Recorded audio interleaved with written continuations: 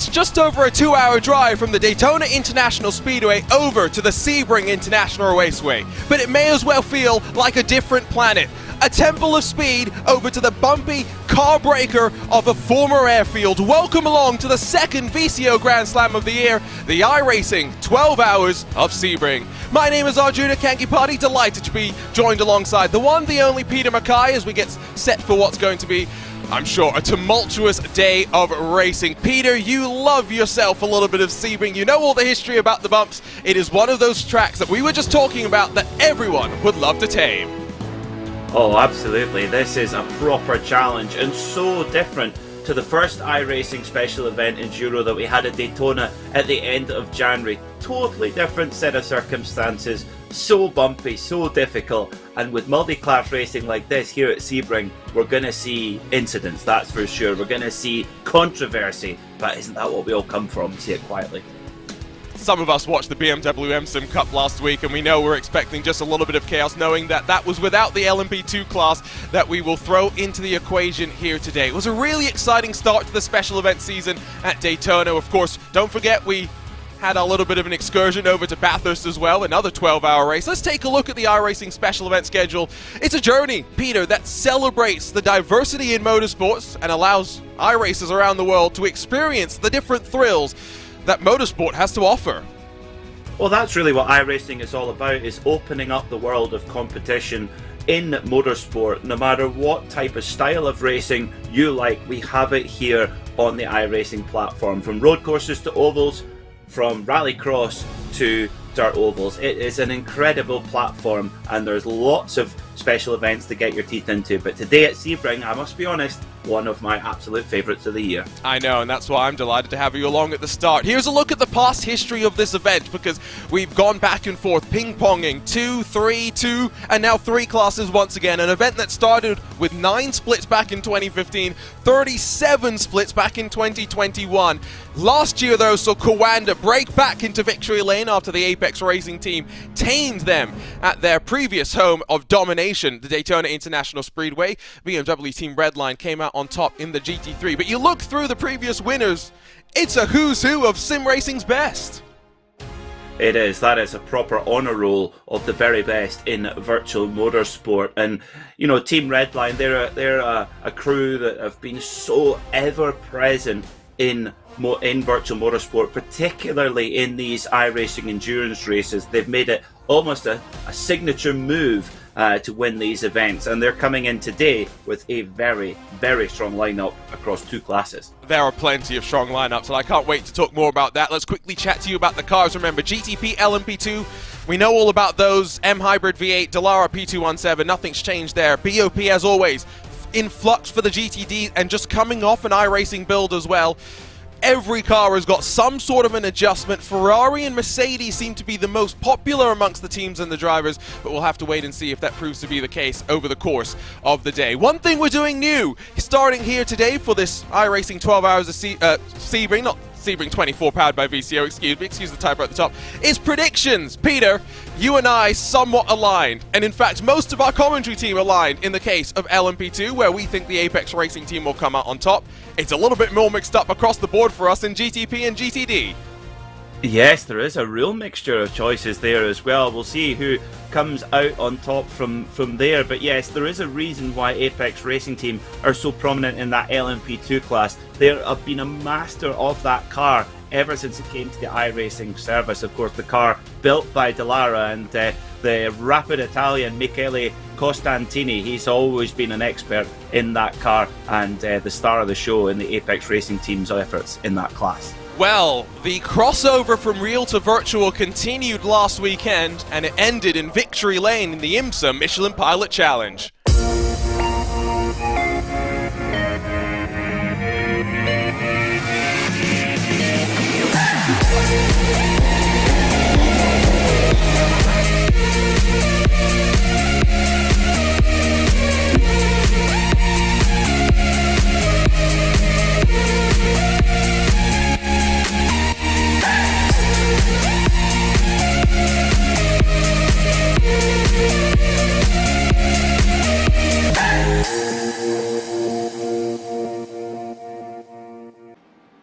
That split liveried zebra, you know I love it. Let's hear from the two men, though, that came together to design that split liveried Sebring machine. Let's hear first from Juan Sanchez over at iLiveries. Hello, my name is Juan Sanchez and I'm the designer of the Sebring livery for BS Plus competition and Turner Motors. I think what makes the Sebring livery so special is the fact that we were merging two worlds, the real and the virtual. I think that the most challenging part of designing the livery was to decide which side of the livery from BS Plus competition was going to look better with the yellow from Turner Motorsport. And I finally decided that it was going to be the light part, the white and gray. Of course, it was my first livery that I saw racing on real world. Also, from my perspective, I was very proud to see my logos on this livery. And I'm really looking forward to see it again on track this year. I also think that the Sebring hashtag was a very good job of marketing because, you know, we are Sebrings. It's a good point. Which side of the zebra livery would have looked better? Well, I guess we'll never have known. Juan made the decision for us. It looks great. Other half of the livery design process, though, was the one, the only Andy Blackmore that many people in the real world will know all about. My name's Andy Blackmore and I'm a livery designer, originally from the UK, now living in Canada. So I started designing liveries in the 1990s and I started with Turner in 2012. So I've designed all of Turner's liveries since then. We came up with the idea of splitting a real car 50-50, so we were bringing the virtual livery into the real world. So this project was unusual because we were literally reverse engineering the design. So I took the iRacing livery, the iRacing skin that Randy had created, and then we had to turn that into basically a wrap file that the installers could then wrap the car with. So we were actually doing this a bit back to front, which was quite unique and challenging. So the original 2021 livery was a huge fan favourite, both in the real world, but also on iRacing and even other platforms. So I'm particularly looking forward to seeing the new car in person in Sebring later this week.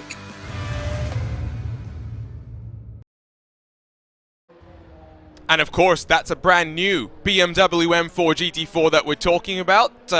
So we don't have the exact livery here available on iRacing. Let's talk, though, about our venue for today, because we're underway for qualifying, Peter, and qualifying here at Sebring, so treacherous to master. Oh, it certainly is, yeah. I mean, this circuit is really, really fierce as well. Starting in at turn one, where especially in the prototypes, you're taking a big deep breath and a big brave pill going through there before the flip-flop through Christensen Corner, turn 3, going right, then left, then through Gurney Bend, building up the power if you're in the race, trying to get through the traffic as well, then hard on the brakes for the hairpin turn, then up through the Fangio chicane, Cunningham Corner, very tight right-hander, then up through Collier Curve, and the very tricky Tower turn, then onto the Flying Fortress straight, Bishop Bend, Jean de Bien Bend, and the Le Mans curve, before onto the Ullman straight, the back straight, before coming into the corner of 1,000 lines, also known as Sunset Bend.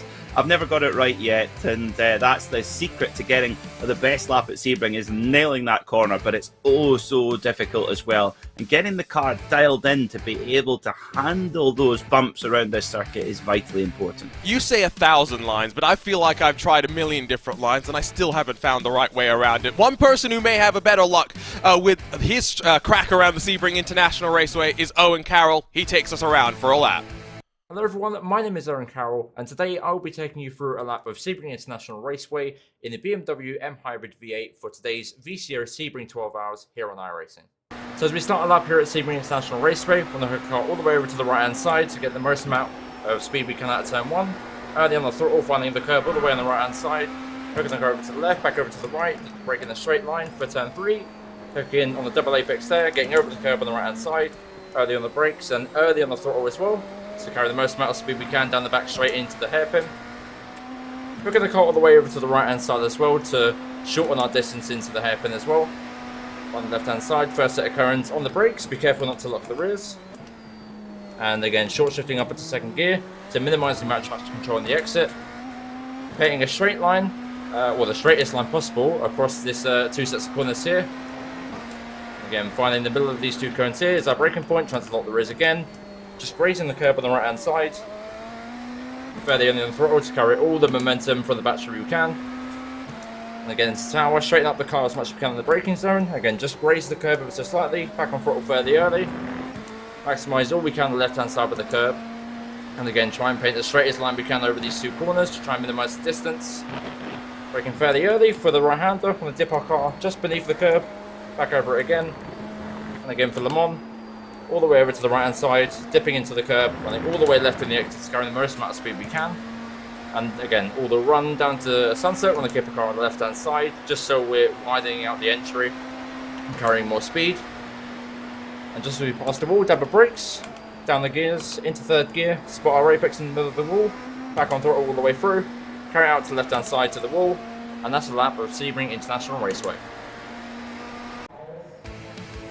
Thank you to the Apex Racing Academy driver Owen Carroll for taking us around this bumpy Sebring International Raceway in that brand new BMW M Hybrid V8. Qualifying rumbles underway with just under now 2.5 minutes left to go. Williams Esports Chill Blast back on top. It's Josh Ladd with provisional pole 141.690. In LMP2 it's the Apex Racing team and Elvis Rankin that sits on top. In GTD, currently Arnage competition, but still plenty of opportunity left to come. Qualifying is always important, Peter, because especially with 3 classes of traffic, you need to make sure that first pass through, you're as far towards the front as possible, so if things do splinter up, you're not left at the very back. Absolutely. When you get through that first phase of traffic, if you're in the GTP class or the LMP2 class, if you're further down the order, it's so much easier to get separated from the leading pack. And when the drivers are as closely matched on lap time as they are here in this top split with some incredibly high ratings, you really don't want to give away that time, because it's so hard to fight back from it as well. This qualifying session, just 2 flying laps, vitally important as Team Redline whack in a fast lap there. Tom Burns goes to the top of the show. Ooh, and that's former Fordzilla driver Tom Burns as well. Do remember, hashtag iRacing Sebring 12. We want to hear from you over the course of the day. It's going to be a long one. You can keep us, well, hopefully a little bit entertained, and therefore you will be a little bit more entertained as well. VCO Esports making sure that you on social media know where to go for all of your track guide stuff. But it's not always just about top split racing as well. Mark Gamick, part of the Band of Others crew, getting ready to go. Let us know how your race is going. No matter what split you're in, we want to hear it over the course of the day. And if you're wondering what the production setup looks like today, 12 hours of my computer's having to work hard, Peter. Fortunately, I'm not going to have to work for 12 hours. Oof, yeah, that's quite the setup you've got there. You've got well, I'm on one screen, although it is a wide screen. I've got it split up across my wide screen, but that is quite the effort you've got there. Yeah, we make an effort here at RaceBot TV. There's the Sebring poster machine that roars back into action. Remember, a BS Turner split livery car will be racing in GTP as well. So going to see if they can do the double, and that will be Rainer Talvar and Ron Barneveld who are on site in Sebring in order to be able to witness everything that went on. What class are you racing on? Again, hashtag iRacing Sebring 12. Bring us into your conversation using the Twitter machine. Qualifying will draw to a close then. Maybe not the most important qualifying session in the world, but the start of the races at Sebring always tend to just be that little bit more dramatic. It's Tom Burns for Team Redline that's done enough to take Redline to the front. It's going to be a multi-car effort for Redline across of multiple different classes, GTD as well as GTP going to be their target. Let's see how things fare out for them. The second of the VCO Grand Slams is ready to get underway. They've got a full pace lap to rumble through. We get plenty of time to walk you down through the starting grid. Tom Burns with a 141.644. We'll see Josh Thompson take to the start, apparently. Thompson wasn't necessarily so confident in his pace last night. We'll see how he gets on here to get things underway. Josh Ladd alongside in the Williams Esports car that came out on top, of course, at the Daytona International Speedway. Watch out for Ben Fuller, the Indianapolis native inside of Pedro Sanchez Albert, who shows his colors now with Marlow rather than Obsidian after qualifying again up towards the front in a special event. Rainer Talvar in that BS Turner split livery car has Paddy Wolf for company in the Apex Racing Academy 298 machine. Rolling back in 7th, it's Carly Jansen in the Williams Esports Fanatec car. He's got Diogo Pinto, the world champion, alongside in the BMW M Team Redline number 20. It's Kimichev and Shrivens for the Urano Esports duo on the edge of the top 10 with Dominic Hoffman starting inside of Bruno Spengler, the BMW Works driver in the BMW Bank car. Christian Lamella for MSI Esports rolls off alongside Peter Zuber with SRC Movano, and then the wonderfully named Arturo Melgar 559 machine, as I'm going to refer to it. Yaltine in the final of the 17 GTP machines with just half a second splitting those cars in qualifying. Margins tight as ever. Over to the LMP2s, and RaceBot thinks that it's the Apex Racing team that will come out on top. Well, Michele Costantini with a 145.675, along with Elvis Rankin, who came out on top at Daytona, amongst with Stanley Deslandes and Michael Yanni, I think it was. They'll bring us to the green. Ate Kalpinen alongside in the Coffin Dancers entry, Gordy Much, and then Ivan Machado Perez, 3rd and 4th positions. It's Manuel Kubo Torres inside of a Race Clutch 87 machine with Effect Simulations, Culture, and Yasmin Rezin. Houston VDS by undercut. Brabham Esports bringing the green and gold into the top 10. Coffin Dancers have a second entry powered by PCR. Brabham Esports Hissing Sid share row number 6 with them. With Scuderia Lee Clark, Racing Lab Esports, Monaco Academy, Axiom Motorsports, and SSR Wave Runner through another 17 prototypes, this time in your LMP2 class. Last but not least, it's over to your GTDs, and look at that, a lockout of the front row from Team Redline. But it's not Max Verstappen on pole, it's Gianni Vecchio that steals it from his friend. Max Verstappen, the two-time world champion in Formula 1, settles for the outside of the front row. Daniel Pastor starts alongside Nicolas Rubelar, the Mercedes breaking the Ferrari stranglehold at the top with Team PGZ represented with Alex Dunn. Real-world driver in open-wheel cars inside of Luke McEwen in that Apex Racing team, number 99. Back in 7th, it's another PGZ Ferrari with Altus Esports and Dino Lombardi for company. Eliziotis in the AMG Williams Esports car has Sven Haas's Lamborghini alongside him with Urano and the Apex Racing team cars, 11th and 12th positions. Back in 13th, Parker White making the step from eNASCAR over to Sebring. Interesting transition with Door Esports alongside Altus, and then Luca Kita, and an additional Mercedes AMG Urano car will bring up the field. As we already roll here, Peter, at the Sebring International Raceway, let's take a look at our weather conditions as well, because it's going to change quite dramatically over the course of the race. We don't have tire limits to worry about, but we do have strategy to think about. Yeah, we do, and they're at 28 degrees Celsius track temperature at the moment, but just 18 minutes past 10 in sim time. As the day carries on, that track temperature is likely to climb quite considerably, and when the track gets excessively hot, that's going to give the drivers a real difficulty in terms of grip. Sebring is a notoriously low grip circuit and notoriously high tyre wear as well, so that's something that we're going to have to keep an eye on. Also fuel saving as well. Big change to the iRacing simulator. In the past, you could dip the clutch going into corners, and you often heard drivers doing that, trying to save the maximum amount of fuel. That has since been removed, so now you just have to, as is normal, lift off and lift and coast into a corner if you want to save fuel. So we'll keep a close ear on that throughout the race to see who's doing the big fuel saving in the early stages of the race. Of course, there is the Redline duo at the front of the field. Ferrari seems to be the strongest, but we got a Mercedes poking into the fight as well. Sven Haas in the Lamborghini is always a feisty competitor. Not long to go, we already have predictions, we've shown them, and don't forget you can use the hashtag iRacing Sebring 12 to be able to get your predictions heard as well. I mean, Peter, in terms of carnage, I guess I'll come to you. What do we expect in the opening hour of this race?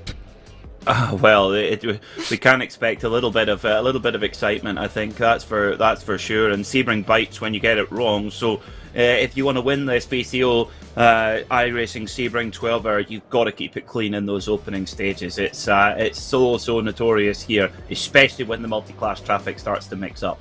I think one thing that is going to be of utmost paramount is surviving that first multi-class encounter, not with 2 but 3 classes, when the GTPs, the LMP2s, and then the GTDs all overlap. Remember, no split class starts. As soon as the green flag drops, all 3 of our classes will begin their racing no matter where they are on track. It's Redline on top in 2 of the classes, it's Apex on top in LMP2 though.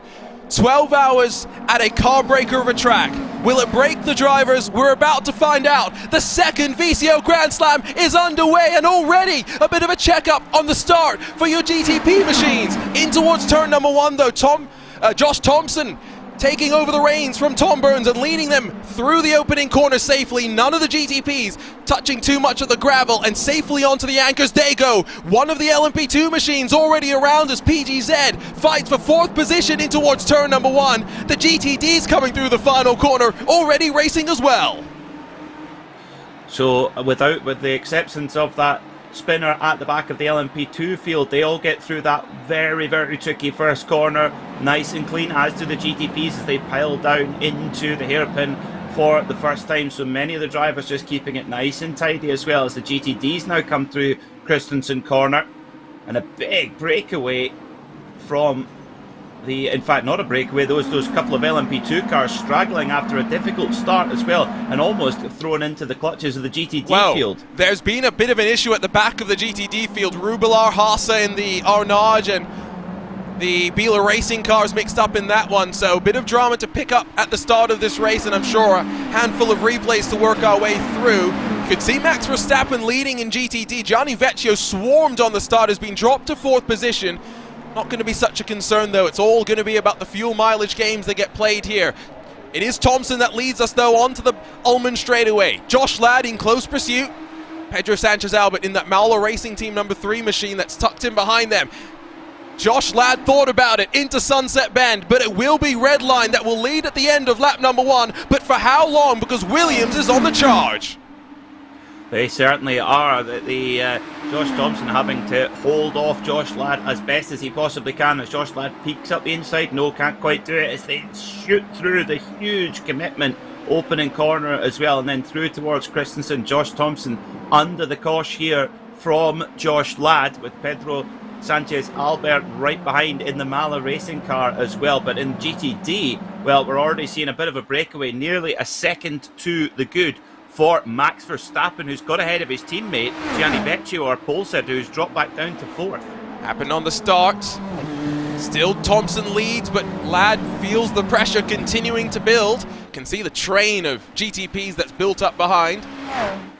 If Verstappen can break the draft by the time that the GTPs come around for the very first time, he may be in a position to try and settle into some sort of a rhythm and not have to worry about what is now a reduced draft compared to previous iRacing special events. That is definitely something that we should point out. Let's check in with LMP2 though, because out of the hairpin, bit of a checkup with Ate Kauppinen getting in front of Gordy Much. It's allowed Costantini to now break away 2 full seconds clear.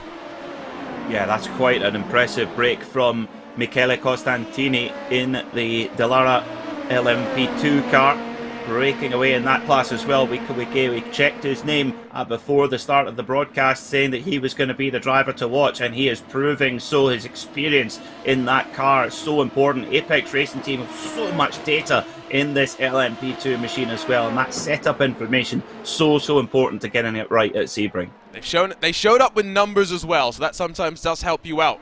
Ladd, look at that, out of that final corner, almost right latched onto the back of Thompson. Almost as though then he had to get out of it and lost a bit of the hybrid drive. Thompson, again, I mentioned this on the grid. Last night was telling me he was feeling like he was a couple of tenths off the pace. Now he leads in the opening stages, and he's going to lead us for the very first time through traffic as well. Don't forget that one. Christian Lamella brings the MSI Esports car onto pit lane. Not sure what's happened there. Let's go back over to the GTDs. Verstappen onto the Ullman straightaway. 1.2 seconds clear. Hasn't really built up that buffer. Almost clear. Almost clear of those behind. Yeah, 1.2 seconds is certainly enough to mean that there's almost no draft effect, so he's not pulling along the cars behind him. We know that in the balance of performance adjustments, the Ferrari has not had any weight added, it has not had any power taken away, but it has had 1% of its fuel capacity taken away. So Max Verstappen will have to be aware of that. He'll know exactly the fuel number he's got to hit as well, so managing the pace and the fuel number. But for fastest lap of the race in the GTD class, 158.9 for Verstappen there, 0.3 quicker than Daniel Pastor, and the gap goes up to 1.4 seconds. Verstappen leads in a Ferrari. Soundbite that. Yes, no, we're going to get sound bites that Sky Sports F1 can get plenty of drama out of. Don't you worry. We've got 12 hours for that. GTP's working back onto the start-finish straight, while the GTDs all slightly separated after what happened on the opening lap. Some of them out of the hairpin, some still trying to get into the hairpin. Give it probably 4 laps or so, and I think we'll start to have to deal with some of that traffic. Let's see if we can start to deal with some of our replays, because I get the sense there's probably a lot of them. We'll start with what happened with the LMP2. Oh, and the race clutch car gets turned before they even got to the start-finish line. Oh, but crucially keeps it out the barrier. Well done to the driver of that machine, the race clock. Oh, that's not what you like to see. It does seem like the field going very, very early. And yeah, that's a real tough break there for the race clutch LMP2 machine. That was Benjamin Figueroa. Oh, and that was by himself, wasn't another that? one. Yep. Cold tyres. And bumpy. We talk about it being a corner of a million lines. It doesn't mean that you want to take a million of those lines. What happens then? Whoa, Arturo Melgar. That's a done GTP machine. Yeah, that's for the bin. And they're showing us out of the race as well. So after all that preparation, the amount of practice that goes into these events, and to retire after 3 corners, that's really, really gutting for that crew. Team PGZ and Alex Dunn in front now of Daniel Pastor. Has it allowed Verstappen to break away because he's 2 seconds clear at the line? Alex Dunn, known for maybe being a bit feisty at times. Is his impatience going to be the undoing? He's got some damage on the right side, maybe from touching the wall on entry in towards turn number 1. But now the pressure, I guess, is on Dunn to really try and close back up. Yeah, Alex Dunn is a fantastic talent, the young Irishman. He's, as you said, Arjun, a single-seater driver and had a fantastic karting career as well. So, yeah, you don't do well in those categories without being able to get your elbows out, and that's what he's done, up into second position. So it's Ferrari 1, 2, 3 Ferraris in the top 4. I mean, the Ferrari's been quick in, series like the World GT Championship here on RaceBot TV. It's been very fast the last few weeks, and with, I would say, a favourable balance of performance compared to some others. I'm not surprised that many of the top teams have chosen it. On board with Pedro Sanchez Albert in the Marla Racing Team car, and shout out to Pedro Sanchez Albert for bringing us into his home, into his driving environment. Seems to have even made the bed for us today, which is always great to see. Lock up from Thompson. I'm still surprised that Thompson continues to lead and that he's not tucked back into line, because it's short fuel windows here at Sebring and maybe he could have saved a bit, but I guess the desire to want to lead the first time through traffic is greater than any fuel-saving game that you may want to play this early on, Peter. Yeah, that's the trade-off, isn't it? You've got to decide what is the favourable strategy there. Josh Thompson, it looked a couple of laps ago like he was the cork in the bottle with a huge queue behind him, but it has sort of stretched out a bit as we get through traffic. So that goes to our point. You want to be at the front of the queue when you're going through that GTD traffic as well. And Thompson, he's got Josh Ladd all over at the back of him. And of course, these BMW M Hybrid V8s, they have 3 modes to control the amount of charge in the battery. You have build, you have the regular, and then you have the attack mode as well. So you have to be very careful not to use up all your battery, because it's very difficult to build it back up again through the braking. Diogo Pinto in the second of the red line prototype machines. That's an official BMW entered prototype as well, we should point out. Now they've all lost a bit of time because of the Arnage competition. Ferrari 1.4 second and third split at the line. Let's go back and check out what happened with the GTD machines. Sven Haase getting the elbows out. Alexei Nesov gets seared. Oh, and then PGZ and Arnage had a tussle of their own, and Haase, nowhere to go, launches himself into the wall. You have to question the merit of going for a huge dive bomb like it's the last lap on the first lap of a 12-hour race. It's a little bit foolish. You can see Sven Haase tried to fit through a gap there that just wasn't there, and it kind of kicked off a big melee which took many cars with them. So yeah, that's so frustrating on the very first sector of a 12-hour race to see moves like that. As Josh Thompson takes a risk going past the Altus Esports, and this is the thing, for 12 hours you will see real 50-50 moves like that in traffic, and you just have to go for them where you can. And for the prototypes in multi-class traffic, they can't afford to give away time.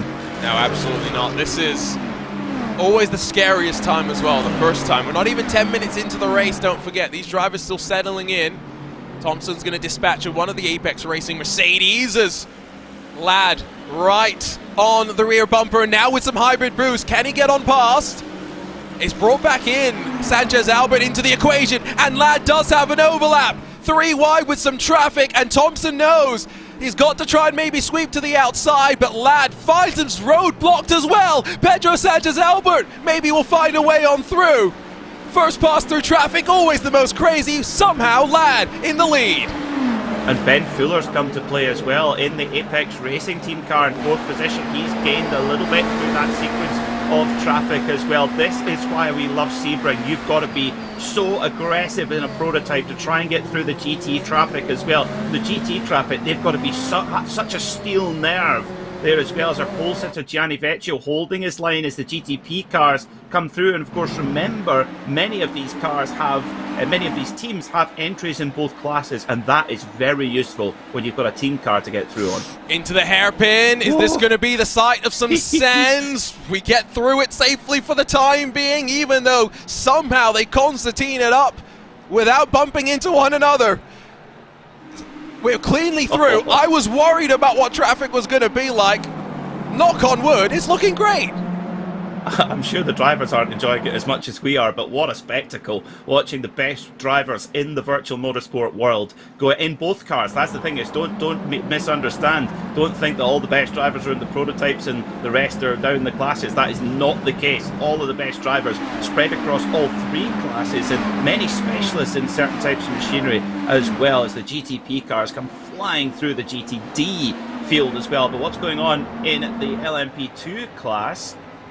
Oh, big move there. Oh, and a spin for the Team Spain car. That's the Culture car, and Alvar Gomez. That car is not going to get out of that one without some significant damage. Alvar is still running, interestingly. The LMP2 car, I guess, is a bit of a tank, but that's definitely put them down the running order. So, first cycle seemingly done for now. And next up, it will be the LMP2 car's turn to work their way through the GTDs. Coffin Dancers and Ate Kalpinen. Remember, Kalpinen was in the Marla racing car, which was powered by Williams back in Daytona. That got, I think, was a disconnect midway through the race. It was a crazy race for LMP2. Eventually, the Apex Racing team, Costantini and Rankin among them, did come out on top, but only 2 seconds splits Costantini from Kalpinen right now. Yeah, this is quite an incredible start to the race, and just to attest to the depth of field we have here in this top split here in the iRacing 12 Hours of Sebring. The fastest lap of the race so far in the GTP class is 14th in class. Jarl Tyen for BS competition, a 1:43 flat. That's 0.2 of a second quicker than any of the top 3. Wow. he has gained a couple of spots, maybe not as many as he would have wanted, but I guess you'll have to take them as they come. Thompson now down to 3rd, with Sanchez Albert up to 2nd, but Josh Ladd has started to clear off into the distance. This is not what they would have wanted to see. Once Williams kind of built up the advantage at Daytona, they did start to pull away until they had their bit of contact that sent them back in the pack, and then fighting their way on forward. Sanchez Albert's going to break the toe, he's so concerned. In this BMW M Hybrid V8, let's not forget, got its very first podium in IMSA competition at Sebring, even if it was through attrition. Well, you've got to be there to win it. That's the thing, is it's so tight. It was great to see that, and a big boost for the Rahal Letterman Lanigan team that run the car in the IMSA WeatherTech Championship as well. It's a really cool machine, and the petrol motor is actually an X-Class 1 DTM V8, and they've added a couple of turbos to it. And then, of course, the spec battery and MGU system. I think the GTP formula, the LMDH cars, as they're known as, I just think it's the perfect solution for overall prototype racing. It's fantastic. At the front of the field in GTD, Verstappen is just flying. 3.5 seconds, although... Where did that damage come from on the right there, Arjuna? I get the feeling we shouldn't be worried about the damage on the right, and it's just from people really opening up the entry into turn number 1, I guess is the way we'll say it. Verstappen's so committed, by the way. Do you notice that he submitted his actual Red Bull Racing helmet to the broadcast? Just wait till we see the peak in the car coming through this corner. That's very cool. Yeah, that's the detail. That's the detail of a double Formula 1 world champion. You can see the Red Bull logo, and it's fantastic. Yeah, I like that. That's very cool there from Verstappen. I just can't get my head around him in a Ferrari. Right. It's just bizarre. I was a bit surprised that we didn't see him in the prototype class, to be honest. But yeah, I guess Verstappen just doesn't want to be in a BMW. He's clearly signaling something.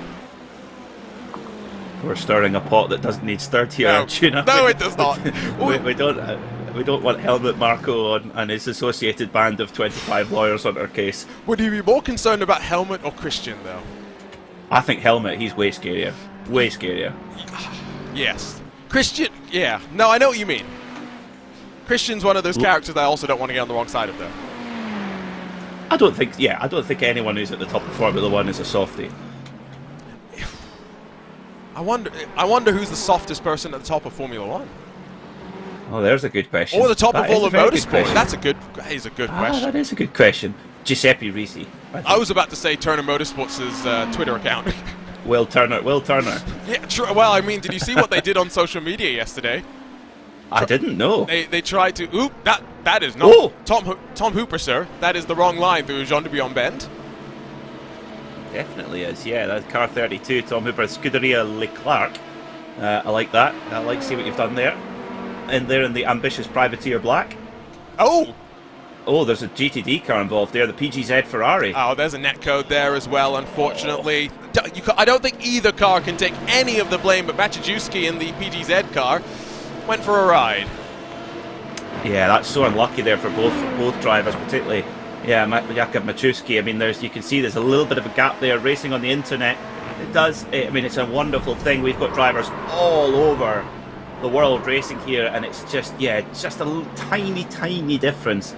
And that just miscalculated there, but yet the drivers know that that's the case. They have to give a little bit more room than they do sometimes. So yeah, that unlucky but avoidable, I would say. You always know if you see an Australian to give them the most room as Dino Lombardi. Wrong way at the hairpin, and this is scary. This is not what you want to see. He's going to have to wait until the entirety of the field clears before he can spin himself around. It's turning into a bit more physical now as the LMP2 cars, I guess, carve their way through the GTD traffic. Haase has retired, but outside of that, it's two GTPs that have also retired. Lamella for MSI, Arturo Melgar in the, I don't even know what that team was named, 559. 50 started, 47 running. Yep, I get that metric as well. I think it's the LMP2 cars now coming through the GTD traffic. It's not a surprise to see more kind of rough and tumble, because the GTP cars, they've always got at the next straight a huge overspeed advantage when that hybrid powertrain comes in. But the LMP2 cars, they've really got to. Oh, and actually, not apologies to LMP2 fans. That was just a proper concertina effect. And yeah, that was unlucky, but the LMP2 cars, they're going to find it really difficult to get through the GTD field at this stage of the race particularly. Yeah. And they've been slowed, I think, a little bit over the last year or so, both in the real and the virtual world, so definitely something to consider. Coffin Dancers powered by PSR and Monaco Academy, both stealth black cars, so very easy to pick them apart. But working their way through the traffic as a bit of a send up the inside by the Academy number 27 car. I see Daniel Pastor now off the track, so he was the one that got turfed off as a result of some of those sends. For the most part, GTD still out there and running. It's just the fact that Max Verstappen has built up a 3.8 second advantage over Alex Dunn. That means that Verstappen fans will be very happy.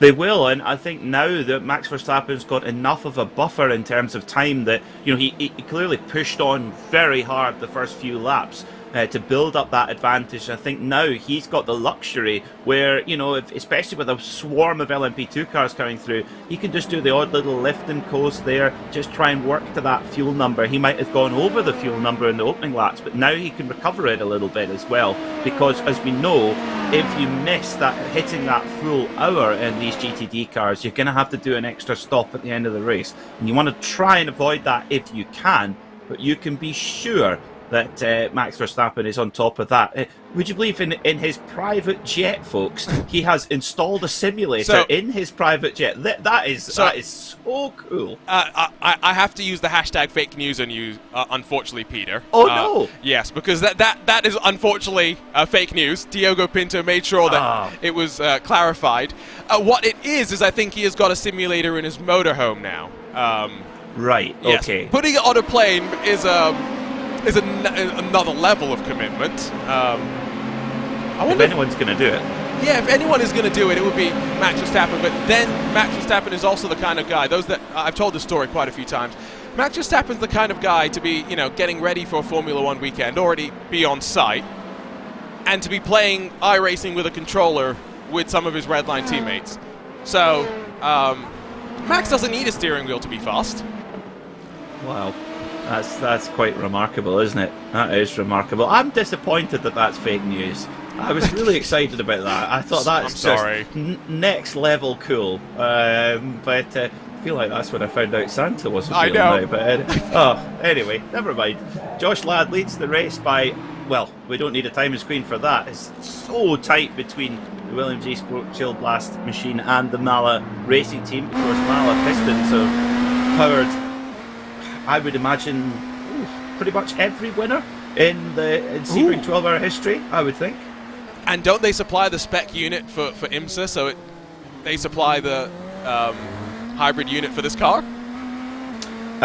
Williams. It is Williams. Yes, Williams do. And the MG UK is Bosch. That's right. And then so it was IndyCar where Marla is helping, or was meant to do the full system, but now is just providing part of the system, and then the manufacturers are doing the rest of it. But yeah, Marla's a committed sim racing team as well. And don't forget Love Triangle with BS Competition and Williams.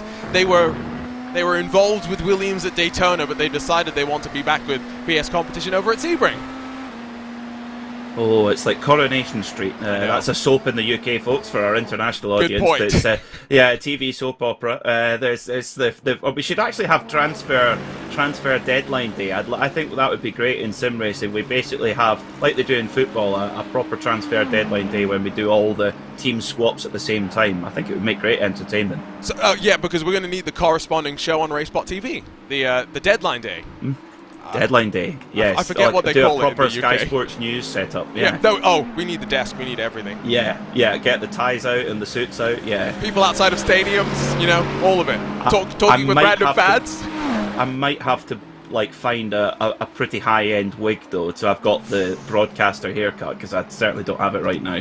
Oh, we got to go old school broadcast. Oh, just as easily as the traffic gives, it takes away. Sanchez Albert had closed because of traffic, and now he's fallen away because of traffic. Oh, my days! That is going to be the story of the race. It's this first hour where it can be the most frustrating, but you'll have to deal with it all the way through.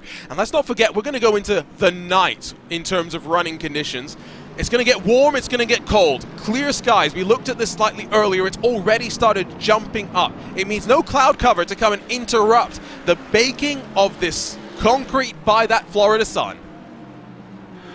Yeah, it's climbing quick, isn't it? We're not even 11 a.m. in the morning in some time, and it looks a pretty clear day in the virtual Sebring today, and that's important because if you have cloud cover, then of course the sun can't hit the surface and heat it up as quickly. But with the clear skies, it's going to be a baking Sebring 12-hour, much like we had in the real world a week ago as well. And look how chaotic that was as well. But it wasn't that remarkable, Arjuna. In the space of a lap, it went from 2/10 between our first and second cars in GTP to 2 seconds, just like that. One phase of traffic. And then back down to 1.7 because Ladd got a bit checked up off of corner exit. It's John Hindhaugh always says, traffic gives and the traffic takes, and I feel like I repeat it ad nauseum. 3 wide, let's do that once again, shall we? Matt Farrow up the middle with Shrivens in the Urano Esports Data Group car trying to hold on. Behind them, you got the number 1 Hoffman-powered Urano Esports entry as well, trying to fight their way on forward. Meanwhile, Diogo Pinto in front of Ben Fuller as they split the traffic either side across the start-finish line.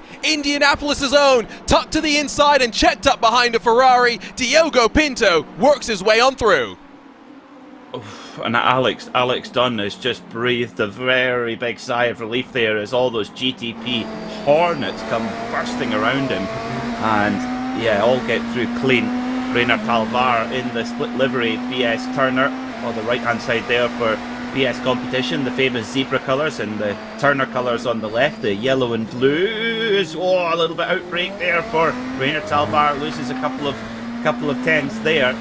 Those blue and yellow colours taking inspiration from the mid-90s Renault Laguna touring cars, and the British Touring Car Championship was where Will Turner got his inspiration for those colours from. I do love the split livery car. We saw some of the story about it as well. listened to Andy Blackmore once from iLiveries in our extended VCO pre-show. And now, great to see that Rainer Talvar and Ryan Barneveld, after being out at Sebring, hopefully we'll get to chat with Ryan or Rainer at some point, get their take on what it was like to be over at Sebring, and now how their perspective on this track has changed when they head back to it in the virtual world, because I think they likely will have a new respect for it, Peter, especially having seen how physical it can be for the likes of Robbie Foley, who are driving those cars. Yeah, absolutely. Yeah, it is a properly fierce place in any kind of race car. Fastest lap of the race in the GTD category, believe it or not, is not our leader Max Verstappen, who has opened up the gap to 5.3 seconds. So he is cruising at the front. He's just set his personal best, 158.8. But the fastest lap of the race is Dino Lombardi in the Altus Esports Merc, 158.7, 14th in class. That is how deep this field is. And when you look at the... Oh boy! Oh dear. That's huge. That's exit of turn 1, isn't it? Yes. So, big one for Matt Farrow. Yeah. And I hope not with traffic. Yep. Oh, well, that's Williams Esports Fanatec, but towing back to the pit lane, and at this level, you just cannot afford to have those kinds of mistakes. And the thing is, Arjuna, unlike what we saw in the real-world Sebring 12-hour, as move up the inside, tries to fit it under there, doesn't quite happen, it took a risk, and it didn't pay off. Yeah, was that on, is the question that I would pose. We'll grab another look at this, maybe a slightly better angle. It's you mentioned the bravery into turn 1, especially in those prototypes. I don't think he's ever alongside. No, he gave it a go, and yeah, just didn't quite get it together, and yeah, that's game over for that car, because, as I say, unlike in real-world Sebring 12 hours, we do not have safety car interventions here. It's a flag-to-flag sprint, so if you lose time, that's it. So yeah, that's punishing there as well, as we got 2 Redline GTP cars there. Diego Pinto moving past Josh Thompson. So Josh had a good run at the start of the race at the front of the field, but starting to fade back a little now. I think this is important, though, for Pinto to start climbing his way forward. Fuller and Talvar duke it out through Sunset Bend, with Fuller almost dooring Talvar. So he still holds the inside into turn 1. Thompson and Burns, I think, will still run towards the front, but Pinto seemingly having a bit more long run speed. Fuller continues to hold the inside line, and Talvar, well, with a little bit of a shove at the end, does finally give up the ghost. He does, yeah, he absolutely does. And I tell you, Ben Fuller driving with real swagger and confidence right now in at that Apex Racing Team number 299 car into 5th position. He goes, and we know that Ben loves big, fast, high downforce machinery.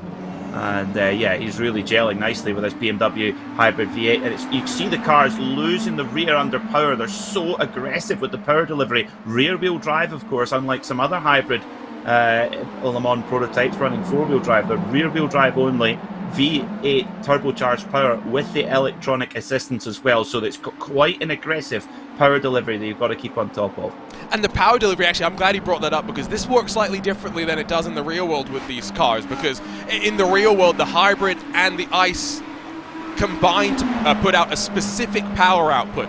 As Talvar to the inside, we'll come back to that one. Fuller caught napping slightly in towards Jean de Beyond Bend. Now through onto the Elman Straight. Talvar slides on forward, but Fuller's going to try and pick up the hybrid and get back underneath him. He's cut back to the wall. Talvar through the DRS sign that would have got up with foam shards going everywhere. Great view from behind for Paddy Wolf, for Vlad Kimichev, as they continue to close on these two that continue to tango. Fuller the long way around. Talvar up the inside, and Talvar will have that position for now. Here comes Paddy Wolf, though, to get past Ben Fuller.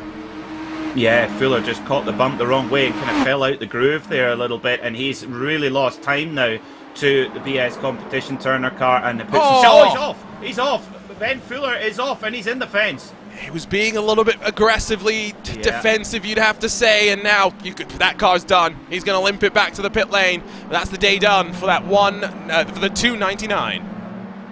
Yeah, that's the thing, is you've got to have the patience in these situations. 11 hours, 29 minutes to go. It's so hard to do. Let's see what happened then. Too much speed. Did he get touched, or did he just carry too much, like you say, Margina, too much speed in? It's hard to tell there. I'm pretty sure that was too much speed, but I guess the best way to find out would be to ride with Vlad Kimichev.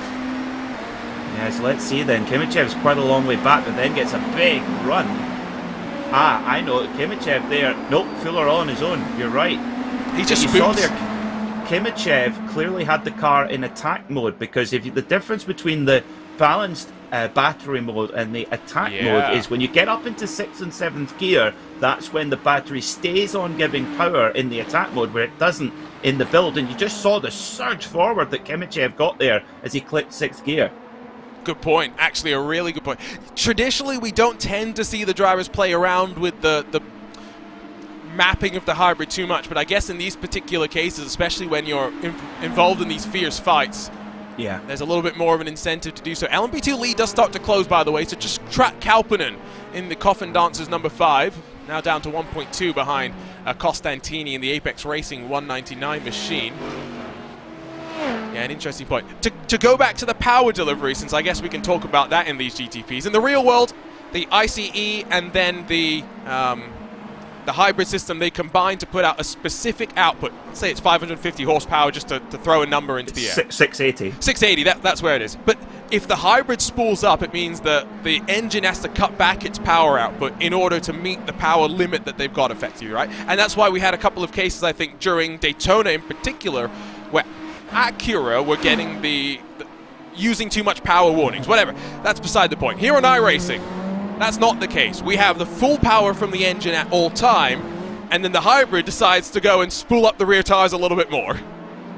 Yeah, and the thing where I was listening to an interview with Conor De Filippi, who of course is a factory driver with BMW in these machines, and he said that the torque fill of the electric, it's only about 70 horsepower where it adds in. It's not a huge amount, but it's how it adds it in. When you've got that little bit of turbo lag that there is, you fill that turbo lag when you ask for the power, and waiting for the turbo to spin up, the electric of course comes in immediately, and that gives that real sudden burst of performance as well. They're fantastic machines, but way less complex than the LMP1 hybrids of sort of 5-6 years ago, which were hugely complex and therefore hugely expensive.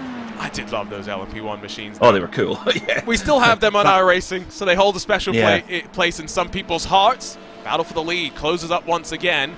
Thought I saw a puff of smoke in through the inside of Sunset, but maybe that was just my eyes playing games with me. But Sanchez Albert definitely on the back once again, and we'll continue just to track all of these little jewels that we've got. Check back in with a driver that we haven't really seen too much of. There's Ate Kalpinen, yes. There's Michele Costantini, who I think for once is glad that he's got two commentators in the Racebot booth that can say his name properly. Yeah, Michele is doing a top job as always right now, and the Apex Racing team's attention will now turn to particularly this entry after the GTP car going out there. That's it's a shame, but there's a reason why the majority of the booth have picked that car as a favourite. Josh Thompson has had an issue at the hairpin. He's down to 7th spot now, but maybe without any damage. It doesn't seem to have inflicted anything on his car. It's left flat Kimichev and Patty Wolf to continue duking it out in towards Cunningham Corner. Inside for Urano, outside for Wolf in the Apex Racing car, who is now going to have to surely concede position in towards Tower, but he's going to try and hang it around the outside and hopefully not get escorted wide into the gravel. And Patty Wolf somehow fends off the challenge from behind as well. Oh, and the Apex Racing Academy car going deep there into the corner. That's Patrick Wolf there, who had to hang on to that. It's so fierce there going through traffic, like a lot of LMP2 traffic to get through there, which is so difficult for those GTP machines. And that is, this is the first phase of LMP2 traffic that the GTPs are having to come across. Yeah, I completely forgot about that. We are getting to the intermingled point, and we did say this was going to be the scariest point of the race. We're almost as well at the end of the fuel window for the GTPs and the LMP2, so keep that in mind. Maybe 5 minutes away or so from seeing them peeling on off in. They did have a full pace lap to deal with as well. Pedro Sanchez Albert has pushed the limits at turn number 1, but hasn't really lost too much time as a result of that. Reina Talvar now loses out to Patty Wolf, who's up to 4th position as now Shrivens tries to fight his way past the BS Turner machine. GTP really is starting to intensify, and I think it really closed up because of this moment in towards the hairpin with Josh Thompson having some sort of a moment. Ooh, with an LMP2 car. Yeah, just a little tangle with that. It looks like there's a tiny bit of damage on that Redline GTP car. Let's look at it from the view of the LMP2. Talvar's just gone off. Oh.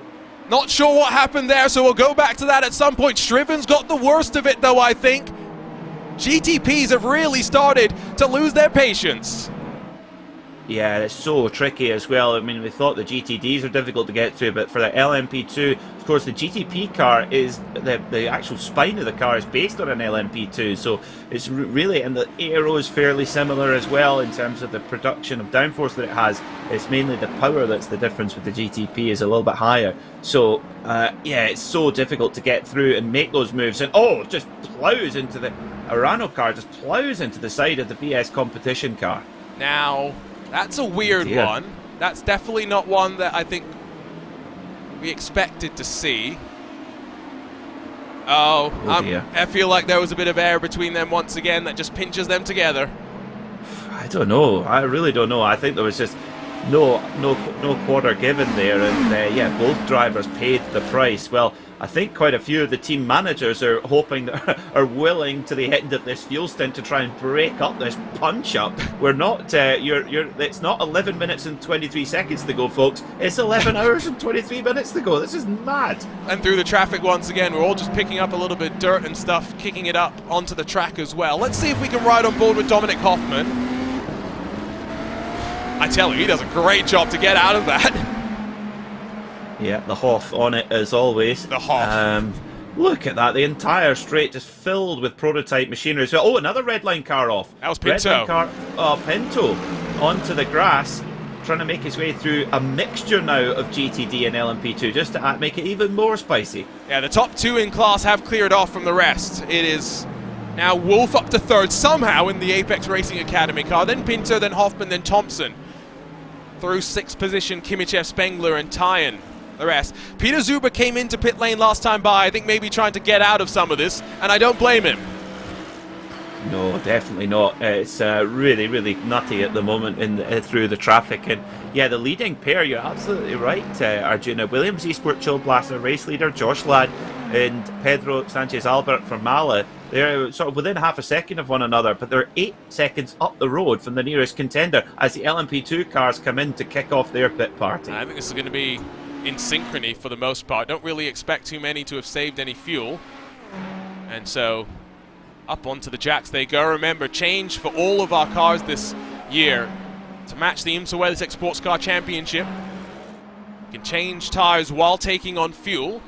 And so a little bit of the strategy does get removed. It does not mean that we are completely done with strategy. A handful of GTPs coming in this lap, I guess mainly those that were involved in the tussle with BS Turner and Urano.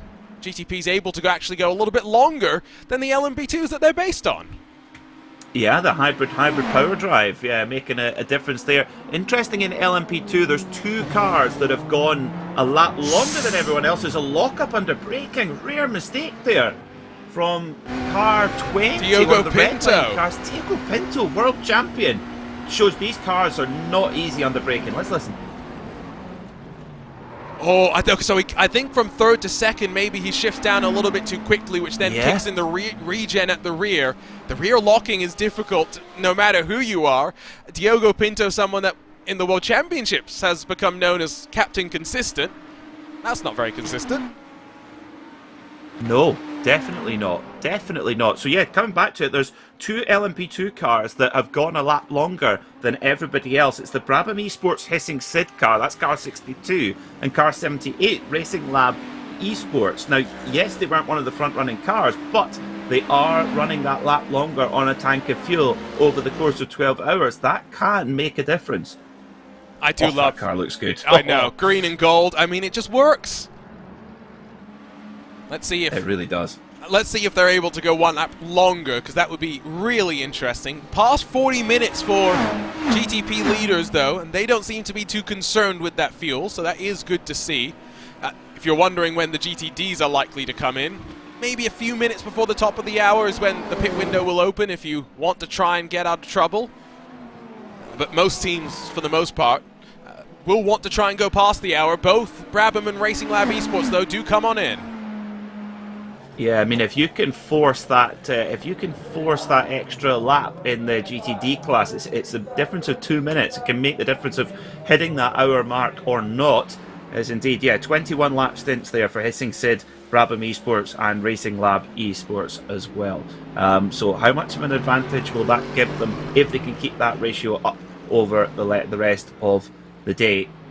Well, going with the GTD class, it's kind of like a Formula 1 analogy. We've got Max Verstappen out in front by quite a significant distance, and we've got Mercedes and Ferrari fighting with each other just for the rest. I've been trying to avoid that for a while, but it feels very normal, doesn't it, for Max Verstappen leading. The way he carved through the field in Saudi Arabia was quite scary. To be honest, the more scary thing is the fact that Red Bull have built a car that when it activates DRS is magically, 25 kilometers an hour faster than everyone else? It's a masterpiece. It's a masterpiece. You can only marvel at the work that they've done at Milton Keynes. Yes. Incredible. I mean, when you really catch a jump on the field, when you really make a step amongst the greatest of engineering and aerodynamic brains, it's quite an achievement. No, they deserve the success they're getting right now. And Max Verstappen, well, for a guy as busy as him, you think of what his travel schedule will be like as a Formula One driver, and he finds the time to prepare for events like this. He leads by over 6 seconds as the GTPs come in after 23 laps. Max Verstappen doesn't need practice. In fact, it feels unfair to let him practice. Dominic Hoffman, I think the worst starting of the Urano cars, goes 1 lap longer in GTP, but the rest of the field with lights flashing as that was, I believe, Josh Thompson missing his pit box there for a moment as he slid his way on in. So 4 tires expected. Who drops and rolls first? It is, of course, going to be Josh Ladd, but look how close it is with Pedro Sanchez-Albert. Sanchez-Albert saved a little bit of fuel and leapfrogs Ladd through the pit road cycle. Don't forget that the pit exit merge here is treacherous as well. Ooh. And it was closer than Sanchez-Albert would have wanted, but now with a net race lead. That was a remarkable piece of precision driving there from Pedro Sanchez-Albert to get right in between the two. Oh yeah, big sigh of relief there to cut in between those two Apex Racing Mercedes AMGs. There was not a whisker of spare space there, but Pedro Sanchez-Albert, he deserves this race lead right now. Oh, bit of contact there with the Altus Mercedes. He's having to take risks here. You can tell how much these two are pushing. We're in for a tangle for the ages. Ladd gonna look to the outside into Cunningham Corner. Cold tires, are they up to temperature and pressure already? Not sure. Traffic into Tower to deal with as well. I'm going to keep going. They've got some separation to those behind. Paddy Wolf 7 seconds separated from the front two.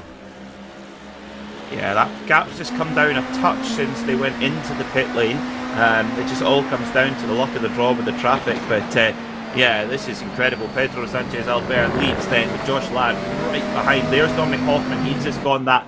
Well, he goes to a 24-lap stint. The only driver in the GTP class to do that. So a little bit, there are 1 or 2 outliers in this field so far. Can they keep up that strategy difference though over the course of the race? That's the question. But this fight at the front is just superb.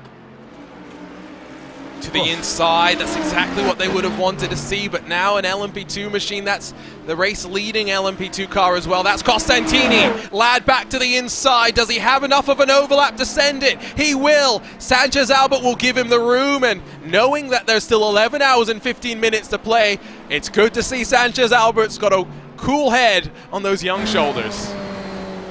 Yeah, he certainly does. Yeah, and needs it through this. How will they keep this up for 12 hours? Many of the teams just running with 2 drivers, so it's a lot of concentration required, and being able to keep this up over a 12-hour race is quite a remarkable feat, as well as Josh Ladd threatening just to pull a couple of car lengths away here, making the most of those fresh tyres. Of course, they're both on fresh tyres as well, but you have to get them up to temperature, up to pressure, and Ladd looking pretty racy here, it must be said. Williams Esports, of course.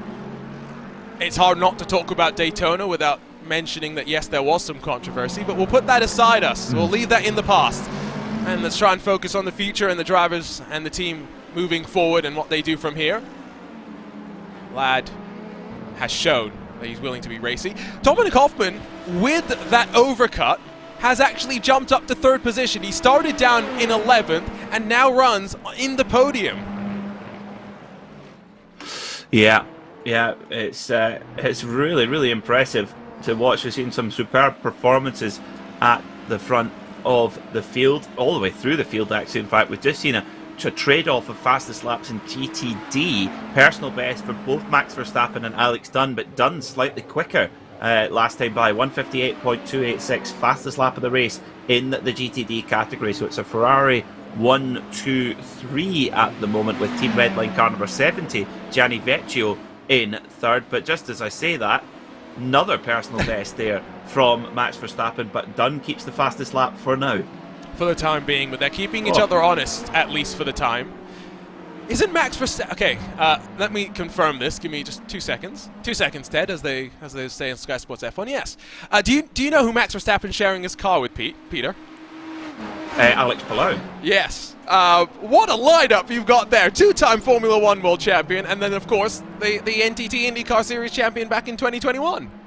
Yeah, it's a pretty all-star lineup, isn't it? As well, it's two of the best single-seater drivers in the world. I'm not getting into the debate of who's the best. That's up to the gallery to debate that one as well. But certainly, you can definitely say they are two of the best single-seater races in the world for sure, and enjoying themselves here on iRacing. And yeah, at the moment, this has been a superb first stint for Max Verstappen. 6.8 seconds to the good, trading fastest laps. And I think the difference is that when Alex Dunn has got a lap together, he has been as fast as Verstappen. The problem is that Verstappen's got that lap together every single lap.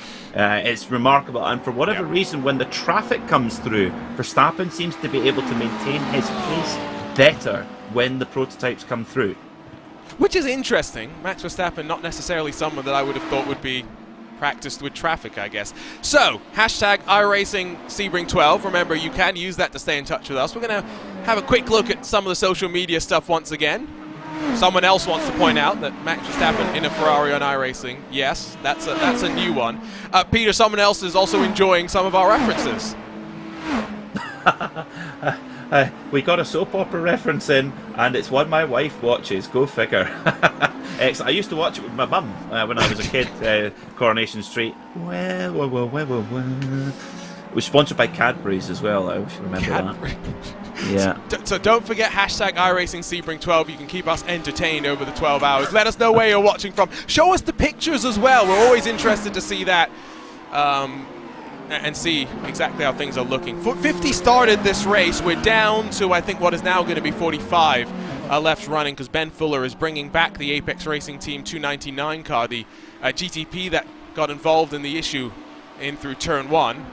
Back to pit lane. It joins Matt Farrow's Williams Esports Fanatec car, as well as MSI and the Arturo Melgar setup shop GTPs in retiring. So 17 entered, 13 left running.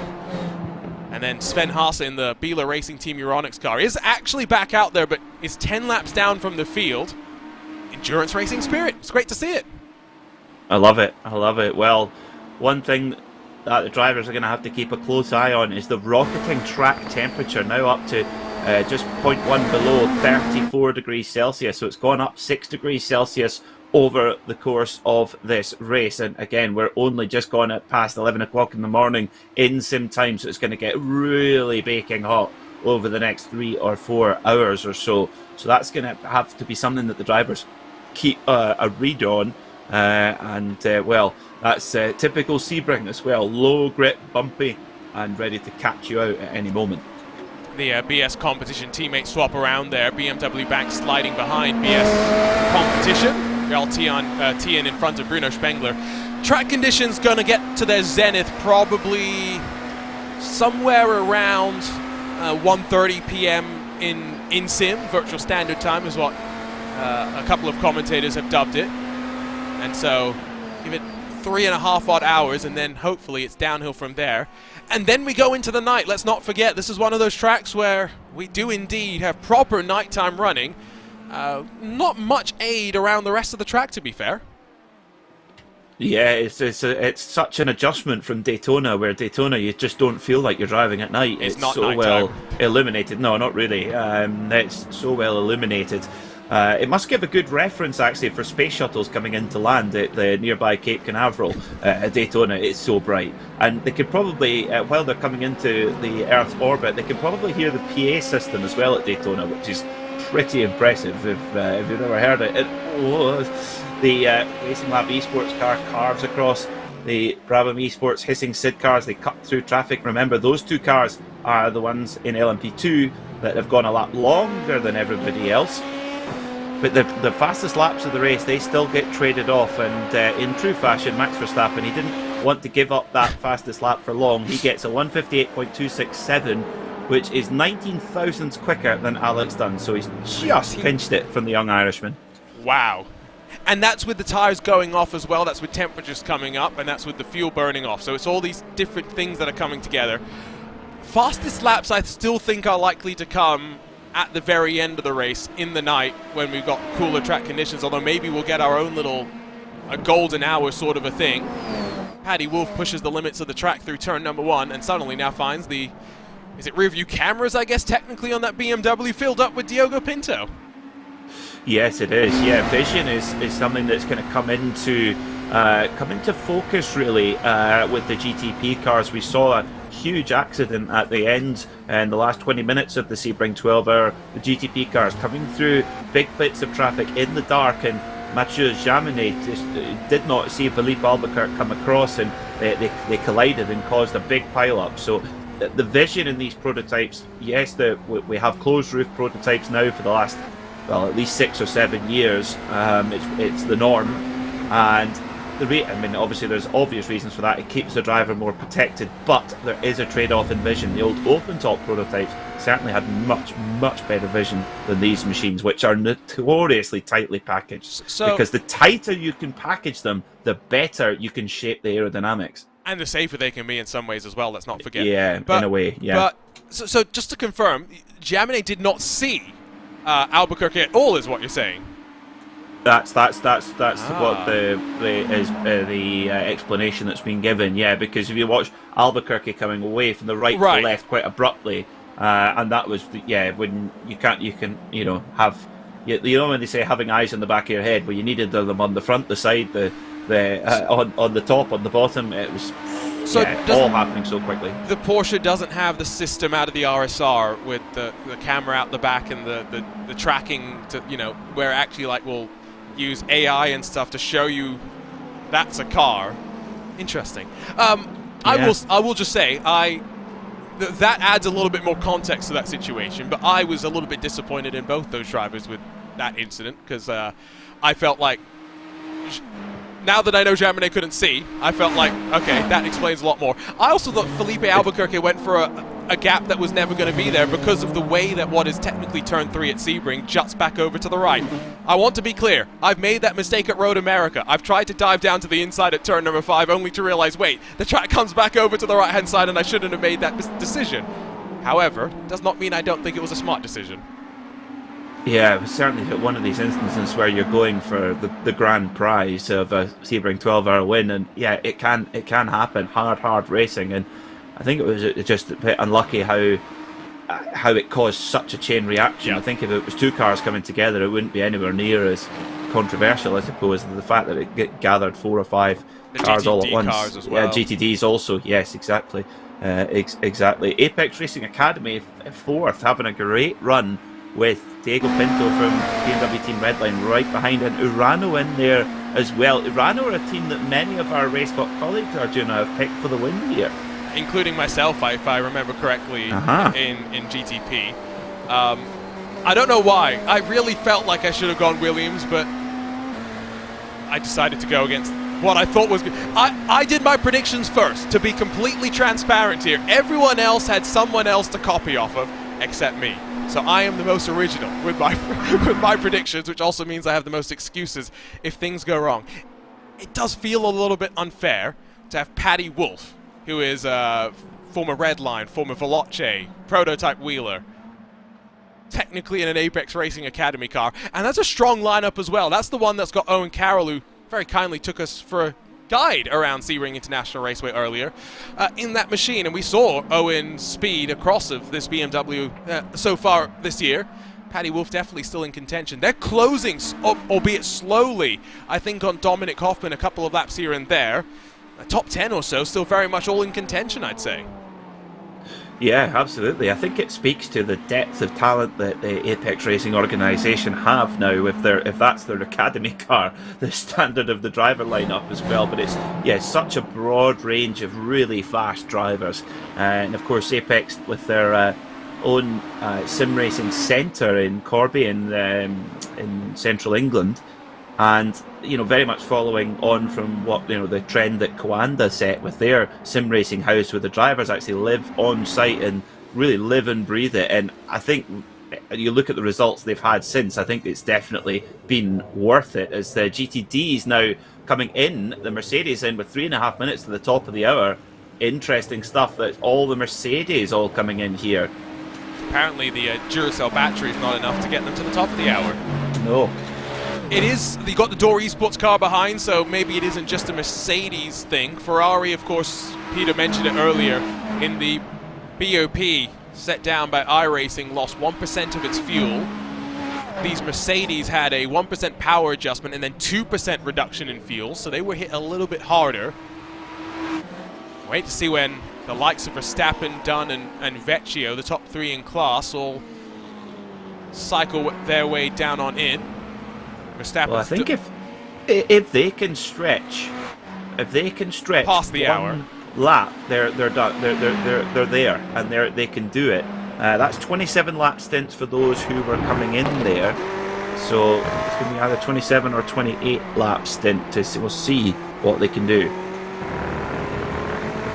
Max is pixel perfect, isn't he? He's like right up to the limits every single time. You were talking about lap times, Peter. Have you just noticed what Alex Dunn did last time by? Excuse me, Alex Dunn, that seems illegal. A 1:57.865. That is half a second, almost half a second, quicker than Verstappen's quickest lap so far. That is absolutely obscene. Oh, and Dunn just loses it on the bumps there as well, with an LMP2 car coming through, and Dunn coming into the pits, but on low fuel there, half a second quicker than Verstappen, who carries on. That is critical. And Dunn had to be careful because there was an LMP2 car coming and he was trying to cut back down towards pit lane. So I think that was maybe where his hesitate. Oh no, look at the rear end there. Yeah, that's quite remarkable. I mean, we were talking about how Verstappen had nicked the fastest lap by 19 thousandths of a second and then goes half a second quicker. Yeah, that just shows you if that bump kicks you off, you're a passenger. I feel like he's come down for a change of overalls as well. Not just for some fuel. Back up to Pinto, Wolf and Kimichev, with now BMW Team Redline back up in front of Wolf. With an hour gone, remember, still 10 seconds separates first through fourth, but there's a long way still to go in this one, and by no means are we done and dusted. Red line in GTD, both Vecchio and Verstappen go that one extra lap. So do Rubilar, as well as Yanni in the Arnage and the Apex Racing Team cars, and I think that means, yes, that's one Mercedes that has been able to stretch its fuel out a little bit longer, albeit both Rubilar and Yanni have been involved in drama already so far today. Yeah, that's yeah, that just shows you that it's not a Mercedes-specific issue. It's very much a driving style thing. So, yeah, both redline Ferraris, though, being able to go to that 29th lap, that is critical to the strategy of this race. And it really puts PGZ, Alex Dunn and his colleagues on the back foot here as well. They've got some hard work to do to be able to get themselves back on strategy, as indeed our race leader, Max Verstappen, comes into the pits.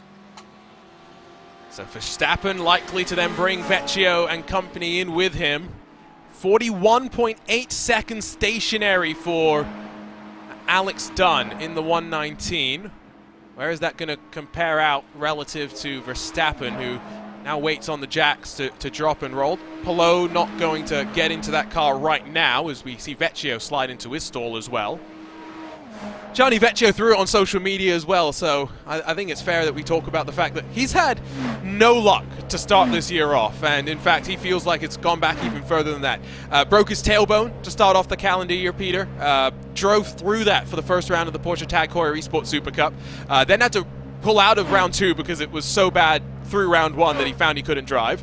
Got back into the car for round 3, ended up on his lid, I think it was, and then last week, technical issues. Built 4 computers, had to go back and rebuild the original computer because it was having so many issues.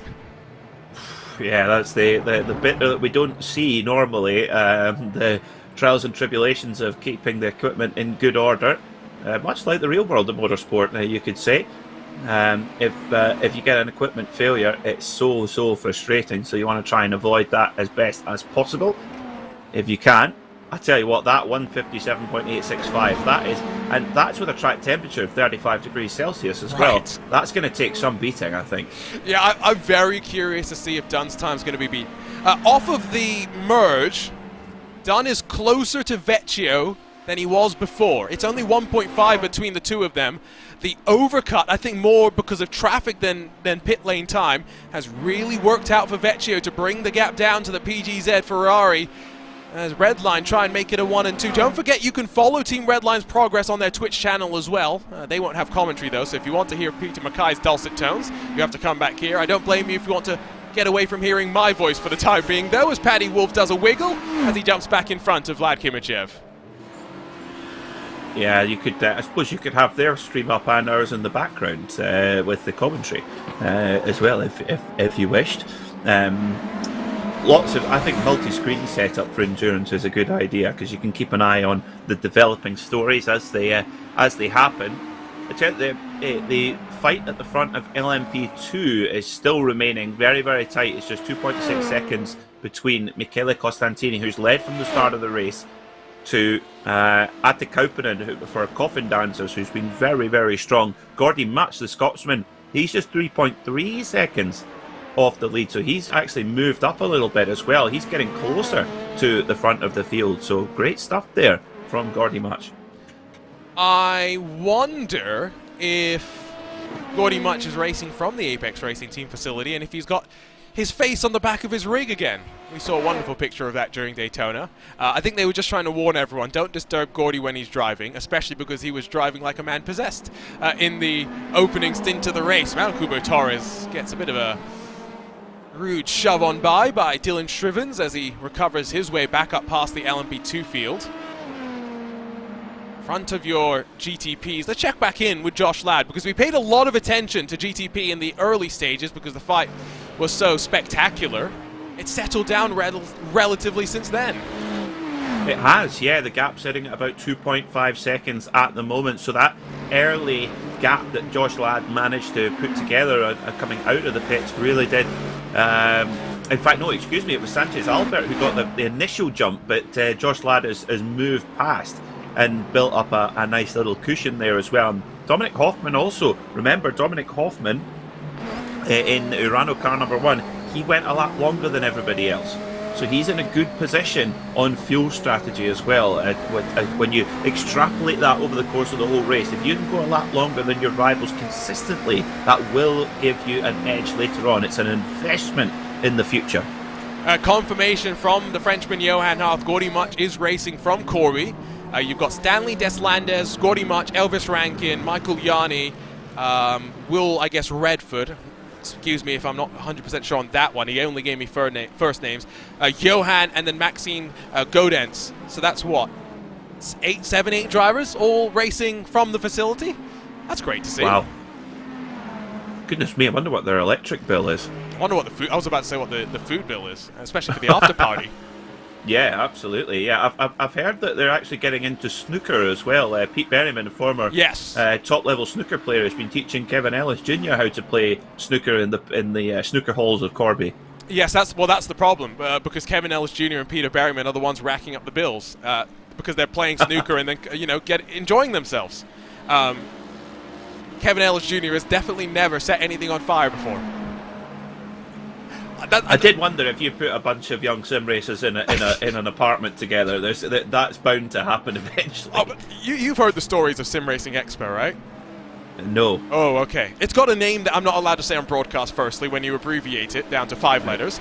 Right. But Urano and BS Competition, I think last time at Sim Racing Expo, they stole stuff from each other's Airbnbs.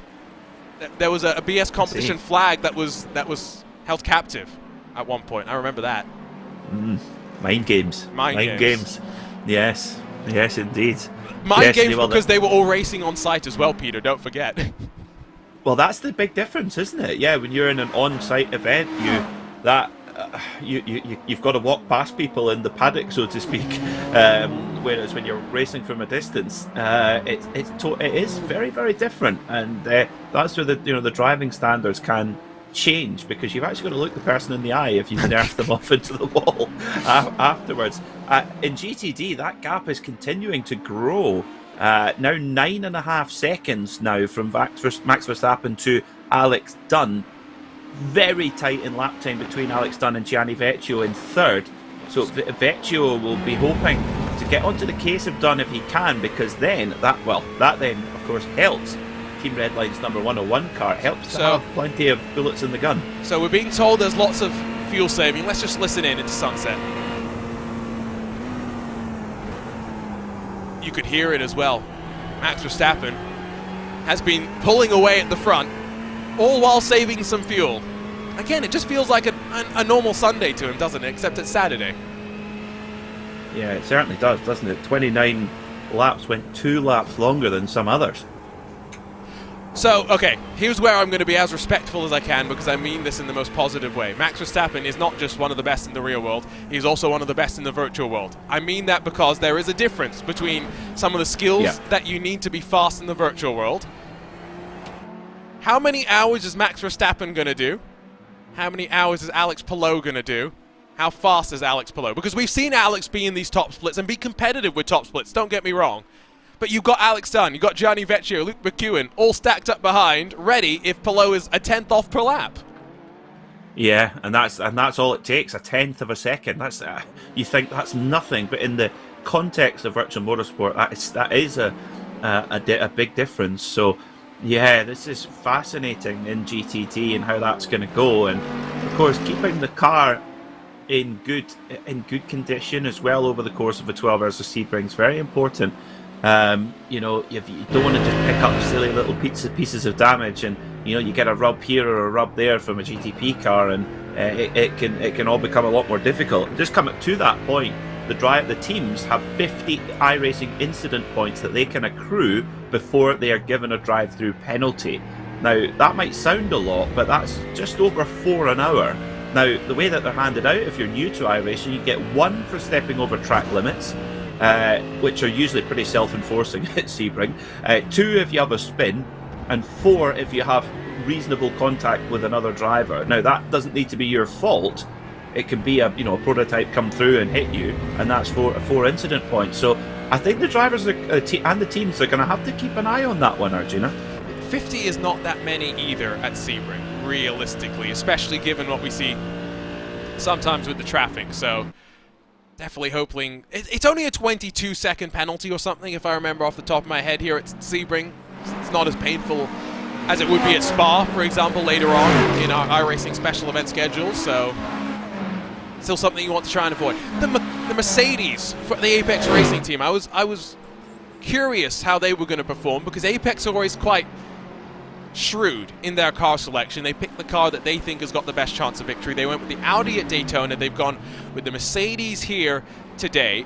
Williams and Urano, let's be clear, they have commitments to run the Mercedes, even as much as they say they might enjoy the car as well.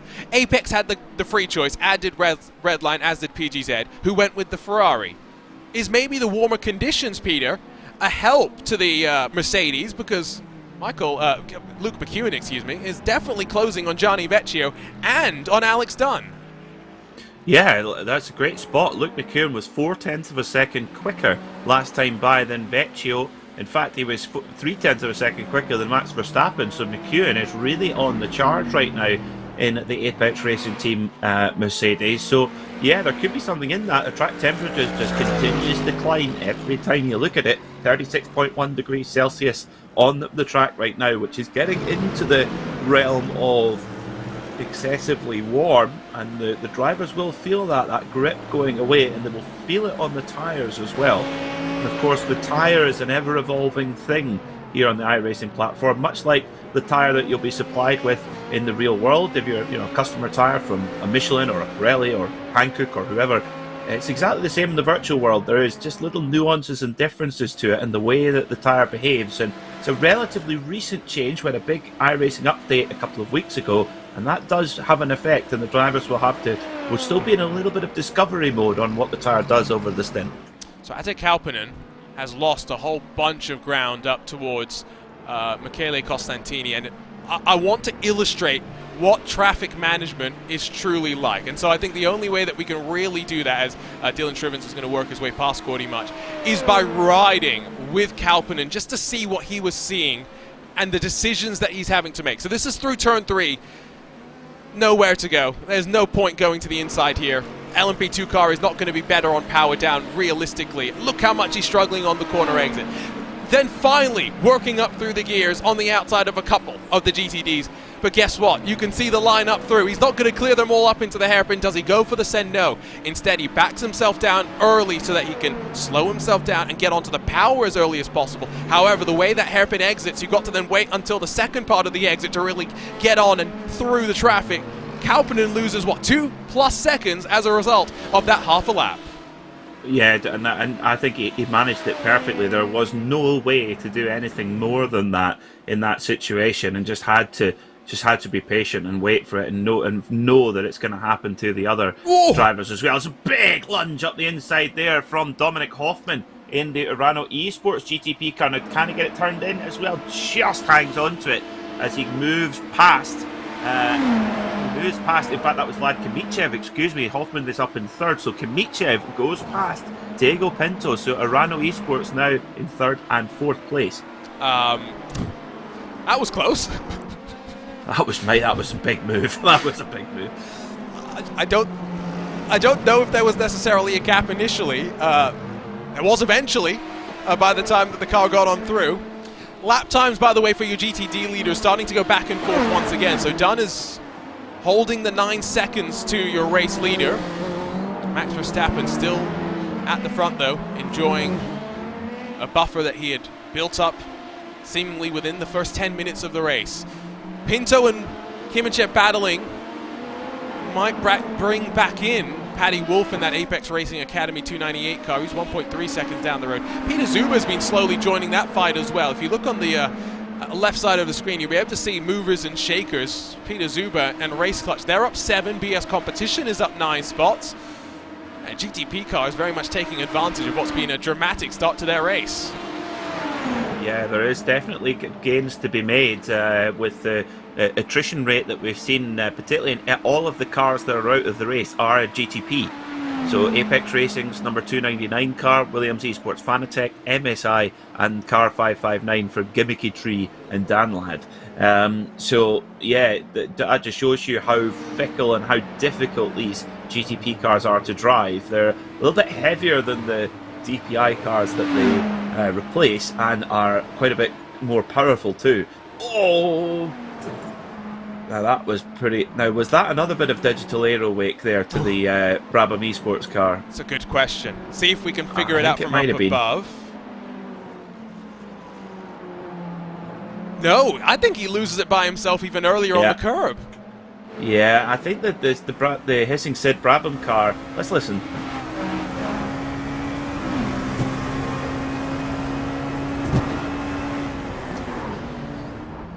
Oh, did he touch a wheel on the grass? I feel like there was definitely something else that wasn't contact, because you couldn't hear anything there. No, you're absolutely right. You would have heard it, even if it was digital airway. Oh, new leader! Josh Ladd has gone around! Here comes Pedro Sanchez Albert through the smoke and to the lead of the race. Dominic Hoffman is there as well. Major drama here at Sebring as Josh Ladd not content to lose second. Oh, and there's a contact there with an LMP2 car as well. right behind. I didn't quite pick the number on which LMP2 car it was, but that has thrown this race on top of its head as well. Josh Ladd immediately into a battle with Dominic Hoffman, not wanting to lose any more time, but at the front, Pedro Sanchez Albert, he is absolutely cock-a-hoop. He's saying, see you later, guys, I'm off. Now, is there damage to the rear end of the Williams Esports car? That's the question. Are they going to be compromised in the pit stop? Oh, we'll get a better angle maybe at some point, hopefully, because that's not an ideal one to be able to pick it apart. This is what happens through into Cunningham corner. Oh, the LMP2 is going to lock it up and go straight. Ladd does a great job to avoid it, and I don't think there was any contact, but in trying to get it through on the gravel, just spins up the rear tires, and there was the opportunity for the lead to swap around.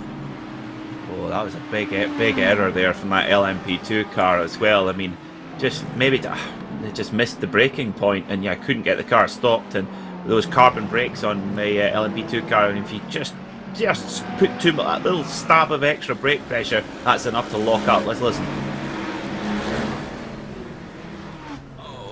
There may actually have been contact, yeah. Barely, yeah. But sometimes you can get lucky on those types of contact, sometimes not. Visually, the Williams Esports car looks fine, but then was there contact with the Urano car? There may have been incident points, even if there's not damage, I tell you. Well, there you go. That's your incident points for the hour. Done. True. So if you have one of those an hour, you're going to hit the incident point limit and get a drive-through penalty. Yeah. Okay, rear end of the car looks fine from that angle, so I think we can safely say even if there was contact, hopefully there isn't any damage from the deck being pushed in. We'll only find out when we head into the pit stop cycle. Speaking of which, I think that's about right on cue, as Ati Kauppinen brings the coffin dancers in, hopefully not dancing on their own coffin here today. Kauppinen, Perez, in the PGZ Iberia car takes advantage. They look forward to third spot. That's more trouble. That's for Altus Esports.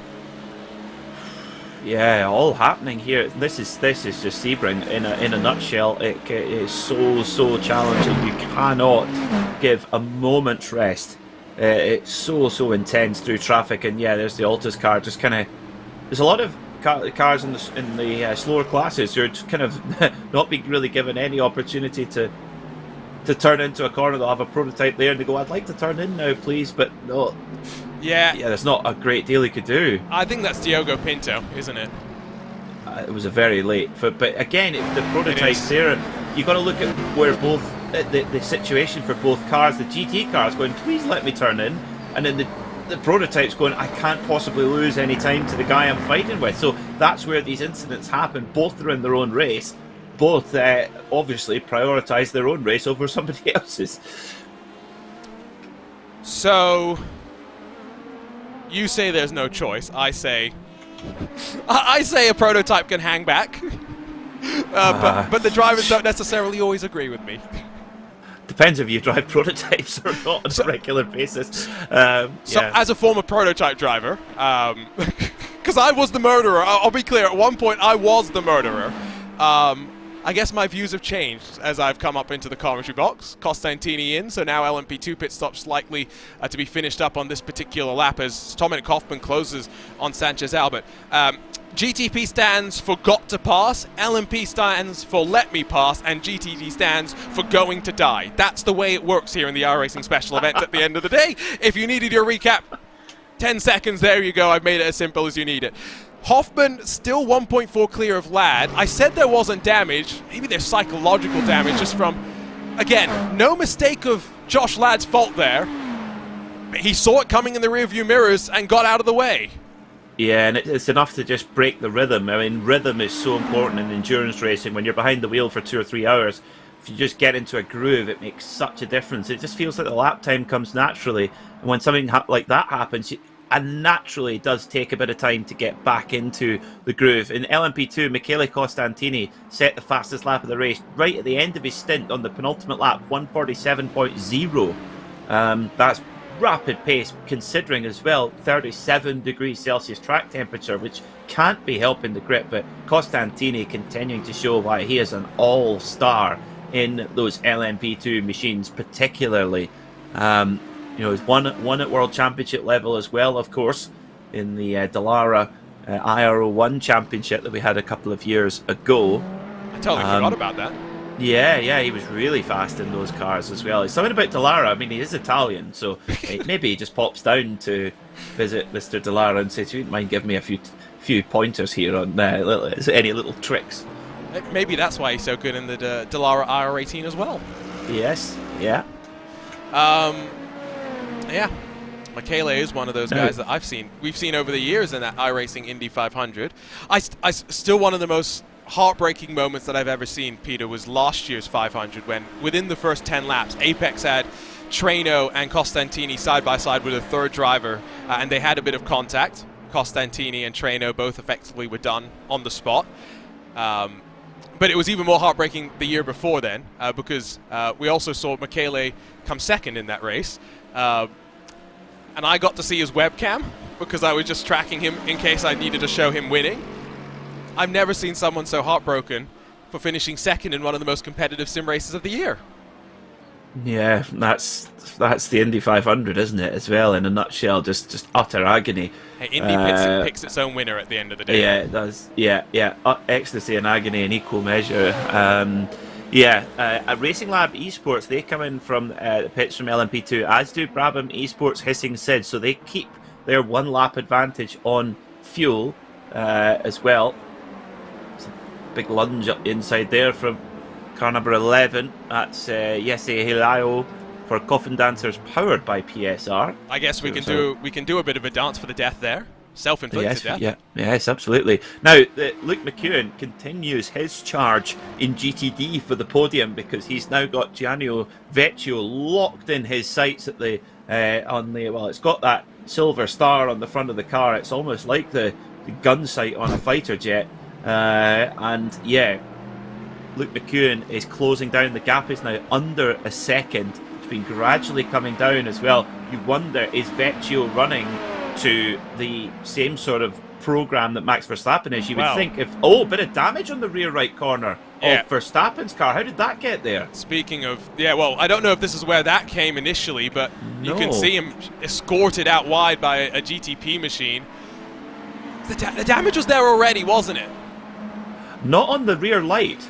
Definitely not. Well, okay, so there is a healthy dose of netcode between them, and then you're right, the damage is suddenly there. Yes, so the rear right corner, it's sort of pushed in a little bit. I mean, how much effect will that have? Last lap by for Verstappen was a 1:59.5. Oh, he's come in! And he's this is day done. This is Max Verstappen and Alex Palou done for the day. Can almost guarantee it. I can almost see the disappointment through the visor. That's bizarre. It seemed like such a simple piece of contact. It didn't. They got a meatball. They got a. It's not okay. I want to be clear. Believe it. They wouldn't have come in if they didn't have a choice. It was a meatball. That's incredible. So there must have been other contact. That can't possibly have given them a meatball. Can't have done. The mechanical warning flag. There's no way. There must have been some other contact. Max is back out and... No, never mind. That was a trick of my timing screen, getting me confused for a second. It means that PGZ and Alex Dunn now lead. 1 moment of traffic. I don't even think you can necessarily blame either car. But it's clear for Red Lines 101, Verstappen and Palou will likely be watching on from pit lane. It was such a good battle at the front there as well between Redline and PGZ, and PGZ were matching them blow for blow on the timing screens, especially in the second stint. Actually, the gap had sort of stayed very steady. So, is this where we got some? Oh, well, there's a bit of GTD handing out some capital punishment there. I think that was just a bit of miscommunication. Bruno Spengler getting involved with one of the Apex Racing cars as Pedro Sanchez Albert brings Diogo Pinto McEwen with him down onto... Oh, was that Luke McEwen? It was, because he's dropped about half a second to Vecchio.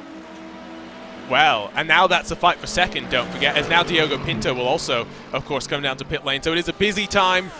Alander takes over from Pedro Sanchez Albert. It will be Chris Lullum that takes over from Diogo Pinto to driver changes with 2 stints in the books. Yep. So that's sort of after an hour and 25 minutes of racing. If you've got, if you can afford to keep drivers fresh, that's really important here at Sebring. Places like Le Mans, Daytona, you can run much longer stints, I think, because there is more rest. But let's see. So this is Max Verstappen up ahead. Car is past.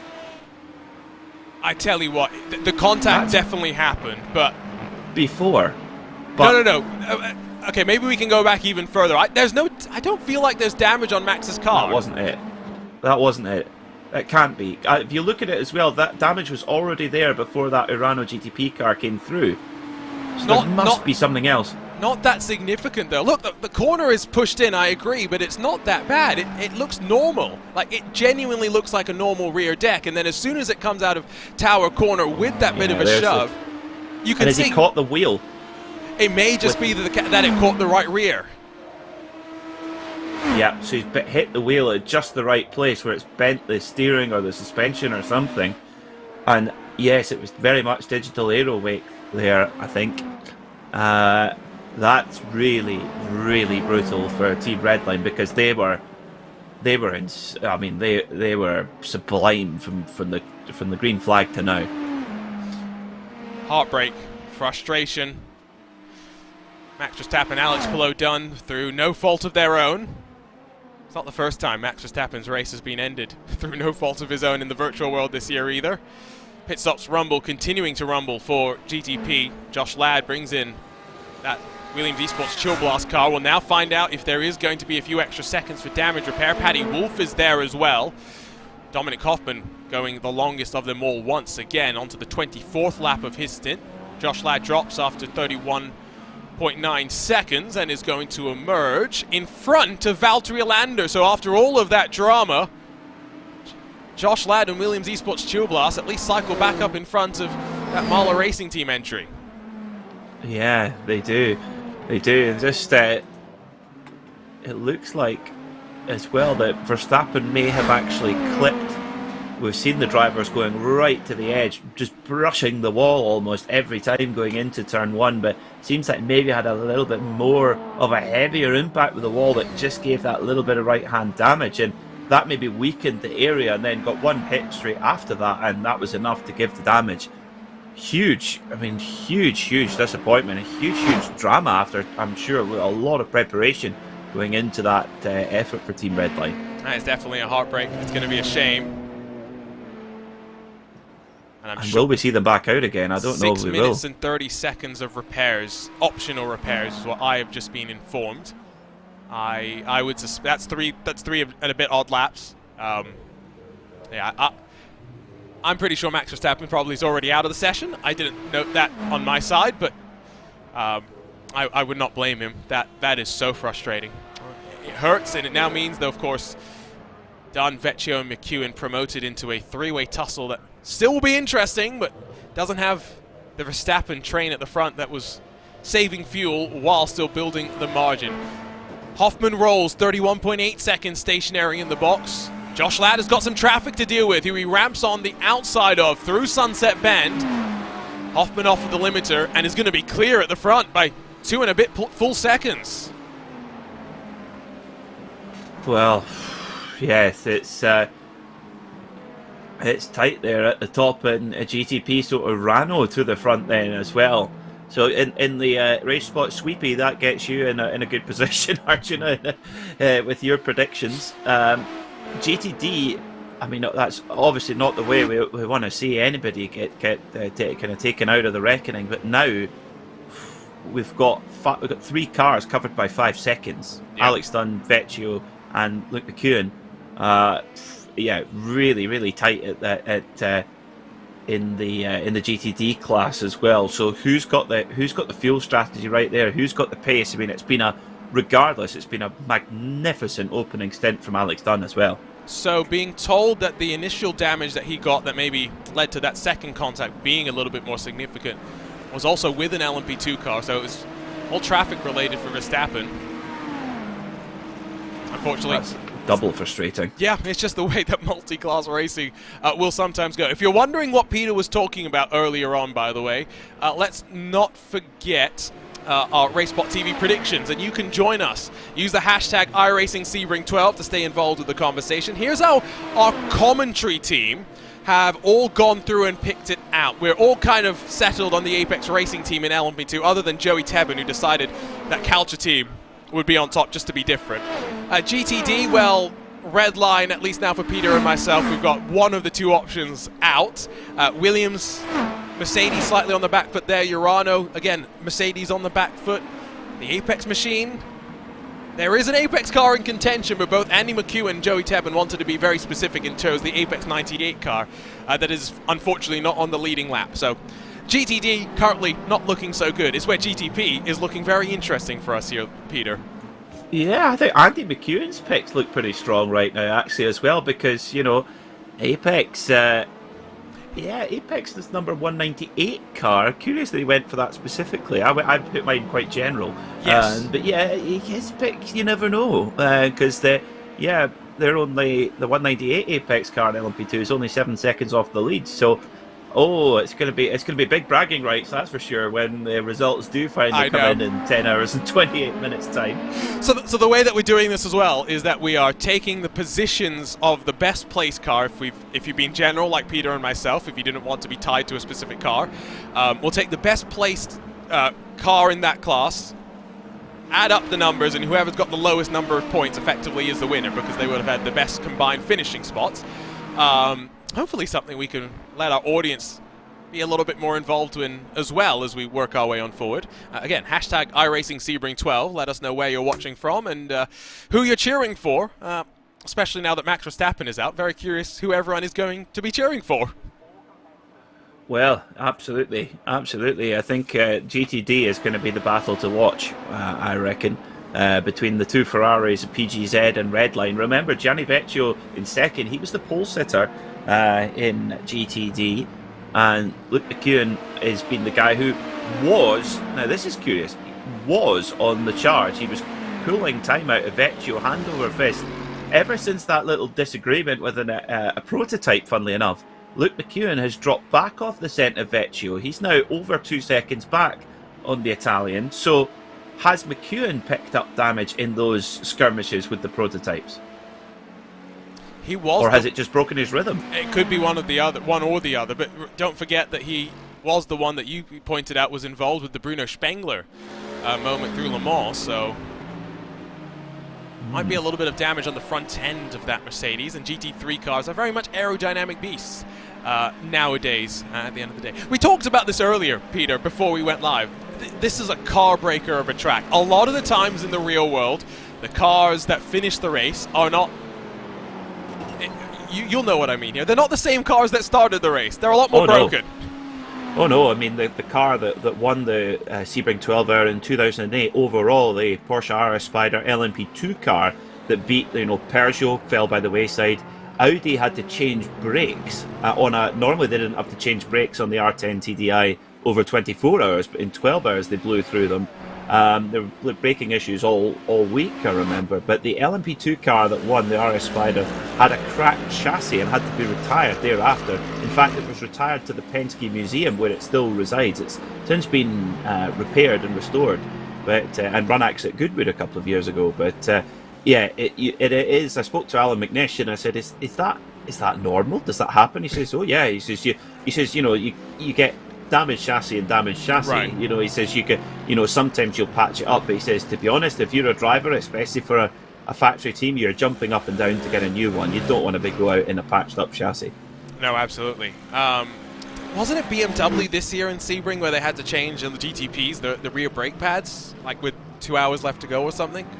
Yeah, I mean, it's deceptively heavy on brakes, Sebring. There's a lot of there's not a great deal of time for the brakes to actually sort of cool. They're constantly being applied. So yeah, it's hard on everything. Tires, brakes, drivers, cars, fans. The hangovers must be unbelievable from a Sebring weekend. I was going to say Mike Spangler knows a little bit probably about that, part of our Was Cooking Racing Adventures team. Door Esports and the Apex Racing team. They fight for 10th position in this GTD class, where of course still currently left on the leading lap, but the last couple of cars in contention.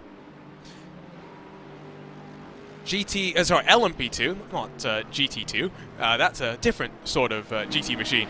5.5 seconds now, that margin between Costantini and Kauppinen. This was the craziest class, in my opinion, back at Daytona, just because it felt like every hour there was a new player because something would happen to the players in that previous hour. It's been a little bit more calm, at least so far, in this race. It has, but we know that the LMP2 is kind of the middle child in this race, where you've got the GTPs coming through on you, and you've got to get your way through GTD traffic as well. So we've seen several incidents in multi-class traffic so far in this race, and bear in mind we've only been going an hour and 35 minutes, so that's something that the teams are going to have to really keep an eye on. So yes, it's all going to plan for now, and I mean we just marvel at the pace of Michele Costantini and the consistency of the Italian driver. And yeah, you can tell that he's got this under control at the moment, but you know, just ask Max Verstappen, it can all go very wrong very quickly. Let's have a look again on social media with an hour and 35 minutes in the books, because I see a couple of things starting to use hashtag iRacing Sebring 12. Josh Ladd has made his move for the lead. Don't forget you can get another second screen experience by going over to the twitch.tv/Williams Esports channel. We've got Danny Amon snagged himself a 3rd place in the first time slot, because let's not forget there are 4 time slots for the Sebring 12 hours. He's been watching along in our YouTube chat on RaceBot TV and enjoying the action after finishing behind a certain SVG, another 3-letter acronym. PGZ as well, finishing up in front of him. What else do we have in terms of all of the action? Where are you watching from? Well, someone's watching from Maine, 3,200 miles north from Sebring. I feel like, Peter, you're probably a couple more miles further away. I'm surprised Maine is as far as that. Maine is north. Wow. Yeah, I know, yeah, but it's 3,200 miles. I mean, do you know, actually going straight east, it can't be that many more, maybe 5,000 across the Atlantic, I'm not sure. Geography wasn't my strong suit. I do know that the Azores Isles are halfway from Europe to America. Oh, okay. I've been there. Halfway, interesting. So they are literally in the worst place if they need to get ships. There's like no side that's better. They both got equidistance to go. Yes, absolutely. And you really do feel like you are in the middle of the Atlantic Ocean when it comes to weather. It's wild over right, there. I can imagine. Yes, by the way, Verstappen is still involved in everything. Let's not forget the red line car still carry his logo on the side and his name on the side of the cars, so he's with us in spirit, even if not physically on track anymore. Vlad Kimichev and Valtteri Alander now, they're the two that are looking to battle. Chris Lullum in the BMW M Team red line, number 20, is 3 seconds further back after dropping back in this cycle. Kimichev has been in from the start, so is Josh Ladd in that Williams Esports Chill Blast entry, but Urano Esports, while Urano Esports also have Dominic Hoffman there. Alander, Lullum, the only 2 changes inside of the top 5 in terms of drivers. Yeah, that's interesting to see how the teams will play. You know, most teams running with 2 drivers, some with 3 have got the luxury of that, and if you can keep fresh drivers in the car, I think that's going to make a huge difference over the course of this race. You've got to be so sharp and so on the ball when there's so many big moves going on in traffic. Almost every lap you're seeing just real 50-50 stuff going on, so you've really got to be on your game.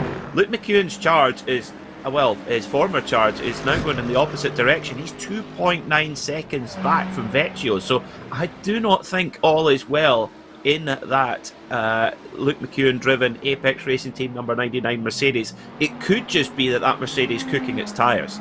Could be. I mean, as the track temperature goes up, maybe that's the case, or is it the damage? Because consistently now, he is dropping time to Vecchio, who in turn is actually dropping time to Dunn, who leads the race in GTD by 3.5 seconds.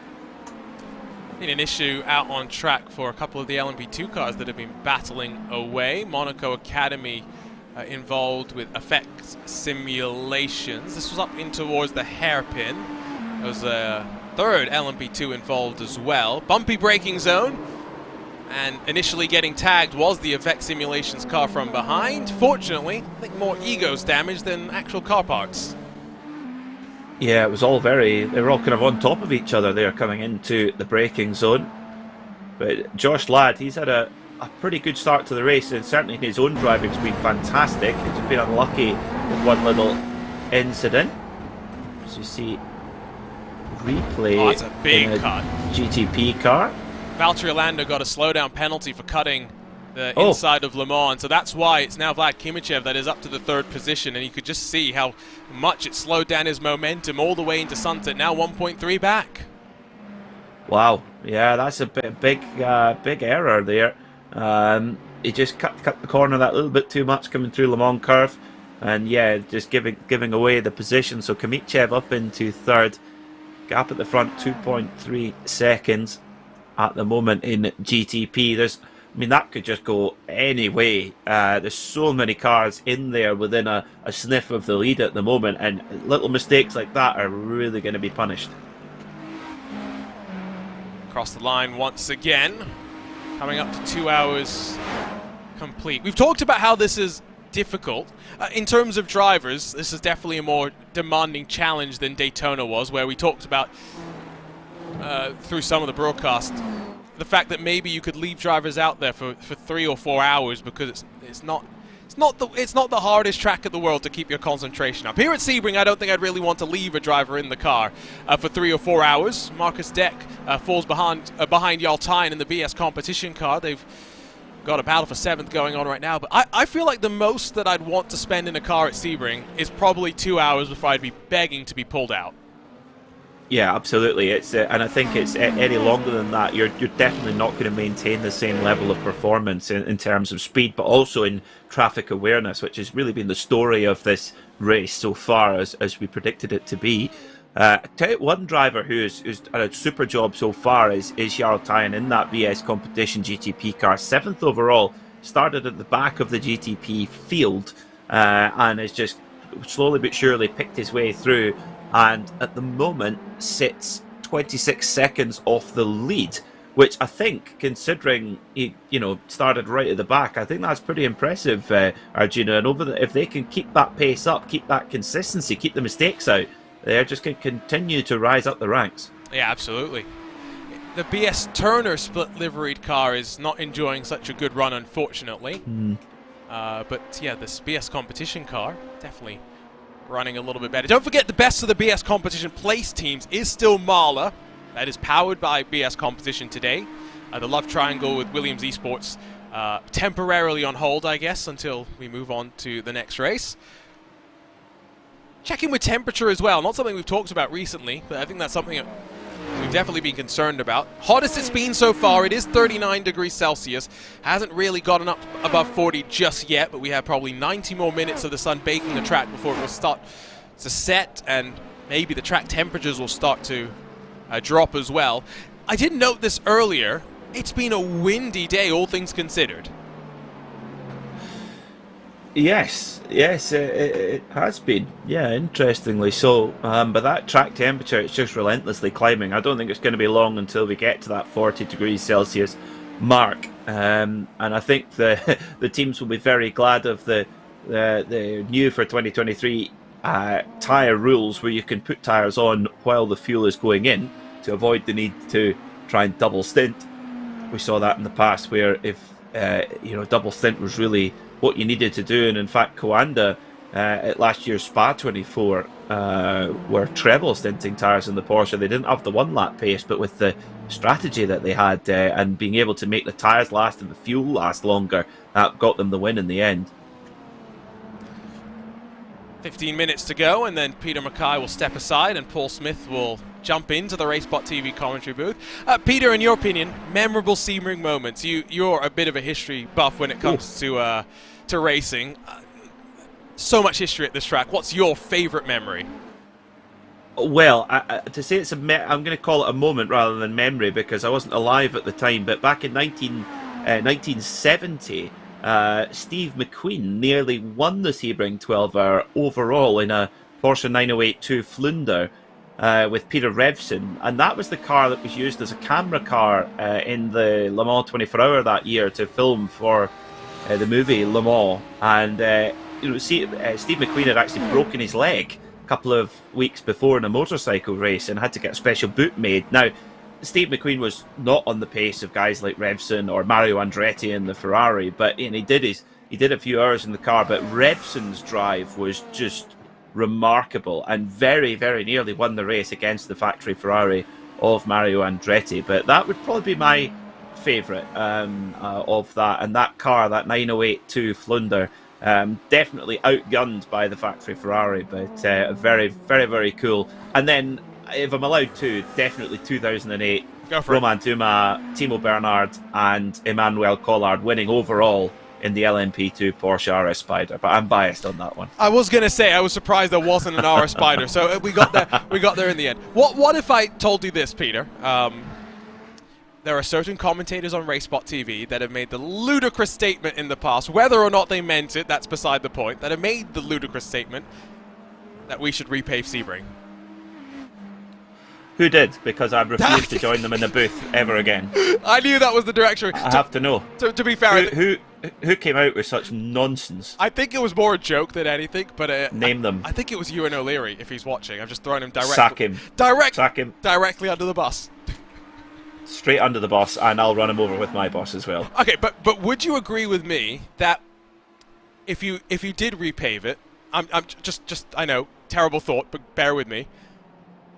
You'd lose everything that's charming about Sebring. Yes, you would. Yeah. Yes. Yeah, you would. Yeah, absolutely. It's a unique track and it's a unique challenge. And you look at, there's a good reason why endurance racing teams, the sports car teams, come to test at Sebring. Not because, I mean, okay, the weather's good in Florida, fine, but there's plenty of places for good weather where you can go and test. This is the testing ground for that, and then provides such fantastic racing because of the challenge to the drivers. And I do remember, I think it was Jalopnik that put a kind of clickbait article out there saying, Sebring should be repaved. And they got absolutely crucified, but I think they did it quite on purpose to get as many retweets as possible. Outrage just does drive attention in today's modern news cycle. So yes, let's go back to social media, because Peter... Hashtag ban O'Leary for suggesting such a thing. Before we let you go, someone wants to know... apparently, either it's me or you, but I'm guessing it's probably more you. You sound like the spitting image of someone's family member. Of someone's family member? Yeah, so you need Do you have a brat that does Cal Freezy? So you're going to have to go find out who Cal Freezy is. Right, okay. Maybe long-lost brother. Hold caller. Might need to give my mum and dad a call. Ah, I love it. Here we go. People watching. Oh, you got the instruments off to the side, maybe doing some practice while... kicking off the morning in South Texas with some RaceSpot TV Sebring action. Looks great. Cal Freezy. Oh, he's a footballer. He's a footballer. Oh dear. Interesting. Freezy Inquiry. He's got a blue tick. He's got 1.9 million followers. Oh wow. Okay. He's followed by Josh Thompson. There we go. Have you noticed this detail, by the way, Peter, on the Williams Esports cars? Because this is spectacular product placement. If you're going to do product placement, you have to brilliant. You have to do it right. Gold. Absolute gold. And I bet you it's got the two little circles, the little connectors on the end as well, because that's where the air intakes are. It does. Amazing. They've done it in the real world as well. So it's one of those things that carries over. Our discussion about paving has attracted some outrage. Our friend Team Spardog jumping back in saying don't mess with it. Someone else went even more simple. Hashtag don't repave Sebring. Hashtag iRacing Sebring 12. Don't forget, that's how you could stay in touch with us over the course of today's broadcast. Hashtag ban O'Leary. Hashtag ban O'Leary, who I'm sure is going to be messaging me saying, why did he throw me under the bus so publicly? To which I'll say, why did you have such a poor opinion publicly? Was he genuinely being serious? I don't think he was. I really hope not. Well, he'll get a right to reply later. He will, but when both of us aren't here. So, yeah, you know. Oh, thank you, Vince Cusi. Cal Freezy is a YouTuber. Oh my god, I sound like a 60-year-old man. Who is this man? He's got 1.9 million followers. Oh. Okay, does that make me 60 as well if I didn't know who he was? Well, if you don't know him, I've got no chance. Yeah, okay, that's fair. If I've got... yes, no. Okay, now that I look at the social media, I feel like I recognize him from things. But there's no way that I sound like him, so it must be you. Must be. Must be you. Must be. Yeah, well, I'm going to have to check it out now. He's got one of those blue ticks that's going to disappear because Elon Musk wants him to pay money towards Twitter. Yeah. That's how you know he's important. He's a FIFA YouTuber. Saying he's a footballer is a bit of a reach. Brilliant. Poor guy. I mean... Oh, dear. Ah. I tell you what, that is a downgrade from the light that you say. Is that Coulthard or is that Franchitti or is that McNish? I like those. Those are great. I love those comparisons. I think the closest that I've come to that was when someone on an iRacing special event went, did you go to the exact school that I went to in the high school I went to? Because he heard my accent. It was like, that's an accent that would come out of that school? Yeah. Right. Okay. Yeah. That was maybe the most unique thing that I don't have a voice of a Croft, of a Brundle, of a Coulthard, of a Chandok, any of these. I've just got myself. Yeah. I think it's quite a unique accent. It is. You've got 5 years of living in the UK, in London. You've got 15 odd years of being in Singapore, and then 10 odd years now of being across of the US. So, if you tell me where my accent is from, please do, because I have no idea. An international school. Yes, basically. that is it. Josh Ladd brings the lead gap to 3 seconds or so. Alex Dunn holds the lead gap at 4.3 seconds. So GTD and GTP both looking pretty stable right now in terms of our race leaders, who are not the race leaders going on 52 minutes ago. Yeah, Dominic Hoffman's done a super job to just keep himself in the game and push himself up the order and get up into that lead by 2.5 seconds. Yes, things have come his way, but that is Sebring minimising those mistakes. GTD, well, Alex Dunn, I mean, his drive was impressive, keeping Max Verstappen under pressure, but he is continuing to march on. He's growing the gap to Gianni Vecchio to 4.7 seconds now as well. Curiously, Vecchio continues to grow the gap, though, over McEwen. McEwen is dropping, 2 or 3 tenths a lap every lap, 3.8 seconds back now. So I think the Apex Racing team, they'll be desperate to get that car into the pits, and maybe while when the tyres are going on and the fuel's going in, might be able to get some kind of respite. But do you know what, though, Paul? Do you know what, though, Arjuna? Paul's coming up next. He's messaging us in the chat. He said, do you know what, Arjuna? I cannot see a scratch on that car. No, and on the front in particular, which is where we think there was the contact with Bruno Spengler. The front diffuser looks... yeah. So, okay. Is it tyres? That's what I was just about to say. Is it the fact that the Mercedes maybe is a bit more of a boat compared to the Ferrari? Could that be part of it? Vince Cusi is saying that Merc is probably not too competitive, which I thought was going to be the case, which is why I was so surprised that the Apex Racing team was so committed to this choice. Yeah, it's had the biggest power reduction, which isn't so much as a surprise because it's got an absolute sledgehammer of an engine from Alfterback. 1% power, but even that's only 5 horsepower or so, thereabouts. Wow. But it has had the biggest fuel reduction. So, yeah, that does put it at a bit of a disadvantage. The only advantage you could say is it hasn't had the 10 kilo addition that the Lambos and the Audis have. And funnily enough, I think we've got no Audis, no Porsches, and I think maybe 1 Lambo. Yeah, I'm amazed that we have 4 Mercedes that are in 6 minutes before the top of the hour, basically guaranteeing that they are going to need a splash and dash to the rest of the field. We rode on board with Max Verstappen earlier, and we marveled at the fact that he was pulling away while saving fuel. Something that seems to be coming to the forefront of the strategy minds right now. Speaking of strategy, doesn't matter if you need strategy. Doesn't matter. You don't need strategy if you're fast enough. Josh Ladd bringing that gap to the lead back down. Yeah, Josh Ladd really on the charge now as well. Oh, that's tight.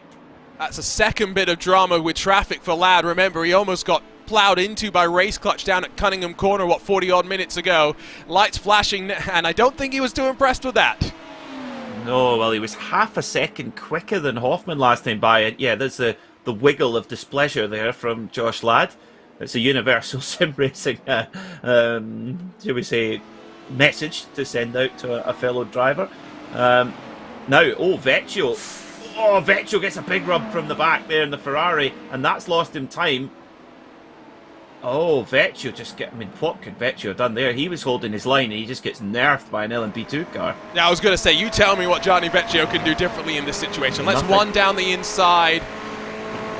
I mean, you could say that maybe he could let the other LMP2 go down the inside, but then he's put himself offline. Johnny Vecchio doing what any GTD car would do, which is try and hold your racing line. Normal. Yeah, drive as normal. It's like, you've got to always try and imagine that in traffic, if a GTD car was a Skeletric car and it follows a certain line if every GTD car followed that line, then the prototypes know exactly what was what. And yeah, it wasn't really a great deal because you had cars going both sides there, and unlucky for Vecchio, and hopefully for Team Redline they haven't suffered any more damage to one of their Ferraris, because that's been the story of their day, of course, and the other car that's now out for the day. Before we let you go, Peter, of course, major talking point, I think, is, of course, Max Verstappen's retirement from the race. But outside of that, what have you been noting in terms of things that you think people should be watching for with still plenty of racing left to go? Well, I think when Ewan O'Leary comes into the commentary box, if he's allowed in, you need to be very careful about the garbage that comes out of his mouth. If he comes out with, if he still maintains that Sebring is repaved, I think he should just cut his microphone off at that point. No, I'm kidding. I'm kidding. I think it's just all going to be about just having eyes on the back of your head all the time, and just try and survive through traffic. You know, all of these drivers are fast. The level in these iRacing special events, it just continues to just ratchet up year by year, season by season, and I think it's all going to be about who stays away from any of these misunderstandings in traffic. That's going to be the key to this race, and we've got some another one happening there. Again, Vecchio just nerfed wide by a GTP. This is the Verstappen replay, yes. Okay, of course. I saw a couple of people wondering what happened to Max Verstappen, so I figured we might as well show them. Just a reminder, this happened quite a while ago. Verstappen already had taken a ding to the right rear with an LMP car. He's about to get another one that would break the right rear. Bitterly disappointing for Team Redline. So unlucky. It looked so innocuous there, and yeah, very unfortunate for Max Verstappen. And he was cruising. He had it under control with some great pace, but Alex Dunn was going to keep him honest for as long as he needed to, and that, of course, has put Dunn into the lead of the GTD class by 7.6 seconds after that slight issue for Vecchio. And that issue for Vecchio has just brought McEwen that little bit closer as well. So again, comes down to just keeping out of trouble in traffic if you can. But we've seen plenty of examples, Arjuna, where there is literally nothing that the drivers can do in some cases. So, I will just point something out as well. Alex Dunn, do you know the rest of the lineup in Team PGZ's 119? Be Pablo Lopez one of them, maybe? That would have been a good call, but no. Yeah. Matti Sieppula, and then maybe Patrick Holtzman. Oh, that's a pretty strong lineup. Yeah. So you've got Mouse Esports' Patrick Holtzman, you've got Matti Sieppula, formerly of Kova, who's done the last few special events with this team, and then, of course, Alex Dunn. Is he competing in GB3 this year, or was that last year? He is, no, GB3, and because, of course, Lewis McGlade, our esteemed colleague, he's, of course, commentating on that series and mentioned saying, can he win the championship this year? So, well, if he drives anything like this, of course he can. Yeah, that's going to be a good shot. Alex Dunn, also one of those young kids that we've seen on using iRacing to develop his racecraft, and now brings it down to pit lane. Oops, a minute and a half. Tight. Yeah, Now, remember, Redline have been doing the fuel saving consistently, and so Vecchio does stretch it out one more lap. McEwen does not. So is Redline setting themselves up for a situation where they won't need a splash and dash, and the rest will? Well, remember, Redline do have a lap in hand, so if Vecchio comes in at the end of this lap, he's done exactly the same number of laps as Alex Dunn on this stint, if that makes sense. So he does have a lap in hand to play with, but if he goes around for one more, then that means he's maintaining that ratio of going a lap longer than Dunn. So we'll keep a close eye on Vecchio. It helps if I unmute my microphone at times, doesn't it? Professional thing. Has that ever happened to you in the real world yet, Peter? I'm sure it has, surely. Oh, many times. Okay, Yes, good. yes, many times. Yeah, of course. Yeah. Just making sure. Before we let you go, I just want to remind you of your predictions so that you can be watching on eagerly to make sure that Red Line, Apex, and Red Line come out on top. Well, like I say, Andy McEwen's looking pretty good right now, I think. But then you're looking quite good as well, Arjuna. I don't know. We'll see. I'll keep an eye. I'm quietly confident we'll see. Thank you so much, Peter Mackay, for joining us for the opening 2 hours of the iRacing Sebring 12 Hours, powered by VCO, the second of our VCO Grand Slams. We say goodbye to him. We say hello to the man in the flat cap. Hello, Paul Smith. It's always good if I unmute my microphone There as we well. go. Yes, hello Arjuna, hello everybody, how are you all doing? I've been busy streaming on my own channel, so I didn't catch all. I've been sort of keeping an eye in the background whilst this has been going on, and yeah, been some drama in this race, I think it's fair to say, but certainly been a good motor race nonetheless. Okay, so you say you haven't been paying attention. We have to ask you the most important question. Do you know who Cal Freese is? Excuse me? Okay, good. That was my. It sounded like something I'd put in my car initially. You know, like some. I thought it was something that you put on, you know, like it was some form of cheese that you grated on top or something. Yeah. Yeah, I know exactly the type of quote-unquote cheese that you mean. Yes, Peter Mackay apparently sounds like Cal, or I sound like Cal Freese, but I think it's more likely that it was Peter. Your predictions, how are you feeling right now about them? You had, of course, in the GTP Urano, you had LMP2 Apex, like basically all of us did, and then Williams in GTD.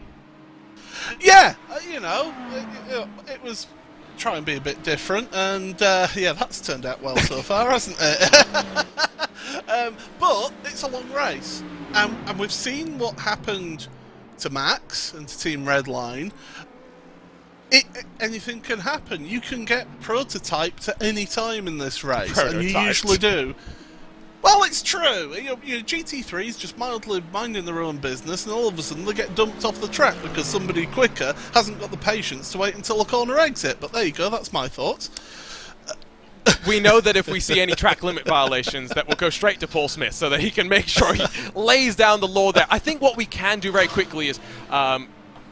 Vince Cusi has been doing a great job of giving us a lot of the information that sometimes we miss behind the scenes on the broadcast because there's only a few of us and there's many more out on track that are racing around. This was the first bit of contact that Max Verstappen had. It was minor, very, very minor. You could see imperceptible from the off-board shot, but that's what damaged that right rear initially to set up the race-ending moment for Verstappen. Yeah, and again, it's just...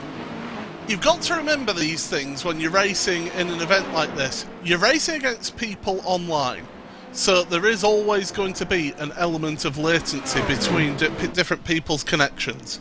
And I don't understand why teams and why drivers are so adamant in giving very little space to each other. Having to, why they're trying to squeeze against another car when going past. Just give that little bit of extra space, not much, only a couple of meters, and it just means that you're not playing with the internet gods out there, and it ensures your survivability. Because at the end of the day, with an endurance race, the first thing you got to do is finish the race to survive. Yeah, I know what you mean. And by the way, I've just been told that apparently I sound more like Cal Freese, so I'm trying to put that all together and figure out how it all happens. Remember, we are about to head into a pit stop window for GTP. LMP2 have just finished their cycle up. We watch Arnage, Williams, as well as the Urano Esports cars all fighting down the Almond straightaway. But meanwhile, change in your race-leading LMP2 machine as the young Elvis Rankin jumps in behind the wheel, and I tell you what, every time we see one of these young kids focused, they always scare me a little bit. I mean, to be honest, pretty much all the drivers taking part in this race are young to me, so it's just, it's like that old saying about the police, you know, police get younger as you get older, but yeah, certainly Elvis Rankin, he's a talented driver. I mean, I've commentated on him for years now. here on iRacing, and he's an incredible talent. Apex Racing Team have got themselves a really good driver. They've got themselves a good team out there, it must be said. They have really built that team up, based out of Corby. Really impressive facility, I must say, as well. They showed great hospitality for when we were down there working on a different broadcast, and yeah, definitely it is a fantastic place, and you can understand why they've been able to really step up a gear in terms of their performances. Absolutely. I just want to point out, Paul, I didn't call you old today, so far. The YouTube chat No, has but now. everybody else did. Yes, yeah. no, the YouTube chat will start. Johan Hoth told me that Stanley Deslanders, Gordy Much, Elvis Rankin, Michael Yanni, I think it's Will Redford, Johan, and then Maxence Godino are the 7 drivers racing from the Apex Racing Team facility today. You will note how I mentioned 7 names, none of them being Jamie Fluke, Kevin Ellis Jr., Peter Berrywood, the 3 regular, I guess, habitants of the facility. Yeah, but this is the thing. They've got the main driver room where the drivers who are more based on site have their own room which they're dedicated to, and it's all behind glass doors, so you can look into their room like they're in a zoo or something like that. And then you've got the more sort of public area, which is where this is right now that you're seeing, where you're seeing those drivers getting to use the other rigs that they've got set up that Apex use for doing lots of sort of driver coaching and corporate stuff. Those are the more sort of public, quote-unquote, rigs that these drivers are set up in. So the main drivers who are set up in their own room, nobody else uses their rig. It's their rig, they've got it set up exactly how they want it, whereas these, you've just got to tweak the settings, but I'll tell you what, they are really good rigs. I mean, the VRS rig, so what do you expect? I don't know. So if VRS want to send me one, so I could, to be fair, if you send me a rig, it's not going to get much use. So there's probably better people to send it to. Unfortunately, I don't have the room. So if VRS could buy me a house first, right, and then send me a rig, yes, that would be even better. Order of operations are reported in that specific case. It's been a great drive from Rankin so far. Gotten into the car 3 laps ago, already right on the pace. Fastest car in LMP2 right now from what I can see. Meanwhile, pit stops underway for GTP. Lullum, Alander rolling together. We've seen both these drivers already swap themselves into the car last time by. Basically, the rest of your top 10 in GTP yet to do a driver change, and so we don't think that Alander, or should not expect Alander and Lullum to swap out of the car. Instead, we should expect the likes of Dominic Hoffman to jump out. Urano have been committed to 24-lap stints so far, Paul. It's been a race where in GTD we're already talking majorly about how the fuel mileage is going to shake things up there. It's a little bit harder to figure out, though, with these GTPs. Yeah, it's really intriguing how these GTPs. I mean, I've only seen these in a few events. I mean, the BMW M Cup that we've been covering has been one of those events. Of course, we had the Daytona 24 at the start of the year that these made their debut in. So people are still finding the nuances and finding what's the best strategies, but these teams, they will all have spent hours upon hours upon hours of practice just putting in the time, putting in the fuel stints and seeing what they can get out of them, because they will have a fuel figure to work to, but 2, also a lap time to work to. Yeah. And they won't want to compromise that lap time too much, because or else you're giving away time to other people. So yeah, definitely it's a fine balance that you've got to get, but once you've got a bit of experience in these events, because as much testing as you can do as a team together, it doesn't prepare you for a race where you've got other classes in there as well. Absolutely. No, and multi-class traffic, racecraft through that is something you just pick up with experience. You can't go out and practice and learn it in a classroom. You just experience it and start to figure out the things that you need to do at the end of the day. Dion Fiallo jumps into the BMW bank car, remember formerly of Veloce, now driving in that BS competition entry alongside with Bruno Spengler. Valtteri Alander behind Lullum after the pit stop cycle, almost got caught out behind some traffic as well through the opening sector of the lap, but got his way clear to be able to try and close back up to the BMW M Team Redline car. Paul, I'm not sure if you caught it. We had a mistake out of Diogo Pinto earlier today. What? I know! I'm not used to seeing mistakes out of Diogo, Mr. Consistency himself.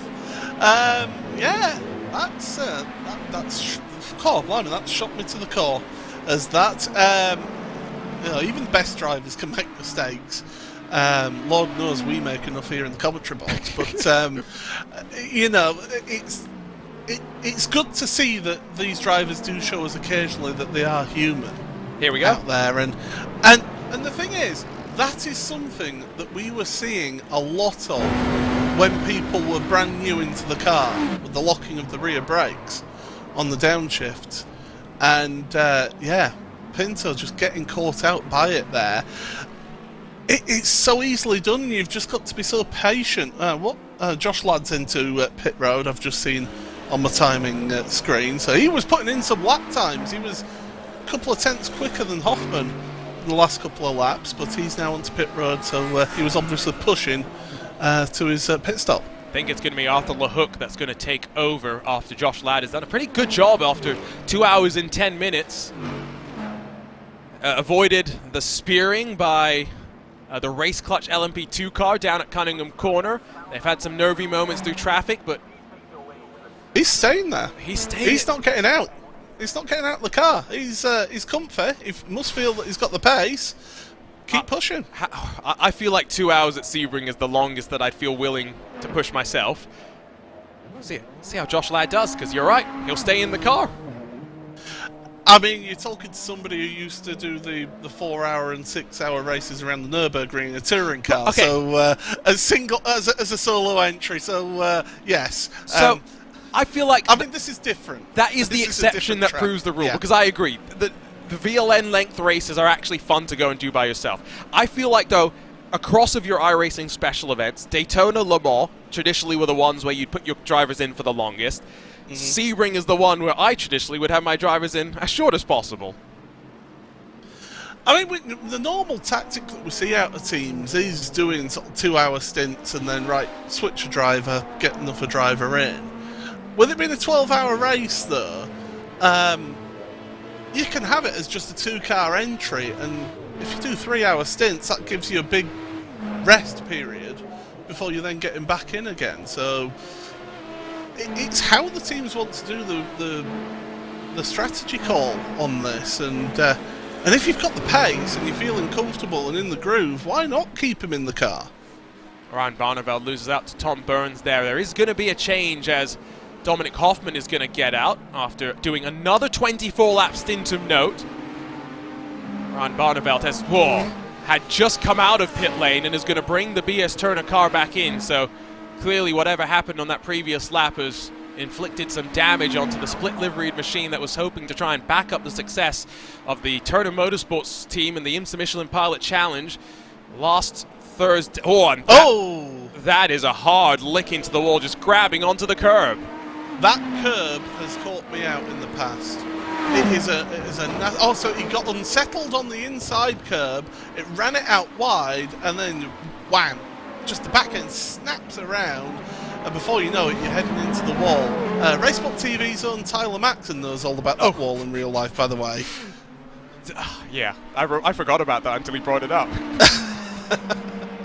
I like to remind him that he's been in that wall. He's racing in the iRacing Sebring 12 hours today. Let us know on social media, # iRacing Sebring 12, how your race is going, no matter which split you're in. We're curious how it's all been faring on out. Driver change for Urano, though, is Daniel Lorenzo in front now of Josh Ladd after Dominic Hoffman steps out. You talked about the BMW M Sim Cup, by the way. That's one where we've seen Urano be very strong to start the year off, both in the GTD/GT3 class and in this GTP. Yeah, and Urano, they've really picked up. We've seen them growing as a team throughout the last few years, and this is now part of the time where they can really get between the teeth and actually show that they are a force to be reckoned with. on this in this series and in these special events, and they've got a talented lineup. Let's not beat about the bush there. You don't have Daniel Alves, you don't have Jonas Vollmeyer, you don't have those drivers. That's just two of the drivers that are in there in the GTP car. I'm still getting used to calling it a GTP, by the way. For me, it is a prototype, but it's still technically a Daytona prototype, isn't it? Really? Right. Let's be honest. I'm used to saying it like that rather than GTP, because for me, a GT car is something that you've got a tin roof over the top of you, like the GTD category. Prototype is not a Grand Tourer. It's the legacy of the old GTP class that IMSA used to have, I guess. I know what you mean. Yeah. It is a bit confusing, especially that, these are not based on any road-going counterparts, at least none that I've seen. Correct me if I'm wrong. I'll tell you what, if I see one of them on the road, I'm taking photos. Which is where, of course, the difference between GTP comes versus LMH, right? I've got that right. It's LMDH is IMSA, LMH is the WEC, because we can never make things easy. We have to make things as confusingly complex as possible. After all this celebration that there was of, oh yes, we're bringing the categories together of the ACO and IMSA, and we're all going to be under one set of rules. It's going to be fantastic. And then you have two sets of top flight prototype cars. Yep. Oh my goodness. Well, of course, only motorsport can confuse right. something so simple. I guess the question will become, how do we balance them in the long run? Which is going to be interesting. Alex Dunn out, Matti Sieppula in for Team PGZ in their 119. For Johnny Vecchio, he's got a new teammate, from what I can tell. Ollie Steinbraten is behind the wheel of that number 70 machine in towards the hairpin, while guess who? It's none other than Alejandro Sanchez that takes over from Luke McEwen. And if you wanted someone with some momentum, some form on his side, look no further than Sanchez, fresh off a victory in the Porsche Tag Heuer Esports Super Cup. Yeah, we got to call that, didn't we? It was a really good result for him at Circuit of the Americas. And yeah, he's got some fun. And then, of course, got a good result in the main race as well. It was a sprint race win for Alejandro.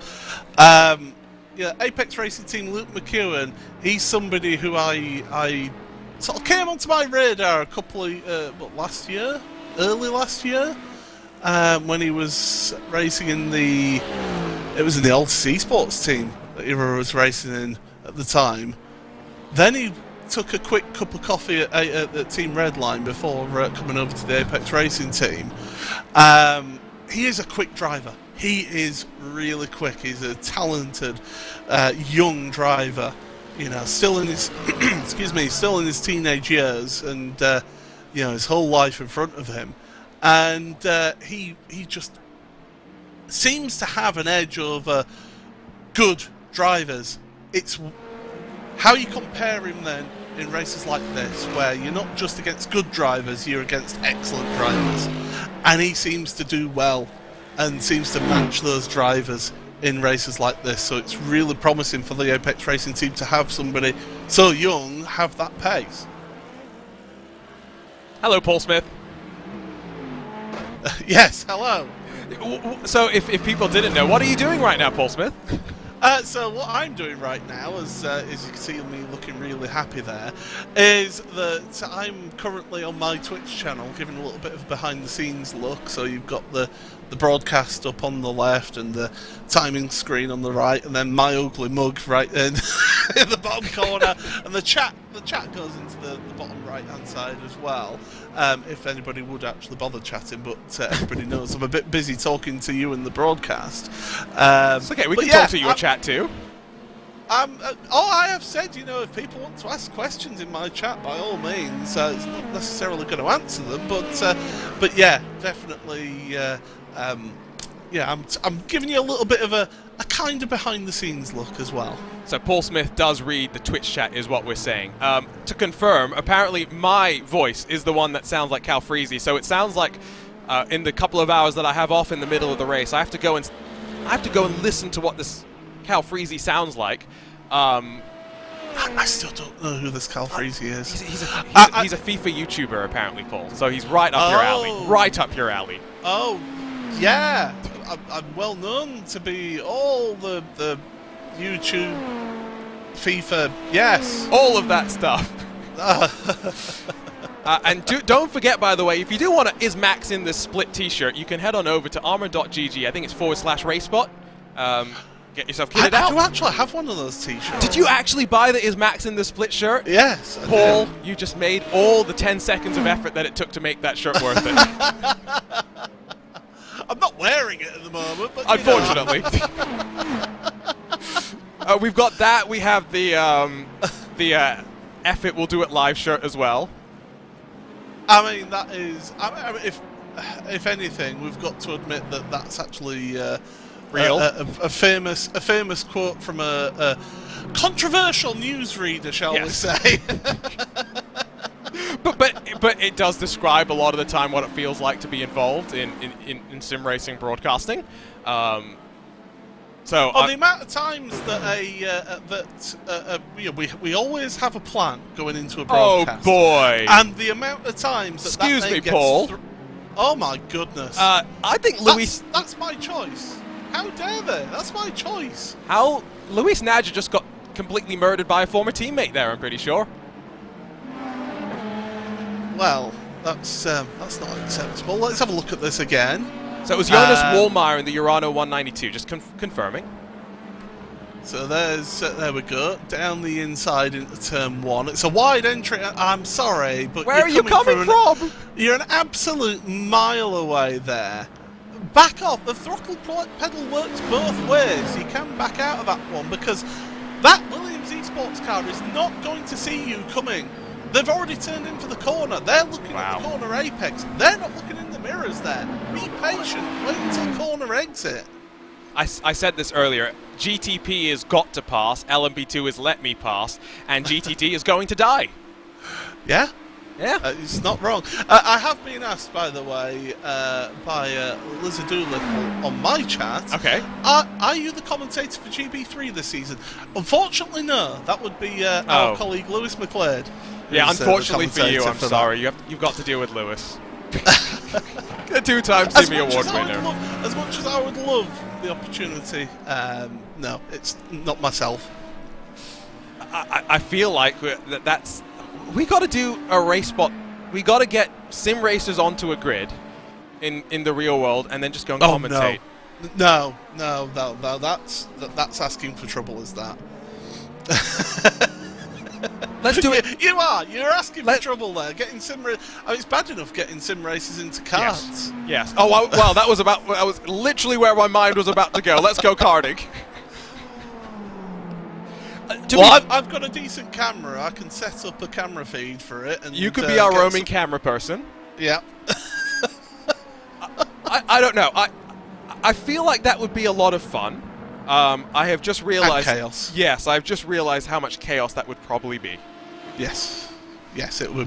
Carnage would be the word. Where is Sim Racing Expo next year? This year? It's moved again. Oh, yes, it has moved again, hasn't it? It's in Dortmund. That's where it is. Dortmund. Now, I would love to go to Sim Racing. Do you know what? I actually had a bit of FOMO.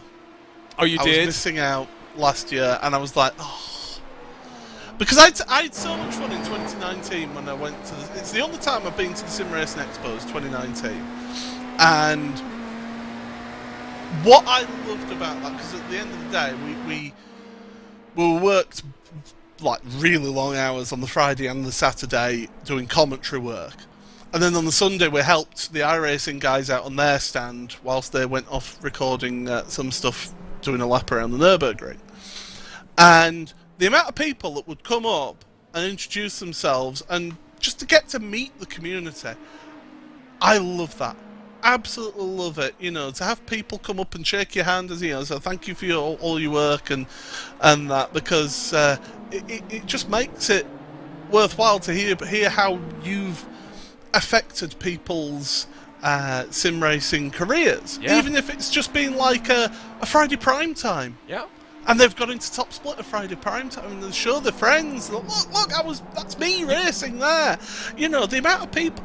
You know what I like, Paul? I don't know if you've got this, is when I did a lot of the iRacing official Monday night IndyCar broadcast on RaceSpot. The number of people that came to me and said I got into iRacing, or B, just tried the car because of the broadcast. That's where I feel happy that people branched out because of the things that we get to do. I have actually had somebody in a series that I was racing in the touring car series that I was racing in, that we broadcast on RaceSpot, actually said to me, look, it's because of you I got involved in iRacing, because of watching PESC, watching the Porsche Taycan Esports Super Cup, which is sort of like, wow, okay, I didn't realise. You don't sort of realise, because at the end of the day, right now, I'm sat in a bedroom at home. It's not like I'm out at the venue, in a commentary box. I'm sat at home in my bedroom, talking about racing. I mean, there isn't much better than that. One thing I will say though about the Sim Racing Expo, because we are recognisable by our voices mainly. Yes. Because since we've started using the webcams a few years ago, people start recognising you in person with your face and that. One thing I will ask people is, when you come up and say hi, please, please, please, please, tell me what your name is. Don't just go, hey, it's great to meet you, Paul, it's so good. Please tell me who you are, because all I know you by is by whatever livery you have in your car. Yes, your name on a timing screen, unfortunately. So it's as lovely as it is to meet people, I would actually like to put a name to the face as well. And that's where I think us having drivers giving us a feed of them racing along, I think that really does help sort of humanise the people that are racing in these events. I think that's a really good addition to these events. I've had a few interesting things now that apparently I'm more recognized. I still don't feel like I'm recognizable, but I was in an iRacing official session a few weeks ago, which is a rare occurrence for me, given I don't drive much. And someone said, "Are you the real Arjuna, the real guy?" And the reason why he had to check is because I race under Arjuna Kenki Party 2. This long story. Right. I set up an iRacing account, lost access to that email, created a new one. There's no shenanigans about it. It's as simple as that. That's what happened. That was something. I was with a friend and we were laughing about it. But you know what was more interesting, Paul, was when I went to go and work with Porsche last year. You know Mikhail Hizal from Team Redline, right? Mm-hmm. Yeah. When he came up to me, now this is someone that I have watched, because I've watched a lot of sim racing over the years. I've watched them all, and I've watched him a lot. When he came up to me and said, "Are you the guy from the iRacing broadcasts?" And to me, that was like, wait. That felt weird, because I had been watching from across the room thinking, that's Mikhail Hizal, who is doing the driver's briefing for this competition, and he is stewarding. And I sent messages to my friend saying, is this him? And then he came up to me. It's bizarre. Do you want to know the strangest pinch myself moment that I've ever had in sim racing commentary? It was, oh god, now, it would have been 2016, 2017. Oh wow, that's a long time ago. VRS GT World Championship Series, rest in peace. You'll never be forgotten or forgiven. I think both. Yes. Yeah, and it was the first race that Fernando Alonso had partnered up with Fart. G2. Was it G2? So it was the Fernando Alonso racing team, right? Was that Fart? No. Okay. He teamed up with somebody else first. Okay. Before he then had his own Fernando Alonso racing team. Yes. And he tweeted out to his several million followers a video of RaceSpot's broadcast. Right. With my voice on it. And it's like, wait, what? Excuse me? That was a real sort of, pinch myself moment, was that for me. Wow. Could have tagged us, though, to be fair. You could have given us the credit. Speaking of credit, Paul, did you notice that RaceSpot's YouTube recently passed 28,000 subscribers?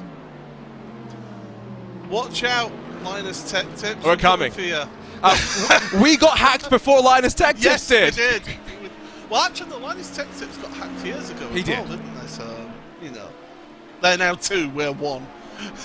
So we got to get hacked again, is what you're saying. No, we don't need that stress please in our no. lives again. That was. If anyone has not watched Linus Tech Tips' video on the hack and how he then had to respond to it, I can tell you, watching behind the scenes for how we had to recover our own YouTube channel, it is one of the most stressful things in the world. Yeah, it is not pleasant at all. Yeah, it is tough to deal with that sort of thing, but thankfully, I'm knock on wood, yes. Thankfully, we were able to bring you this and bring you a great little scrap going on between Danny Alves and Josh Ladd at the front of the field here in GTP. Josh Ladd's not overly committing right now, which is, I think, good to see. He recognizes that Urano maybe have the slight advantage in terms now of the stints. 1 lap longer may not seem like much, but it will all add up come to the end with these 40-plus minute stints for the GTPs, adding up extra stops compared to GTDs. They've only got 5.5 seconds back to a second Urano car, but Team Redline in contention, so is the Mahler Racing Team car. 5 cars, to be fair, Paul, with 2.5 hours done, split by 10 seconds. Yeah, it's great to see, just see how close teams are. Now, for me, if I'm Williams Esports, I just sit right on that rear diffuser of the Urano Esports and just fuel save. That's what I would do personally. I would just sit there, fuel save as much as possible to bring them back towards a stint length that Urano have been doing, and to get that advantage cut down. That's what I would be thinking, but Josh Ladd, he appears to be thinking, I want to get past and pull away. I still think that Josh Ladd has maybe been has shown the most consistent speed. Urano Esports and the #1 have been the most wiliest car overall. Remember, they started outside of the top 10, have fought their way on forward, and have done a sterling job to just run a tempo. Dominic Hoffman, though, after jumping out, will be watching on as his teammate feels that pressure from behind. Chris Lullum closing on Wallmeyer as well. And remember that all of these teams, for the most part, have also been involved in various bits of drama with traffic as well. And traffic that is not dissipated, Paul. Yes, we started with 50. We've still got 45 or so out there and running. Yeah, it's good to see that amount of traffic out there still rotating and competing here as, well, 3 into 1 at turn 1. And you've got those LMP2s duking it out as well, it must be said. That's the 27. It's a battle for 9th and LMP2. Yes, it is. Manex Schmidt and Monaco Academy for the 27. Now, that's a new name in terms of the driver. I'm not sure if that's a Monaco Esports car, just the Academy car itself.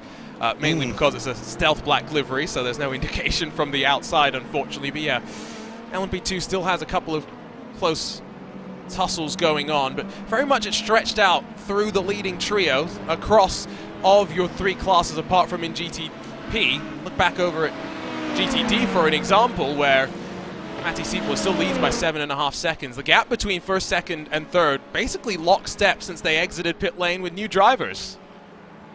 Yeah, just keeping to a similar pace. I mean, I'm looking at the lap times and they're all within sort of a 10th or 2 of each other are the top 3. They're the only ones actually that are keeping in under a 2-minute lap time in that GTD field, whereas the rest are all... Oh, I say that, but the Apex Racing Team 98 is currently lapping in the 59s, and so too's the PGZ, the number 114 as well, further down the order. So there are cars that can match that pace, but those front 3 in GTD doing just lap after lap, keeping at a good pace. I thought you were meant to say PGZ, Paul. It's all your fault, and all the fault of Americans. Apparently. All I've heard is Z. And so, yeah, it's a Z. It's a Z. It is a Z. I wonder, what's Pablo's heart rate right now? Is he driving today? He's not driving today. Pablo Castro, of course, team boss at PGZ, has his tower control stream going on as well, if you want to follow along with him for the next 9.5 odd hours.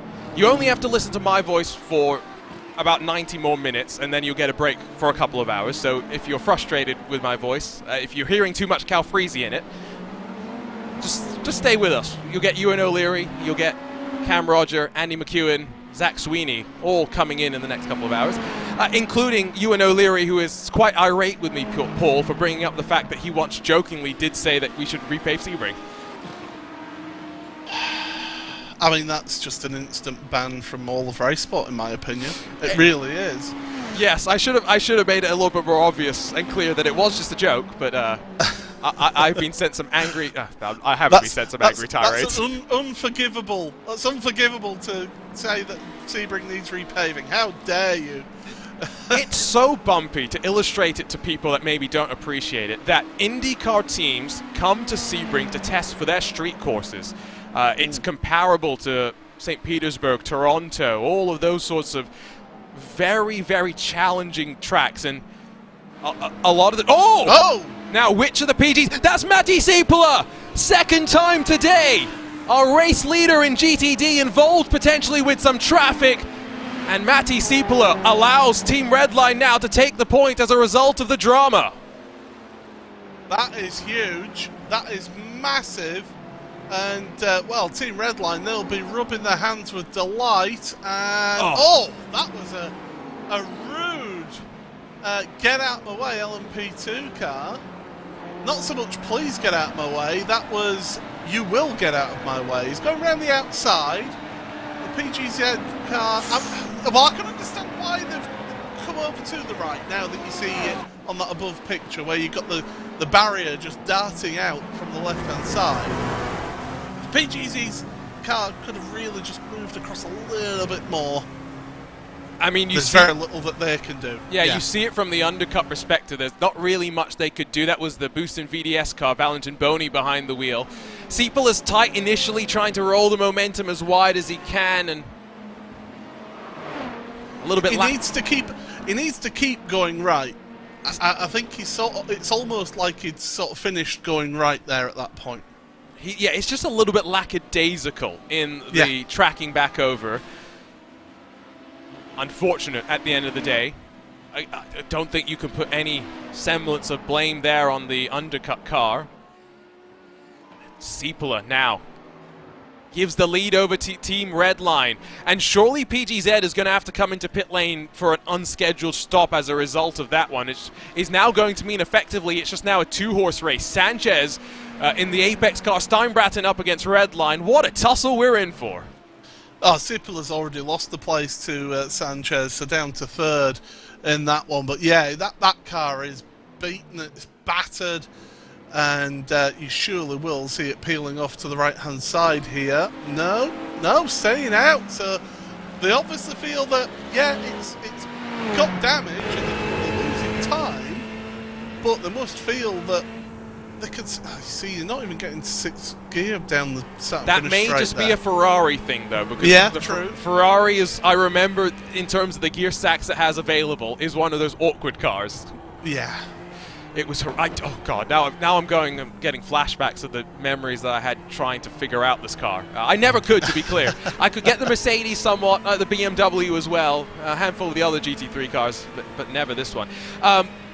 I will say, we've seen Netcode involved in a handful of things with Max Verstappen.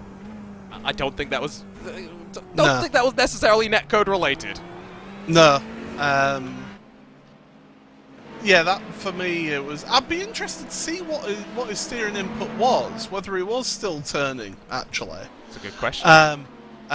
From that instant, to see whether it was just a case that the car was still pushing. Now you can see the steering wheel. Yeah, it's straightened up. It's straightened up. He needed to keep going right to give the space. What was it Fernando said? You must always leave the space. All the time you must leave the space. And he just straightens up, and where is that prototype to go? Sven Haase in the Biela Racing, Gabriel Streitmatter in the Biela Racing Team Euronics car locks it down to not run into the stricken bit of front bodywork that was flying across the track. Jonas Wallmeyer and Chris Lullum duking it out now for third position. Long way around for Lullum, but with confidence on his side. It's red line up to third. Nice move that. You can make that move work exactly like that.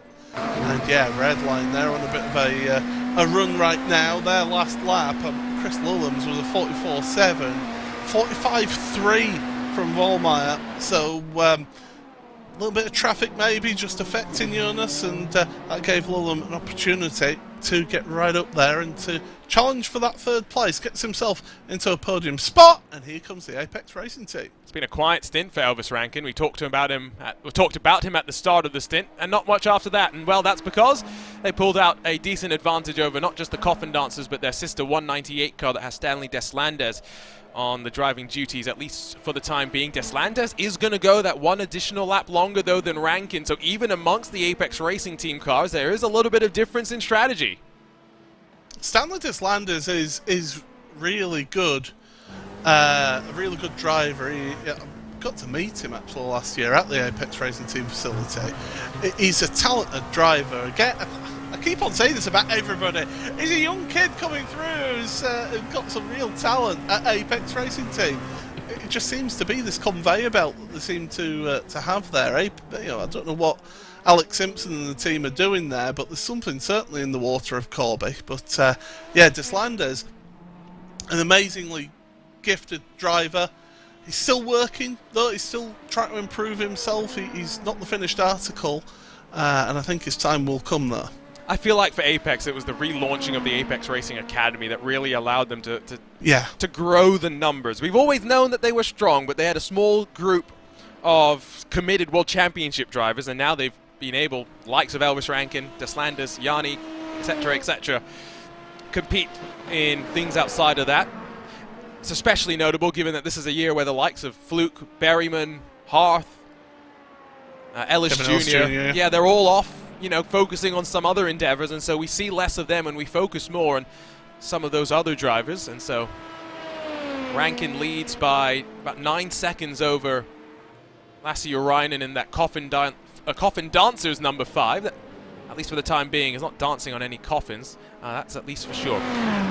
PGZ stay out for the time being. Last time by was a 59.925, so they lost about half a second to Ole Steinbraten. And I guess the equation that they're balancing here is knowing that if they can get closer to the top of the hour, they're not going to compromise their pit strategy as much as they would if they pitted now.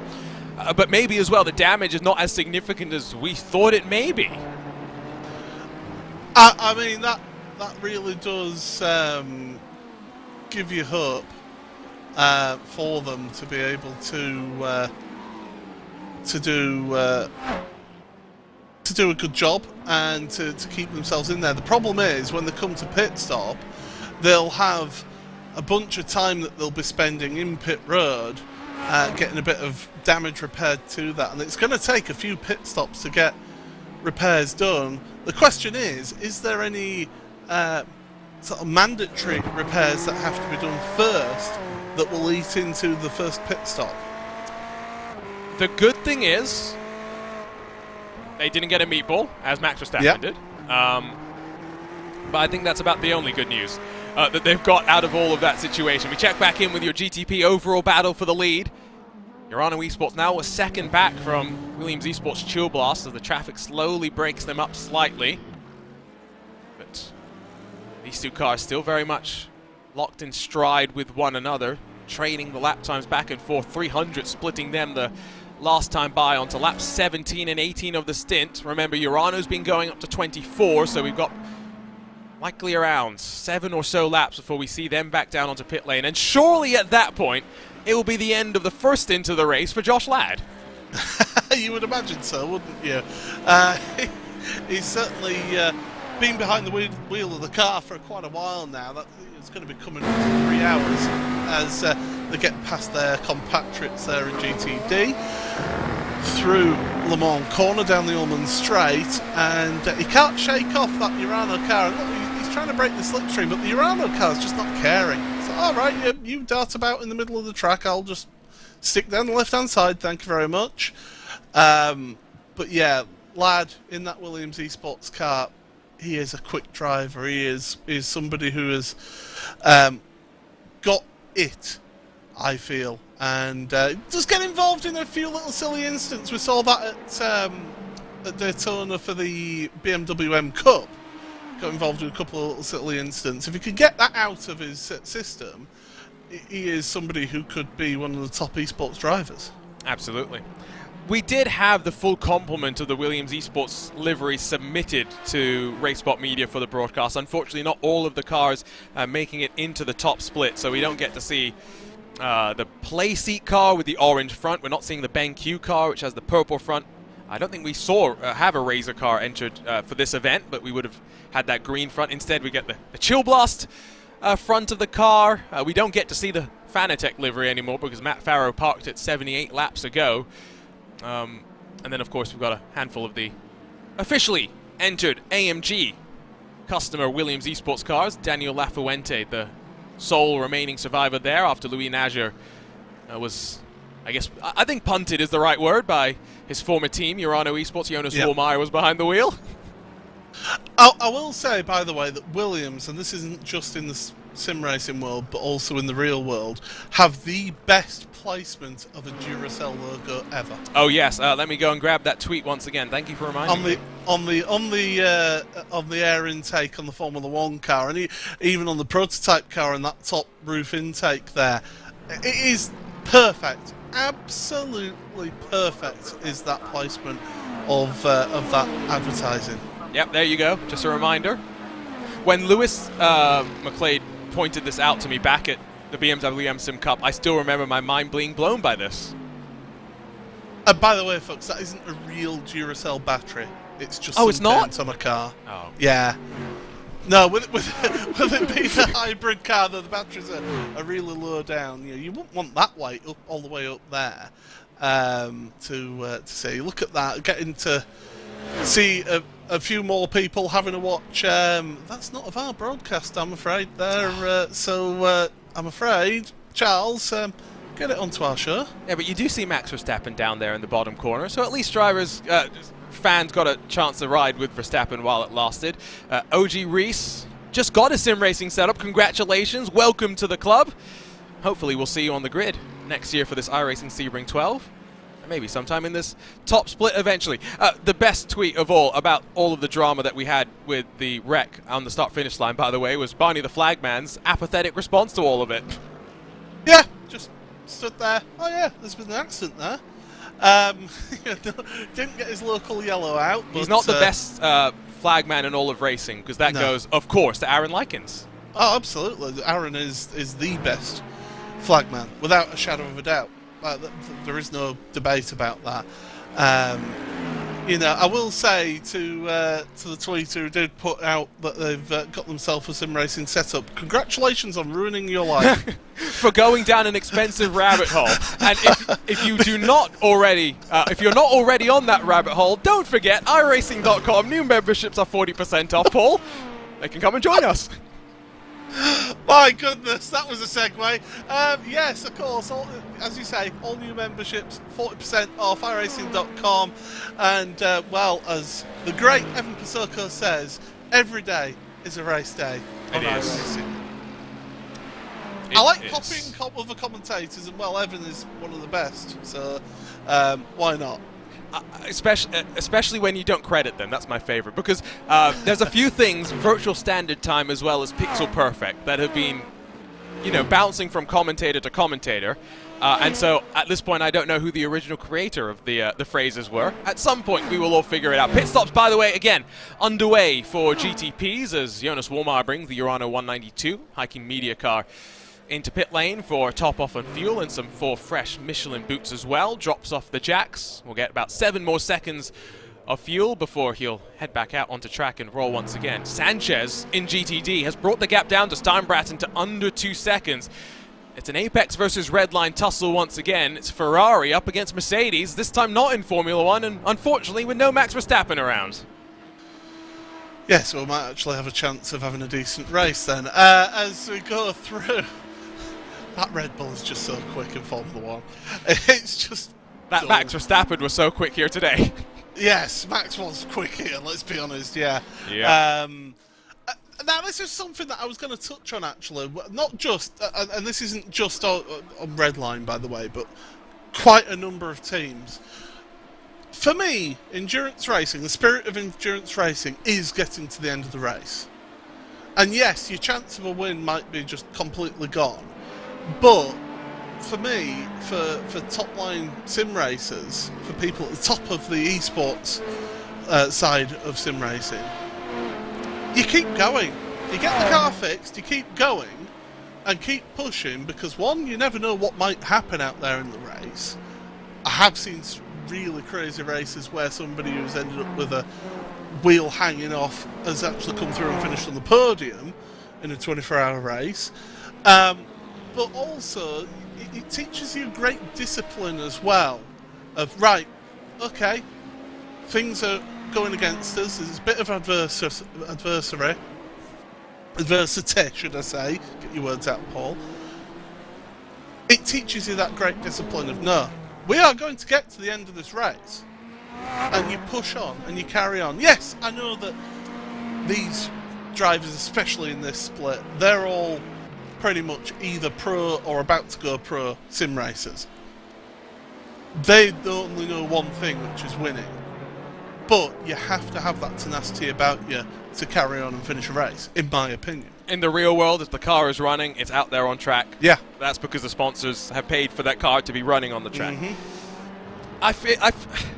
I know what you mean, and I always speak about how much I enjoy seeing that endurance racing spirit. But I have also been in the situation of an iRacing special event. My team has never gotten through the first couple of hours clean at Daytona. Usually we end up in a pretty substantial issue. And so the question then becomes, all right, we've just spent the week working on our day jobs and then practicing in the evening. Do we really want to spend the next 22 hours running by ourselves with a damaged car that maybe doesn't feel fun to drive? Or should we go and do things as a team together that are fun, that maybe aren't racing? And so I'll always say, I'm trying to pick my words carefully if you can't say, I will always say that I understand why teams who take on significant damage in a race without safety cars would decide, you know, maybe I should go and do something else.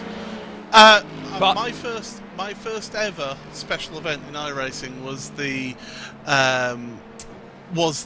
iRacing Spa 24 Hours in 2015.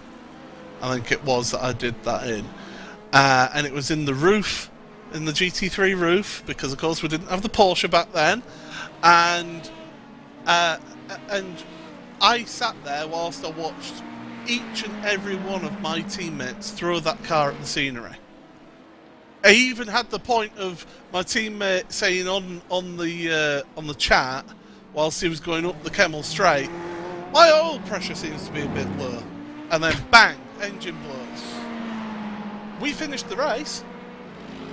Yes. We carried on and we finished the race because we were determined. So it shows a determination to get that car to the end. So this is what I was trying to differentiate. I feel like if you're here just for... If you're here... We wanted to win. No. Say, every team wants to win. Yes, no, but there are certain... Like, I've gone into special events just wanting to be there and to enjoy it. And so no matter what happens in that race, I'm going to be there. I've also gone into races where I want to win, and if I'm not winning, I'm miserable to be there. And so I tend to leave. When it comes to top split, I feel like we always have this debate about whether we should have safety cars or not, you know, to bring things closer together. Where I was trying to go is that what is going to be a game changer about that endurance of spirit of endurance racing across of top split and the lower splits, Paul, is what was teased on social media during this past week. Oh, yeah. Which is the introduction of rain to the special events, because you don't necessarily need safety cars to make things wide open. What happens if you have a car that's better in the wet and you're just waiting for it to hit? You just wait, you dig in with that endurance spirit, and then eventually it comes towards you. I feel like that is going to be hopefully something that encourages people to stay around. And that's it, yeah. I think that will bring another edge. I think that's something that has been missing from these special events in particular.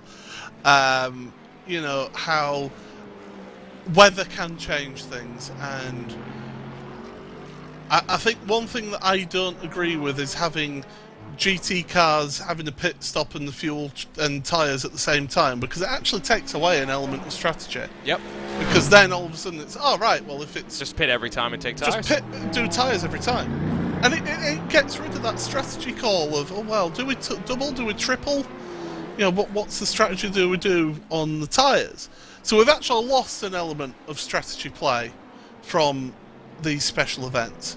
Now, to bring in rain, Josh Ladd, who's speaking of strategy, coming onto pit road, bringing rain into these special events will just add that extra element. And if iRacing are doing it like they've sort of hinted at in the past, saying no, that rain will act like a weather front coming across the track, so you're going to get different parts of the track hitting that rain first.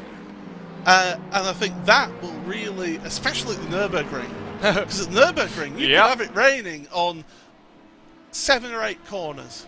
The rest of the track is bone dry. What do you do strategy-wise at that point? I think when they introduce it, they need to just turn it on randomly as well. Like, just turn it on for a special event and say, sorry, there's going to be rain potentially, and then they'll give us the forecast and we'll go from there. It's going to be a game changer. It's the way that you develop the setups is going to change. The way that you factor in your race planning, both from a setup but then a strategy perspective, you're going to have to factor that in. You need meteorologists now as well, potentially, not just your strategists that sit on the pit wall. It's going to be really exciting, and of course it's going to be a full system iRacing. Sorry, go ahead. I was going to say, just with that teaser that they put out as Dani Alves is staying out that extra lap again, that teaser that they did put out, I like how that is giving us the forecast across all the sessions, and is even, and this is what I like about iRacing, it's even having, say, the example that they gave on Twitter, has it raining up between practice and qualifying. So it's going to make that track greener, because it's going to wash some of the rubber off. So the track state is going to be different as there goes Dani Alves onto pit road. So you've got that difference there of it's going to be a greener track if it rains between sessions. That I didn't even notice. I did see the screenshot. Didn't have much time to look at it this past week, but I like that sort of a change, because it is, again, it just has more jeopardy in. And that's where some private series, for example, a lot of our viewers on Racebot will be familiar with 24-hour series esports, sports car open endurance championships. A lot of them in the past will have had sometimes a fixed weather setting that they start with, and then it just kind of moves from there, which you could plan for. You kind of know what the trends are going to be. Or they'll have a fully dynamic weather, in that you know the date and time that the race will be virtually, but you won't know what the exact conditions are. It will depend on what iRacing generates for you. And now we add in another dynamic element, and it's going to be interesting how leagues can use the rain, but also configure it in a way so they control the likelihood, so that maybe it's not... they have a little bit more control, I guess is what I'm trying to say. Back onto track for the Urano Esports car, but going to be a good 1.5 seconds back from Josh Ladd with that cycle of pit stop complete. The undercut giving Ladd a little less traffic on the next lap to deal with, whereas Lorenzo had a lot more bottling up all the way on through. By no means this is a major drama. Already we can see the difference in terms of stint lengths, though, between a couple of the different teams. Ladd and Williams and Urano are basically on the same cycle, one lap offset from one another, but Lullum and Wallmeyer in the Redline and Urano cars, they're already 4 and 5 laps into their stint pool. Yeah, and that's how those different strategy calls. I mean, some teams will see it as we can underfuel a little bit, work to a time, and have a slightly lighter car so that we're quicker out on track than those that take a completely full fuel load. But for me, there is no substitute for taking as fewer times as possible down pit road, because you're at pit line speed limit, which I believe around here is 80 miles an hour? Sounds about right. No, 80 kilometers an hour, isn't it? So that'd be about 50 miles an hour. So you've got that time down pit road at that speed limit where everyone is going past you flat out. And if you're doing that an extra one time, I was thinking for like the 24-hour races 2 times, that's a good minute and a half that you're losing out to everybody else, that you've got to make up by having that different strategy.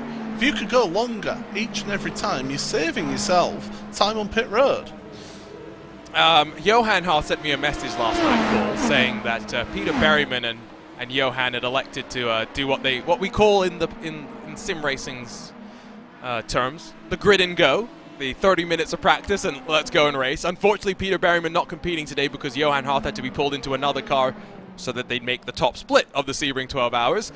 Johan has done a maximum of 8 laps in a row so far, is about to jump in for the next double stint, all while the weather is as toasty as it's ever been. Gotta love seeing those track temperatures, haven't you? The drivers won't love seeing it. It does make it a little bit slicker out there, the hotter that the track gets on that track surface, and you can see this track getting up into those high 40s and low 50s, can't you? But it won't get much hotter than that now, maybe a degree or so before it then starts cooling down towards the end of the race. But yeah, these drivers, they'll be feeling that car, feeling a little bit slick, a little bit slidey through the corners, and it won't be ideal for them. And with those tyres, it's all about slowly bringing them in. Don't attack them at the start of a stint, because you'll take a big chunk of life out of them.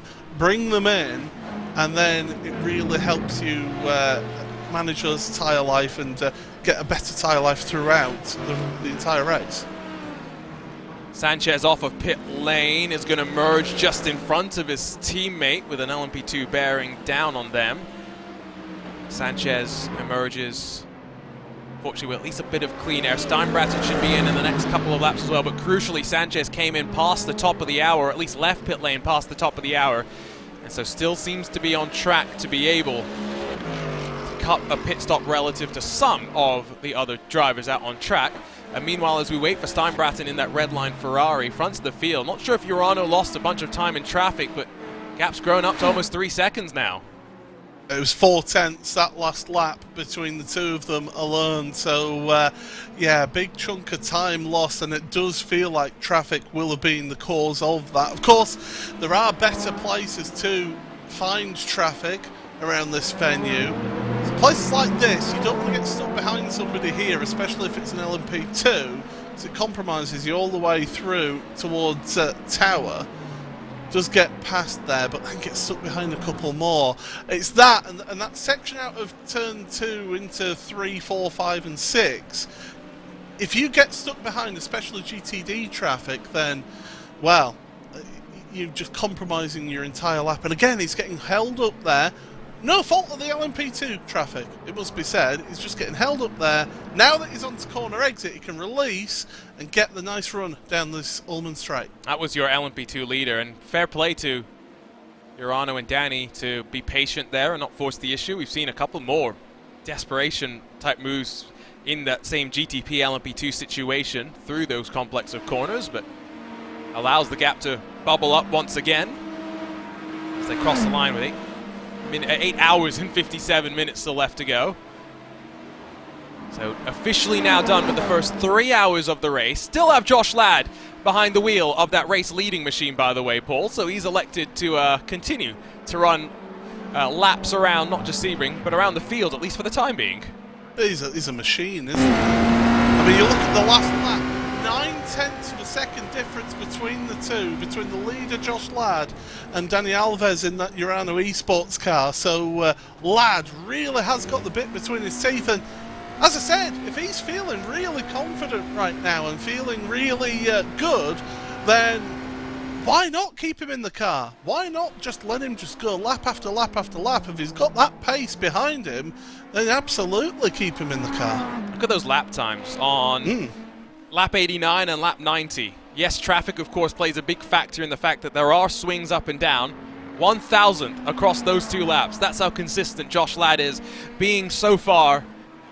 Yet to get out of that car. Who else is going to be in the number 8 machine? That's probably a question to answer. Arthur LeHook is the only other driver lined up for that machine. They're not going to surely do 6 and 6, are they? Never know.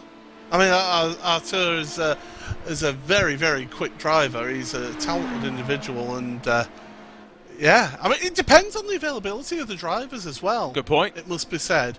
You know, it might be that Josh Ladd had availability for this stint, and maybe not later, or it might be that Artur wasn't available for the start of the race, and they've thought, well, let's just keep Josh in and then get Artur in and change drivers then.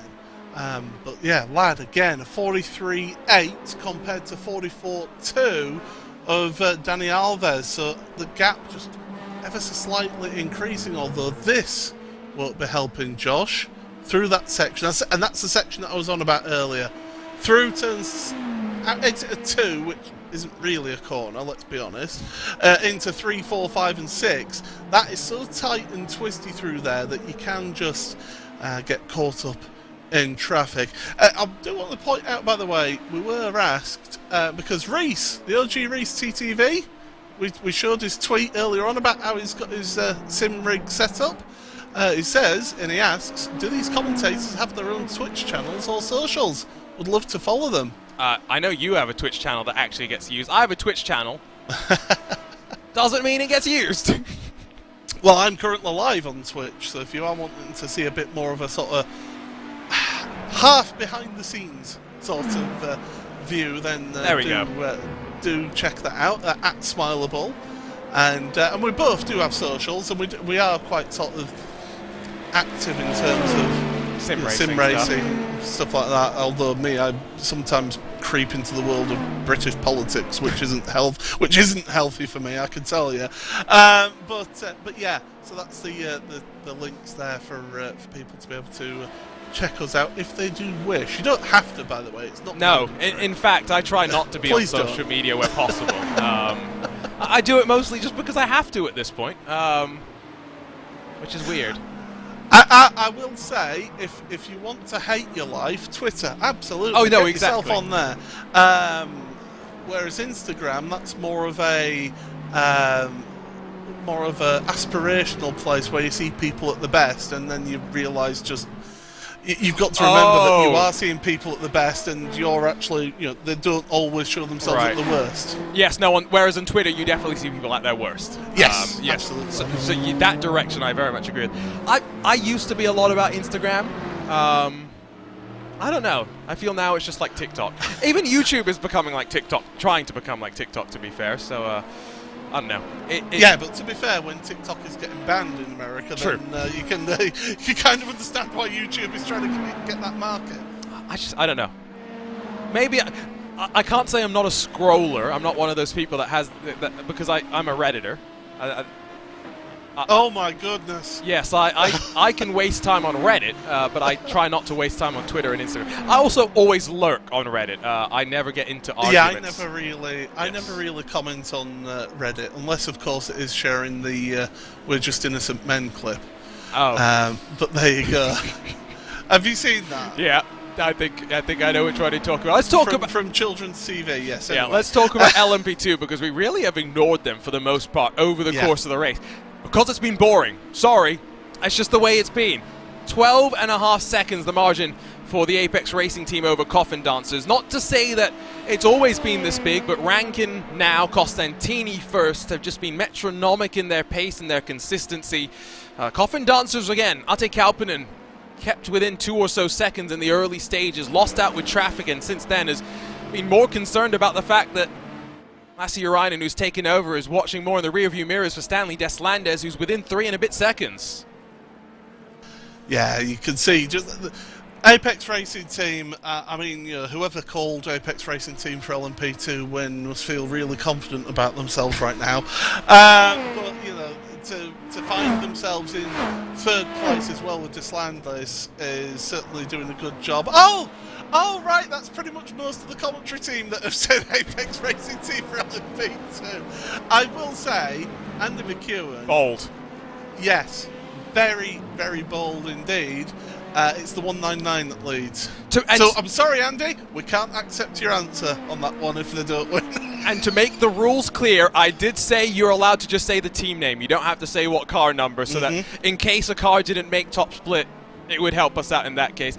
Andy and Joey decided to be the bold ones. In one case, or in some cases, I guess it's looking good, in that GTP is going in that direction. The other two classes, at least for the time being, they need a little bit more work on. Just remember as well, hashtag iRacing Sebring 12. We want to get you to be involved with our predictions moving forward as well. We want to play a game. The way that we're working is the best placed car from our predictions in each of the classes will add up the positions. Whoever gets the lowest score wins. Paul, we're pretty close right now. Although I think it's the GTD pick where your boldness for Mercedes is not necessarily helping you out. I mean, let's be frank here. I mean, they are currently the best placed one is in 7th place, but they were unceremoniously dumped were the Williams Esports outfit with their GTD car. So I'm going to blame an LMP, not an LMP. It was a GTP car that has ruined that one for me. So yeah, I'm just going to put the blame surely and firmly on the GTP car. I will say it's going to be interesting because it will actually have Andy McEwen at the end of the race. So the man that's been the most specific with his picks, along with Joey, will be there to see how it all plays out. So I'm looking forward to that. I think that's going to be a lot of fun. Danny Alves, as you started calling him, and so I'm going to copy that because I don't want to butcher his last name any more than I've done over the last handful of years. I feel like I never say it the same way. So Danny Alves, make it easy. 1.6 the margin because, again, the traffic takes away from Josh Ladd. They can see behind as well. That's Team PGZ, our former GTD leader. If you're wondering how long they stayed in pit lane for, it's about 30 seconds longer than normal. However, that car does not look any better for it. Yeah, it's still not great, is it? It is a little bit damaged, and just looking at the PGZ sort of lap times as well. I mean, they're down in 6th place. I mean, I did wonder if they were going to end up with mandated pit stop time and repairs, and you're just seeing it now that they're just fresh out of the pits. So again, they're in that 2-minute slot where before they were in the 59s and consistently in the 59s as well. But it's early in the stint yet. Let's not forget that they've got plenty of time to see how that car handles. But yeah, down in 6th place right now. It's not ideal for PGZ. Suboptimal. I'll just also shout out, if anyone has not picked up the brand new Lego racing sets, there's a handful of fun ones. I've just been slowly working my way through the Lego Technic 4 GT, which of course came after the Lego Porsche 963 Speed Champions one, which is a very cute little Porsche one. And then of course there was a NASCAR Lego model as well, all adding to the collection of previous race cars that they've got. If you enjoyed the GTE era of racing, those really interesting cars with massive aero performance, you can get a Porsche GTE as well as a Ferrari GTE, but probably not for much longer. So do remember to try and grab one this year, maybe in Black Friday when the sales happen, because it might be your last chance to do so. Are you a Lego fan, Paul? I was when I was in my childhood. Wow. Years ago. Calling me a child. Yes, and no, I'm not. No, I've got quite a few friends that collect Lego and more the Lego Technic stuff that they collect. No, right. What I collect is mini champs models of Formula 1 cars. Oh yes. And in fact, for my stream, and exclusive for behind the scenes on my stream, is they will see on my stream I have the 2018 Aston Martin Red Bull Racing Tag Heuer car. Nice. Of Max Verstappen up on screen. So there we go. We have got Max. It's just purely on my my stream. Yes, you have to go to twitch.tv/MileAbull to find that Max. You remember they did the white Red Bull livery at was it Turkey? Yes. Yeah, I bought one of the models of that because I really loved that livery. I'm not a Red Bull fan. A lot of people, to be fair, I'm not a fan of many teams in Formula 1 nowadays. I'm a Williams fan, but that's from when I was growing up. Right. Because of Nigel Mansell and Damon Hill. Those are that's the team that I always sort of grew up really supporting. I will say, by the way, I have got a Leighton House liveried car up on my collection as well. I've got about 130 models. So for you, your love of certain drivers came from watching Formula One growing up. For me, my love of Formula One started when my parents bought me a PlayStation 2 with Formula One 2001. It came with we talked about this yesterday on RaceSpot. Oh, with the DVD? Yeah, we talked about this yesterday on RaceSpot TV. That was for those. 2002. No, it was 2002 that came with the 2001 season review. So that's yeah. I got 2001 with the 2000 season review. And so okay. I actually watched the review more than played the game initially because my parents controlled how much time I played. And so 2000 was the year with Hakkinen, Schumacher, and Zonta at Spa, right? Yeah. Everyone knows. Yeah. Motorsports fans of that time will know what I'm talking about. That was ingrained in my memory. I saw that and I went, wow, I need to be a part of that. And so what did I do? I went over to F1 2001, the game, tried to find Mika Hakkinen, only to find that Mika had gone, yes, well, sabbatical. He's still on sabbatical. He's still on sabbatical now, yeah. I think McLaren might need him. He's coming back well, yeah, seriously. And so you know what I did instead? I went, okay, I'm going to go to Spa, but I need to find another driver. Okay, Mika Hakkinen was finished. Who am I going to pick instead? I'm going to pick this guy that nobody has really heard of at the time called Kimi Räikkönen. And Kimi Räikkönen was my conduit to Formula One for the last 23 odd years. And so it feels very weird with Kimi now no longer in the sport, not having an affiliation like that anymore. I never felt a connection with Sauber. I liked McLaren, I liked Ferrari, don't get me wrong, but it was all just because Kimi was there. Do you realise that you are really making me feel old? Because the last driver that I sort of properly was, yes, I am a support that guy and that guy only in Formula One. Who was it? Was Damon Hill, who retired in 1999 before you even... before I was even watching Formula One.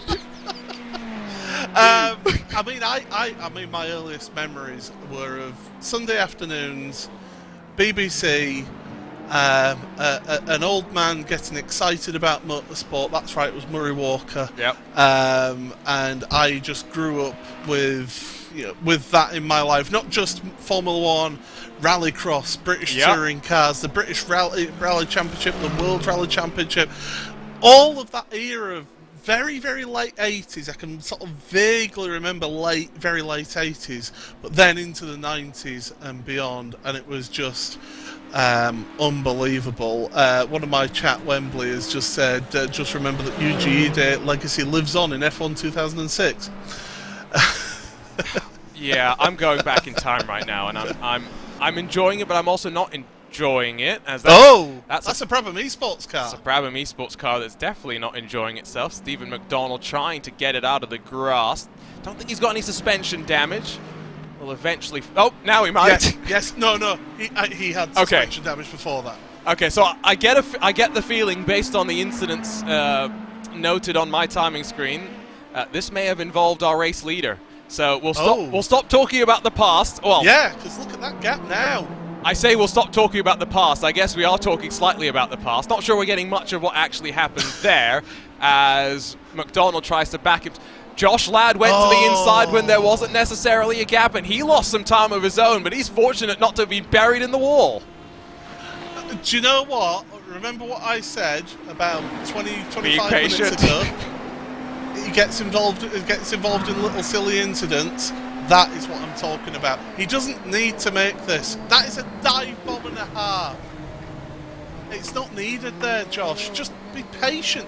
The key to these top endurance races, and you'll find it with whatever series. I mean, you just have to look at this year's Sebring 12 hours.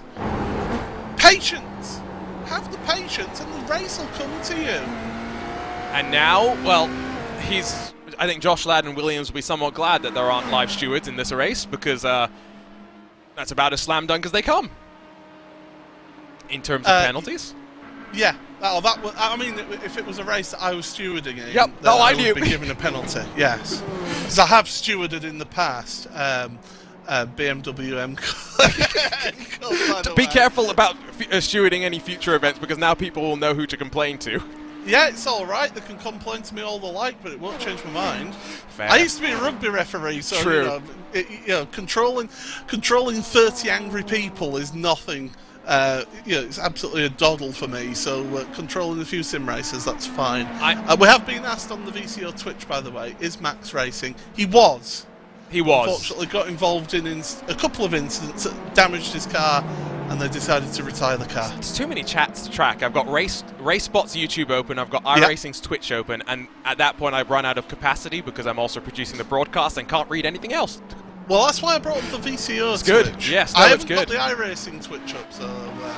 Let's give a shout out to our friends at VCO as well. Second of the VCO Grand Slams, and it does mean, of course, that it's not just the bragging rights and the certificate on the line at the very end of the day.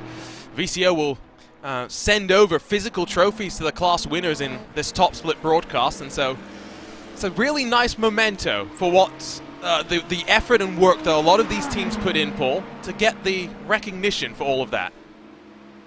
And quite right as well. I mean, I think for too long, I think we've seen these teams and that compete, and it has just been that bragging rights. I think it's great that an outfit like VCO has come on board, really got stuck into sim racing, really supporting the world of sim racing, not just with their own series that we've broadcasted here on RaceSpot, but also with supporting these special events and having the Grand Slam. And it's great that these teams have something physical that they can take towards, if they do win, other than something that they would print out from a PDF. So definitely, it does look nice when you can have it up on a trophy cabinet and get it up there and say, look, we won those. Yeah. If VCO wants to send us any trophies for just commentating on this, we won't say no. I'll take one. I was about to say that there's nothing for our commentators to win, and then I remembered, wait, we actually do have the Simi Awards to win, and so I very quickly backtracked out of that one before I put myself down a rabbit hole I didn't want to go down. Oh, Arjuna, have you ever won these Simi Awards for Best Commentator? I would know, as the Apex Racing Team 199 comes into pit road. I'm an X-award-winning commentator, as I'm now called in the Artifact Racing Team. Hey, Discord. at least you won it. I only ever got True. nominated. True. So. Poor guy. The problem is now we've had two people win it, and I think you should be banned. Yes, I don't disagree. No, it should be like, so there's a podcast that I listen to called OSW Review. It's an old school wrestling podcast. At the end of each sort of run of shows that they review, they'll have an award ceremony. And if you win if one person wins a particular award, they're then not eligible for the next set of awards. And Gotcha. I think it should be like that. So, I didn't have an idea for a super serious award show, to be clear. Before the Simi started in 2020, I had this idea for, you know how they do like the Razzies and whatnot? Which are like the worst of all. I would definitely be on that then. I didn't want to make it like truly that, critical. I wanted it to be lighthearted and stuff. But I think we should have things like most improved driver to celebrate someone that's put in a lot of effort. We should have things like most improved team, most standout new team, all of these different categories to celebrate what sim racing is all about. I like that we get to do it with the Simmies. But yes, ban Lewis McLeod from being allowed to win them in the future. I think that should be the rule. And Arjuna. No, you can let me win one more, just so I'm equal with him. And then you can ban me. I'd like a chance, thanks. But yeah, Josh Ladd has pulled back out a little bit at the front. So that obviously hasn't caused any damage to slow him down. Has that contact, so I think he's got a little bit lucky with that one, it must be said. His last lap, 44.8 compared to a 44.9 of Danny Alves for Urano. So, again, it's just that little bit of frustration that when you're looking from the outside in at a driver, and I'm going to use an example, and to be honest, he will admit this as well. Someone like Josh Thompson. I thought you were going down that route, yeah. I mean, I've raced against him for years in private leagues, and we've always had really good racing. We've got a sort of a mutual respect for each other when it comes to, we do. If somebody's going to make a move, we give each other space, and he was a real wild child. He really was. He was just throwing dive bombs left, right and centre when he started. Quick, really blindingly quick driver, but he got involved in so many incidents. And I think it wasn't until he got involved with Williams Esports and then onto Team Redline that he managed to tone it down a bit. Just a notch. Yeah. And so it wasn't that he was getting involved in silly incidents that were of his own making every week. It was then sort of like once every blue moon. Even look at Josh Rogers, right? Because there was a time when he was very, very aggressive. And that's not to say that he's not a great racer now. But it's just that he knows when to fight. And he also has the ability of relying on the netcode a little bit more, being in Germany. Well, and don't forget that great rivalry in 2000 between him and Max Benneker. In 2000? Paul? 2020. Going back 23 years now.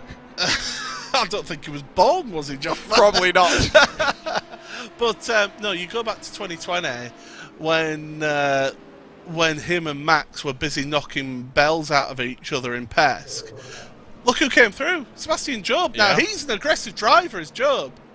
Don't get me wrong, he is an aggressive driver, but he's really quick, and 9 times out of 10 knows where that limit is.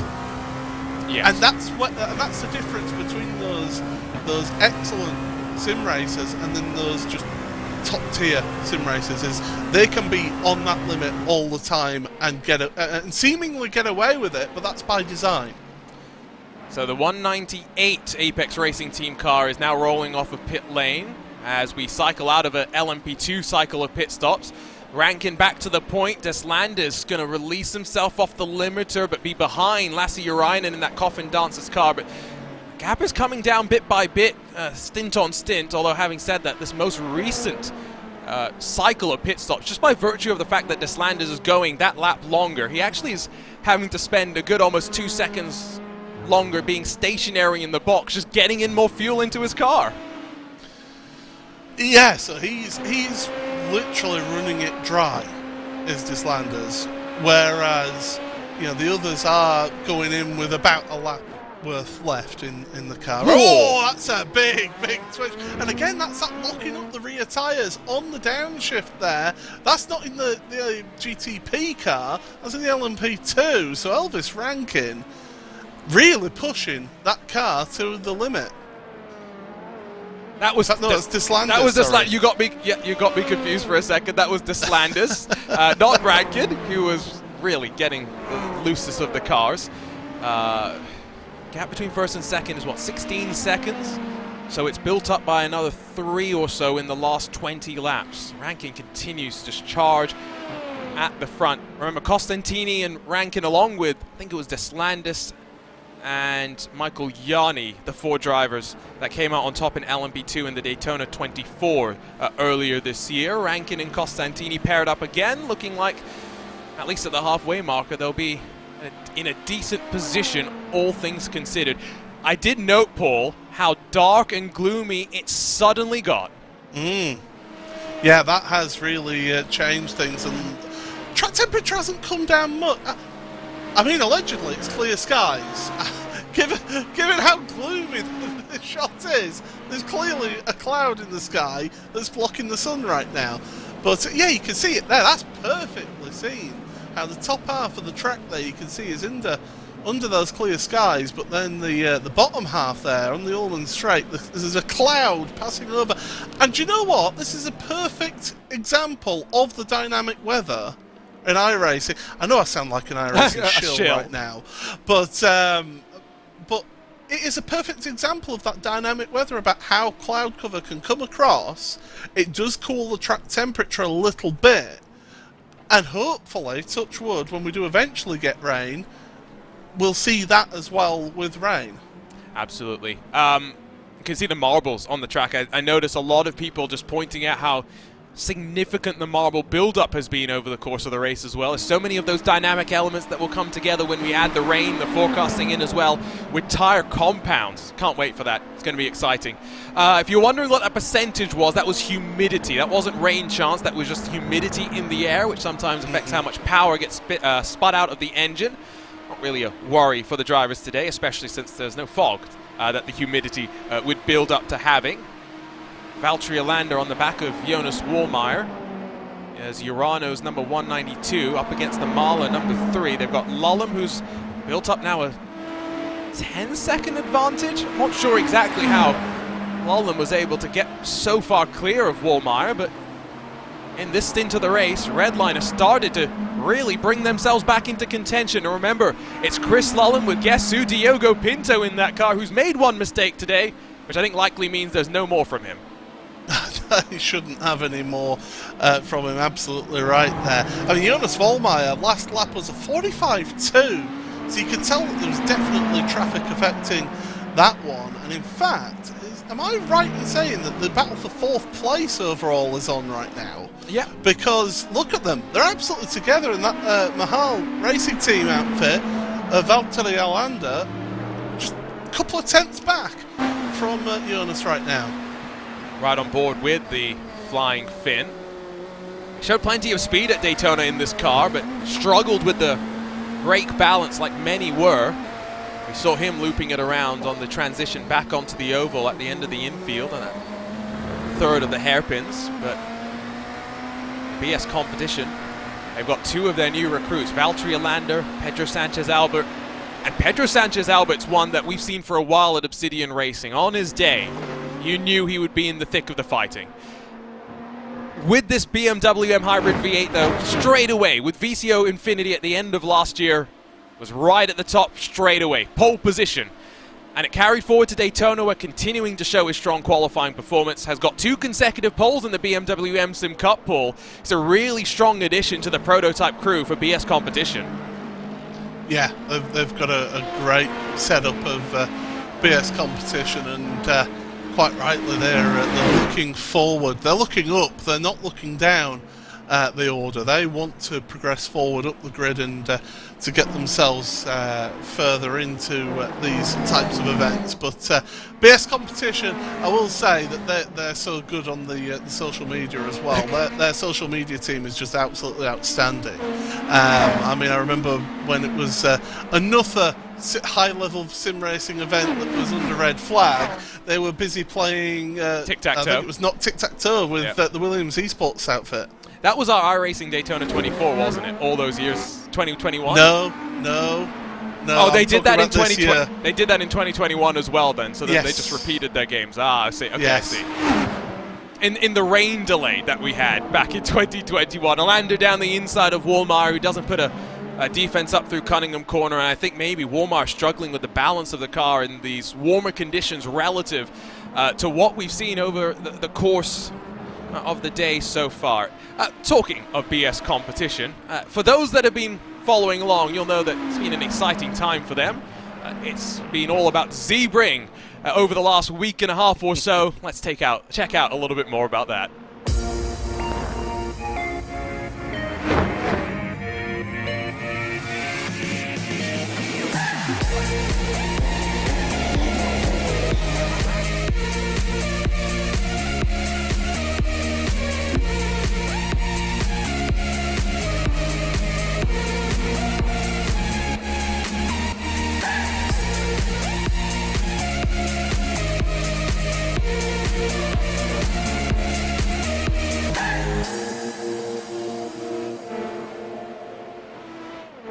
Robbie Foley and Vin Barletta taking the brand new BMW M4 GT4 car adorned with the split liveried BS Turner livery to victory lane in the IMSA Michelin Pilot Challenge Series. We watch as the Mahler racing car and Urano both head down to pit lane. It will be Pedro Sanchez-Albert back in, as well as Vlad Kimichev taking over from Jonas Wallmeyer. But Paul, 2 years on from seeing the split livery first in competition at Sebring in 2021, it was great to see it back out on track, and this time with Robbie Foley taking it to victory lane.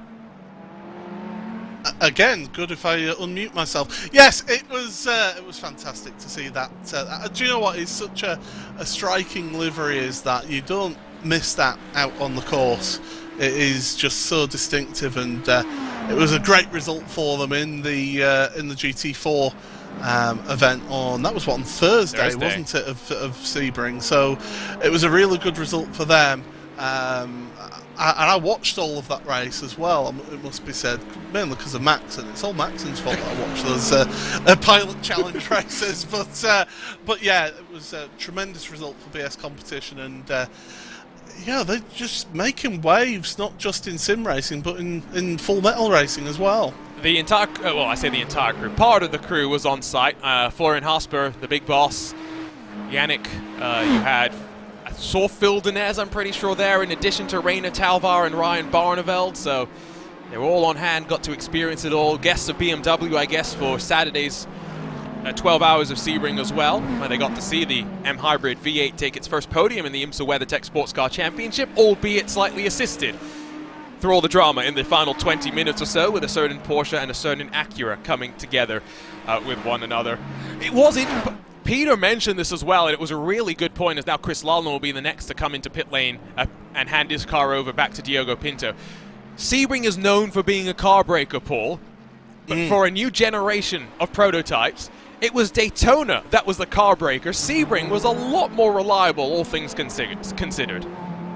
Yeah, I mean, you touched on it with IndyCar coming here to test for their street courses. You know, it is brutal. I mean, the BMW, the latest GT3 car, the M4, that made it one of its debuts here, just to get some time in a long race at such a brutal venue.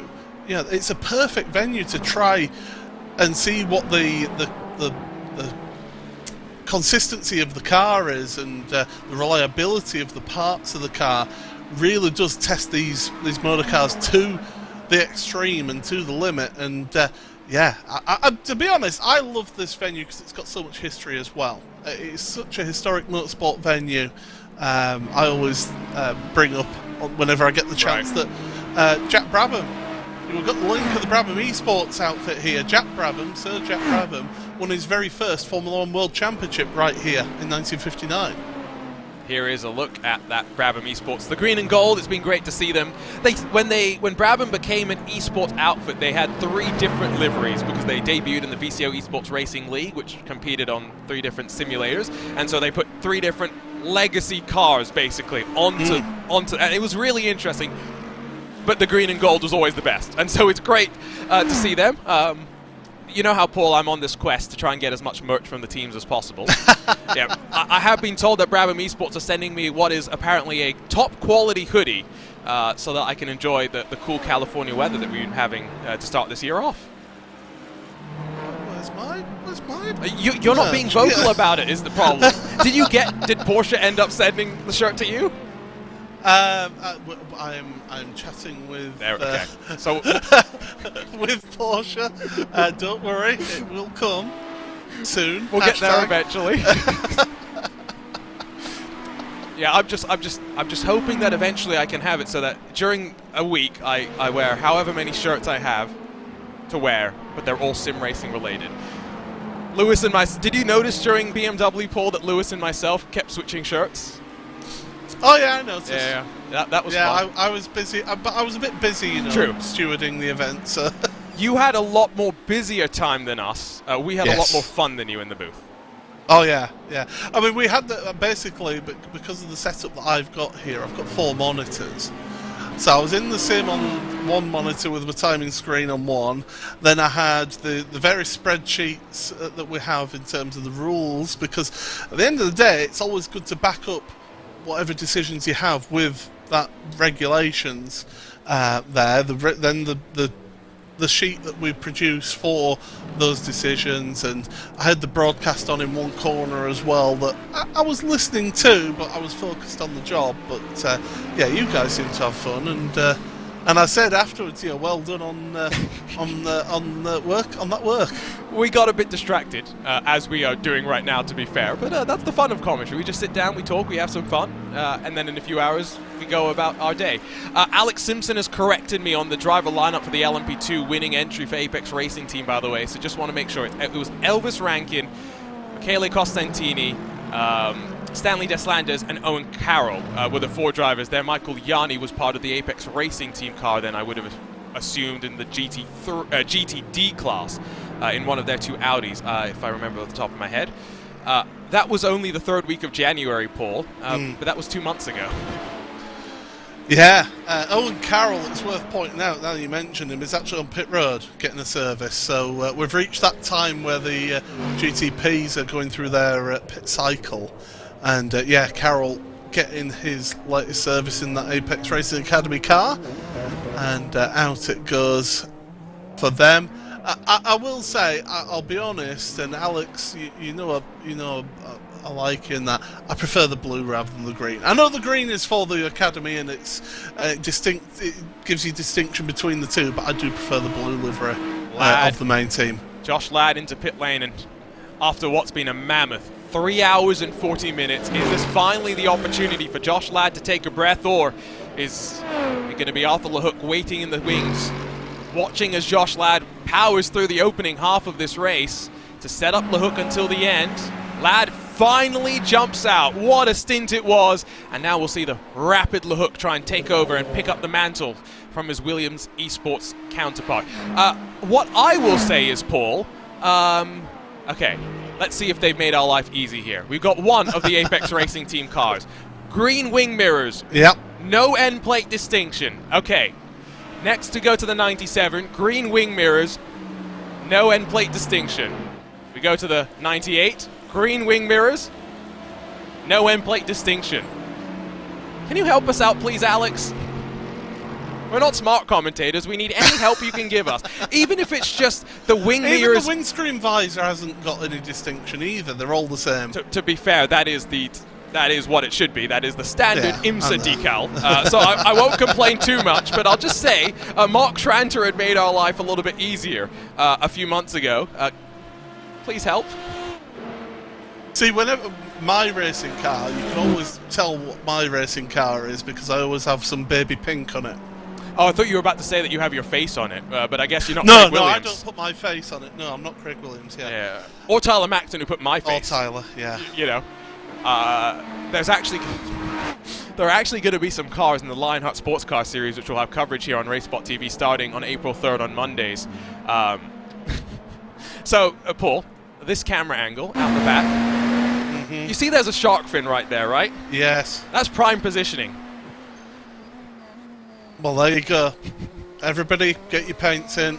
Let's see some interesting things that are within the sporting code. Within the paint policy as well. Thank you, Paul Smith, for making sure that we don't get our YouTube channel banned just after we hit 28,000 subscribers. Let's check back in with the hashtag iRacing Sebring 12, SRN Motorsport, something that we've seen plenty of here on RaceSpot TV over the years. Currently running 4th in class with Scott behind the wheel, looking good. Some GTP traffic seemingly getting through without any major drama. Nice, simple paint. I like that. You wouldn't like the Artifact Racing paint. That is that is noisy, I think is the best way to describe it. Who was Gordy Mutch's teammate today? Ooh, I think Gordy Mutch is paired up with... It was in one of the Apex cars, wasn't he? So I think he's with Stanley Deslanders, wasn't he? I think so. I'm not 100% sure. It is Gordy Mutch, and I see Mark Tranter on the car as well, but I would assume that is more just for the strategy stuff, and so Deslanders and Mutch, that's the pairing there.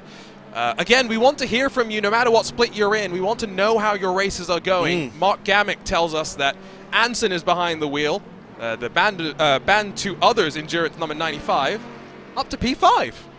Nice! Good job. I love that. It's a nice red and black always looks good on a car, by the way. No, you can't say that because there are too many red and black cars on this grid, Paul. Not allowed.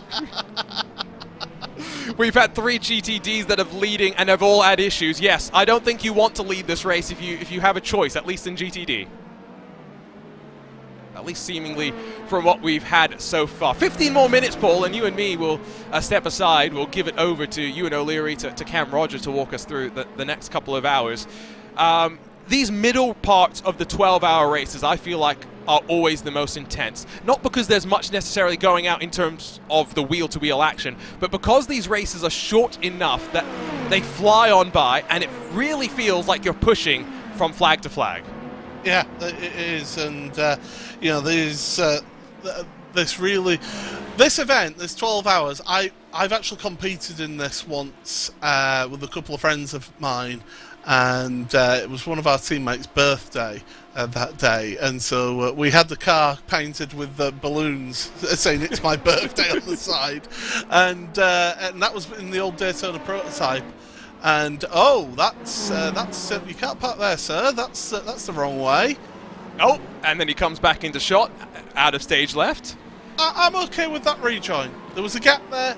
He came on. But you're not the official word on rejoins. No, I'm not. We need Connery Maddox's opinion on that one. Let's check this out then. So, through turn... Oh, that's suboptimal there. Good reactions from the Altus car to not get involved in that one, and it was... Now, was that a case of the 87 pulling across the front of that GTP car? The question will be, which of the Redline machines was it? Because again, Redline, much like the Apex Racing team, haven't done much to make our life simple. Wasn't Pinto. That's what I can tell you. I mean, Pinto's last lap was a 45.3. So it wasn't him. So it would have been Josh. Speaking of Josh Thompson, we were talking. 46.3 was Josh Thompson's last lap. And there it is. I think that car is wandering back across onto the racing line, isn't it? Let's ride from a little bit further back with Thompson and just get a better sense. Because remember as well, GTP faster than LMP2, but not necessarily that much faster than them.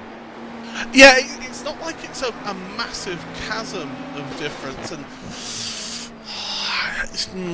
it's a difficult one as that one, to be fair. That would be a tough one to decide if I was stewarding just on those couple of looks. That would be one of those where you see myself and my fellow stewards just stroking his chins and scratching their head to say, okay, yeah, that's fine. George Simmons has taken me up on my point about the Apex Racing team, and quite correctly, as I was pointing out, quite correctly has said that the wing mirrors are meant to be green in standard IMSA spec. Okay. Okay, I think that's the best way to put it, Paul. So let's give us some end plates then, please. Give us some distinction. End plates are actually technically meant to be green as well, if I'm remembering correctly. This is where it helps that I was part of the IMSA Esports team, of course. I think the only solution is that, you know how we have two different... We have the green for the Apex Racing Academy, and then we have the Apex Racing team. We need more colors. Well, it's like... So, like with my team, and I will mention them, Team Mad, they're not in this race, so therefore I'm not showing any bias. We have the standard colours of black, yellow and red, but then we have our own driver colours then interpreted into that paint job. And so you will see the distinct... So you could do the same with the teams and have distinctive team colours introduced into that paint livery. I'm trying to think of what the Redline have had the best in terms of making our life easy, right? Because Redline is just a red line down the middle. It is literal in its team name. For those who have never seen it before, yes. You see the red line down the middle? That's the red line. But we get Team Redline Orange, right, for example, where you'll have things being orange, or Redline Green, where things are green. It's obvious, it's simple. That's what I'm meaning. You need that sort of that distinction. I'm trying to think if there's anyone in this field who has really done it correctly other than Williams Esports, who, having said that, in the official AMG Esports entry cars, it's not easy to pick those two apart. No, absolutely. Have we really reached the stage of this commentary where we're complaining about drivers and teams? Oh, this happens every broadcast with me now, Paul, because okay, case in point, you have commentated on some broadcasts where it's hard to see what's on the screen, correct? So, so people will say, well, just read the number on the side of the car. Not always feasibly possible. So I show you this car, let's say, for example, Paul. Now let's say I go to a replay that involves this car. Yeah, can't see the number. Exactly. So that's where I've gone on teams' cases to try and make our life as easy as possible. Because again, we are silly. We are not smart. Oh, I mean, you know, I always say that race drivers are some of the dumbest people out there. And they're more intelligent than commentators, yeah. Yeah, they're more intelligent than commentators, absolutely, because you can invariably guess that a commentator will say something and then the teams and the drivers will go, nope, that's not happening.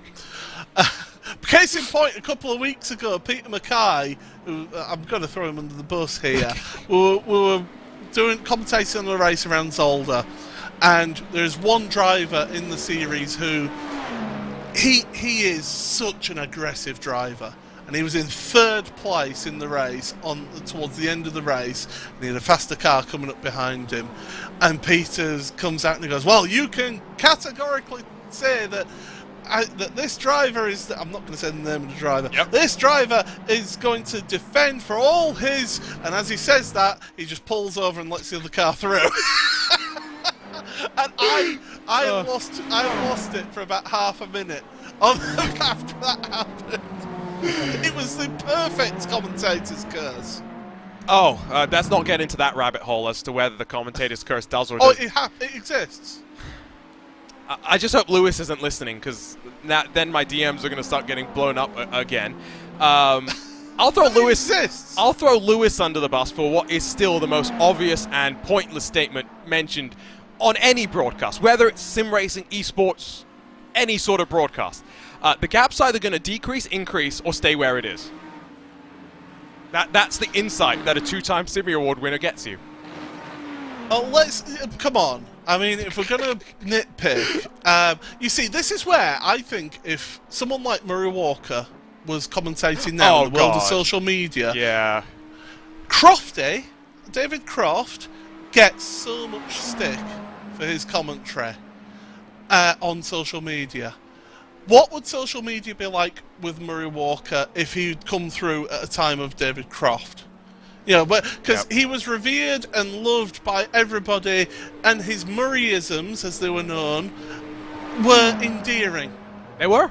But if David Croft makes a mistake, I can't believe that David Croft has got that wrong. Well, we make mistakes. It's a live broadcast.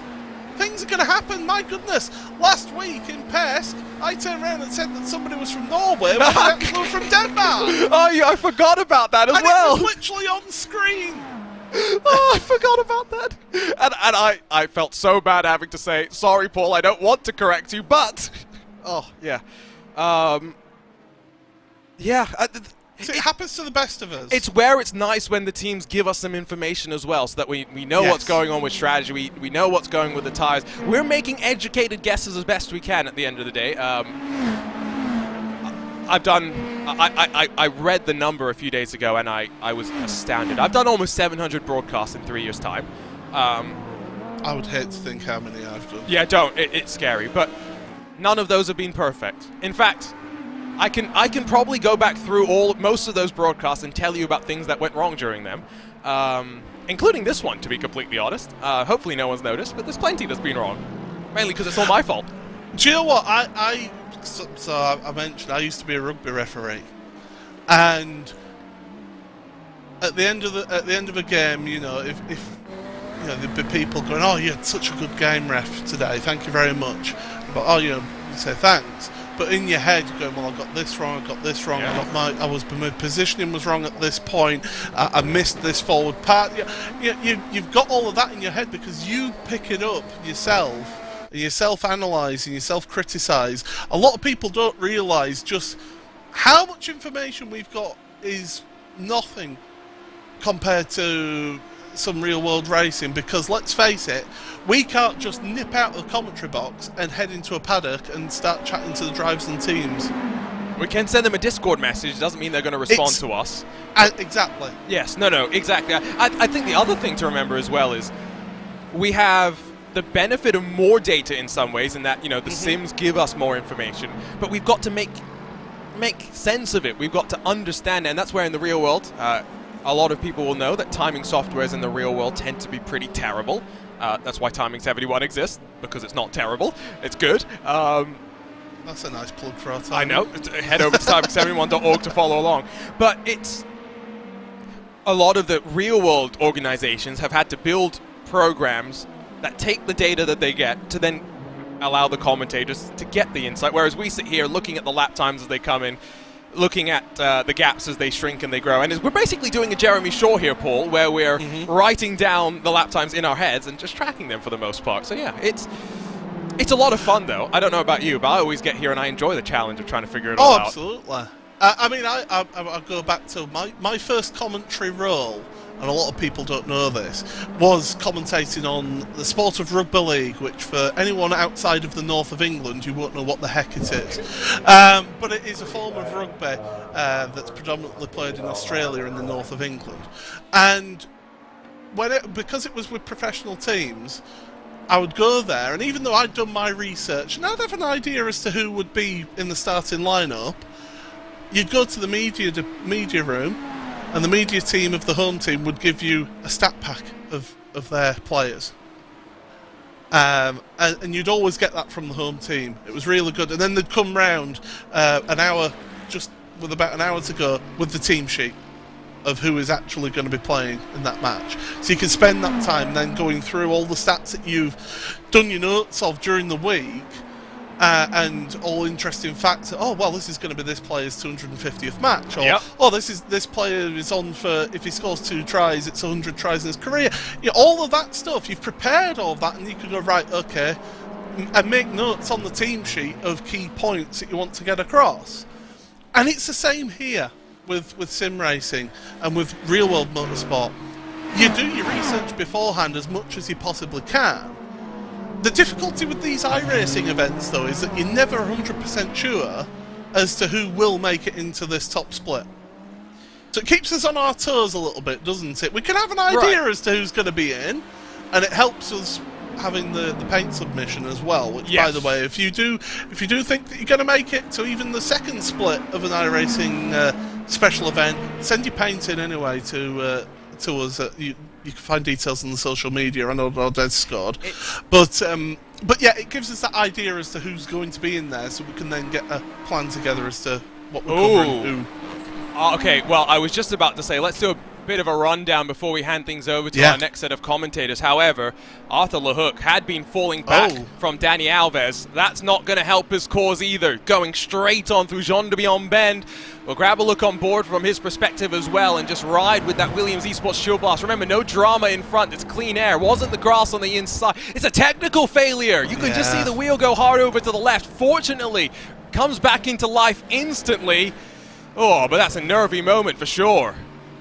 Yeah, that's connection issues there. That's all sorts happening there. And thankfully for that Williams Esports team, they are able to carry on.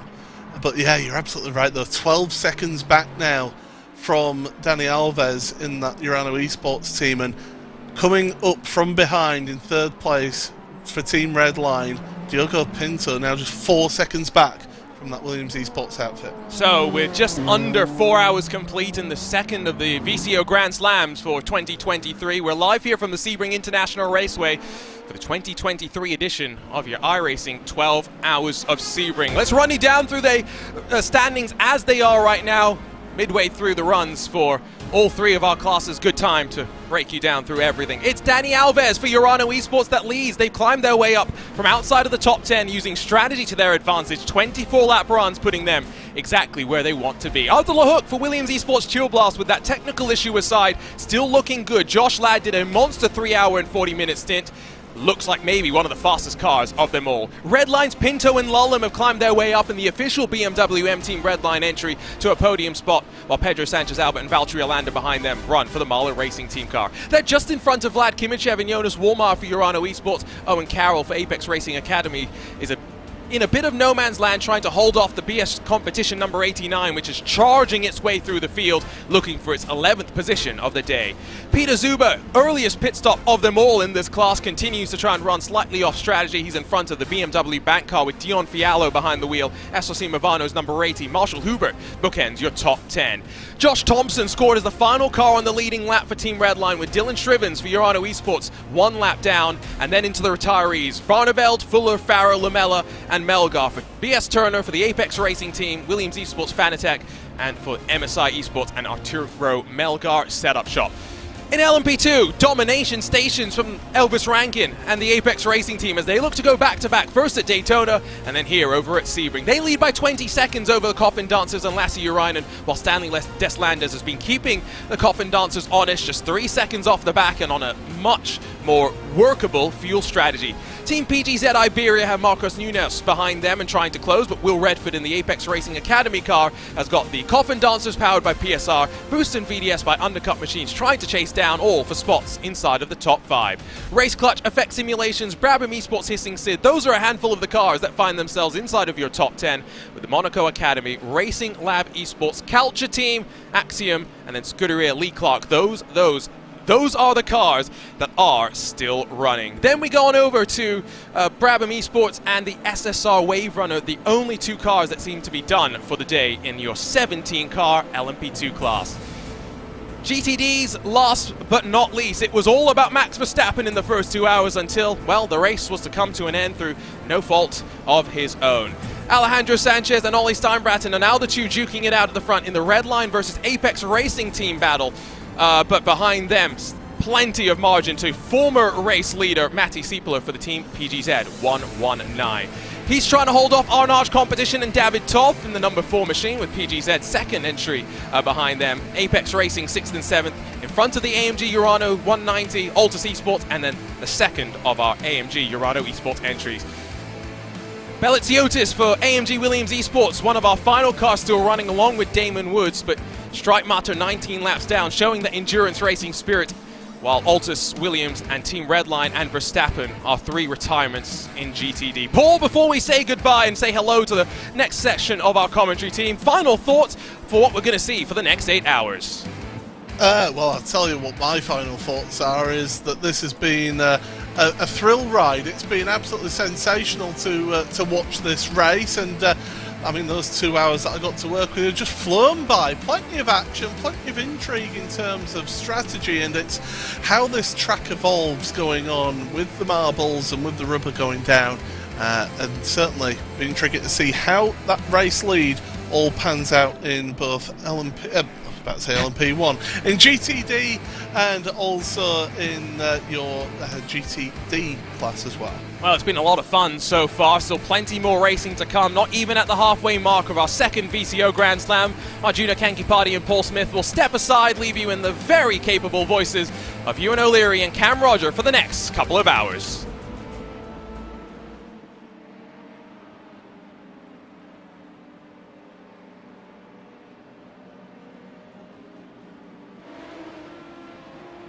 And welcome along to the final 8 hours of the Sebring 12 hour. This is the first round of the VCO Grand Slam in 2023, and it's a pleasure to be along with you here this afternoon. My name's Ewan O'Leary, Cam Roger alongside me, with Connery Maddock now pushing the buttons behind us. It will be, an exciting couple of hours for us. Hopefully, Cam, I've been enjoying watching on so far, and the classic iRacing special event theme is continuing. No interruptions here.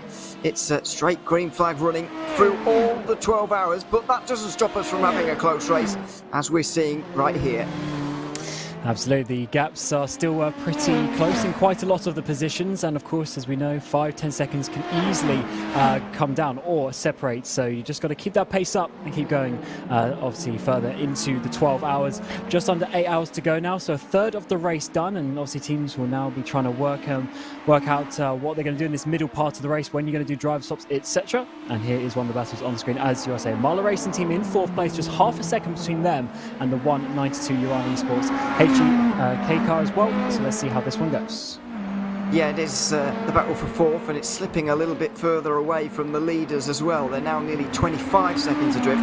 They've not really been less than 20 seconds, not more than 20 seconds away from the race leader, whoever that may have been at the time, at any point really in this race so far. But the pace from Daniel Alves Lorenko at the front of the field has been quite frightening over the last hour or so, and he's beginning to stretch out some of the margins. And also, Arthur Lehouk is being caught as well by Diogo Pinto for 2nd place. That's a developing one in GTP, but those 5 are the real ones in contention. The gap behind these 2 is more than 20 seconds, and of course anything can happen in a race like this. But you've got to think that the winner may well be from the top 5 as we have right now. Yeah, the gaps at the lower parts of the top 10 have certainly dropped off quite a bit, to a point where they're not really going to be coming back in a race with no interruptions or anything like that one. When you're still within that sort of 30-second range, you can start to at least think about coming back. But when you're over a minute or so, as we see some teams a little bit further down, like SRC Movano and the BMW Bank, etc., it's going to be difficult for that one. But on the screen here, Urana are getting closer now, within just about 0.3 of a second to the Marla Racing team car ahead, and Kimchev trying to do a good job to bring that Urana car even further up towards his teammate, of course, leading the race as it stands. Getting the run now up towards this next set of corners. Always a good one to battle through it, but not quite close enough yet, but certainly getting big in those mirrors. Well, speaking of things going on a little bit further down, the GTDs are going through another pit stop cycle. This is their 4th of the race so far, and it's going to be Redline leading Apex Racing Team by about 8.5 seconds on the other side. We'll let you know who's third when we get word of it, because at the moment there's a lot of pit stops happening, and as you can see, Nicholas Rubilar currently holds the lead, but he is in the pit lane, and he will drop down a little bit later. There is the Ferrari for Team Redline. Johnny Vecchio, he does now lead, and it's Maxime Briand in second place for Apex with another 30 seconds back. Urano Esports, who me and Cam will be lightly cheering on this afternoon, because that gives us race spot bragging rights. So let's see if that happens. But it's a Ferrari leading an iRacing special event, and I can't remember the last time that happened, to be honest, Cam. The Ferrari has gotten a very nice BOP since the season break. We're now in season 2 of 2023, and all of a sudden the Ferrari is not necessarily the car to have, but it's certainly way more popular than it was earlier in the year. Yeah, we often see that a few times for these special events, because there's so many teams, there's so many splits, everyone's trying to find what is the fastest car. You often see one car stand out a little bit, and therefore we don't always see a massive separation. We don't always see all of the cars represented. But as you say, it seems like the Ferrari's on the pace today at Sebring and Redline, especially getting that front row lockout with 2 of them, definitely showing that the pace is there, and obviously just enjoying a good showing, which is you don't always see, because I remember was it Bathurst last year, 2022, it was all the McLaren MP412Cs as well, so it does come around sometimes, but that is obviously the way in those class races, where obviously all the cars are different specs, everyone's trying to find the little edge here and there. And also what makes this race different to the real-life Sebring 12-hour, of course, is the fact that this is not part of a championship. While it is also an IMSA race, and the categories are, I guess, the same as what we saw at Daytona, by no means do you have to pick the same car at all. So you can go for what you want, and that will create this kind of theme that we see as well. Although we do have a Mercedes in second place right now, with Maxime Briand currently driving the 99 Apex Racing Team car just in behind. That has remained popular for quite some time with the new Evo version that we have now in iRacing. Well, it's probably not that new anymore, is it? But it's been around, and we do have it in iRacing. And so, currently separated by about 8 seconds right now, but it does take the pressure off as well. The fact that this is not part of a championship, they can just go for it for 12 hours, and that's what makes these special events a little bit different to maybe what we see, certainly what we see in real life, and maybe what we see elsewhere in sim racing sometimes as well.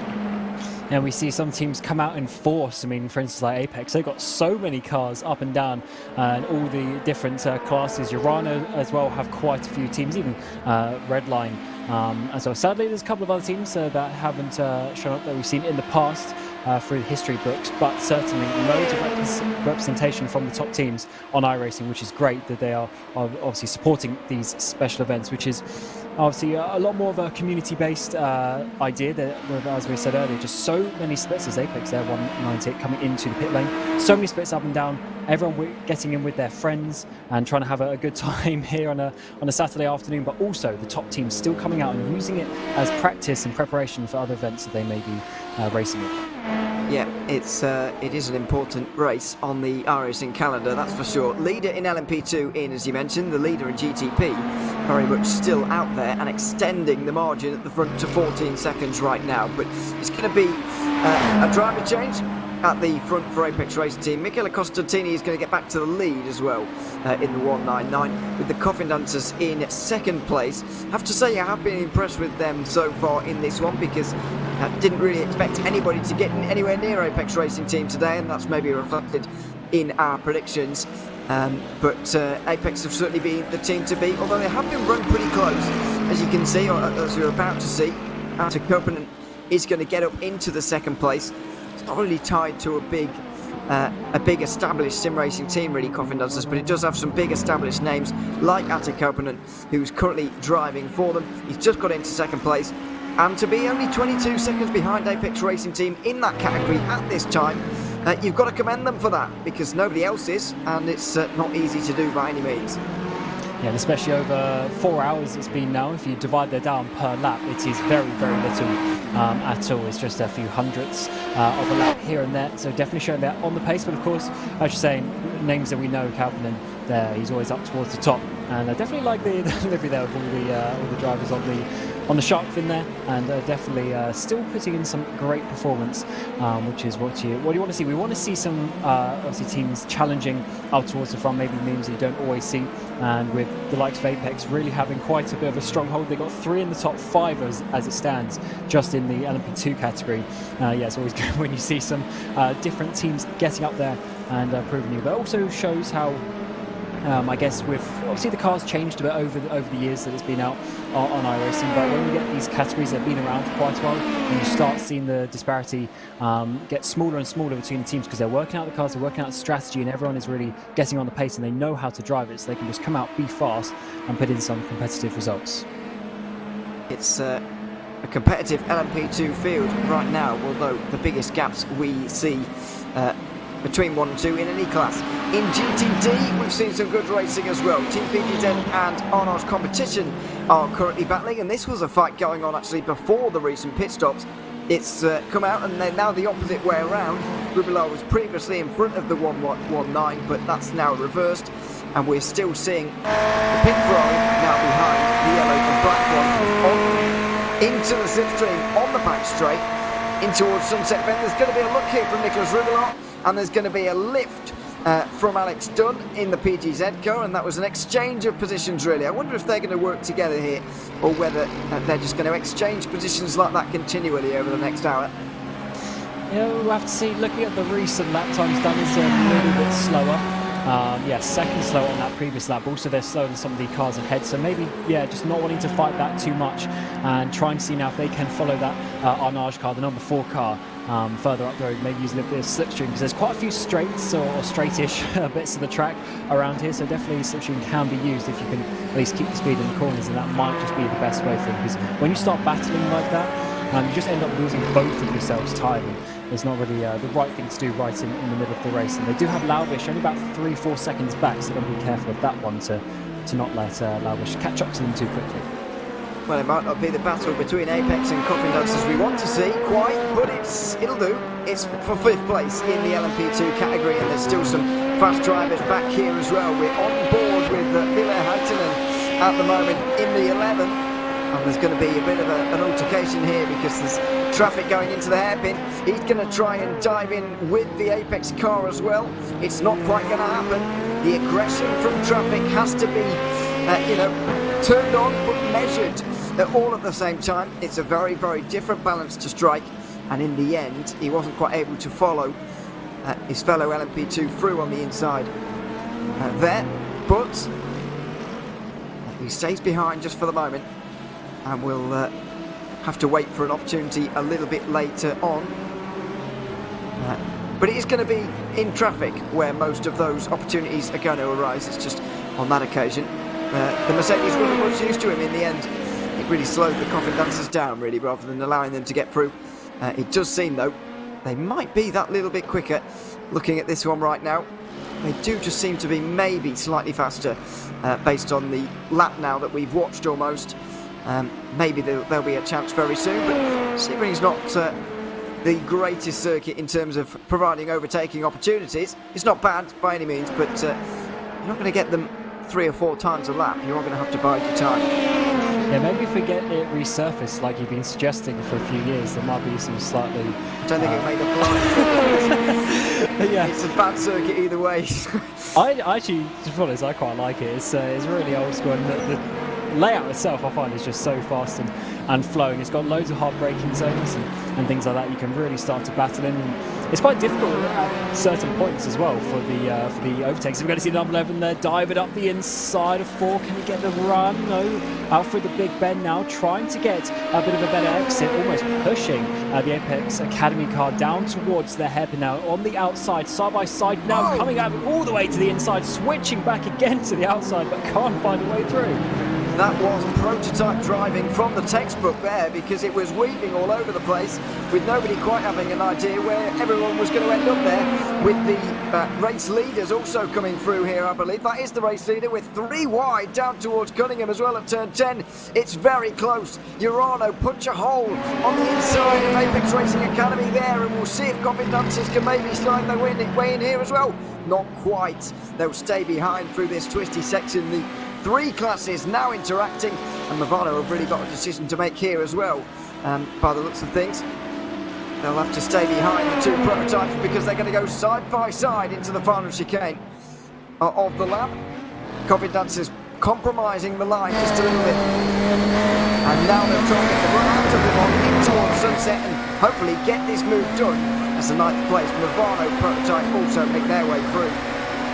Yeah, Hartonen there, definitely the faster of the 2 drivers, but you just need to find that little bit of gap to dive up the inside. Maybe the final corner, Sunset Bend, is going to be the one up the inside, side by side on the Apex between the 2. Space given, Apex holding it all the way around the outside towards the wall. And once again, the number 11 is sat in behind. It's so difficult to just get that final bit of momentum that you need up towards turn 1 now. Not the biggest braking zone in the world. You've got to try and keep the momentum going. But actually on the exit, Urano car is going to slow down Apex side by side once again. But they've got Beeler there on the inside of turn 3 now. And somehow Apex still hold on as Beeler go wide of the Apex. I think that could be Gabriel Streitmatter, who's about 15 laps down anyway, and thought, I want absolutely no part of this, thank you. I will go down the escape road, if at all possible. But it has opened a chance. Now, side by side towards the hairpin they go again. And will Apex finally give up on this one? As Hutchison goes right round the outside of the hairpin. It's not quite going to happen there. He'll grab a little bit of the grass. He won't get through. And Manuel Cubo Torres, who's just up in front for Apex Racing Academy. The 2 Ferraris in front as well will mean that the 11 is once again behind, or stuck behind, I should say, the car in front. And this is going to be a theme, or it seems to be, over the last 5 minutes or so. They're just not quite able to find a way through. Oh yeah, getting close once again with Arnage. That's going to actually give them a pretty bad exit up towards this next left-hand kink, side by side between the 2. It gets really narrow this part of the track, and number 11 is going to hold it all the way around the outside, which will turn to the inside once again through the chicane. They're still giving each other room side by side now in towards Le Mans corner, and the number 11 there, Covendances, gets up into that position, 4th place. He had to work for that one, and after a few laps he's got it done. Well, he just needed that one chance, and then he took it inside the top 5 for Covendances, who are more than 40 seconds behind the top 4, but they're at least inside the top 5 for now, and that will please them. By the way, that was the overall race leader that was slowed up a little bit by that, as Daniel Alves Lorenco actually comes in just in front of these 2. But that in-lap was halted a little bit by that battle side by side. These are the kind of things we see at Sebring, though. You've got to watch these battles unfold as they go along. Enjoy them while they're happening, but then eventually the move does happen, and it's nice to follow on with a battle for a little bit of length of time, because you can really watch somebody sort of working the driver in front out a little bit, working out the way they're going to get through, and eventually they do manage it. And now there's only one way this gap's going to go now, really. Yeah, it's just going to get bigger and bigger. Covendances definitely a lot quicker for that place, but you have to work for it around Sebring. It's not easy. There's a lot of kinks on even the straighter parts of the track. There's traffic that gets in the way at awkward moments, and yeah, it's definitely something that you have to work out, as we're seeing there. The Urano car up on the jacks. Actually, there's Kimchev, the one that was slightly bit further down, 5th place as it stands, and also I think staying in that car for another stint. So definitely the next round of pit stops for these next round of drivers. Dominic Hoffman has got in the number 1 you run an esports car.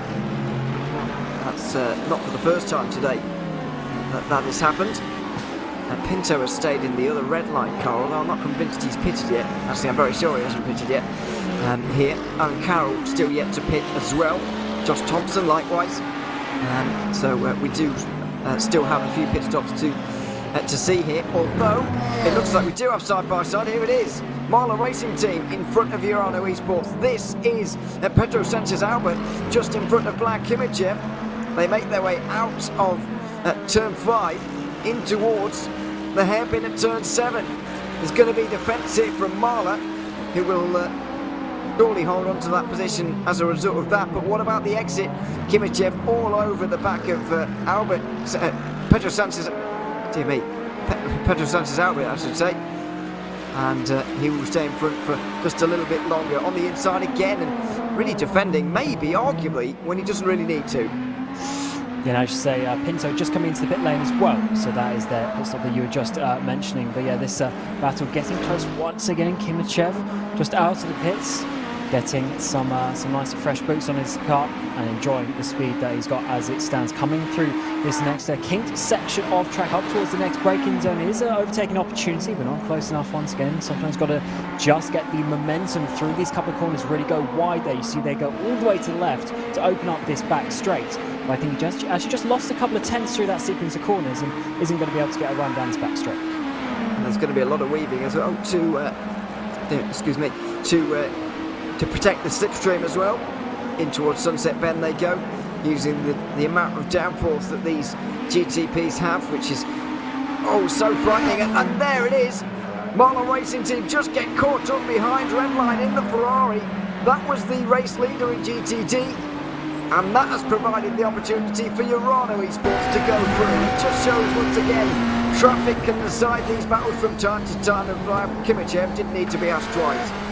Wow, Marla there, and Albert so close to that tyre wall on the outside, and of course having red line on their inside, such a close gap, but just the wrong way to go, unfortunately, losing out that place, dropping down into 6th position, and Kimichev going to be potentially going up the road now. I think we've seen red line now, number 75 also coming into the pit lane, so it's definitely pit stop time for this GTP category over the last couple of laps. And yeah, just pretty awesome to see these battles and just how the traffic can turn things around so quickly. If there's a GT at the wrong part of the track at the wrong time for these prototypes, they just really struggle because you lose so much speed sitting behind you. It's one of the things that with Sebring as well, it's not the widest circuit, it's not as easy on traffic as, say, Daytona, where you can just take cars on the banking. You've got to do it a little bit of a harder way here at this circuit. But it does look like Kimichev was quicker anyway, and is quicker than Pedro Sanchez Albert right now. They've got quite some distance between the cars around them, although Redline have just pitted. Diogo Pinto's out less than 6 seconds in front of these guys. So Carroll also comes in for Apex Racing Academy. They're waiting for Arthur LeHook to come in, and then we will have our leaders back in position again. But Diogo Pinto nearly 20 seconds behind Dominic Hoffman now. And that means we're getting quite close to LeHook as well here in the race leading car. He's got to be pretty soon and pretty quickly coming into the pit lane, but I do wonder whether they could even action an early driver change here because of what happened with his wheel going in towards this chicane quite a few laps ago. Yeah, scary moment, and obviously they came off a really good result in many ways at Daytona a few weeks ago, and be wanting to continue on from the speed that they showed there. And a few scary moments to come the way of LeHook, but he's obviously been continuing, so it hasn't been catastrophic failure. They're going to be done to the right now. They are going to continue. The amount of laps actually that they're going further could potentially help them later on in the race. They've obviously been able to save some laps of fuel, and that's just going to just snowball by the time we get towards the end of the race, and that could help them a little bit later, but we won't know for about 7 hours time when we get to this final couple of pit stops and what they do with that one. But certainly in a fairly strong position, but they've lost, you're trying to say a little bit earlier, maybe like 30 odd seconds in the last sort of hour or so, which is quite a lot, and they'll be wanting to try and remove those issues in the next part of the race. Absolutely. It's not looking fantastic for Williams anymore, really. I thought they, going to give Urano a very close run of things, but now that we cycled through a couple of drivers, it may be becoming clear that Williams might not have the strength in depth to compete here. Of course, that is all to be decided a little bit later on. It's probably too early to say things like that and decide things like that. However, I've said it now, so there it is. But you never know. Still 7.5 hours to go, and it can swing back towards Williams a little bit later on. We go back to GTD. It's PGZ versus Urano. This is for 6th place. Alex Dunn falling backwards and falling away from Nicholas Rubilar right now and getting caught by Nicholas Laubish, who I'm slightly surprised is so far down here at the moment in the 7th place. But this is a really, really high-class GTD field once again, and that's after we've brought out a 2-time F1 World Champion. It's still very strong even after that. Yeah, just looking, the top 10 in GTD are all within about 2-3 tenths of a second on their last lap in terms of their running pace as it stands. So obviously they've spread out over the course of the last 4 hours because of little issues here and there, but once it's got back down and everything's settled down, the pace is really starting to show how consistent it is throughout the field. And as you say, Urano there trying to get towards the back of PGZ as we get towards the end of this next lap, as the hook finally comes into the pit lane from the lead of the race, the number 8 car there. Yeah, certainly Urano will be wanting to continue that and get a bit further up the field, because there are some places to be had just a few seconds up the road. There are. This is going to be quite a dive from race clutch in the LMP2s, although the amount of downforce you have in those prototypes, it ended up not really being so much of a dive. Another little bit of traffic, and Apex in 3rd place, weaving in and out of that at the moment, trying to catch Covenant in that battle for 2nd place, but it's not really a battle for now, as Petit Le Mans leaves the pit lane right in front of this battle. And he does, just in time. They're not quite getting involved with it, but he's out in front of them, and now nearly 18 seconds behind Hoffman, and for a gap that was, an hour and a half ago, absolutely together, and there was a fight on at the front of the race. That is a very, very big margin as we go on board with Nicholas Laubish in his search for 6th place. I'm pretty sure the gap was shorter than that, was it not, when they made the pit stop? So I don't know if there's maybe been a further issue that we haven't seen, or if that was just through to strategy losing time. But certainly, yes, and even more time lost there for Williams, and there'll be, ruining the last sort of half hour where they've lost that time, because that is a lot to get back. Laubish now goes towards the outside. Actually, that's just being given the place. BGZ once again, and with Alex Dunn, do not fight that, and another place goes by with Urano moving themselves up a position to what is 6th place now in the GTD standings. Yeah, it is slightly odd, really, that Alex Dunn has done so much letting other cars through so far in this race, really, because we very rarely see it in sim racing, really. You start to see fighting even when it's not quite necessary, and we do say that fairly often. But Dunn's doing the opposite, really. I think he's almost letting people through a bit too easily, to be honest, and he's maybe even losing a bit of time as a result. But I guess this is what he's searching for. A little bit of slipstream on the Ormond Straight here won't hurt at all. It's just a thing we don't see very often, really. Yeah, we normally see sim racers fighting for every last millimetre of the virtual racetrack, and sometimes it is good to see when you get a bit of a strategic brain coming into it, because as ever in an endurance race, you obviously end up pretty much doing as a sprint race, you're pushing all the way to the finish, but sometimes a little bit of experience can come into it, knowing that you don't have to fight for every single place. And even just in the background there, coming down the front straightaway, you can see a few cars in the background, so maybe that's what Dunn is thinking about. He does always, there's almost a bit of contact on the outside of turn number 1, and Dunn playing it easy with his own class, but not quite so much with the P2s. Absolutely. Oh, goodness me, and another P2 firing down the inside of Alex Dunn there at turn 5. So it's getting very close for some of these. Maybe that's a fight, and maybe that's what their excuse is going to be. I don't think it is, though. Those two LMP2s are on different laps at the moment. The 1-2-4 is Team PGZ in 4th place right now in LMP2. and they're a good 14 seconds behind the car in front, so they've got no excuse really in terms of being in a battle. And we have seen a little bit of that so far. We've spoken a little bit about, or previous commentators, sorry, have spoken a little bit about this one so far in the race. But do you think the GTDs are being kind of unfairly bullied a little bit really in this race, and they're on the receiving end of a lot of prototype incidents they maybe shouldn't be? Or is this just, I guess, normal? Which some people would argue maybe even if that is the case, then it shouldn't be. But do you think they've been unfairly and disproportionately maybe dived and overtaken very aggressively so far in the first 4.5 hours of this race? It's always a big discussion, and one thing I would say is looking at the cars left in the race, I think it might also be to do with the fact that there's just so many more prototypes than GTDs, where often it's the other way around in a lot of series that we do. Maybe there's 10 to 15 prototypes, and then there's like 30 GTDs, so they have a lot more presence on the track. Whereas today, we're only looking at, what's that, about 14 GTDs still running, and about 27 prototypes still running. So the ratio is way more towards the prototypes, and therefore when you come up against a GTD, it almost becomes more important to try and get past, because that one car at the wrong time is really going to cost you more compared to your competitors. So maybe that has a factor, but sure, it's also the nature of this track. It's so fast that the overspeed is quite great compared to some other tracks, and therefore you have to dive it down the inside a little bit more now.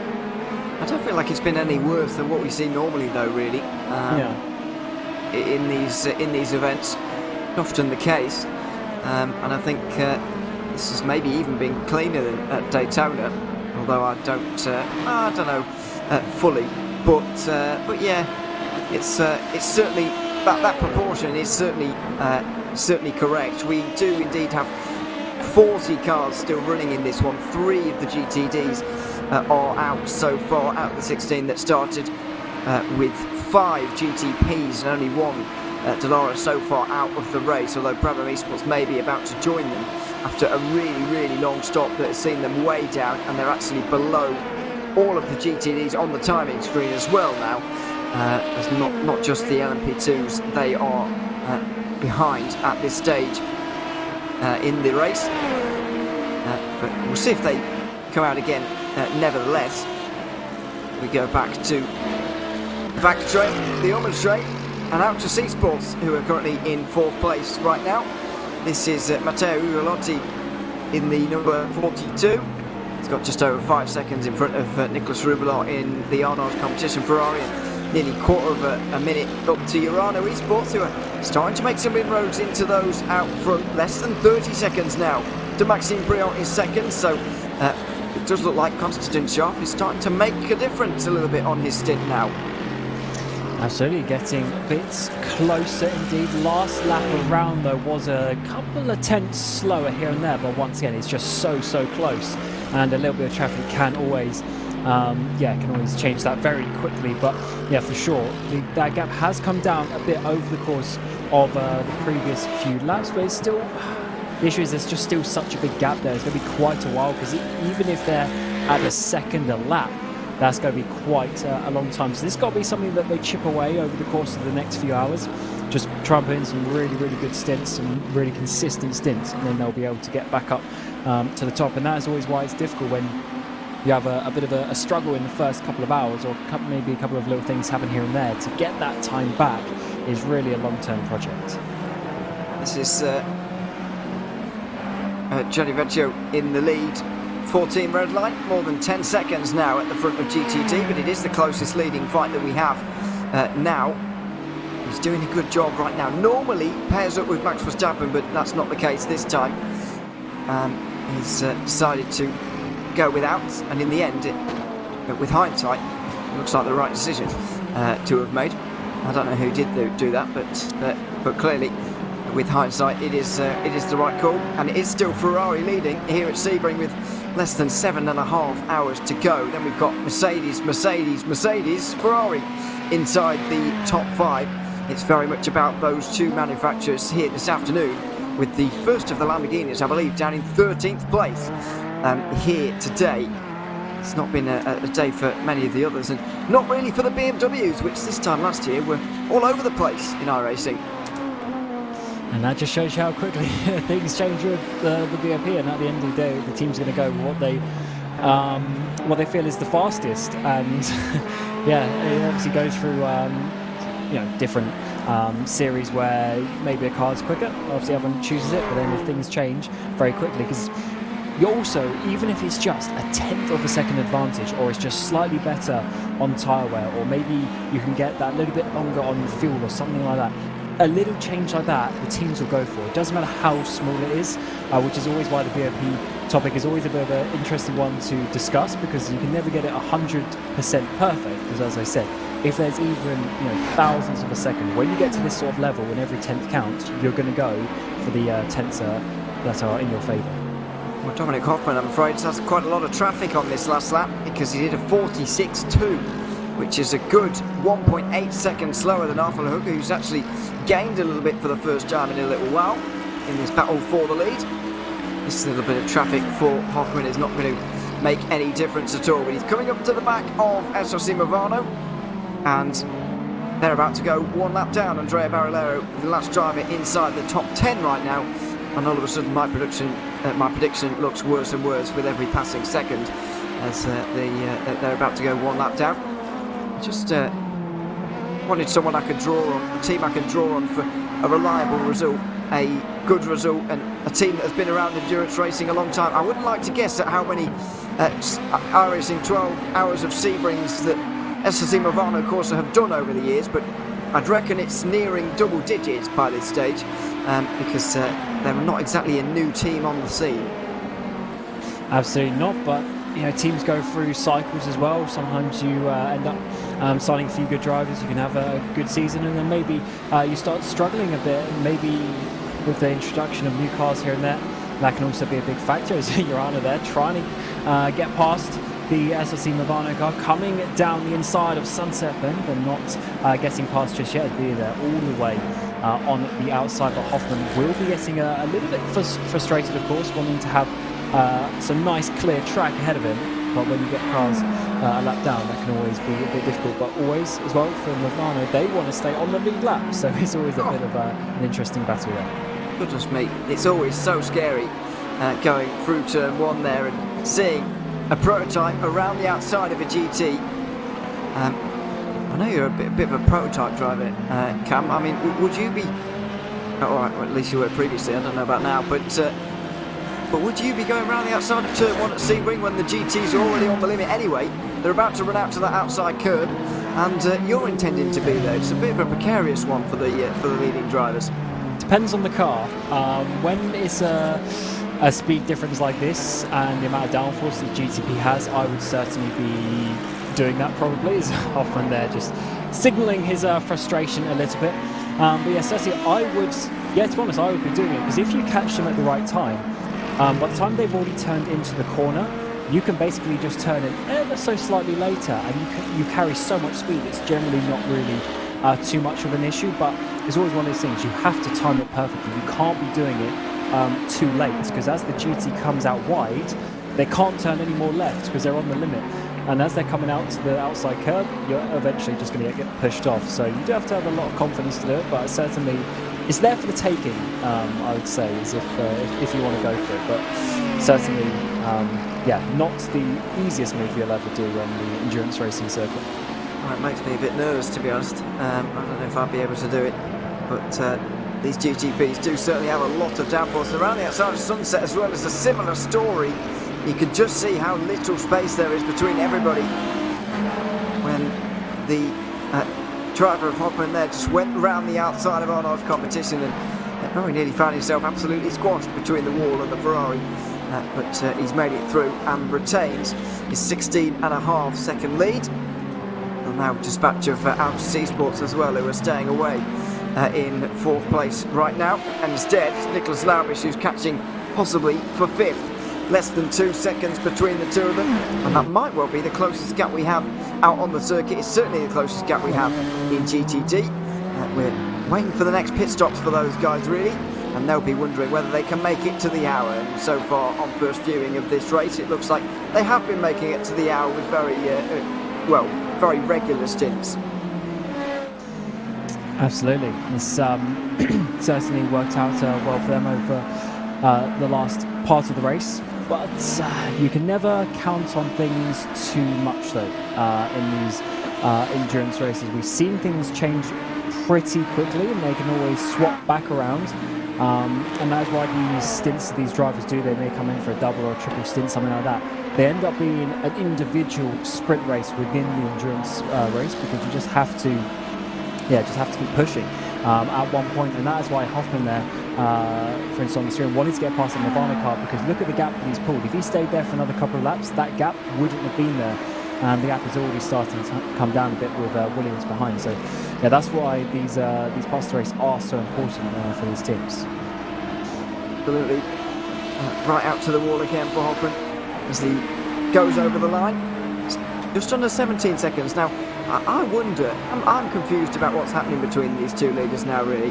Urano Esports and Williams Esports Dual Burst are confusing me, to be honest, to tell you the truth.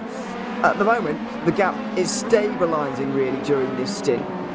But in the first stint, LeHook was losing loads of time. And now I know he had that problem with his wheel at the chicane, but he continued to lose a lot of time. And you mentioned the little bit of damage that was picked up by Josh Ladd at turn 3 as well, as he was making a move on one of the GTs, I think it was. But I don't really know if either of those two are the explanation. But all of a sudden, in this stint, LeHook is staying with Hoffman a lot better than he was able to stay with Lourenco. But to be honest, I thought that Hoffman was driving at pretty much the same pace as Lourenco was.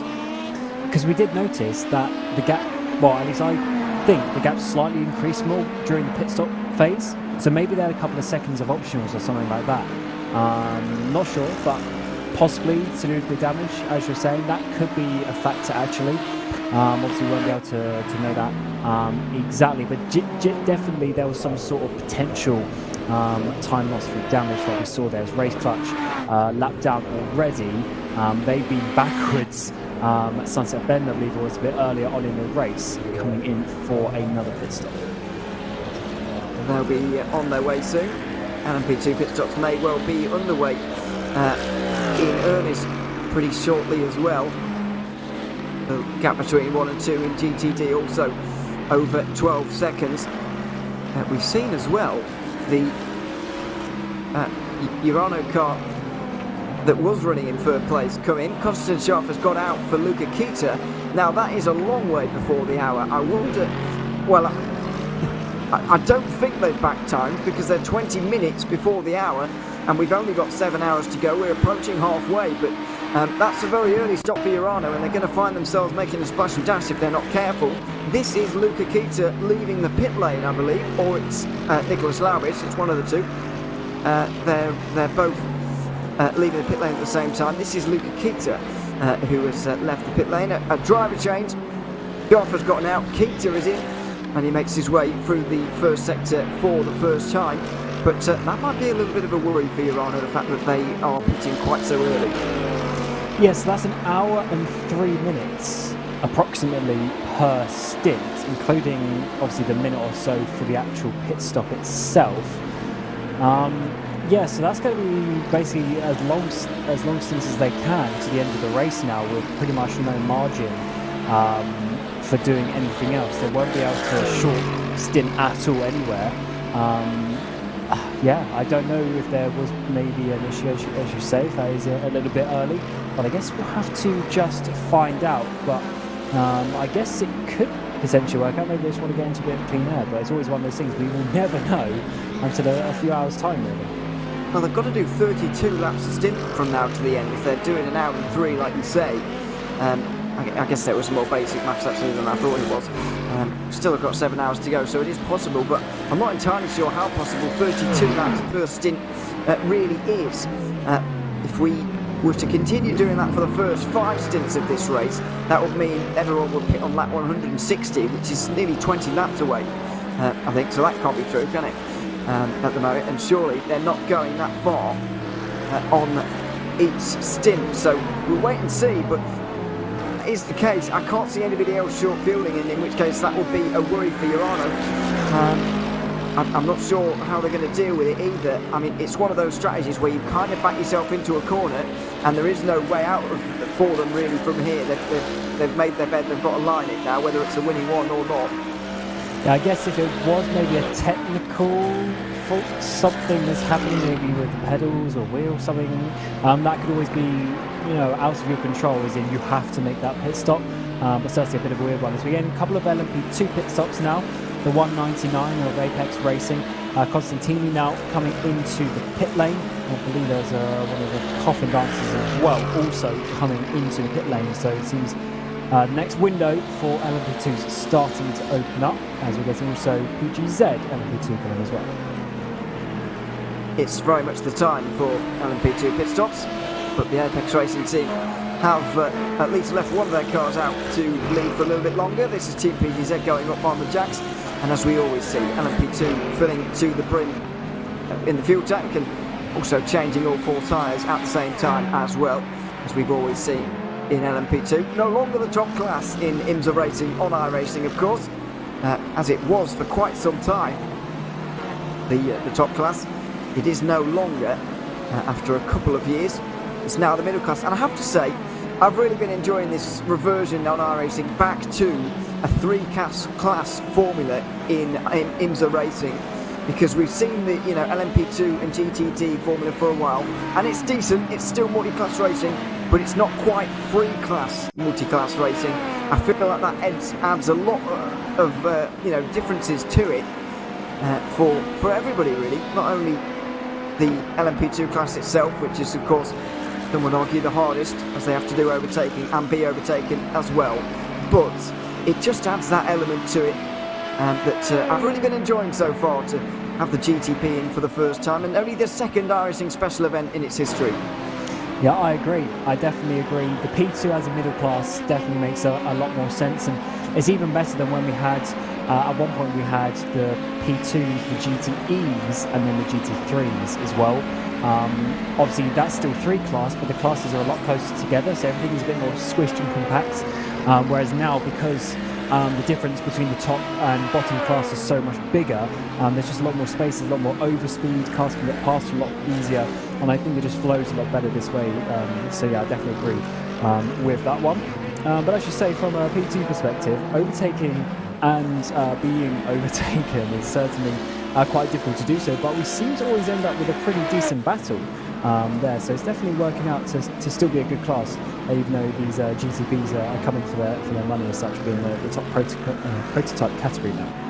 Of course, they're only 6 laps down as well on the leaders. The GT's already 21 laps down on the overall leaders, and 13 laps, 14 even, on the LMP2s as well. So the gap between the prototype classes is a bit smaller, really. And in real life, by the way, I'm pretty sure, well, we did see the LMP2 winner finish on the podium last weekend, which was bizarre, but they were unusual circumstances. What's far more unusual, I would say, is the fact they only finished 4 or 5 laps down. Now, I know they have cautions in IMSA, and it was quite a caution-heavy Sebring 12-hour last weekend, but these LMP2s are quick. We can't forget how quick they are.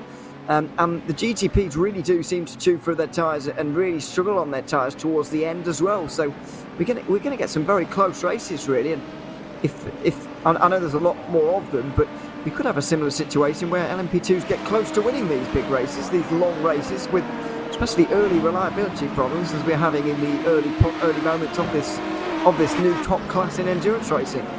Yeah, the GTPs are definitely a little bit slower than what the old P1s were, so a lot closer. But you have to remember as well, when the hypercars first came out a few years ago, they had to physically slow down the P2s to make that one work as well. So yeah, they're definitely still a very capable car, very capable machine. So there's definitely nothing to worry about that. And you're saying obviously it's about 6 laps, but in terms of actual physical lap time as well, it's only about 4 to 5 seconds. Obviously depending on traffic a little bit for the top class, but yeah, about 4 or 5 seconds, which if you separate that out over the lap, there really isn't actually that much. So that's why sometimes when you see the GTPs sit behind the P2s, they don't actually lose that much time compared to when they have to sit behind one of the GT cars. So, oh, while they're diving up the inside of the GTD lead. certainly were. That's Marla down in 5th place, by the way. Pedro Sanchez Albert got overtaken pretty convincingly by Watkins Glen, but has not been able to let him go just yet either. Staying very much with him inside that top 5. The only drivers now, other than Patrick Wolf for Apex Racing Academy, within a minute of the overall leader. Although we are seeing the leader now stretch that gap out to 18 seconds. There's the Urana car just in the foreground though. Kimmich trying to run away from Pedro Sanchez Albert. So maybe there's a fight there to come as well. But the GTPs for the moment not really battling. The closest we have to a battle is these two right now. And so far that doesn't really look like it's going to be starting really. So very much about just getting your laps in GTP. As you mentioned earlier, we've kind of got to wait 6 or 7 hours to really figure out quite who's where in this race, with the differences now we have in terms of strategy and in terms of what lap these teams are pitting.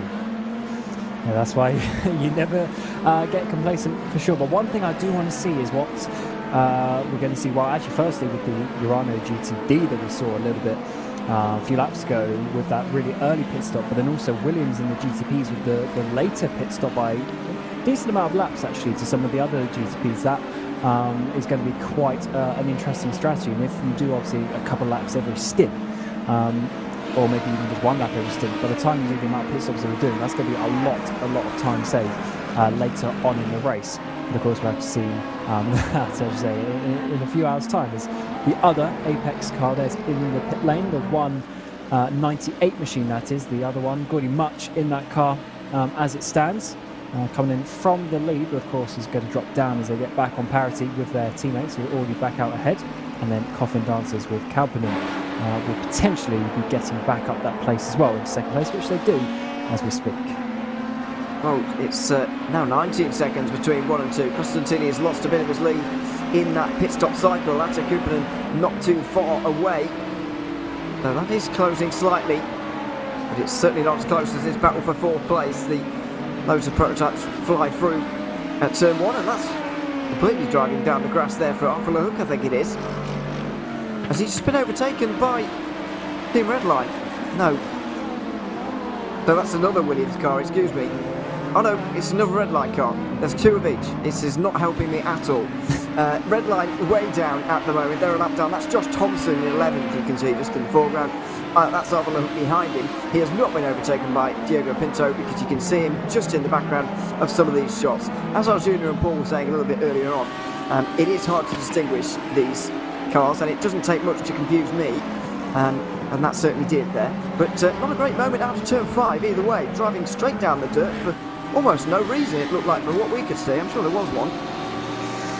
Yeah, it's getting close in these battles though, and obviously sometimes you spend a bit more time looking at relative leaderboards and things like that, but let's get a replay to see exactly the Williams car going up the inside there, but maybe a little bit further back now up towards this corner, turn 4, turn 5 on the exit there, coming underneath the bridge, and they're just driving. Yeah, that was a bit of a weird one actually, wasn't it? Didn't seem to be much of a reason, but maybe, as I said, just looking down at one of the menus or something maybe. Well, certainly going side by side now, but of course this is the laps traffic, and I wonder if Redline will be helping Redline here. Their teammate just in the background is for the actual position. Inside there, almost a bit of contact between the two, as again the other Williams got the Mercedes in the background going off as well. Loads of action there through turn 1, and they go back to the pit lane. Wow, there's a lot of rear end damage, and there you can see it through the fence. Let's have a look at turn number 1. This is where the patience comes in for the GTPs, and this is where the GTDs feel the brunt of it. It's Vasilios Balanciotis who's at the wheel of the Williams car. He expects one of them to come down the inside of him. In the end, it's 2. He gets hit by the Redline car of Josh Thompson, who I would maybe put the blame on there. He springs off the barriers. Balanciotis says, that's enough for me. I'm going home. And, well, I don't think I can blame him too much, because Redline did seem to just hit him there, really. It's hard to really know where to put the blame. Yeah, that was on, a little bit different looking at it from that second time. Let's see this once again. Obviously, the GTP has just come up so fast. He's already turning in, and then, Redline obviously can't take as tight a line as they would have wanted with the Williams car diving up the inside. But what I can say from that is there was that could have been sorted out very easily, but of course that was the now lapped red line car there of Thompson not wanting to give that one up, potentially for trying to help his teammate, but really wasn't the battle that they should have been doing, really, when you come to think of it, and it's ended up with that Williams car in the wall. So not the ideal situation as the two red line cars swap around, because you never want to see one of the slow cars is being punted out of the way like that, especially when it's just a lapping situation like that between prototypes. The irony being, the incident slowed down Williams' teammates, and it's allowed that battle to happen now. Diogo Pinto's very close. This is the view I've been looking forward to, or maybe not. Maybe that's not the right word. But Josh Thompson here on the inside line. To me, now I know that that's quite a shot. To me, I know we're using hindsight, and everything's easier in hindsight. We're all the genius afterwards, and we're especially all geniuses when we're just watching and not driving. But I could see that coming there, just on that onboard. But Josh Thompson didn't seem to be able to see it coming until the Williams car hit the brakes, which seems very late to me. I don't know. From that onboard, it made it seem like, and the way that he sort of adjusted his line on the entry there seemed to suggest to me that he didn't see that coming right until the Mercedes was on top of him. Yeah, I wonder if he was trying to do the outside line, maybe thinking that Williams was going to go in earlier, something like that, or he was just looking in his mirrors, to be honest, and looking at where Hooper's there, trying to come round up the inside. So there's definitely a lot of distractions going on there, but at the end of the day, I think that was just fighting a position that was just absolutely unnecessary, to be honest. But obviously that's part of the game, part of the rules with the blue flags and everything like that, and that's just where they ended up on the track at the same time. But it is just always unfortunate when it ends up with someone being in the wall. But yeah, I would still just take that down to just a lot of things happening at once and not concentrating on the I guess the main important point, which is obviously the GTD coming up pretty fast in front of them. Well, we've also got to look a little bit into Williams Esports as well in that one, and whether they should have made it free wide towards turn one. True. You've got to try and look at this one from all directions. But you're right, Josh Thompson was fighting with a car a lap in front of him, trying to help out teammates, as he said at the time, just a little bit. Maybe there was a bit of gamesmanship going on there. But either way, it's ended up with the Williams GTD car into the outside wall. Belleziotis moving back to pit lane, and I don't think he's going to re-emerge from that either, to be quite honest. He seemed to be pretty done with this race after that. And I think a lot of the GTs are quite tired already of the prototypes, and they've still got more than 7 hours to deal with them. Yeah, I do not envy being a GT driver when you've got the level of prototypes that we have in races like this, because they're so fast, they're so competitive, and every tenth is on the line, so they are just sending it past you. You've really got to be looking in your mirrors and trying to avoid things where you can, but sometimes things happen that just aren't your fault, which is always the harder thing about being in the slower categories. But on the flip side of it, that's why, as you were saying earlier, when I drive myself, I like to be in the prototypes, because you have, in my opinion, you have a little bit more control of your race. When you're a GTD like that and something happens behind you, you don't really have much control. But in that situation, one of the prototype drivers, in theory, could have done something to help their situation. Yeah, I agree. It's and we've spoken many times with Lewis McGlade as well about this. You are in control of things. It's not about, as he said, it's not about the ego and thinking, I'm a fast driver, so I should be in the fastest category, because that certainly doesn't apply to me. But you do have more control over your race. That is certainly true. And sometimes it does feel like a bit of a lottery in GTD. Not that whoever wins this race is going to be an unworthy winner by any means. Whoever wins this race is going to be a very, very fast team who have managed to traffic well, and they've gotten to the end of the race in the best condition, likely.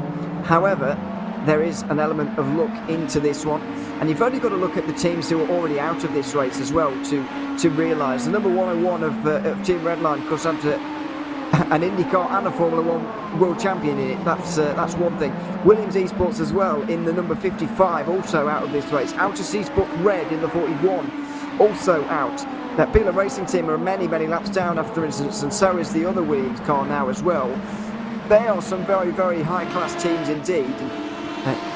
I don't know how much blame we've been pinning on GT drivers so far in this race, really. It's often the way with these races.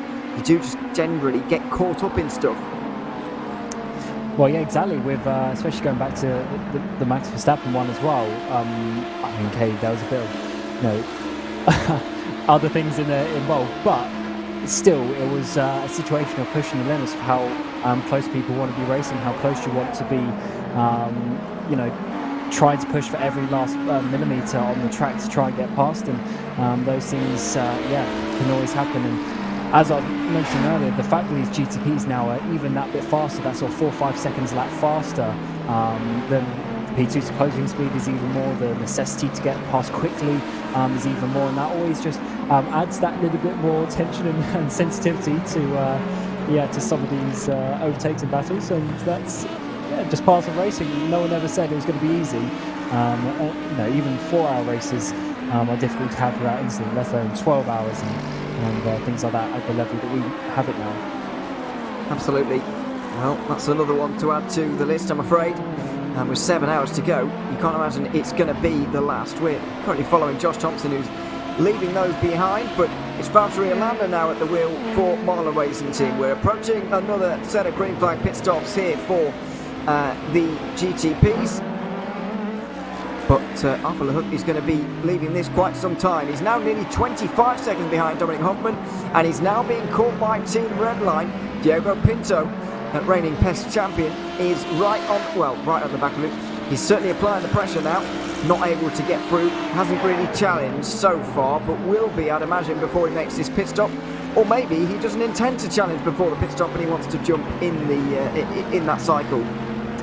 Yeah, potentially, and La Hogue really lost some time in the last few laps now, up to 25 seconds to Hoffman, and Pinto's right behind him now, getting that slipstream even down towards Sunset Bend, and this really has turned into a battle a lot quicker than Williams would have wanted. And ever since a lad got out of that car, they've been going ever so slightly slower, losing some time, so maybe I have to think about that when we get to the next round of pit stops, as Pinto now down this front straightaway is getting closer and closer and really putting the pressure on right in those mirrors of La Hogue now as they get their teammate up the inside through the kick of turn 2 into towards turn 3, as Pinto is starting to get to the point where La Hogue is going to be spending more time looking in the mirrors than looking ahead of his car. That would have been some more irony, I think, if Redline had gotten involved in that one in GTD, but there's not a whole lot you can do when you're more than 20 seconds a lap slower in a whole different category. Down towards the hairpin they both go, and Le Hook is going to stay in front in this instance, but Diogo Pinto with a slightly better exit, tucked right underneath the rear wing of the BMW in front now. It's a real difficult move to make down here at turn 10, and he's not going to even attempt it. He will wait a little bit longer and will maybe eye up the bit of traffic he can see around the corner here. Yeah, this is turning into a really great battle between these two teams, and of course with Urano going up the road, and it's not for the victory, but certainly one that we can look out for being one of the battles of the race, as Pinto's really starting to put the pressure on now. No GT's at least in the foreground to get in the way, so it's going to be a straight battle between the two, but Pinto's going to have a great run here up towards Sunset Bend as he's close enough to get the slipstream. Well, race leader's in as well, so this could very well be for the race lead in a couple of moments' time, unless Diogo Pinto decides he's going to be coming in this time as well. Down towards Sunset Bend they go, and Pinto just lifts off. Whether it's to save fuel or stay behind because he's making a pit stop, we are about to find out. Through Sunset Bend he goes, and in the end he's just backing off to make sure he saved a bit of fuel. Didn't go for it at the final corner, but what about the first turn? Pinto in the slipstream again. He's going to go for it this time. Inside line at turn 1 for the race lead. It's side by side between Redline and Williams. Two top teams in sim racing going battling in towards turn 3. And in the end, it's Diogo Pinto and Team Redline who will come out with the race lead. Yeah, great battle between those two drivers. In the end, it was respectful space given in turn 1 there. Nice to see that one, but Pinto made it stick and really just caught and overtook. That was the first proper real attempt that he had, and he's done it, which is great to see. Maybe Urano are going to have to start looking in their mirrors at some point later on in the race. We will find out, but that gap was about 25-ish seconds before the pit stop, as we say. Kimichev in the pit stops as we speak, so a little bit earlier stop. That might hinder them a bit later on in the race as well. It's actually the Urano GTD just separating this battle a little bit more. Pinto starting to pull a gap already. He is. Can't be far away from a pit stop either, but he wants the pleasure of leading, at least for a little bit of time. We've got more than 20 seconds back to Dominic Hoffman, who is not far behind them now, and we may not even be that far away from the moment where you can make pit stops before make pit stops and not even lose the lead as well. But we'll wait and see on that right now, because in my opinion it is currently looking like Redline and Williams will have much shorter final pit stops than Urano will, but as we've mentioned many times, we're a long way from working stuff like that out in this Sebring 12 hours. Through the final corner for Diogo Pinto and into the lead. There really wasn't a lot of tangible gain there in terms of actually getting the lead, but he had the pleasure of that 2 sectors in front. And as we're seeing a lot of drivers now coming into the pit lane, also a lot of GTs they look like in the background as well. The 2 red line cars, even though they're actually some laps away from each other, are coming in at the exact same time, which is quite interesting to see there. Pinto, of course, changing the tyres as you would expect. Wonder if there's going to be any sort of driver swaps coming around. Seems the driver's staying in actually for quite a few stints in these cars. It doesn't seem to be the old sort of double stint and swap that we often see a bit before. Just drivers staying in there for 3, maybe even 4 stints. Of course, the stints being quite a bit shorter as they are in the GTD for the Hook. Staying out as it stands with the Urano car already made a stop, just 20 seconds behind. I mean, if you're managing a team, if you're even managing yourself through one of these races, Cam, what would you say the limit is in terms of driving time? Because I assume we're saying a little bit earlier on, I wouldn't want to leave anyone in for more than 2 hours really at a circuit as physically and mentally challenging, I guess, as this. I mean, did you say Josh Ladd was it 3 hours 40 or something like that? I think he might be. Is, yeah, nearly 4, not far from 4. I mean, that's a lot, to be fair, to the point where I would say you potentially would start losing a bit of pace towards the end, but it does depend on the driver. If they're feeling it and they're still going, then that's fine. But realistically, as you say, 2, maybe 3 hours is really the limit.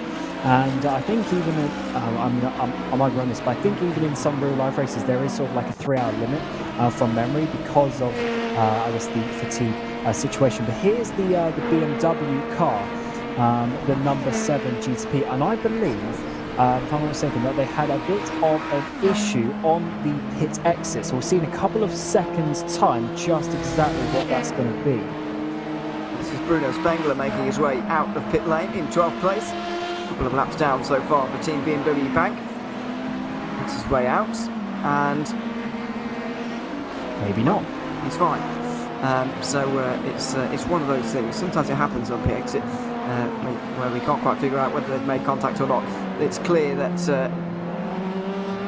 possibly not. Valtteri Landa, by the way, pretty close to Vlad Kimichev right now in the battle for 5th place. It's about to be the battle for 4th as Patrick Wolff comes in from 3rd in the Apex Racing Academy car. And so he will drop down a little bit further. And there is Bruno Spengler getting up to speed in the GTP. I wonder if he's going to get a chance to drive a GTP in real life actually with his BMW affiliation, and they'll be expanding to WEC next year as well in 2024. There'll be double the seats in BMW. Maybe he'll get to drive if he doesn't already in IMSA. I don't remember seeing him last weekend. No, I don't believe so. But actually, I guess you say there's more seats opening up potentially. Of course, it's actually been quite interesting to see. I don't know if you thought this as well, but there's a lot of drivers, such as, for instance, Bruno, who came from the more GT background. Yes. But then they also jump into the prototypes, such as in the Ferrari. You've got like James Collado. He's been in and obviously Pierre Guidi as well. They've been in that WEC entry for ages, years and years, the pair of them, for the GTE category. Now all of a sudden they're jumping up, and I know they're professional drivers and they can get on with it, but that's quite a big difference though in reality. You've been doing the GTs for so long. I also noticed guys like Mirko Bortolotti as well driving LMP2s just to prove himself and maybe get picked up. Obviously he's a Lamborghini driver, and I still think he still is, and he'll be able to benefit from that next year in terms of when their GTP or whatever they're going to call it comes in. We need a better name for this, a universal name for these things. But hypercars, I don't know. Is that the right term? Something like, I don't know, LMP1 like we had. But anyway, that seems good enough to me. But anyway, maybe I'm just still sad that it ended. Anyway, yeah, it's years ago, Ewan. I'm not over it. That doesn't mean I'm over it. So yes, there we are. That's the change for second place, by the way, as Redline get out back in front of Varva Lahut, who stays at the wheel, and the battle continues for second place, and we'll keep an eye on it as well. But it has been very interesting to see a lot of GT drivers moving over to prototypes, because they clearly want a chance at winning Le Mans, and there's about 3 times as many chances as we had in previous years. I mean, almost as there's ever been. Yeah, it's pretty crazy to be fair, actually, how things have changed in the last couple of years. It was looking a little bit bleak, almost, is that the right word, for a couple of years, but it's really turned around. And yeah, the excitement, to be honest, is really back, and I like that. But sometimes that just happens. These things go in cycles. That classes come and go over the years. If you look back even in the last sort of 20 odd years, how things have changed, and different regulations, different manufacturers get involved here and there. And I think it's just part of it, but we're definitely in a new era now that hopefully is going to stay around for many years to come. And with the amount of manufacturer influence that's coming into it, I'm very excited to see how that one's going to play out. But it's certainly looking to be a very strong start to 2023.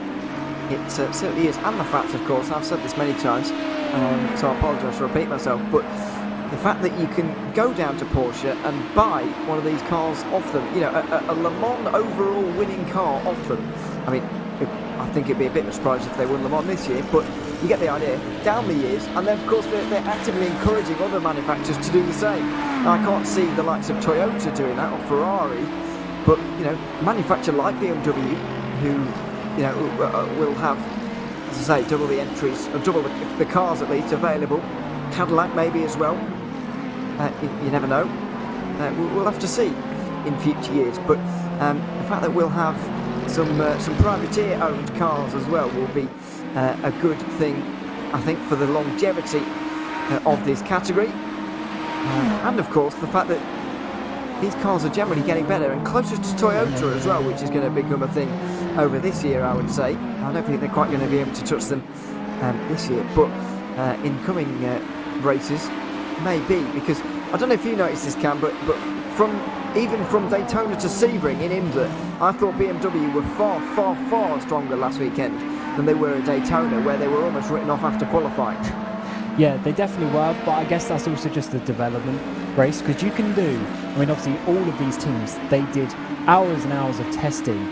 Here at Sebring, over in Aragon, they did a lot of testing, I know as well, and loads of other tracks. They were obviously just testing themselves, but you don't know until you come to a race weekend and you see the other teams, you see their sector times, you see where they're getting the advantage on you, where you can really make that difference. And one of the biggest things that I noticed, especially on the WEC things last weekend, was just how quick the lap times improved over the course of like the free practices and things like that as well.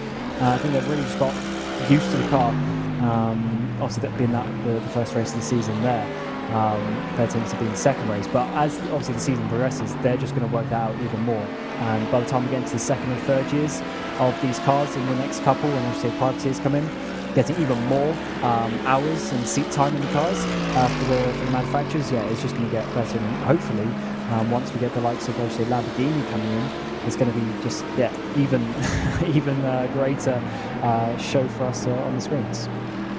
Absolutely, very much looking forward to that. As we saw, I think that, by the way, the opening round of the WEC last weekend was the most cars we've ever had in the top class of a World Endurance Championship race, of a World Endurance Championship opener, I should say, with 11. And the first time we had double digits as well. So that was good. But it was very much, it felt at times, Cam, I don't know if you agree with me or if you've watched it, but it felt at times like it was an F1 race where the manufacturers were kind of where they were, and they were sort of stuck there based on car performance, and it was up to the drivers to make the difference in that respect. We definitely had groups of cars going from top to bottom. Yeah, I agree, and I like that. It's so cool because even back in the day where it was Porsche, Audi and Toyota, when it got to the 3 manufacturers, even then it wasn't quite the same. When you start getting up to that, 10, 11 cars, you really get a different vibe for that. And you're right, it actually felt like a proper category then. It felt like it was actually back in contention. It wasn't just there to tick a box of having a 3 class like it felt like in some previous years. So definitely, definitely a great thing. And it can only improve from that one. The only thing, I'll tell you what, the only thing that was slightly disappointing for me over the course of that change is we lost the Mazda from IMSA, because I did really like that car. You mean the DPI? From the DPI. Yeah, obviously they didn't carry it over like the Acura, Cadillac, etc. Which is only disappointing for me because I did like that Mazda. It was a shame. And of course we've lost Nissan as well from IMSA as well in the top class. That was a long time ago now, but it may have stopped in 2018. But yeah, unfortunate to see the Mazda gone as well from the top class. The Mazda I really miss is that one from about 2015-16 or whatever that was just so good in corners but rubbish in a straight line. Absolutely rubbish. I don't know why, but really good in the corners and really competitive at Mosport. They always gave it a great go. I don't know if they managed to ever win with that car. And of course the Delta Wing as well, which I think I've got a bit of stickler for in the past for saying it was a good car. I don't mean in terms of winning races. It didn't win a lot, but it was great just for the novelty of having it there. And that's a little bit disappointing about what IMSA may be missing compared to the previous category they had with the Daytona prototype. You could bring a WC LMP2 in and they will balance them up nicely with those. You could make your own car like Mazda and like Delta Wing did as well. And that's gone a little bit. And it's gone from LMP1 a little bit as well, or have gone from LMP1 a little bit. It's not really present in this category, but that's the only thing really I'll miss from that era. Those kind of cars that were built and that were maybe a little bit rubbish, but they were a bit different, and that's what we liked about them. Yeah, I guess at the end of the day, it will always come back down to money, having more of a level platform to go off, and a more, relatable platform is definitely something that is going to help the longevity of it. And at the end of the day, I think that's what we really need. And as long as it comes out, from a spectator's point of view, as long as it comes out as there's loads of cars, loads of different manufacturers on the screen, and they're in the top class and they're having a good battle, I think that's what will overcome everything apart from Aussie LMP2, LMP1s and being a little bit quicker and a little bit more flashy in some ways. Yes, scary as well in some ways. The number 19, let's just get back to the race here for a moment, because the number 99 Apex Racing Team car is down on pit lane. They were running inside the podium places, and this is why they are no longer. Of course, in towards turn number 1. It's red line making their way down the inside. They're fine there. We'll have a look and we'll get back to you on that. But I have to say, Cam, when they came down pit lane there, when we looked at them being repaired, supposedly, they didn't look like there was an awful lot wrong with that car. We did see it from the front angle though, so I wonder if it was the rear ends like the Williams we saw a few laps ago with Belaziotis, I believe it was in the back. Going back there, but hopefully we can try and work out what happened to that Apex car. But sometimes, like I saw with Verstappen earlier, you don't always just see a massive, crazy bit of damage, but it can still give you some big repairs. It just depends exactly where on the car you get the contact. Unfortunately, that's just how the damage model works. And as we said, this is looking for Apex coming up, but Urano behind. No contact as of yet. Let's see if that one continues now. This is always a bit of an awkward point of the track, but it looks like, at least for now, it's okay. Yeah, we're going to stay with this, by the way. So we'll keep an eye. It happened about 5 laps after Belaziotis had his incident, by the way, and so we were kind of still talking about that one as this happened, and then we got distracted by hypercar chat and stuff, as these things tend to happen in these kind of races. But they were running in a podium place, and they were running red line quite close in this one. However, Johnny Benton now has a half-minute lead as a result of Luke McKeon having to come down pit lane and have a long stop. I wonder whether something else is at play here. And by the way, I think it was Maxime Briand at the wheel at the time. I think McKeon just got in. But these things sometimes do happen, in that a car just pulls down pit lane for no apparent reason, and they just seem to park and don't re-emerge. I do wonder whether that has happened here. Let's have a look. Obviously, Apex getting some nice screen time, which is good for them. They've got a lot of cars. A lot of cars in this race. So I guess let's see how this one progresses. As you see, the sort of lower third is correct though, and they've gone another lap down, 7 laps down as it stands, and that's just going to get more sitting in the pit lane. But certainly they've got a few cars to choose from for this race. They are still in the pit lane. The other cars are a little bit further ahead, but also a lap down to the leaders as it stands. Absolutely, we'll get that to you. But George Simmons has just passed me a note that it is involved with the second-placed LMP2, which is the Coffin Dancer's car with Atte Koponen, who seems to be doing fine, by the way. I think he's even been in for a pit stop, and he's got back out there again. We'll see if that was. We'll see if it was second-placed LMP2 at the time or now. But anyway, there is an LMP2 coming up behind them, and they're coming up towards Bishop as well, which always makes me a little bit nervous at this very, very fast left-hander, and in towards the final chicane as well. They will dive, and they will get into the rear end. The number 5 it was, and that is suspension damage like you wouldn't believe. It's one of those where you just end up clipping the car, but it does a lot of damage, and sometimes this happens. If you hit them at the wrong angle, you will, ruin the car, and that's what's happened here. Yeah, it's just like Verstappen's a little bit earlier. That contact right in that back right corner, and the car doesn't look crazy damaged, but it just gives you so much repair time, even the knee ball for Verstappen earlier. I don't know if it was the knee ball for McKeon, but yeah, that is definitely very disappointing. I mean, yeah, the car's obviously crabbing a little bit in terms of actual damage on the back of the car. Like, it's slightly pushed in, but it's crazy. Yeah, just how much it unsettles the car, and obviously, the toe being completely out. But let's see here. The Coffin Dancer's getting closer, loads of space on the inside. Oh dear. I mean, he's not okay.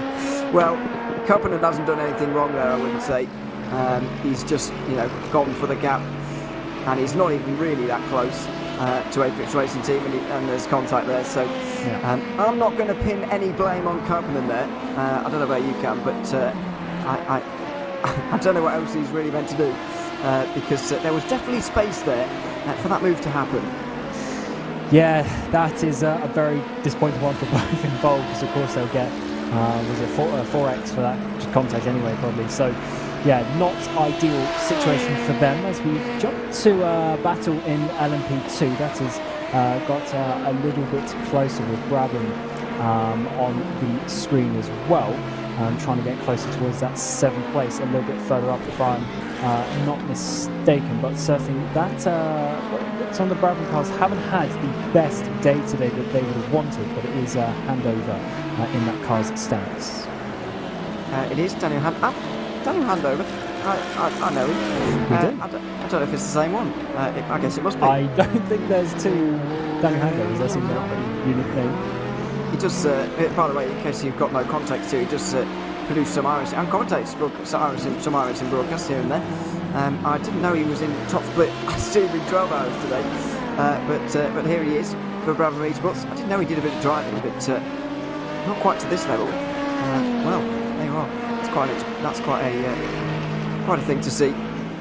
But there we are. It's the fight for what is 7th place in class here. Race Clutch have just made their pit stop, so they've both just jumped up a place. And Andrew Dawson just up in front, I believe, was a previous driver of the RSR team, RSR by Bookkicker, before they disbanded. All went, well, most of them went their separate ways. Some stayed on at Headline Racing, which is what formed out of that.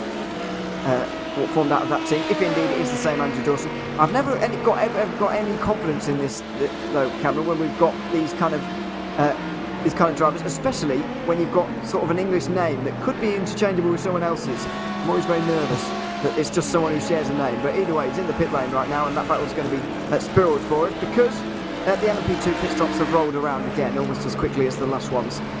And also in his iRacing account, it's Andrew Dawson 4.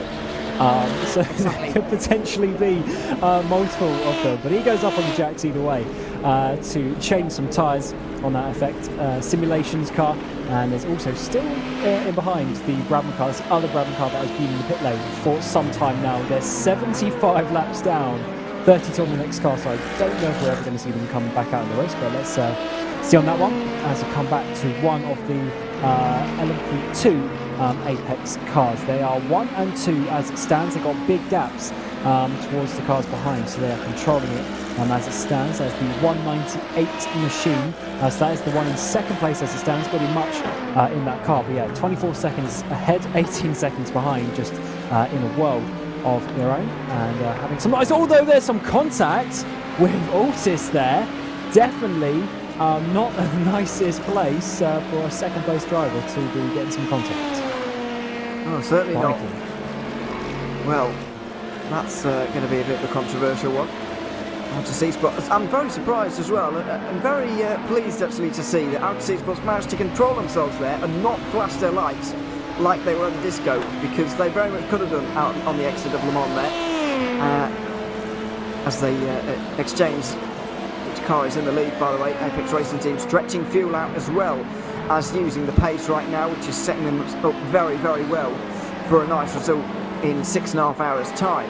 But it's a nervy moment again, and another moment in which the GTs have kind of just got to deal with the prototypes coming through almost when they want to, and the GT's forced to just deal with it, really.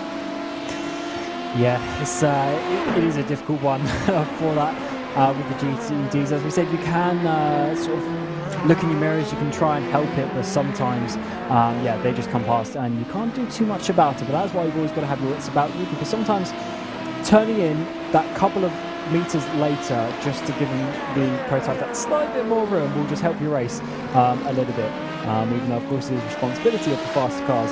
A bit of cooperation is always handy when everyone is fighting for their own positions, and there's obviously potentials for crashes if things like that don't get respected nicely. Absolutely.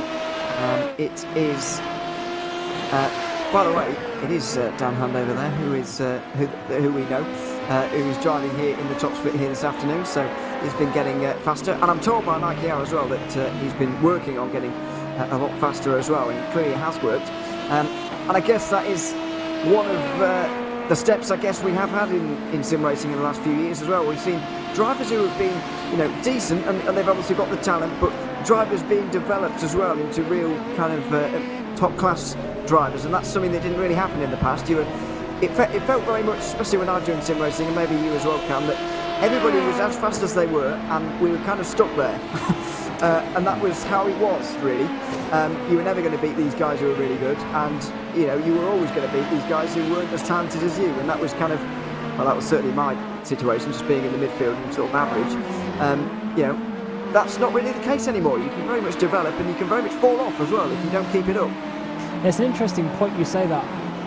I do wonder if it's just to do with the situation. There's obviously so many more teams now, so many more drivers compared to if you're saying, when we first started, sort of almost 10 years ago now. So there's definitely close enough, Don't make me feel old. So it's definitely the time has changed a little bit of that, and because in my opinion the level is so much higher from the fact that there's just so many more people at the top level, that extra 10th year then makes a bit more of a difference. And obviously now there's so many set-up shops, there's so many coaching facilities as well, there's so much more data and stuff that you can look at, you can always find out, in my opinion, a little bit more easier where you're losing your time, and that could potentially be a factor of it. And even you see with Apex, perfectly timed on the screen, they've even got academy cars now, and the teams are actively trying to develop drivers to come through. I think that part of it has also helped. Some of the drivers maybe gain that final half a second to get to the top. Absolutely, it's fantastic to see.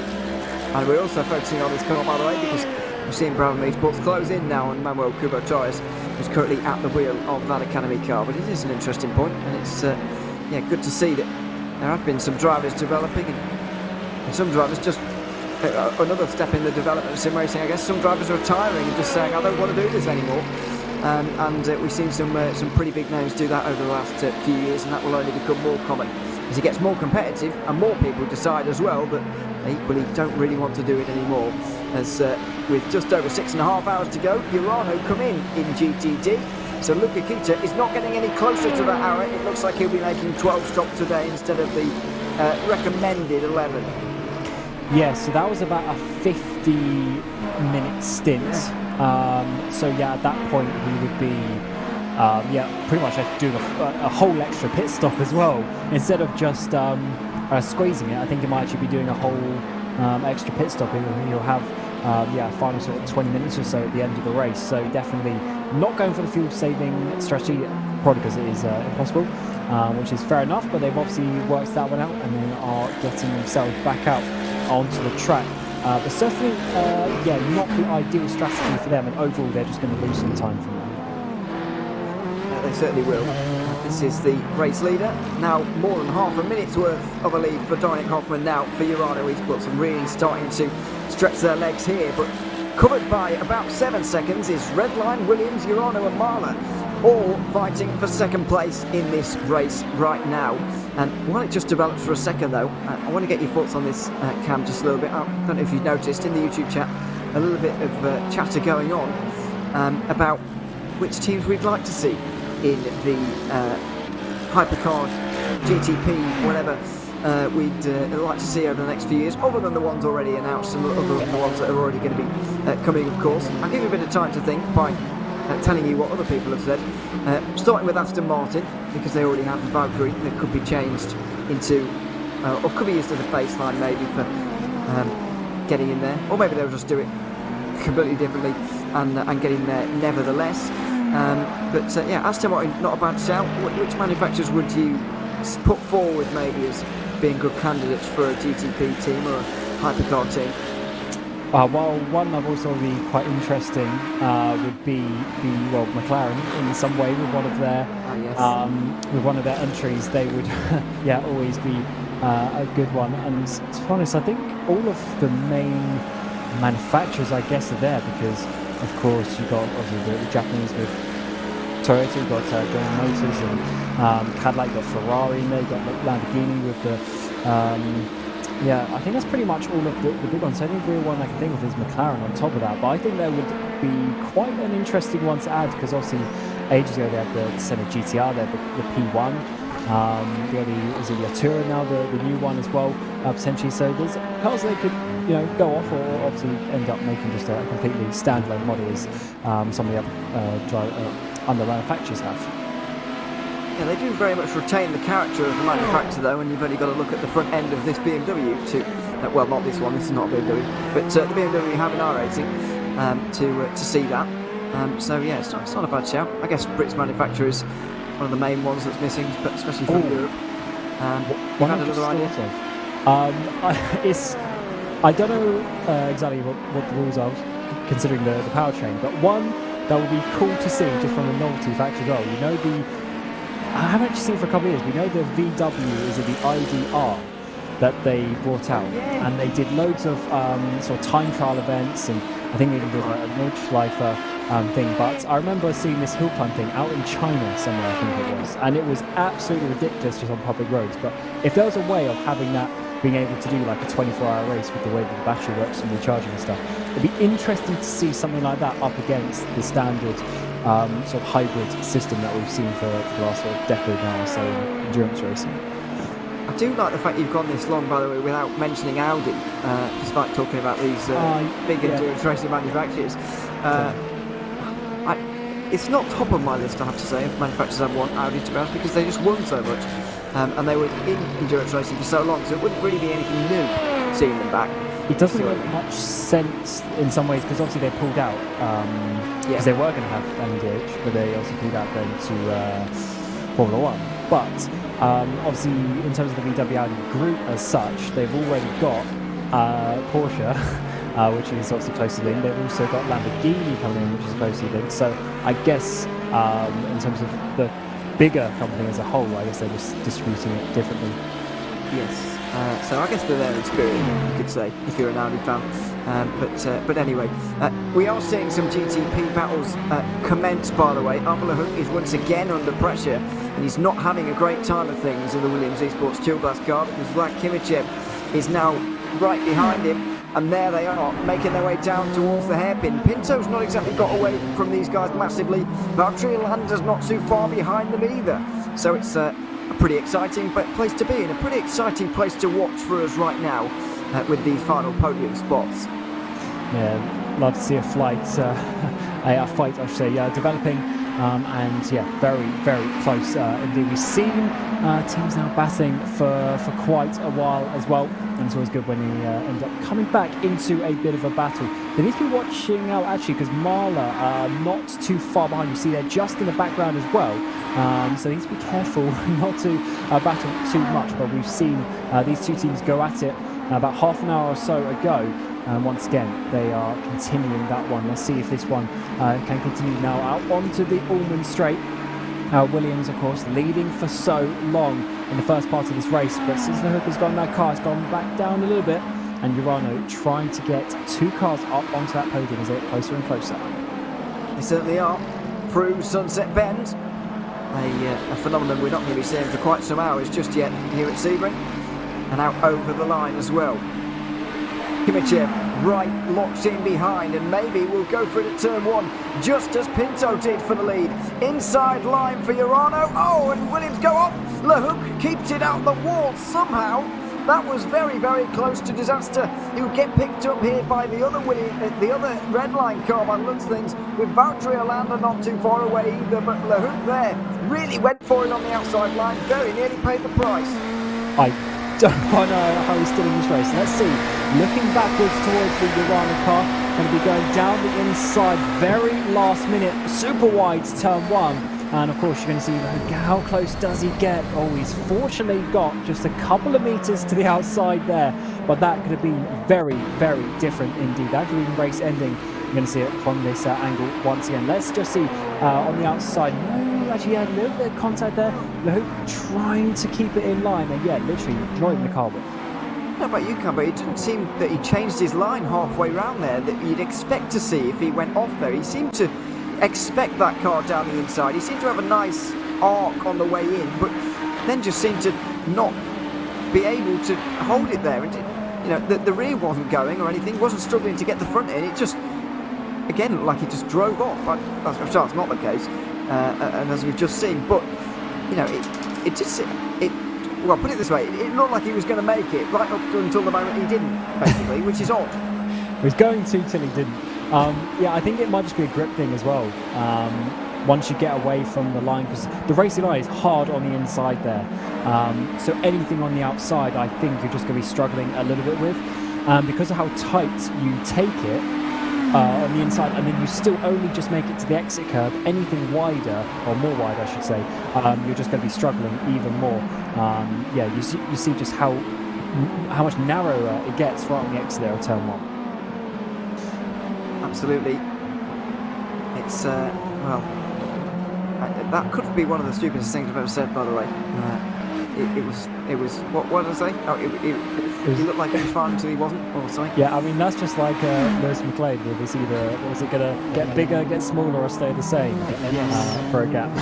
Yeah, it's well, obviously, but yeah, I mean, in a sense of it. Normally these things, especially at turn one, they just look like they're going wrong from the start, and you think you're just kind of waiting for the impact almost on the outside line, but it didn't really look like that with LeHook there. But anyway, he stayed in fourth at least. And now we'll have Valtteri Alander to deal with as Dominic Hoffman comes in. Nearly 40 seconds of a lead now for Urano. They must be, well, I guess they had a relatively big lead at Daytona as well, so that will make sure that they don't sort of sit back in this one. But hopefully they'll have learned some lessons from that one, and I'm not saying they were sitting back at Daytona and that's how they made the mistake, but even at that kind of gap, they will be, well, on the edge of their seat even now. Yeah, Hoffman was definitely a good pickup for Urano a few months ago, and definitely pushing that team even further forward as they have just got better and better over the last couple of years. And the last couple of stints that we've seen from him have been just so good, managing to pull away, as you say. Pinto will go into the lead for the time being though, but we do know, of course, pit stops still needing to be had from a few of these drivers. Kimichev there now second place as well. It's great to see these GTPs still continuing to have a great battle even a bit further into this race, coming up quickly towards 6 hours and the halfway point already in this race, as you're seeing the Urano car exiting the pit lane, and Hoffman, I believe, still in that car for now. Yes, he is. Is he? Yes. Fifth place. He's back to right now, and he's only 14 seconds off the lead as well, so he's gained another 6 seconds on Pinto. Based on what I remember from last time. Or was it? I can't remember if it was 25 or 20 seconds the gap last time, but I think it was 20. So Hoffman certainly is gaining time. But he's in that kind of state where you almost don't want to pull him out of the car really, because he's sort of just flowing the car nicely. He's driving very, very well, is Hoffman, and even though we are seeing at least his third stint here, I think this is his third stint from Hoffman, I don't think he'll be getting out at the end of this one either, because even though that will have been 2 hours, he's just not making any mistakes right now, and so it is hard to pull someone out of the car when they, are driving like that. And this, goes back to what we said a bit earlier about the driving times. If the driver's feeling good, you might as well keep them in because they're in a rhythm. I always find myself, obviously, I'm not a top-level esports driver, but I always find it difficult to just get in and be straight away fast in those first sort of 5-10 laps of your first stint. I always like getting a feel of it and then starting to push. And I'm sure even if even if some of the drivers aren't quite as extreme as that, they still take just that little bit of time. Once you're in a rhythm, you start just doing the laps like clockwork, and almost subconsciously you're just driving and you're just so confident with the car. So if a driver's in that state, you might as well just keep going if he's feeling fast. But as you say, 3 stints is around 2 hours, give or take. So that's quite a good way of breaking up the 12 hours, because that's effectively 6 driving stints. So if you've got 3 drivers, then you just go 1, 2, 3, 1, 2, 3, and then that's the race done pretty much.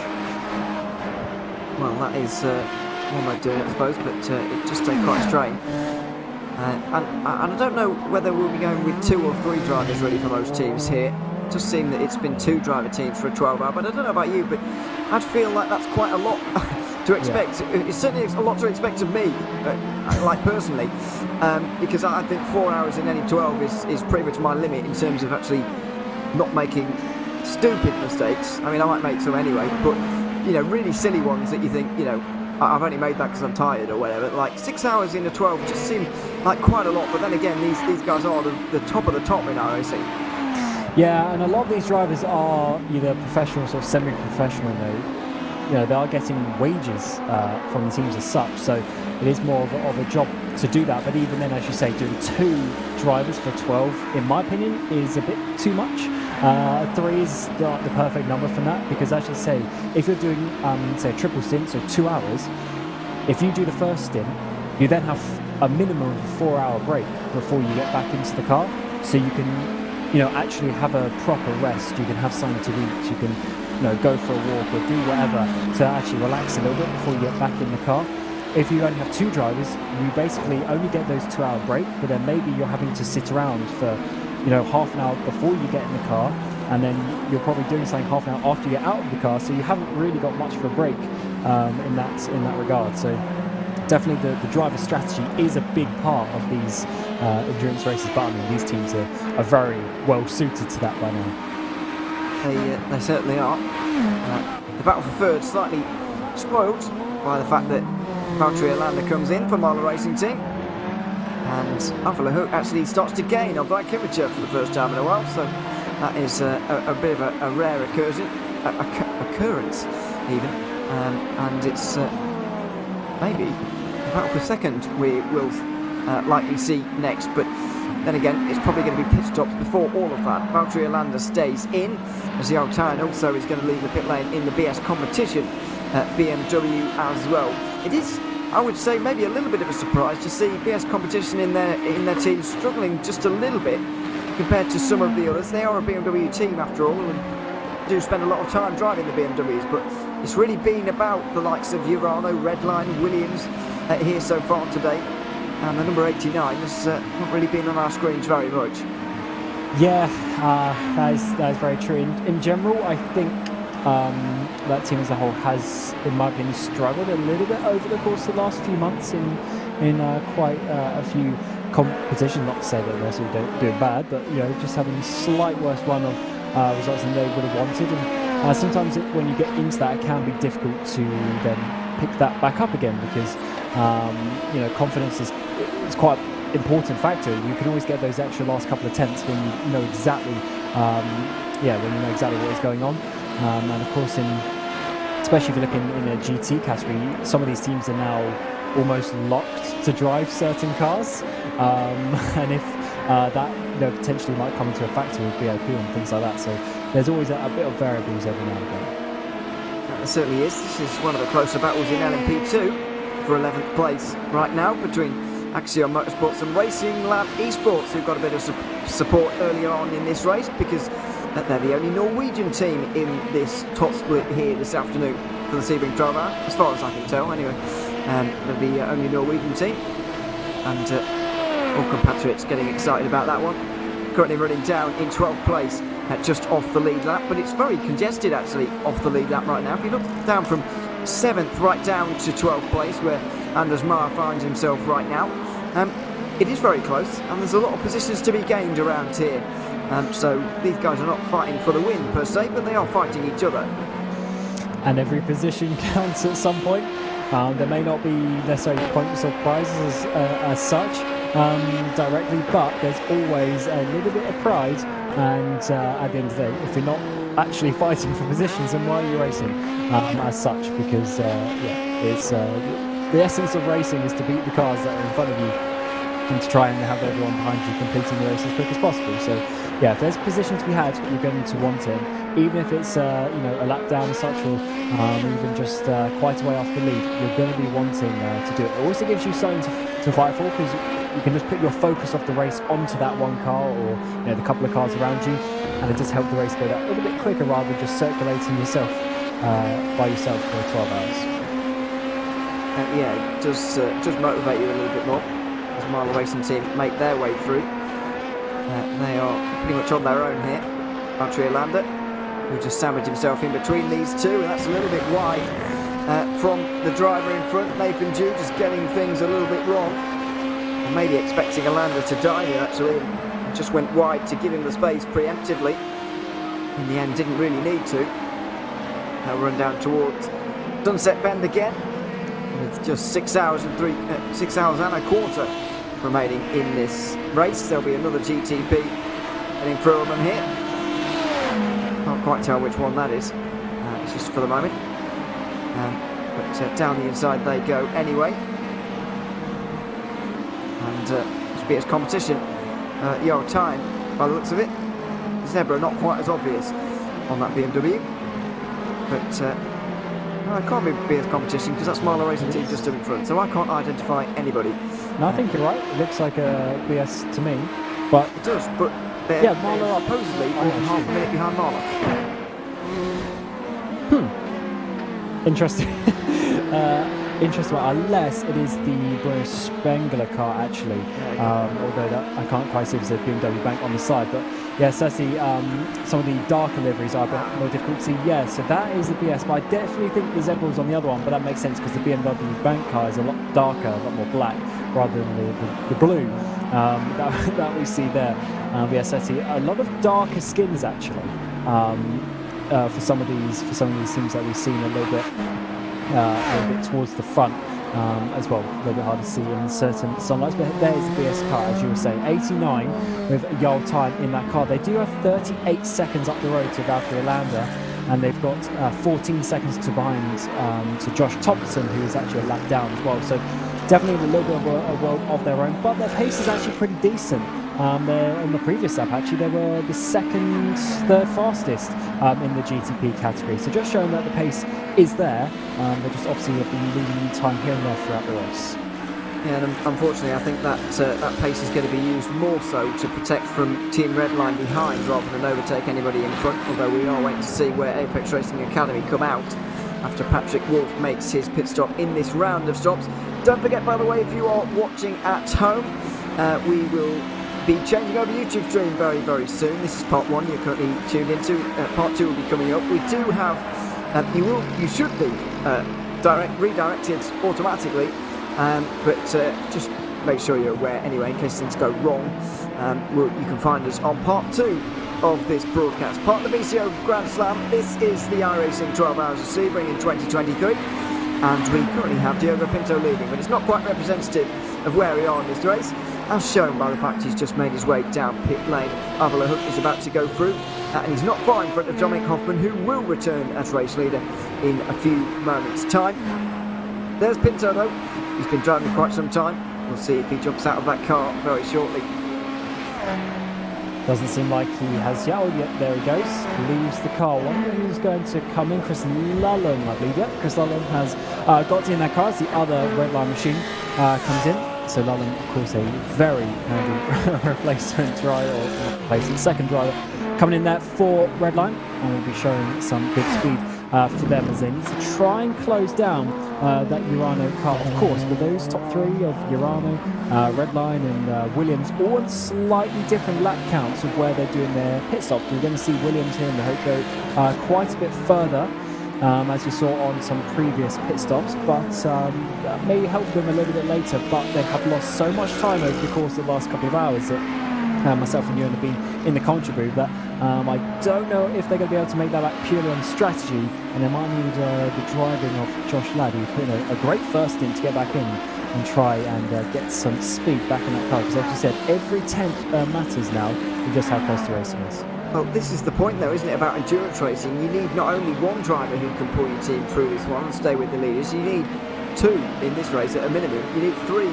really, maybe. And a 24-hour race, obviously a little bit more, but this is the point about endurance racing. You can't afford to have one driver who's not quite as quick, maybe. You've got to have both of them, because, as we've seen so far, Dominic Hoffman and Daniel Alves-Lourenco have both been able to stay with the leading pace, and if both of your drivers can't, then what's the point in one of them being as quick, or even quicker than? You need both of them, ideally, and I don't want to be too harsh on Avila Hook by any means, because he's still putting in good lap times, and they're still on for a very good result here, Williams. But if they're going to win this one on top of Urano, it does look like you need a really, really strong race. Yeah, of course, as you mentioned, not to say anything bad about the Hook, it's just, as you mentioned, it's just so close, and it always matters as Ladd has got back in that car. He did, almost the first 4 hours, and then just a short 2 hours later, he's going to be getting back in that car. We'll see how long he goes now. But sometimes as well, driver just has a little bit of a bad run with maybe some lapping of the traffic. So we go 3 wide down the front straightaway between the 3 classes towards the first corner here for the number 20 machine, and that is Lullum, who is getting back into second place as Ladd has dropped down. Urano, they swapped driver against Valmar, has got in that car as well, so definitely the time for some driver swaps in this GTP category. Yeah, the former Redline driver comes out just under 8 seconds behind the Redline car for Urano Esports there. Marla Racing Team as well, and Valtteri Landa very close to Urano for 3rd place, as Williams Esports dropped to 5th now in the order. BS Competition up to 6th, by the way, a little bit further down. Yeltan has got a bit of a gap over Patrick Wolf as well. And Florian Hasper has been reminding me, by the way, that Marla Racing Team is indeed under the BS Competition banner, and so he would still argue they're having a good race inside the top 5 right now. But nobody can seem to catch Urano as things stand. The battle for the bottom step of the podium, though, is very much on. and Jonas Vollmer has been really thrown into it here. Valtteri Alander has had a bit of time to get up to speed. Vollmer hasn't, and he's immediately battling for third. Yeah, that's always a difficult one, and also 2 seconds behind is Josh Ladd as well, so definitely a tricky part of the race to jump in, but Jonas is a very, very capable driver indeed, but that doesn't make it any easier when you get into a battle up towards the front. There's always that little bit of pressure on, and you've always got to be, performing your best, and it's certainly, quite difficult to do that consistently, of course, as we've seen there. The 192 machine, as it comes towards the Sunset Bend, and now it is getting very close, just a couple of tenths of a second between the two as they come out onto the front straightaway. I think this is going to be a very tense battle for the next few laps. It might well be, and this is exactly the shot we want from Valtteri Alander on board, just to get a sense of the speed and commitment you need in one of these BMW GTP cars. Flying through turn 1 at almost warp speed, and then down on the brakes in towards turn 3 that have given these drivers and teams so much to think about over the course of the last 4 months. That is where the difficulties used to lay in terms of these GTPs. They've got that sorted out now, and it's going to have to be on the brakes where Valtteri Alander is going to have to make his move. Down in toward the hairpin, another big stump on the brakes for Jonas Vollmer here in front, and Alander misses the apex there. The German in front will get a bit of breathing space. Yes, certainly will, but that will quickly close down, I'm sure, the way that Marlon car caught up at the back end of the previous lap. As we're seeing one of the other Urana cars got delict in the pit lane as it stands. It got, I think it's 3 of the GTPs going for glory today.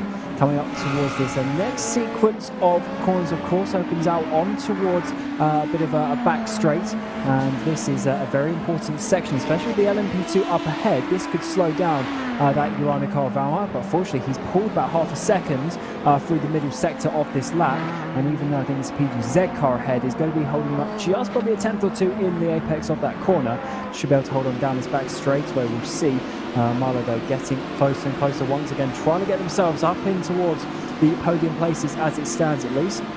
This seems Vollmer is able to hold on for another lap, but that doesn't mean it's going to get any easier as Marlow just get past there into the final corner. Oh, and another PGZ car, this time in the form of a Ferrari GTD, blowing the two of them up. They'll go over the line again though, and this battle will continue. It's Valtteri Alander just in behind, Jonas Vollmer just up in front, and there's going to be a Ferrari between them now, is there? Alander dives at the inside of the Ferrari, and it does seem the GT drivers have come to expect this kind of thing based on how that Ferrari was behaving there. Yes, after almost 6 hours of the race, you do get used to where the GTPs and the LMP2s come past you, because you can sort of work it out. When you look in the mirrors, you sort of judge the gap, and you just learn how quickly that gap is going to come up, and you learn what corners are dives. So certainly, something that you learn over the course of the race, and it's always easier when you just slightly make it a nicer overtake. Even if you lose yourself for some time. But Marlow here still quite a way on the back of Vollmer, but he seems to be able to hold on. It's not like the Marlow car there is all over the back of Urana. There's definitely some pace potentially there in the Vollmer car as he starts to get up to speed, having recently jumped in. And there is a gap, and at the moment we're seeing Vollmer use it to his advantage, because he's been the winner of so many iRacing special events down the years, especially in GT3 cars, especially back in the pure racing team days, I seem to remember as well, and just Redline days I guess as well. Very, very strong driver is Vollmer, although not so often seen in a prototype. As you mentioned earlier though, Cam, this phenomenon of GT drivers going into prototypes has become a lot more common in the last few years, and I've also heard as well from watching the Sebring 12-hour last weekend is that it is, a little bit easier maybe to drive these GTPs coming from a proper GT car than maybe the LMP1s were, but that's a discussion point for a little bit later.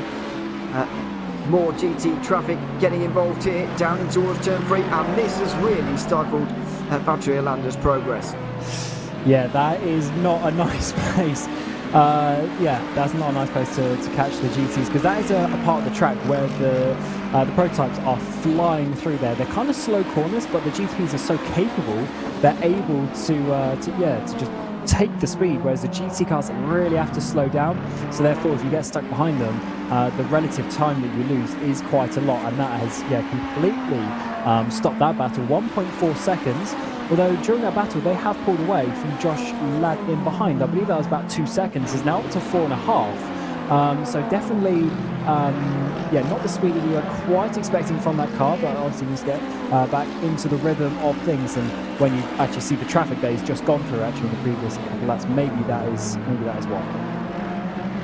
Absolutely. We've only got a few minutes, by the way, until half distance, and only a few minutes until me and Cam step aside. But I just want to address quickly, before we go, these vicious rumours that have surfaced over the course of this broadcast. Arjuna has been spreading, I was going to say something worse then. He's been spreading lies around, fake news as he calls it, about my views about repaving Sebring. I think that's a good idea. Blasphemy. I've said to him many times before, it's the only good thing about Sebring, so they better keep it, because I don't like anything else about it. So that's my opinion. I guess people will maybe disagree on that. I do, by the way, agree that the race itself is iconic, and I like it for the weekend it's on. But for the rest of the year, I'd get rid of Sebring, to be honest. But anyway, it's just an opinion, and feel free to disagree with me. But at no point have I said seriously that it should be repaved. You're defending this really hard, Ewan. Well, what am I meant to do? Otherwise, I'm going to be getting attacked from all areas, and well, I already am being. So I might as well have not bothered. But anyway, do you think it should be repaved, Cam? No. I would like to see it repaved in some ways, but I think it would just make it a little bit more boring. I think I said the bumps, exact sentence along those lines. The bumps are really what makes Sebring. Even these actual tarmac sections of the track that aren't like the old runway as such, they've still been around for so long that they are all old and bumpy and everything. So yeah, definitely that's the character, and it's nothing like any modern track. So that's why we like coming back to these old school tracks, because they don't make them like they used to, as it always comes back to. As they say. Arjuna says now we both need to be sacked for what you just said there. I'm pretty sure I said something along the lines of it would be an interesting experiment, but apparently that's not to the like of Arjuna either. So I don't know. I don't know what we're meant to say. He clearly doesn't like experiments. But anyway, we'll move on from this topic rather briskly. Just before we get to half distance, I will of course remind you of the 3 class leaders we have here in the iRacing Sebring 12 Hour. It's Cyrano Esports currently leading, with Dominic Hoffman pulling out to nearly 3/4 of a minute at the front of this race. In LMP2, Apex Racing team have taken control from the start, and they're taking their favourite status and absolutely running with it. Nearly 20 seconds to the Coffin Dancers in second, with nearly 30 seconds over their teammates in third. And in GTD, it's red lines to lose, even at this distance. Nearly 3/4 of a minute there as well. To this car of Arnold's competition, Nicholas Rubel are currently running second, ahead of the 2 Team PGZ Ferraris as well, rounding out a Ferrari 1, 2, 3, 4 at the half distance of this race. It has been a pleasure to be commentating over this race for the last couple of hours, but for now we're going to be stepping aside. Up in Ewan O'Leary alongside Cam Roger, who has been with me for the last couple of hours, and we will be switching over YouTube stream as well, so make sure you keep an eye on that. We are switching it to part 2 right now on YouTube, so make sure you're across that if you want to keep watching us. But we will hand over now to the capable hands of Zach Sweeney, but first Andy McEwen.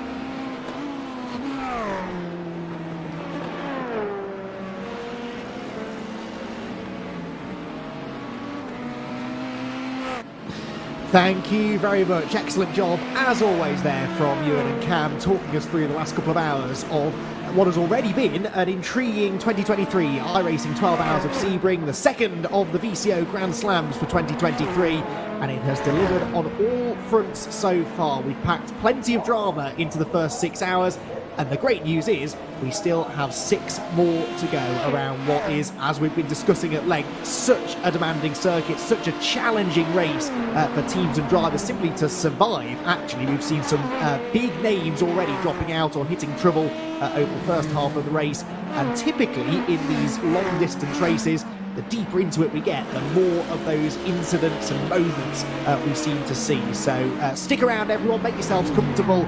We've still got 6 hours of top quality entertainment coming your way. As you had said, Andy McEwen joining you for the next couple of hours. Delighted to be joined for the first time in the RaceSpot commentary booth by Zach Sweeney. Zach, what are your thoughts on the race so far? It's been pretty non-stop, hasn't it? Yeah, well, in both the literal and the metaphorical sense, obviously no safety cars or anything like that. There being green flag running from the start, but yeah, the strategic aspects, the Sebring aspect, I guess you could dub it, is really taken its toll on the race itself, for the teams, for the drivers, and for the narrative that is this race. Obviously, the first couple of hours was almost dominated by Max Verstappen in that sort of jostle between himself and Alex Dunn. That obviously dissipated. Max Verstappen had some issues, then obviously Alex Dunn ran into some issues on the pitch straight. Well, it just seems you don't really want to lead in GTD, but it seems the number 70 Team Redline car is not doing too bad of a job. But yeah, it's just been Sebring, I guess, is the only way you can really put it. It's exactly what we've expected, Andy.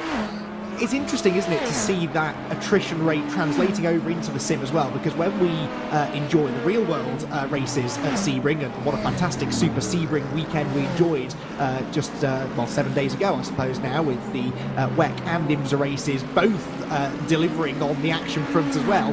But what we always seem to talk about with those real world races is the mechanical attrition around Sebring. That is something that you can sort of take out of the equation in sim racing. You know, you're not likely to, well, you can't really break a drive shaft or have a suspension let go over one of the bumps. But from a driver's perspective, Zach, this is still an incredibly challenging race. It is still a very bumpy track. It's still narrow. And most of all, it is still very, very difficult to deal with the lap classes, 3 different classes of car. And that really is where most of the talking points have stemmed from.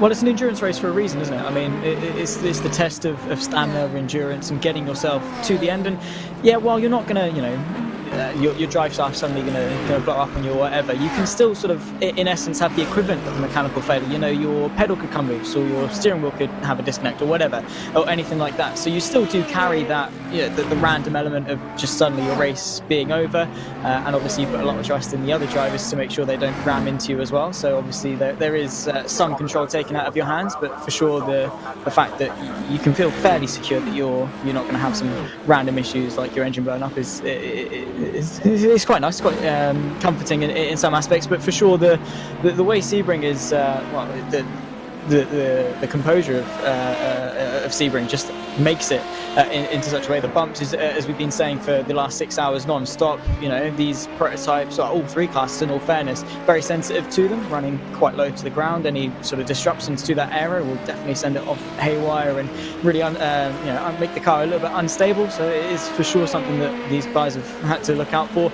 And it's a busy circuit. It's tight. It's narrow. You can't really find many way throughs, and obviously it's proven to be the case, because it can so easily go wrong. All it takes is a bit of the GT traffic to go over a bump, get a little bit shaky, and then find themselves into the side of a P2 or a GTP. It can so easily happen, and that's the thing about this race so far, is some race-changing things can happen, in the span of half a second, literally in the snap of your fingers, and your race can be upside down.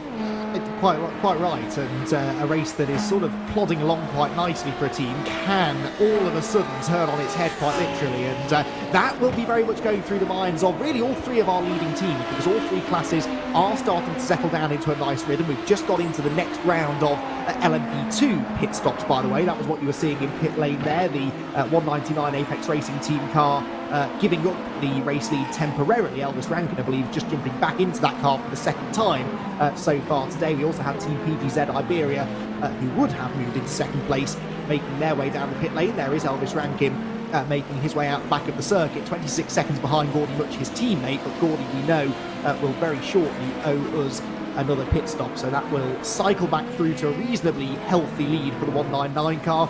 But yeah, all 3 classes being led pretty comfortably right now, but as we've seen, trouble can lurk around every single corner here at Sebring, and no one can relax. And actually that sometimes is something that we see, isn't it, Zach? You get to the halfway point, still 6 hours to go. There is always the danger that a team can start to relax at this stage. They've seen their big rivals fall by the wayside or have significant delays. In some ways, having a 40-odd second lead right now, it's nice to have, but you've really got to be careful as a team that you drill that idea of keep focusing, keep that attacking mentality to every single driver that jumps into the car, because relaxing now could be a fatal mistake. 100%. You know, sometimes you're your own worst enemy in the sense that, you know, you start to relax, you start to get into it, and you start to get complacent is the word, is that, yeah, you know what, we've got a 40-second lead. We can chill. This is easy. You know, these guys got nothing on us. We've been dominating, and then you find yourself into the side of a GTD, or you find yourself off track spinning around, or you make a mistake in the pit stop or whatever. You have to make yourself 100% alert, as we see a battle for ninth. Race clutch versus effect simulations. They're separated by about half a second or so, but for sure, you've got to find something to keep yourself focused, you know, whether it be a target for this stint. You know, I'm going to save X amount of fuel, or I'm going to keep the tyres live, or I'm going to try and close X amount of time to the car in front, or increase the gap X amount of time to the car behind. Something to keep your mind focused on the race at hand, so much so that you're not drifting off what you think you're going to have to eat when you finish in the race, because you can't do that. You will then sort of slip off and then you find yourself drifting off. But also on the flip side of that, and you can't be too focused in the sense that you're constantly, you know, critiquing, you know what, I could have chopped off a bit more time here, or I could have done that, because then you're eating away at yourself. You're becoming too focused, and in some cases that can almost sort of invite more mistakes than, you know, relaxing. So it is definitely a sort of a golden medium between the two.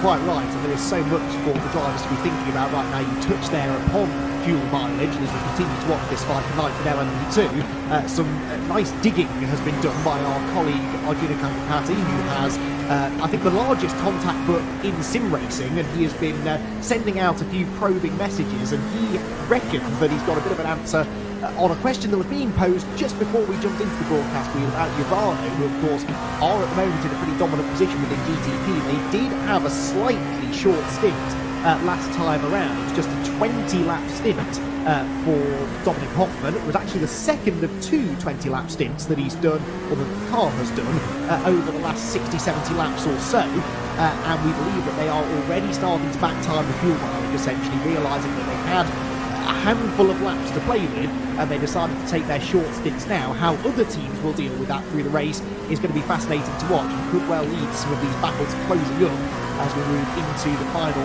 few hours. Right now, though, on board with Andrew Dawson, the Effect Simulations car has closed in now on the race clutch entry just ahead. It may not be for a top 5 position with LMP2, but the competition is fierce, and as you duck and dive your way in and out of traffic, Zach, at any moment an opportunity could arise here for Dawson to make the move. And that's the thing, is, you know, keeping sharp, making sure you're ready for anything that can happen. You know, you've got to work your way through the traffic at such a speed that you can keep up with your opponent, but also, you know, be mindful of the fact that they could get caught up and then, you know, be ready to pounce. Whether the race clutch going a little bit too deep or something like that, you can then get the cut back. But it's just a case of lurking, waiting for your opportunities, analysing what your opponent's doing, because right now he's got 5 hours and 50 minutes left to make this move. He's not in, you know, any rush per se. He can take his time, he can see where he's quicker, he can see where he's got the advantage, and then obviously calculate the right way to go about things. And that's the thing sometimes at Sebring, is just waiting for that mistake, because again, as we say, a circuit as difficult as this, sometimes it's almost bound to happen. So if you can just wait it out and play the long game, chances are the position will just fall right into your hands. And so important to remain patient as well. In a situation like this, you can see there the Marla BMW trying to make its way through. If you do catch a slower car through one of these more technical sections, you simply can't make the move on them. And actually being overtaken by the GTP car there has now potentially triggered the overtake to happen. Side by side they will run, and Andrew Dawson on the outside line into the hairpin at the end of the back straight. Can he go right round the outside? Or maybe scrabbling for traction, just manages to clear the number 87 car, and that was a brilliant move, all triggered actually by the number 87 being lapped by the GTP car heading through the end of the first sector, and that was just that little fumble really that Dawson was waiting for. 100%, exactly what we were saying, waiting for that opportunity, using the traffic to your advantage. As soon as the race clutch even had a sort of even a speed bump in momentum, straight away they were on it, and, you know, bold, committed on the brakes, brave as well. Great respect between the two of them, of course. Race clutch very easily could have been a little bit more aggressive, but fantastic job there from Andrew Dawson. Again, it's that thing, you've got to be confident, especially when you're going for moves like that, because, you know, if you sort of 50-50 it way up and think, do I go for it, do I not go for it, that's when dangers can arise. But he knew he trusted his machinery underneath him, and he knew that he'd get himself up ahead. Now the thing is trying to show that he deserves to be in front, is to put the pace in and try and extend the gap, of course, and what's the gap up in front? 55 seconds, so it seems that it's a bit of a long shot to anyone in front of him, saying that the Brabham Esports is into the pit lane, so that gap might close a little bit. But I think the main focus, obviously, for Effect Simulations is just try and grow the gap and see what they can dent on those in front.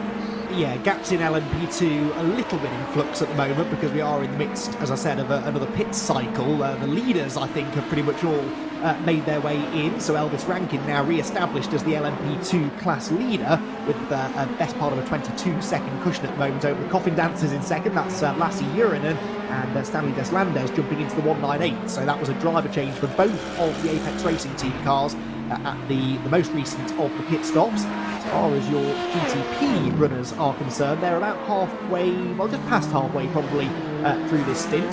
Dominic Hoffman with a 45-second advantage, and that gap really seemed to shoot up over the last couple of hours. Others behind sort of tripping over each other. The Williams Esports Chill Blast car had a couple of issues as well, but Murano all of a sudden just sort of propelling themselves out into a lead, and you often find that in the middle hours of a 12-hour race sack. There is almost always one team that just starts to light the afterburners. Maybe they were just holding back for the first few hours. Maybe they've now really been able to jump into their strategy that they were always planning to run.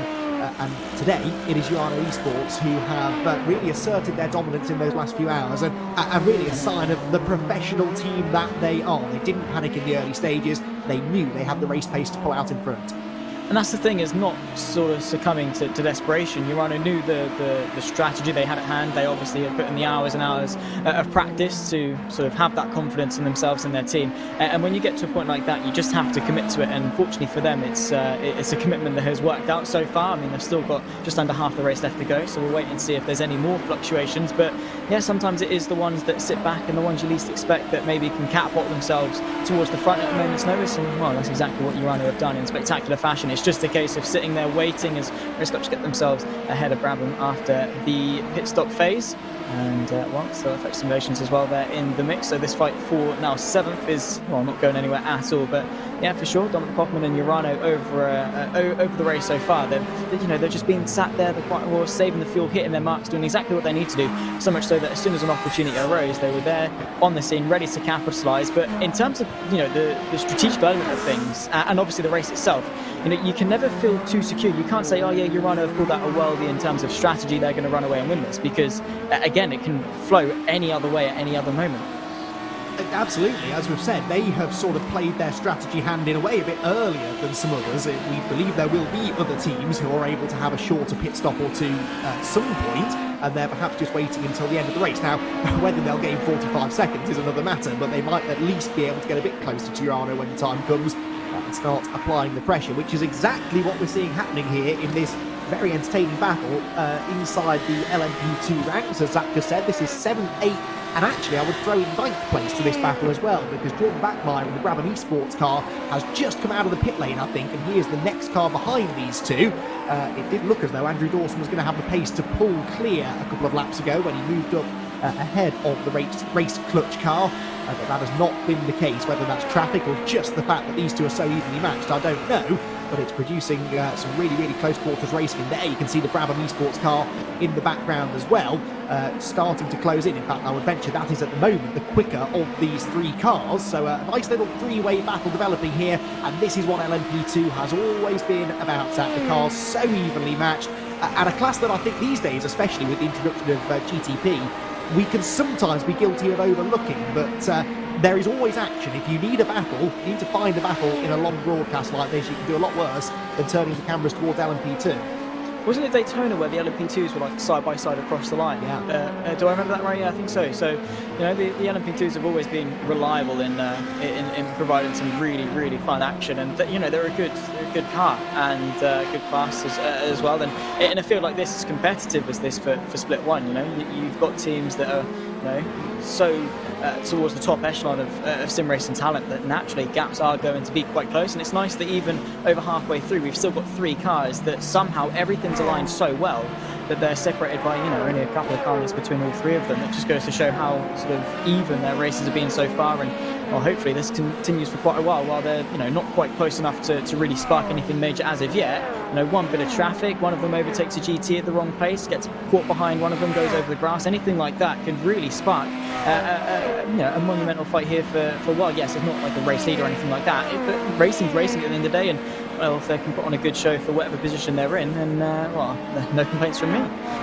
Absolutely, and the drivers in the cars at this stage kind of past caring really what position they're fighting for. You do get into that mindset, don't you, where even if you're not in the top 3 or 4 positions, every place you can gain is still valuable. You want to finish as high up the order as you can, and when you see a position sort of tantalisingly close in front of you, then all of a sudden the intensity starts to build, the drivers start to really push the envelope a little bit further, and that's what we may well see now, particularly from Jordan Batmar, who, as I said, was the quicker of these 3 on the previous lap, about half a second quicker than Dawson, and nearly a full second quicker than the race book lap car, which is the car he is approaching now. They both dive up the inside of a GTD Ferrari into turn 1, and inch perfect on the way out of the corner. They will head, the gaps ever decreasing between these 3, and one little fumble in traffic could properly ignite what is already a pretty competitive battle. Bit of damage on a couple of the cars, that's pretty standard fare really for halfway through a Sebring 12 hours. You kind of have to expect, don't you, I think, in a race like this, Zach, that you're not likely to get through all 12 hours without trading a little bit of virtual paint with somebody else. It's a little bit of luck that decides how bad that damage is, but we see time and again, don't we, these LMP2 cars, they're pretty difficult to kill, aren't they? And even carrying some damage here, they're capable of running competitive lap times. Yeah, that battle scar is really more than anything. It's a long race. You're going to have door scrubs and things like that. Maybe you have a bit of side-on contact with the GTD while you're trying to lap them. Anything like that, but nothing right in saying these LMP2s, while they are quite small and nimble, they do pack a punch in terms of their strength. So it's nice to see that they're still carrying on. But yeah, definitely a couple of ways have gone the way of a couple of teams in terms of that damage getting a little bit too much. But yeah, for sure, it's a race of attrition, as we've always said, and that definitely does come with a couple of dents and bumps along the way. And so, as long as they don't exceed 50 instant limits, they can get away with it pretty scot-free, as well, as long as the fact that they don't get a meatball flag along the way as well. No harm, no foul for sure. And again, that's just part of racing. While it's a no-contact sport, and obviously, you don't really want to come into contact with anyone else. It's sort of one of those things that you sort of have to expect, particularly when you've got 3 classes of 3 different speeds hurtling around a circle like Sebring. While yes, in the rulebook it says no, you don't make contact, sort of as a driver and as a team, you've sort of got to expect that at some point something's going to happen. Indeed, I think we do slip into this tendency of always trying to find somebody to blame when that happens. Very often it is just multi-class racing, no one's really at fault particularly, just lots of cars all trying to share the same bit of real estate, and that can lead to that little bit of casual contact, which in the sim racing world is always a little bit more perilous in some ways than real world racing, because you've got to factor in things like netcode as well, and perhaps some slightly dodgy crash physics, but hopefully these 3 will stay a suitable distance away from each other. They don't have to worry too much about that, but we would like to see a little bit of side-by-side racing. Gaps just ebbing and flowing, actually. The Brabham car fading back a little bit over this last lap or so, as they have actually found themselves that rare thing in this race, a little bit of empty track. No GTD cars, no GTP cars looming up behind them, and a rare chance for the drivers to really show their relative pace to each other. Of course, that won't last long. There is a GTD car just starting now to loom on the horizon, but these little moments where the drivers can properly suss each other out, because from a driver's perspective, Zach, that is tricky as well. That was Dawson, I think, tipping a wheel on the grass there as he headed into the turn 14, 15, 16 sequence. Just gets away with it. But yeah, drivers in a battle like this, they're all clearly fairly evenly matched, these 3. But when you're in amongst traffic, it can be a little bit deceptive. You can find yourself catching another car quite quickly. It lulls you into that feeling of, I'm quicker than this guy, I need to get a move on. But actually, when you get into clean air, that might not always be the case. So it's hard sometimes to gauge exactly how racy you need to get with the cars around you. And that's the thing, is you always have to take everything with a pinch of salt, because apart from sort of the first couple laps where everyone's sort of in their own classes and doing their own thing, you don't really have an opportunity of clear track, which is obviously, as you say, it's a nice thing to sort of have in a race, because not only as a driver you can make the most of it and try and put out some good lap times and maybe pull out a gap to the car behind, or close the gap to the car in front or whatever, or just enjoy the clear air, enjoy some calm before the storm. but also if you're on a train like this, as you very rightly say, it's a nice opportunity to say, you know what, yeah, into Cunningham I could probably gain a couple more tenths relative to the person in front of me. I could probably do a little bit better here. He's quicker here, or I'm quicker here. And then when it actually comes to getting onto the back of them and trying to racing them, you can sort of use that information to your advantage. If you know that you're quicker into a certain complex or into a certain corner, you then know if that you're a certain distance back, that you've got that confidence and that arsenal in your pocket to be able to whip out in order to make those crucial moves. So it's good to know. And obviously, yeah, exactly, you need to know how racy you need to be, because you don't want to force yourself as well. Team really can't get almost forcing himself into the barrier there with a bit of a slide. But you need to know, you don't want to get yourself into a pointless tussle where you're just trading positions for nothing, because that does no one any favours. In the long run, all you'll be doing is damaging each other's race. However, a bit of GT traffic maybe could go the advantage of race clutch, but I think Effect Simulation's just gotten away with it. Probably into that complex there. It's one of the worst places on the circuit as a prototype you'd want to catch the GTVs.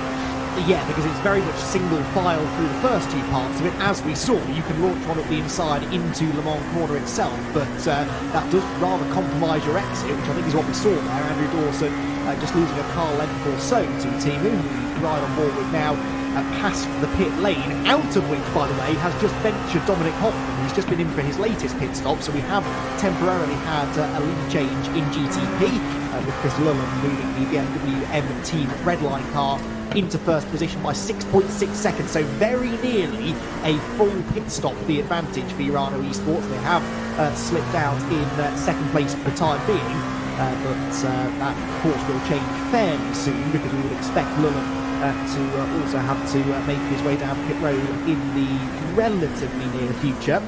And so that will redress itself, but for the time being, slightly cold tyres, full tank of fuel for Urano. They're slipping back a bit further, but as I said, we would expect to see Lullen in fact, any moment now. He's done 25 laps, we believe.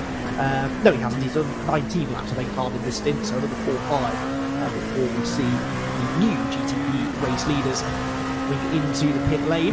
Fascinating onboard pictures here from the race clutch car. We've been on board now for virtually a full lap, and we've seen 2 or 3 pretty hairy moments already, Zach. Hairy to you and I. I'm sure that for Temu, he has got this all under control, but it is one of those tracks, I think, that is maybe a bit underrated in just how demanding it is. We talk about bumps a lot and the curbs and how easy it is to make a mistake, but little things like running out wide onto the grass. If you run even an inch too wide, just there, you get a wheel on the grass and you're likely to find your way pointing the wrong way round. The same is true out of turn 1. Easy to lock up into some of the tight hairpins. Any and every corner on this track has the potential to trip you up, and the fact that these drivers are able to do stint after stint after stint, rarely putting a foot wrong, is seriously impressive.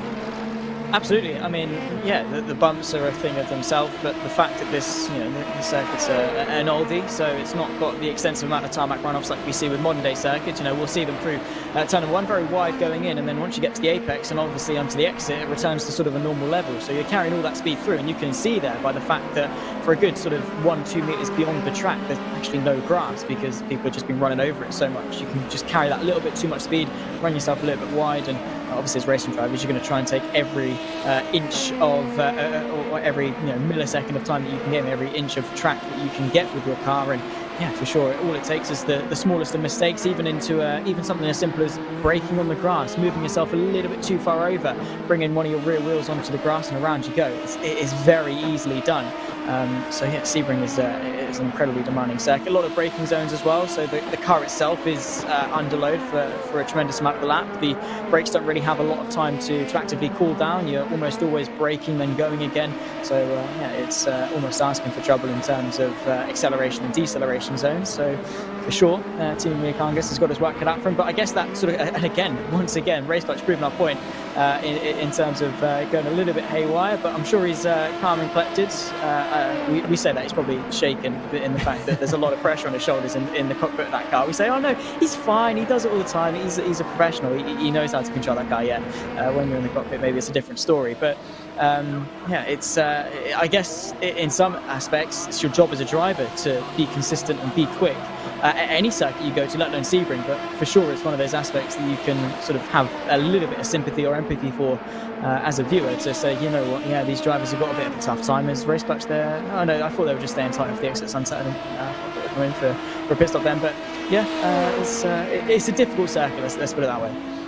Is it a circuit you enjoy driving? No, because I was going to say I'm going to give you an opportunity to give Sebring some love, because Ewan just let us know in no uncertain terms what he thinks of Sebring as a racetrack. I personally don't enjoy driving it either, but that's mainly because I'm not very good here, and the correlation between my pace at a track and my enjoyment of a track is pretty linear. But you find it a bit of a challenge as well, do you? Well, yeah, my only experience with Sebring really is in the Ferrari, and I don't get me wrong, I love the Ferrari. It's my favourite GT car. I say favourite. I've only driven the Ferrari and the Mercedes, but of the two, I prefer the Ferrari. But yeah, I don't know. I've just never been able to come to grips with Sebring. Maybe it's just because I'm bad. I don't know. Maybe that probably is the reason. But like you, my enjoyment and my speed definitely directly proportional. If I'm quick, I'll enjoy it. If I enjoy it, I'm probably quick. Like I am with sort of Silverstone or Spa or anywhere like that. I enjoy driving those circuits, and my pace isn't too bad relative to how bad I am as a driver. But yeah, I don't know. I've just never really been able to get to grips with it. Maybe I don't know, the setup on the Ferrari wasn't too great, or I don't know, maybe I haven't put enough time into Sebring, but from what I've done, I just can't find myself like actually getting into a rhythm with things. It's one of those circuits that I just can't get consistent with. I can't hook up a lap time. It's just so tricky to actually drive. And yeah, I mean, I know the circuit, I know where to brake, I know where to get onto the power, but I just can't do it with any confidence. I know what to do, I just can't do it at Sebring. You mentioned the key word there, I think, which was rhythm. This really is a rhythm circuit, and of course that's a huge part of endurance racing as well. Drivers, when they're out there for a couple of hours at a time, perhaps longer, as we've seen from some drivers here today, you really do need to get into that rhythm. And I think that is the tricky thing with Sebring. And you hear drivers in the real world talking about this as well, because of the bumps. Yes, another mention of the bumps, and it won't be the last, I'm afraid. Take a shot. It is so hard to get into that rhythm, because the car will react ever so slightly differently every time you go around a particularly bumpy corner. The final corner at Sunset Bend and Turn 1 immediately springing to mind. And if you are, half a foot, maybe less than that, offline, the car will react slightly differently, and that does make it really tricky to gain confidence, actually, in the car. And confidence is a huge thing, obviously, when it comes to driving quickly, particularly in these prototypes where you really are bouncing on the limit all the way around the track. The GTP cars, as has been well documented, not carrying the same sort of aerodynamic downforce as their predecessors. They're quite heavy as well, so whilst they don't react as much to the bumps, it can be trickier to gather the car back together if it does snap out from underneath you. Again, really increases our enjoyment and our respect when it comes to watching the drivers doing what they do. What you're watching right now, by the way, is a battle, in inverted commas, for second place in GTP. Of course, the number 1 Urano Esports car, which is in second place, has just pitted, whereas the third place Urano Esports Heineken Media car owes us a pit stop in the next couple of laps. But for the time being, Urano able to get their two cars pretty close together, and if they can get two cars on the podium at the end of this race, I'll wait until we start thinking about that, I suppose, but if they can do that, I think they would class that as a pretty successful day at the office through all of the early attrition. This team in particular seems to have, by and large, avoided the worst of incidents. I do vaguely recall seeing the 192 car involved in a little skirmish earlier on, but I confess I couldn't tell you exactly what it was. They're still running in a podium place, though, and for the time being able to check in with their teammate. It's a nice photo opportunity, I guess, for Urano to whack on their Twitter. So, 5.5 hours left to go. We've got the boys in second and third in this race. But, yeah, for sure, Urano are an interesting prospect in this race, particularly that number 1 machine who run a little bit different on their strategy. But, running second and third, can't complain. Whether you pit stop or not, you're at that high up the grid. And, well, the fact you're still in this race, for sure, is something that I could do. So, fair play to them. But, yeah, they're continuing on, doing the best they can, getting caught up behind the Arnage competition Ferrari. And there we go. There is the number 192 Urano, Jonas Woolmeyer into the pit lane. Chris Lullum as well into the pit lane from what was the race lead. So Dominic Hoffman back into the lead for the GTPs. Getting one in YouTube chat, actually. Do I want Sebring repaved? And I've got a quick answer to that. No, I don't. My name is not Ewan O'Leary. My name is not Cameron Roger. And if you never see them on a racebook broadcast ever again, don't be surprised. But yeah, Sebring, I don't know. It's very flat. You know, there's not any major undulation or anything like that. It's not got any sort of, it's not got an Eau Rouge or a Radion or a Maggots and Beckett's or anything like that that adds character to it. If you repave it, it just becomes like a Scale Electrics track, I guess, sort of thing. Do you know what I mean? No, I could not agree more. The point at which you consider repaving it is when drivers are having to get out of the car after 10 laps because they physically can't take it anymore, and we're a long way away from that, I like to think. So, yeah, the fact that the drivers all rave about that, actually, they talk about the bumps a lot, but they don't really whinge and moan about it particularly. It's just that they enjoy the extra challenge that it brings. Sure, it's a bit uncomfortable, sure, it makes it a little bit easier to make a mistake, but drivers love the old school circuits, and you know, there are some modern Formula 1 type circuits out there that have their benefits. They have sequences of corners maybe that drivers enjoy, but there is just something special about coming to Sebring, and yeah, anybody who thinks that it's time to repave Sebring for the time being needs to perhaps reconsider that, I would say. Of course, over in America, in oval racing, repaving tracks is a big talking point at the moment, with some of the all-time classics being repaved and rather changing their character.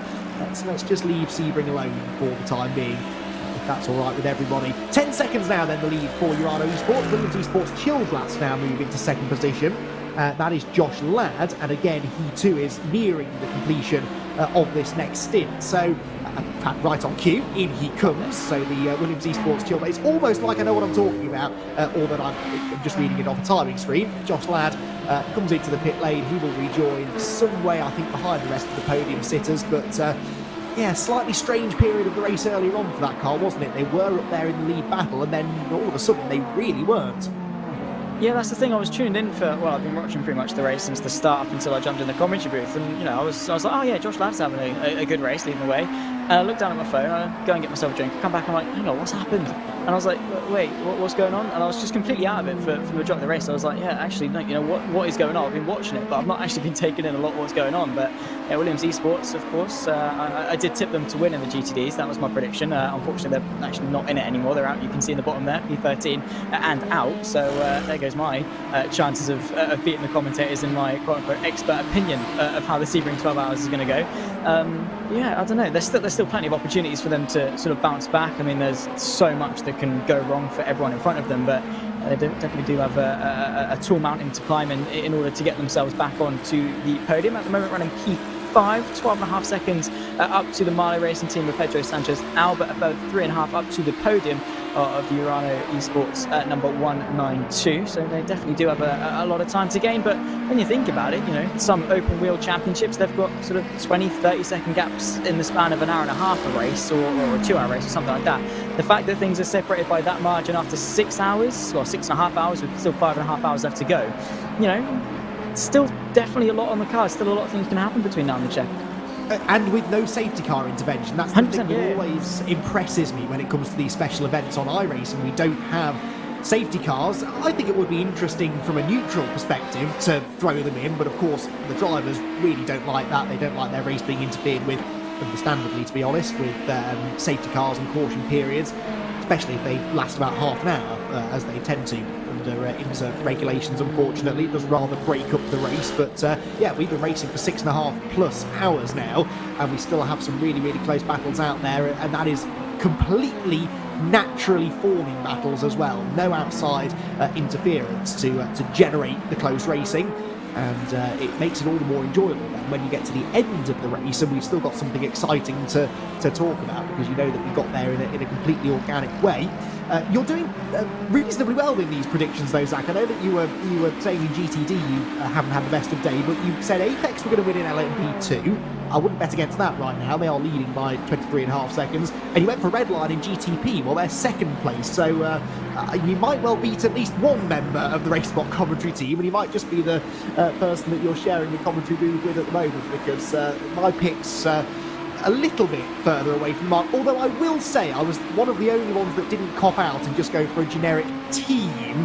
Bear in mind, Apex and Redline make up probably about a quarter of the grid entirely. That was maybe slightly low-hanging fruit, if I may say.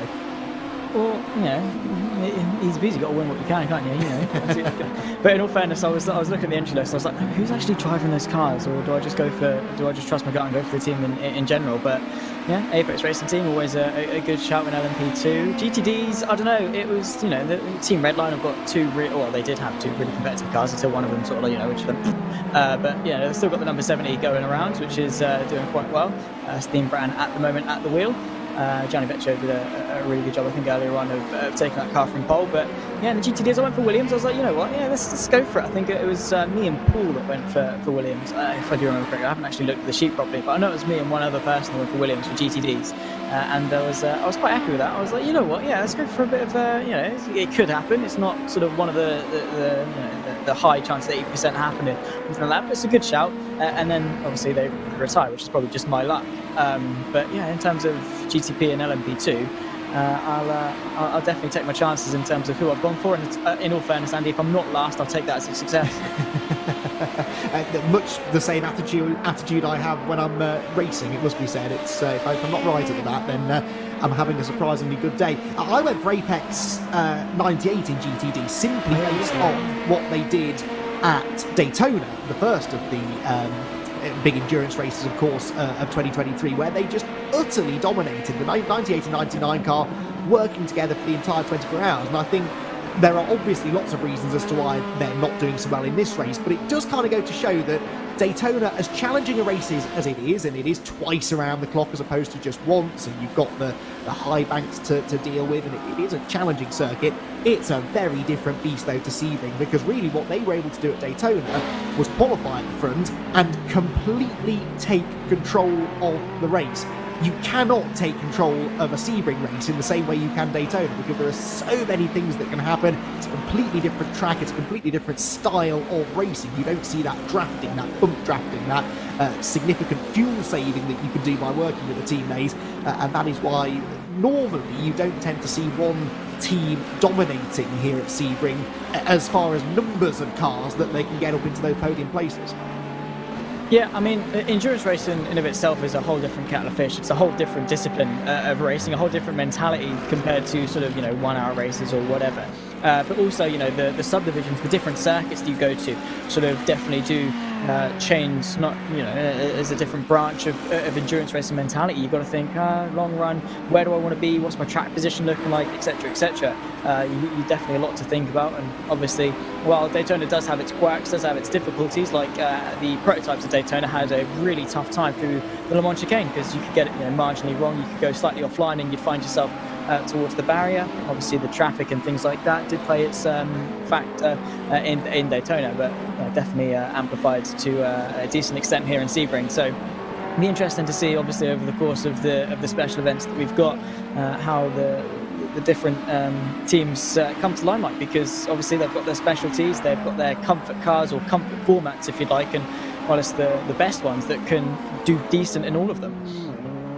Yeah, absolutely right. And as we move now towards 5 hours to go, it's going to be interesting to see who can keep their cars out of trouble into the closing stages of what has been a very demanding race. A little bit of a mistake there from the number 80 car, that was, and that was, I believe, just heading up into turn 10, which is possibly my least favourite part of the track. I always struggle to get the right braking point there, and then 9 times out of 10 I turn in too early and clobber the curb, and the other 10% of the time I miss the apex completely and find myself out on the grass. But you're dealing with fine margins around here, especially late into the race now. We saw a great shot earlier on of the marbles that were littering the side of the road, the dust and dirt that gets kicked up. It's not quite as bad in the sim actually as it would be after nearly 7 hours of green flag running in the real world, but it still will add to the treacherous nature of the track. And of course you've no choice but to go offline when you're trying to negotiate slower traffic. But that was not the reason for the number 80 SRC Movano Corsa car running out wide just now, just a little bit too late on the brakes. And I believe, Zach, I've not actually raced, I've not driven the BMW GTP car just yet, but from those who have driven it, they tell me that probably the trickiest part of driving that car is getting the thing stopped into the corners. It can be very, very snatchy, very easy to lock a brake up, and that is something that if ever there was a track where that would catch you out, it's going to be Sebring. 100%. When the sort of the first mainstream event for the BMWs came out for the VCO Pro Sim Infinity, where they sort of changed late to the BMW, I think people struggled 100%. And it's a different car to get used to. Obviously, that's natural with any car that comes to the service. But yeah, definitely the BMW in of itself. I haven't driven it. I dare to even try. I tried the Mercedes W12, I think it is, and I was like, yeah, no, this got too much for me. Can't deal with it. Nope. So I'm going to stick with my the iRa4s is my safety blanket in terms of the balance between downforce and power and things like that. But the BMW, I can definitely see why it's so sensitive. I mean, any aerodynamically capable car naturally is going to be a little bit sensitive, because any changes to that very marginal the margins that they've got in terms of their capacity to go quickly, and you could have a whole different car entirely, and definitely braking on the bumps, lifting the rear of the car up, disrupting the airflow or anything like that for the car can have some pretty drastic effects. So definitely a car that you've got to have in a really, really good window to really come to terms with, and it's definitely been a good divider in terms of the good and the great, particularly when the car first came out. Indeed so, and perhaps the Apex Racing Academy team have come a cropper of the tricky handling balance of the BMW GTP car, because they're into the pit lane, but they've just come out of the pit lane after a very lengthy service. They've dropped a couple of laps at least on their previous visit to the pit lane. They've dropped to almost the very rear of the GTP class, and Owen Carroll is now bringing the 298 car back in, goes up on the jack, so this looks like more of a standard pit stop. You would guess, Zach, that if they had damage to repair, they'd have got it all done and sent it back on its way. The reason for coming back in eludes me slightly, unless they simply didn't put tyres on it when they came in the first place. We'll get to that in a moment. This might explain the reason for the long stop that they just had, going down into the hairpin. Owen Carroll, we believe, was at the wheel at the time, and makes his way up out of the hairpin, down towards the Fangio S's, and then into that really tricky braking zone at turn 10, where we just saw the SRC Movano car having some difficulties, and exactly as you were saying, Zach, a wheel on the grass turning in, slides out wide onto the grass, and strangely doesn't actually hit anything. So where the damage came from, I'm not yet sure. Maybe it's a case of they forgot to repair some damage from their previously long stop. I've been there before. I've been like, oh yeah, we've got some decent damage here, and then it gets towards the end, then you go out and it's like, you know what, they actually haven't repaired the car fully. But yeah, I don't know, maybe I can't really have an answer for that. Obviously they immediately pulled out of the way for the red line car, but they didn't touch anything. They didn't look like they've had any major damage on the car, but for them to come back in and get back onto the jacks, I'll be honest, I haven't actually got an answer for you, Andy. That now does make more sense, though. I was not paying attention. That was, of course, the latest of their incidents. They must have had one earlier that led to the damage being sustained. So they sit back in the pit lane. They've clearly fueled up and tired up now, and I suspect that you're right. They're just trying to fully finish off the car, which looks pristine, actually. So that sometimes is the way. The car doesn't look from the exterior too badly damaged, but underneath all is not necessarily well, and this might explain things. At the inside of an LMP2 car into Sunset Bend, and makes the move cleanly for the time being, runs out wide out of Sunset. This was about an hour ago, we're hearing, so it's quite a long process this has been for the Apex Racing Academy team. Through turn 1, a little bit wide over the bumps. Now that looked neat and tidy. Could be any one of these corners, couldn't it? There we go, another wheel on the grass. And this time they are going to just make some contact with the tyre wall. So 2 incidents very similar. That the first of them, we believe, and that now does explain where they picked up a bit of damage. The same mistake, just at different points in the circuit, really, and that comes to the twitchiness. It was definitely maybe a touch on the wheel on the grass, but that can happen, naturally, just by turning the steering wheel just a little bit, putting too much brake pressure onto the pedal. You can lock the rears, and the car literally will just spin. While sometimes it's good to get the rotation using the brake pedal, that's obviously a little bit too much.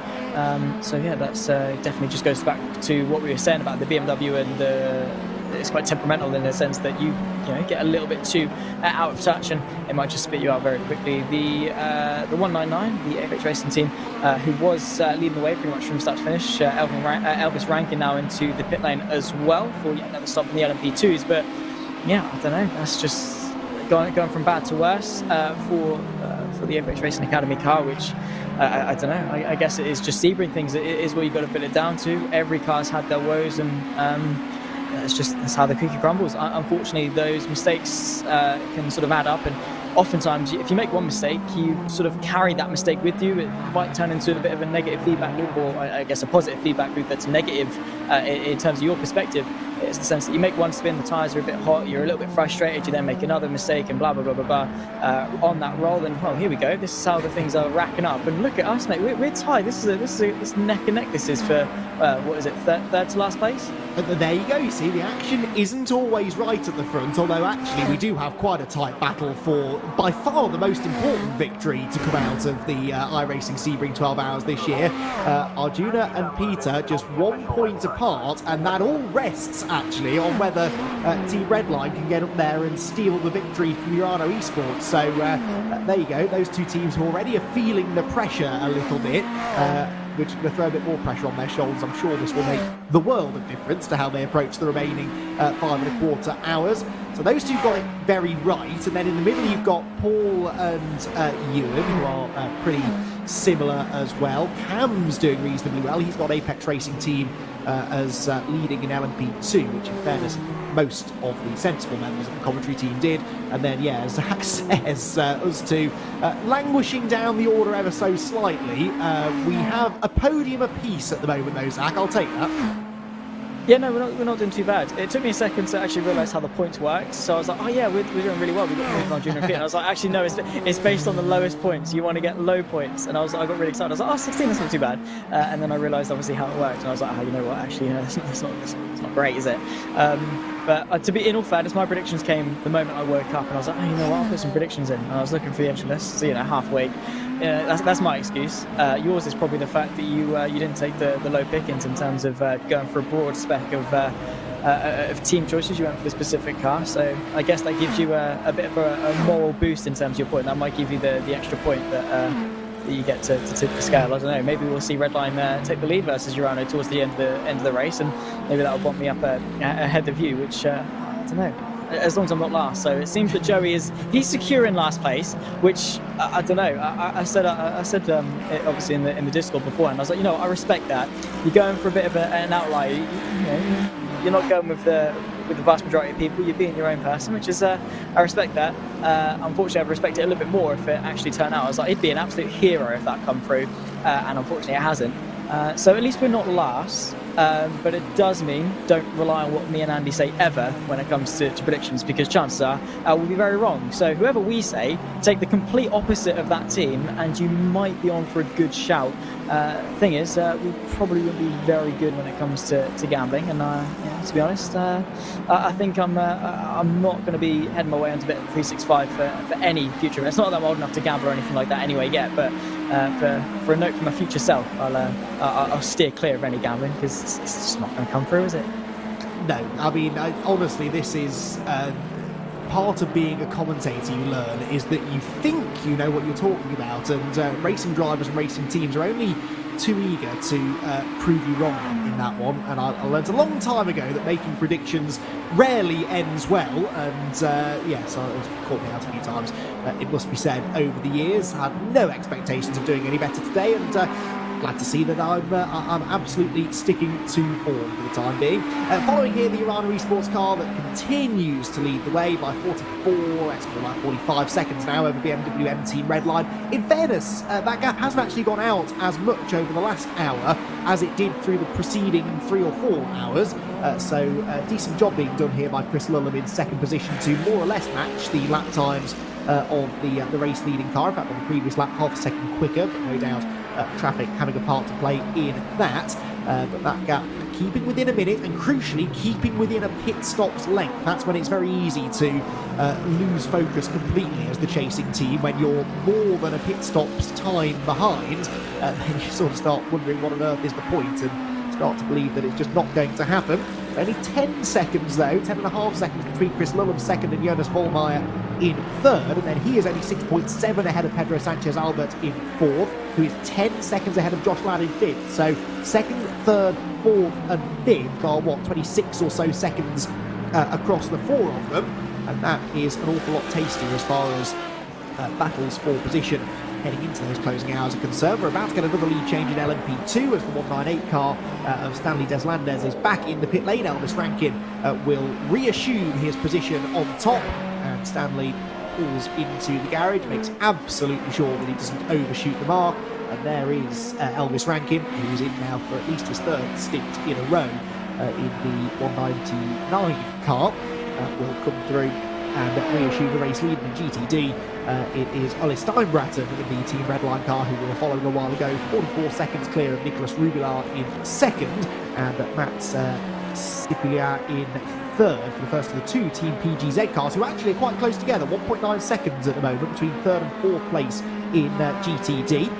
Two teammates there, the 119 and 114 cars, and they are starting to get themselves reasonably close together for a position there within the podium places. Yeah, so it's not the first time that we've seen the two cars within the team are quite close. We saw it a little bit earlier on with Urano, so we'll see how the sort of the quote-unquote battle pans out between the pair of them, because it is for a podium. Each team wants to be the better one. Your best benchmark is your teammate, of course. So if the leading one, the 119, wants to stay ahead, or if the 114 wants to try and get in front, I don't know. Are they going to be allowed to race? Is it going to be in the better interest of the team to sort of just jostle it out and swap places? I don't know. But when it comes to a podium, as a racing driver, you don't want to give that up. If you're fighting for, say, 7th or 8th or whatever, I get that. There's not much difference. It's not like you're fighting for a top 5 or a top 10 or a win or whatever. The difference between 7th and 8th is like, yeah, it's one extra place. I'm a racing driver. I don't really want to lose it, but it's whatever. But when you're fighting over 3rd and 4th, you sort of, you light a different fire in the cockpit, and you sort of fight with a bit more oomph, because it's a podium.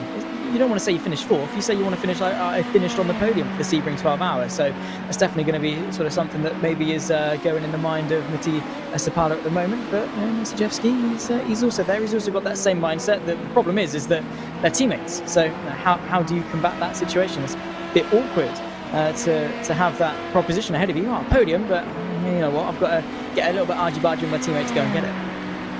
Yeah, absolutely. And at this level, in the top split in particular, finishing 4th is not an option. All of these teams feel that if they execute well, they can get themselves onto the podium. Blimey, that was, I think, the race-leading GTP car, almost frightening the 119 Ferrari off the road completely through the first quarter. That is the third-placed Team PGZ car of Matti Sipilä. And that was a bit of a heart-stopping moment that no doubt will cost him a few tenths at least to Jakub Maciuski behind him, his teammate in the 114. And that caught my attention, certainly will have caught the third-place driver's attention. But yes, to continue our point, at this level, all of the teams are aiming for the podium. If they're not on the podium by the end, and certainly if at this stage of the race with 5 hours to go you sort of realise there is no hope of getting onto the podium, then that is when you start to see some of these teams throw in the towel altogether.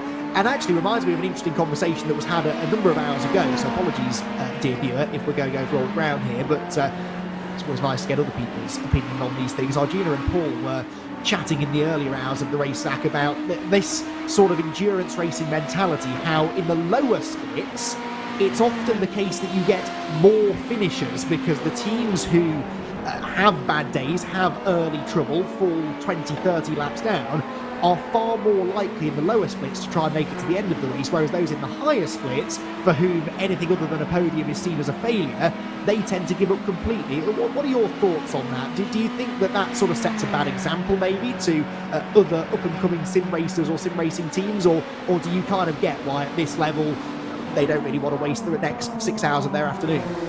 Well, in the sense that, is this a fight for 8th as well? It is. It's Team Redline versus SRC Movano, of course. That's Team Redline getting themselves ahead and up into 8th place. They're going to be any switch between the pair of them going into the next corner? I don't think so. So I think the Redline car is now ahead and should be able to hold that position while we waffle on about the lower splits. But yeah, I mean, I can see it because obviously for the lower splits, you have to say this is like a novelty. It's like, it's the Sebring 12 hours, it's an iRacing special event. Let's go and do it, lads. Let's go and have some fun. And for them, the biggest reward is getting to the checkered flag. That is you know what, we finished the Sebring 12 hours. For them, it's not a case of, they haven't got quotas to meet. They haven't got any pressure of a sim racing team on their shoulders. It's a case of, let's go and have some fun with some mates, see how we do. If we do terribly, then you know what, so what? We made it to checkered flag. We completed the an endurance race, a mammoth task like this, and that in some cases is winning in of itself. Whereas you get to sort of top split, Team Redline and how successful they are, or other teams, just for example, BS Competition, Apex Racing Team, whoever, they almost, as you say, they're here to win, they're here to do well. So for them, it's not great to have them running around towards the back. While it would be nice just for the sake of numbers and to have that that same mentality of getting to the checkered flag is a win in of itself. For them, it's a case of no, if we don't get inside the top 5, if we don't get inside the top 3, if we don't win, then what's the point in turning up? We're competitive, we're full-time sim racers. We're here to do well. We have to do well, and obviously sometimes them not doing well is out of their control. Maybe they get hit by a disconnect or hardware failure, or they crash into another car, or they make mistakes all by themselves. There's always someone to blame. But yeah, for them, it's like, okay, well, this race is a bit of a write-off. Let's go and practice for the next one, because these teams are always trying to do something. Their calendar is so busy, so much so that there's no point wasting a day trundling towards the back 3 laps down on the pack, where you could just be focusing on your next event. So I think for that's obviously where the big split is the fact that for the lower splits, it's a novelty, it's something that doesn't come around too often, whereas for these guys towards the top end, it's just another race. Likewise, though, the higher up the splits you get, and certainly when you've got this top split, fully broadcast race, you have sponsors often who are involved in helping to pay drivers, which is something that a few years ago we wouldn't really have been talking about. You can make some money now as a sim racing driver and as a sim racing team. You've got sponsorship commitments, sponsors who have given you money to have their name on the car. Those sponsors get exactly 0 minutes of TV time if you park the car in the virtual garage. Even if you are 20 laps down, if you're circulating, you're putting in some competitive lap times, there's always a chance that the cameras will pick you up for a few minutes. I'm sure that our producer, Connery Maddock, will agree with this. We try and cycle through everyone that's out on the track. We try and share the love between all of the cars out on circuit. So even if you just give your sponsors an extra bit of TV time, it might just be worth getting back out there. Plus, there's all of the emotional stuff, the emotional side of it, getting to the end, it's a big team effort. That may well be lost on them, but, just trying to keep the sponsors happy. Okay, they'd be happier if you were on the podium, but at least you're keeping your car circulating around the track, and we get to, as viewers, enjoy the sights and sounds of your particular car heading around the racetrack. One thing we might get to enjoy in the near future, I'm hoping, is a fight for a podium place within GTP, because a gap that has been coming down in this stint is between 3rd and 4th place. Urano Esports, Heineken Media and the Marla Racing team. That gap was up at about 7 or 8 seconds last time I mentioned it, but Pedro Sanchez Albert is putting in some really, really good, consistent and crucially fast laps, and is bridging this gap to Ballmeyer. It sits at 5.2 seconds right now. They are both crucially on the same pit strategy as well. In fact, I think they both pitted on the same lap last time around, and this gap is certainly smaller now than it was the last time they came into the pit lane. So good stint this from Albert, and he'd like to end it within a couple of seconds or so of a podium place. Definitely going to be a good target for him. Going back to what we were saying towards the start of our stint, is the sense that you've got to have something to keep you focused, not let your mind drift. And for Pedro Sanchez Albert, the thing I'm going to focus on is trying to crawl this team back up into podium contention, and crawling away at that gap, seeing if he can, say if it. I can't actually remember what it started as towards the back end of this stint. This is the fight, is it, between all three, Effect Simulations, Race Clutch and Brabham. This is, bumper to bumper stuff. You can see Race Clutch, the 87 machine, trying to pull out to the right hand side. This is down in towards Sunset Bend. He's got the inside line. Brabham Esports waiting there in the wings, trying to see if he can go and follow him through on the inside. Effect Simulations with the wider line, trying to use that outside momentum to hang on. So nothing that Daniel Hanover can do as of yet, but Race Clutch with a nice, easy, comfortable move up the inside to Sunset. However, it's far from over, because Effect Simulations back on the counter-attack. This is proper racing, and Daniel Handover, who's jumped back into the Brabham Esports car now for the second time, is a man on a mission. He's been wheeling these two in pretty quickly over the last few laps. Looks to the inside as they make their way into the sharp left-hander at turn 3, but sensibly decides against that. They've all had a pit stop since we last saw them, these three cars as well, and they've actually come out even closer than they were. But it is Temo Milikangas back into the Race Clutch black car, who was actually the only one of these three cars not to conduct a driver change at the last pit stop. The other two both trying to get up to speed, and Handover is up the inside into the hairpin. Really, really bold move that. Couldn't quite get the power down on the exit though, and so Paul Busby, who has jumped into the 909 car, managing to keep him at bay for now. But this is a terrific scrap between these three as they make their way around the far end of the circuit. The 87 car, by the way, and actually the 909, both. These were the two cars, if you cast your minds back 7 hours, who spun before the race even started. So the red and black car and then the all black 909 car that we're following here, the start of their race really couldn't have gone a lot worse. They were both pointing the wrong way at Sunset Bend before they even reached the green flag, and now here they are fighting for positions well inside the top 10. Again, another example there of even if your day doesn't start very well, Zach, it's worth carrying on because there are good results to be had and there's certainly some fun racing to be had. They always say that the race isn't won on the first lap. It's definitely almost always not ever lost on the first lap. Particularly true when it comes to 12-hour races. You know, you've got loads of time. You've got the entire race yet to plan out. If you spun before the race even started, shrug it off. Who cares? You know, it's happened now. Get it out of your mind, focus on the race ahead, use it as motivation, if you will, to try and claw back and see what you can do still, despite the setback, and that's exactly what they've been able to do, and get themselves into, you know, a decent position inside the top 10, you know, still going, still doing better than other cars around them, and that's just down to pure consistency and pure determination to get themselves back into contention. So definitely not like other teams where, you know, something goes wrong and they F4 out of the race or anything like that. They've been able to keep going. Well, at the moment, we're kind of glad they did, in all fairness, because they're giving us a nice little three-way fight here for 7th, which, again, as I said earlier, sign me up. I'm not complaining with this at all. One of the Urano BMWs trying to follow him through. Dan Handover is going to try and use that to full effect into the inside of the hairpin. Gets thwarted, though, by the Effect Simulations car. Dan Handover, he's getting his elbows out. He wants that 8th place more than anything.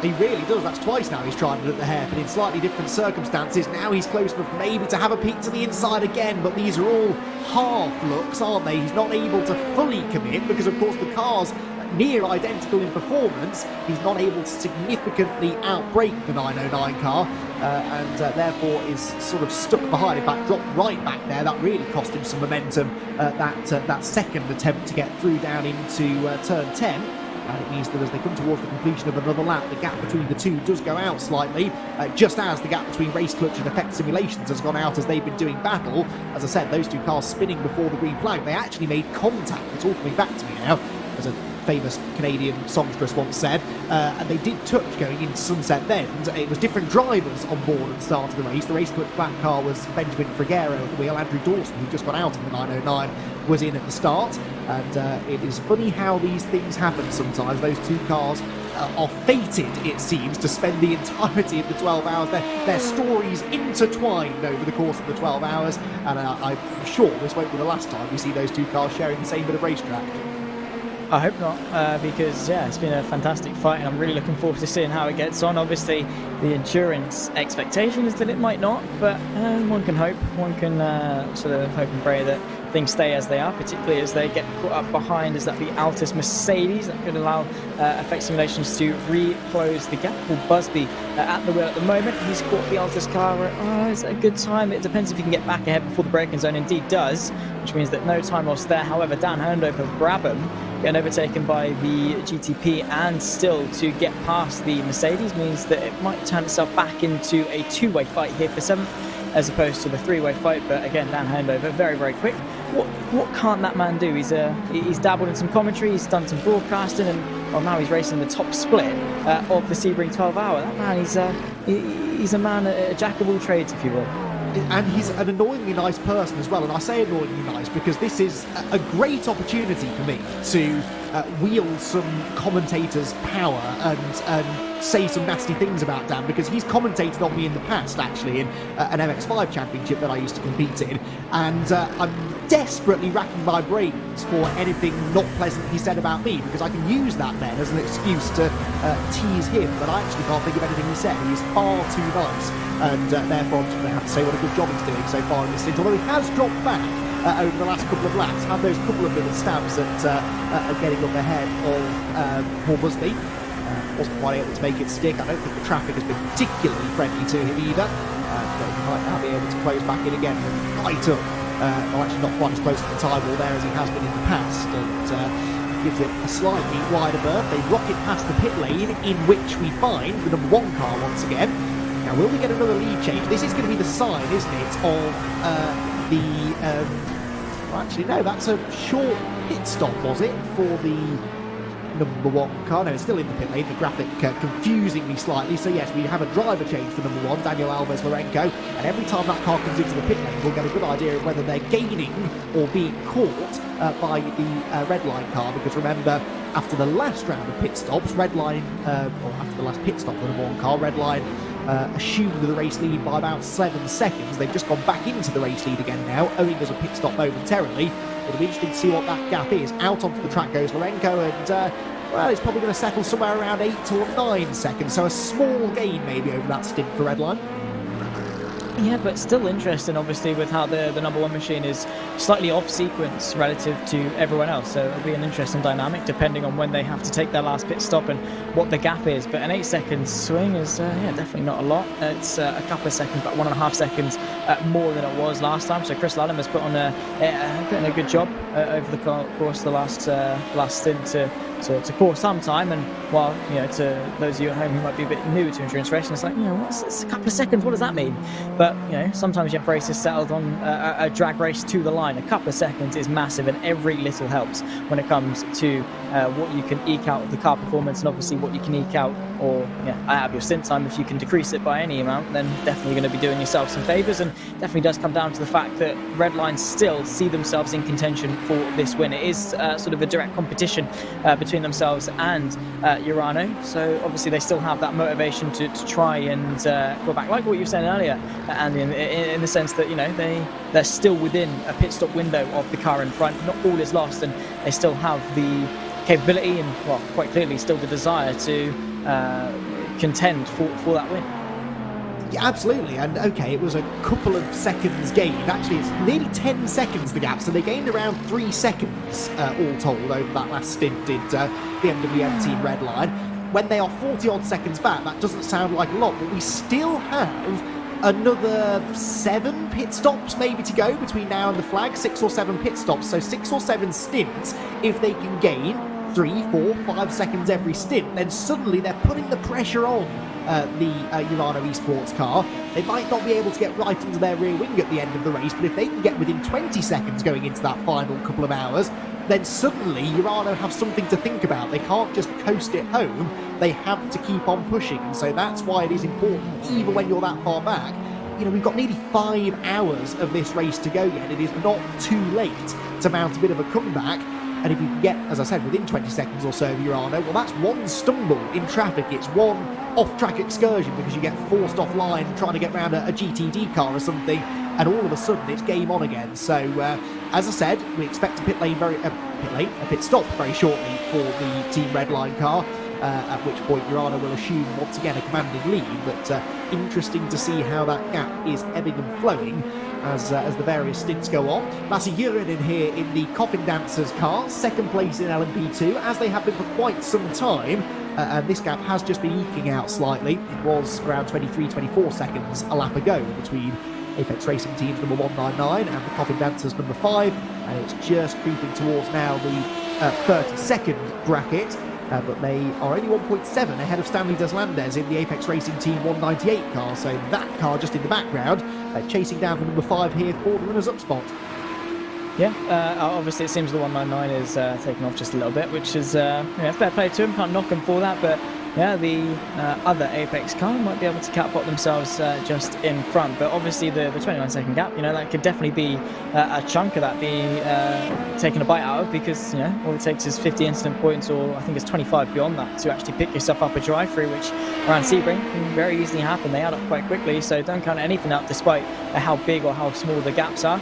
Here we go, Coffin Dancers running their way through turn number 1. I did think the Stanley Deslandes actually, no, they didn't get held up by the GTP because they're a quicker class, obviously. So maybe Deslandes are going to be hoping that VS competition car manages to maybe hold up the Coffin Dancers car, maybe catch them at an awkward point that allows the 198 to close the gap just a little bit, use the traffic to good effect, because from what we can see, from the background and obviously the foreground of the circuit, they've got some relatively clean air, which it's not going to aid the 198 in closing the gap. While they might be slightly quicker or whatever, it's definitely not going to accelerate that movement to them closing up into the next corner. And well, there we go, fairly easy affair for the DPI, I was about to say the GTP, to find a way through. And yeah, it seems that no major shifts between the two of them. It seems that a 1.8 second gap is the stagnation point. So Zlandes has got a bit of work to maybe catch that gap up. But again, 1.8 seconds, when you think about that, it's absolutely nothing. Yeah, just creeping up slightly on this lap. He was 0.2 slower than Urinen on the previous lap, easy for me to say. So it's just going slightly the wrong way at the moment for Apex Racing Team, but they're both on vaguely the same strategy. So this is a straight-up fight. The Coffin Dancers pitted about 4 laps earlier than Apex Racing Team last time around, so they're slightly separate on their strategies, but close enough that this is a genuine fight. Don't drive on the grass down the straights. That was so 2 years ago in sim racing. Keep it on the tarmac/concrete because a lot safer that way. And let's see what the lap times are this time around. Yeah, it's just gone up towards 2 seconds now, so just starting to settle down ever so slightly. This is still one of the closer battles that we've got in the field for you for the time being. Certainly for any position of real meaning. There is that second place battle. Actually, I'll tell a lie, that second place battle in GTD, Wikikita and Nicholas Rubelar 0.8 of a second apart, and I'm going to guess that is what we're cutting to now. Yes, we are. The number 190 Mercedes-AMG Urano car just ahead of the Arnage competition Ferrari, and this gap, as I documented a while ago, has been starting to creep down, although Arnage apparently were in the pit lane not that long ago, so this is a battle we'll enjoy temporarily for second place in GTD, but we expect Mercedes in very shortly. Yeah, so enjoy it while we can, I guess. I don't think they're really going to put up much of a fight, considering the fact that they're not been doing themselves any favours. It would be nice if they sort of jostled over second place, but Urano are doing quite well across the GTPs and obviously in the GTDs as well, running second in both. Obviously the number one is chopping and changing that race lead with Team Redline and Chris Lulham towards the top end of that field, and well, maybe we could still see some sort of resurgence or maybe stagnation in terms of staying in second place for the 190 machine, but that remains to be seen. For now, the pace does look good, but it seems that battle with Arnage might have to wait a little while because it stops, unfortunately, but out of sequence, which I don't know. Sometimes it's a good thing about endurance racing, sometimes it's not such a good thing because it leaves quite some long periods without any how do you say it? No, it's not in the class, it's just in the class battles between people in the same class. Speaking of the different classes though, Chris Lulham I think I saw coming into the pit lane, which gives the lead back to that number one Urano GTP. So I don't know, they're just swapping it all over the place. They're off sequence with each other, which I don't know, it's going to make for a very interesting final hour of this race when we come to it.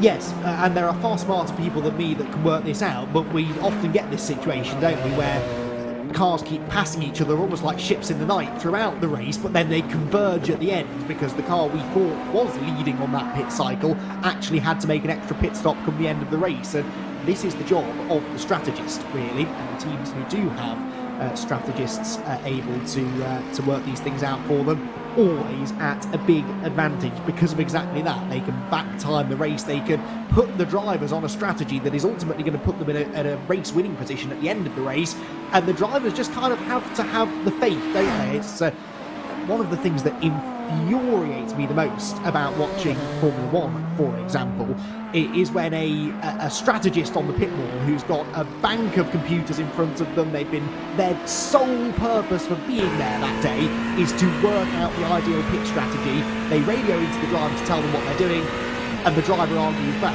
and the driver is not in a position to do that because they are driving the car. That is their job. The strategist is in a much better position to be doing all of the complicated mathematics, and they really earn every single penny of their salaries when they're doing it. It does frustrate me when the drivers start asking that because, Zach, I know I can't work out a strategy whilst I'm trying to drive a racing car. I realise that the likes of Lewis Hamilton and Max Verstappen are a little bit better than me, but still, there are people out there for whom their sole job is to work out the strategy. They probably know what they're doing. Yeah, I can get behind that. With obviously they've got copious amounts of data right in front of them saying this is what this person's on at this time, this is what this person's doing. They've got the experience to see the strategy and make correlations back to past experiences or whatever, and they can say, you know what, actually, yeah, this might be the better option. But also I can sort of see the flip side of it in the sense that the data doesn't always say exactly what's going on. Sometimes the theory and the practical side of things are a little bit different to each other, and the driver's got the feel of the car, can say, you know what, actually these tires can go a couple of extra laps longer, or you know what, I need to pit, we need to change the strategy or something like that. I can see both sides of it, but for sure, yeah, the strategists are there for a reason. They're not there just to make up the numbers and have a cool title and have a cool salary. They are definitely there to still do a job. And I think the strategies, I remember watching a video, I don't know if it was by Mercedes or Williams, it might be someone else actually, I can't quite remember, but they always said that some of the strategies are actually planned sort of like at the start of the season with a vague idea, and then obviously when they get to the race itself, they refine it a little bit. So there's definitely a lot of thought that goes into the strategies. It's because, funny enough, it's quite an important factor of the race. You can be as quick as you like, but if you fumble the pit stops, if you lose 20 odd seconds by having to make an extra stop or whatever, sometimes speed can't quite compensate a lot of the time for some poor strategy. Sometimes you can outdrive it and just drive faster than everyone else and make up that time, but when you get to the pinnacle, there's not that big of a difference between everyone else, and the difference sometimes is won or lost in the pit lane. Our producer, Connery Maddock, does raise a very valid point, though. Connery says that what if your team is Ferrari? Well, yes, in that case, question I don't want to say anything. would be my advice there. Thankfully, the Ferrari teams that we have, and there are many of them actually in the GTD class here today, I'm sure are dealing with their own strategy, and therefore I have every faith that they'll be able to get to the end of the race in the position they would like to be in. GTP pit stops completed now then, so it cycles back out to a 45-second advantage for Daniel Alves Lorenco, who cycles back through to the race lead now for Urano Esports, with Chris Lulham staying on board the second place car. There is Alves Lorenco coming through the top end of the circuit. That's Tower Corner, I believe. Yes, it was that he was sliding his way out of. So 45 seconds is the lead margin. It's then a further 16.5 back between Chris Lulham second and Jonas Vollmeyer in third place. So Urano Esports, Heineken Media, if they're going to get a 1-2 finish here for Urano, they've got a bit of work to do still. And I'm not convinced they've seen the last of Pedro Sanchez Albert, because the Marla Racing Team car, after the last set of pit stops, only 3.3 seconds back from them. So third to fourth in GTP is still pretty tasty. In LMP2, it's a 30-second cushion enjoyed by Elvis Rankin for the Apex Racing Team's 199 car over the Coffin Dancers. And in fact, a near mirror image of what we're seeing in GTP, because it's then 3.7 seconds separating Apex Racing Team from a 1-2 finish as Stanley Deslandes is chasing down Lassie Urinen for second in LMP2. And then within GTD at the moment, 39 seconds of the lead for Alo Starnbratten in the Team Redline car. Luca Kita second, 3 seconds clear still of Nicholas Rival, but remember we are awaiting a pit stop still for Kita in the second place of the Mercedes. Meanwhile, Daniel Handover still hasn't found a way up into 8th position, but he has at least closed back in again now, Zach, and is on the prowl. Yeah, he's no stranger to going for some, bold moves into the hairpin, let's put it that way. So, yeah, I'm sure Paul Busby is not going to be too happy to see Dan Handover in his rearview mirrors, because, he's definitely not one of those people that I'd want to defend with, for sure. Not that he's like overly aggressive or do anything. That's not what I said. As much as I'd love to slate Dan Handover, I'm not going to, because he's a lovely lad. But he has proven to go for some bold moves. Not quite worked out in his favour just yet, but that pressure that he can put onto Paul Busby, because Paul Busby knows he's experienced it firsthand a couple of times so far in the last sort of hour and a half or so. Daniel Handover will go for those moves, will be a little bit aggressive. So obviously looking back to see the Brabham Esports car sort of might lay some seeds of doubt in Paul Busby's mind that might cause him to focus more backwards than forwards, which is always a dangerous thing when you're looking in your rearview mirror more than you are the track ahead of you.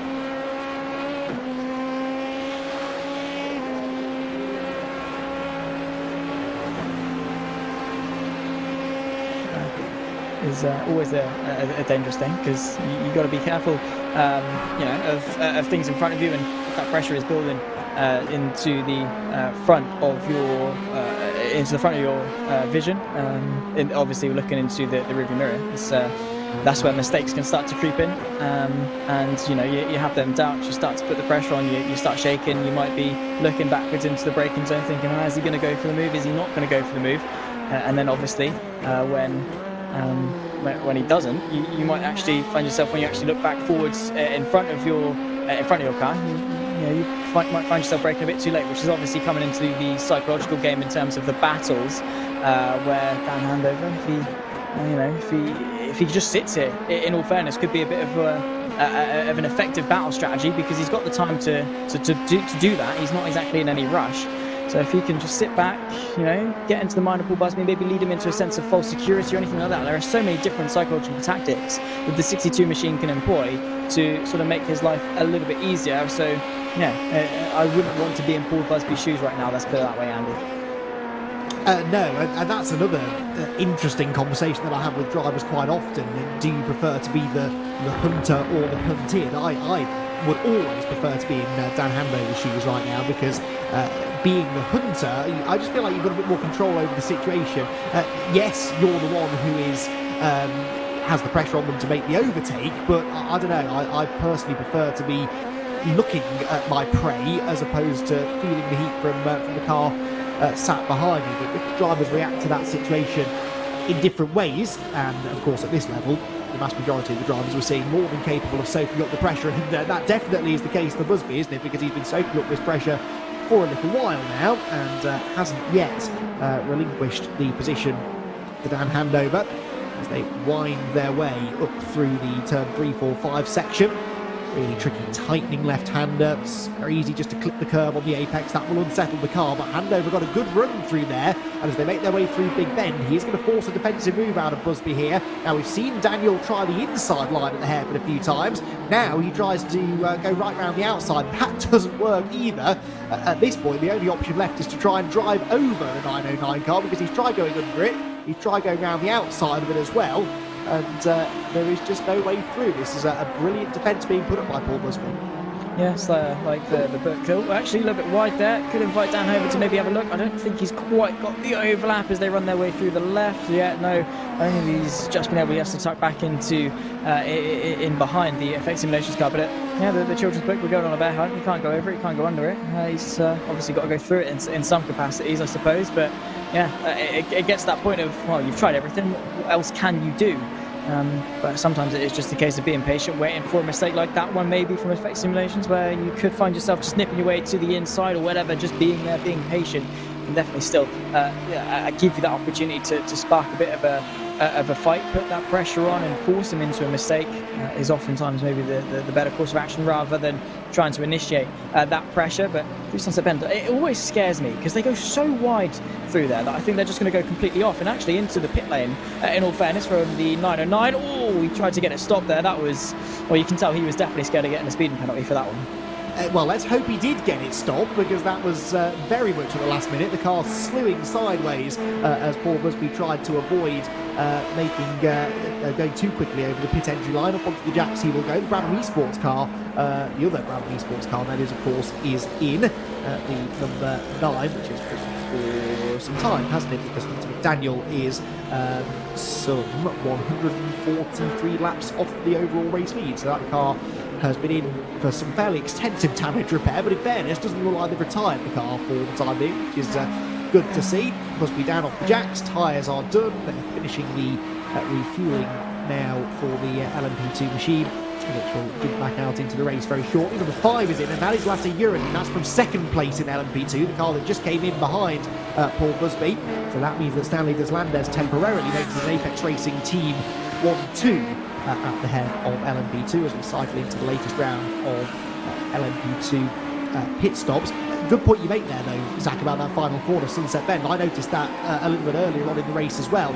Clearly, this is where I've been going wrong, because I always turn in, aim for the first apex, and then drift out wide through middle, cut back to the late apex. But these drivers, pretty much universally, not even bothering with the first apex, try to carry the momentum around the high line. It is the corner of 1,000 lines that I heard someone mention earlier on, and that is so true, isn't it? I'm not convinced there is one correct way to tackle that final turn. It really comes down to what car you're in and perhaps what driving style you have.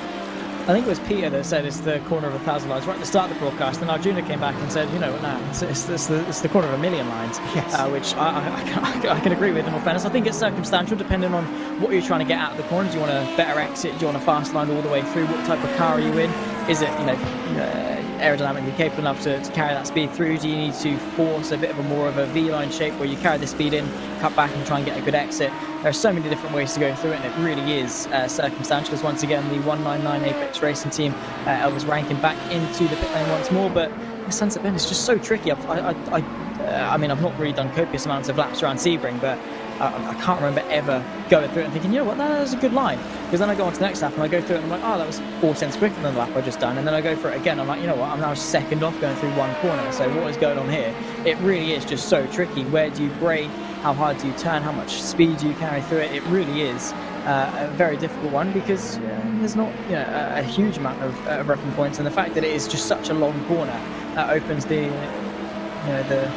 can of worms up a little bit more in the sense that how do you work your way through it? But obviously these guys know a lot more than we do, and even then sometimes they don't really know what the best line through it is throughout the duration of the race. So in all fairness, I think the fundamental line is it's just a very tricky corner, not helped of course by the bumps, but just the geometry of it naturally as a corner at any circuit, no matter the bumps, would probably make it quite difficult in of itself. But in Sunset Bend, I think it's one of those corners that does make Sebring special. It's not one that you can offer you really see anywhere else in racing.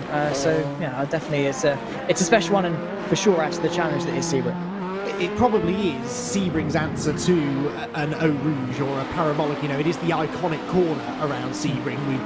For all this talk of how it's all about bumps, that's what makes this place iconic. I guess Sunset Bend is the key corner, the one that most drivers find the most challenging, and that myriad of different lines that can be used makes actually side-by-side combat pretty difficult through there as well. It's difficult to run wheel-to-wheel with people or to run close to other people through there because everybody turns in at a slightly different point. Everyone carries slightly different speed through the apex of the corner. You commit to your line thinking that there's going to be a gap on the inside for you to go for, and then suddenly the car in front turns in earlier than you expect. I very nearly lost a TCR championship on iRacing a year or so ago through that exact thing, so I know from painful experience how difficult it can be to go side by side with people through Sunset Bend. Hoping we'll see some side-by-side action in this podium fight in GTP. I keep teeing it up. The gap's come down by another second since I last mentioned it. It's a good run through traffic for Pedro Sanchez Albert. We actually saw him going past the LMP2 battles that we were following there, the effect simulation car, a moment or two ago. Looked as though if he was losing time in traffic, and he's had a better run through than Jonas Vollmeyer, and it's now under 3 seconds here as the Marla Racing team car hones in on that red and black machine, the Urano Esports Heineken Media car running in third position. There is possibly no better feeling as a driver, especially an endurance racing driver, Zach, than the feeling that Pedro Sanchez Albert will be experiencing now. He's closing, he's catching, he can see the car ahead. It's getting bigger and bigger in his front view. And the lap times, the timing screen, the delta, everything's in your favour. And I find that, certainly for myself, psychologically, that makes me drive even better. When I can see that I'm gaining, I know I'm doing all the right things. And any sort of hint of over-driving starts to disappear. You know you're doing what you need to, and it is such a satisfying feeling. Yeah, it's similar to sort of a feeling you get with runners high or whatever, where you just everything's going right, you're in sync with the car, you're doing so well, and it's just a case of, yeah, you know what, I've got this. I am on top of the world right now, as we see Valentin Boni for Undercut Sim Racing now out of the pit lane, running 7th place at the moment in LMP2. But yeah, for Pedro Sanchez Albert, it's just going to be a case of everything's going right. I'm hitting the apex, I'm in such a good rhythm with the car, the setup's working, the tyres are in good condition. I am driving like my absolute best right now, and that is a really good feeling to have, and it's only going to get exponentially larger the closer that he gets to that Urano car in front of him, because it's just that confidence boost. It's like, yeah, I'm closing, I'm doing great, I might be able to claw the team onto the podium, which obviously for him as a driver is going to get him a lot of brownie points back at base for Marla Racing team to put them in that position to maybe be in contention for the podium. So for sure Albert is having a really good stint in terms of his pace overall, which is probably one of the best things that you can boast for as a driver. And it's not oftentimes that everything goes right for you when it comes to motor racing, because it's just one of those sports that never really does always something there to trip you up or get in your way or to frustrate you. But as it stands for sort of the last stint or so for Marley Racing, everything's just been in sync, and we don't want to sort of say anything too early because it can very quickly all turn on its head. But Pedro Sanchez Albert, at least for now, he's, needless to say, he's doing a pretty good job. He is indeed, and we'll keep monitoring that gap as we get closer and closer now to the final third, would you believe, of this 2023 iRacing 12 Hours of Sebring, the second of the VCO Grand Slams. Thank you everyone for tuning in. Hope you're enjoying the show.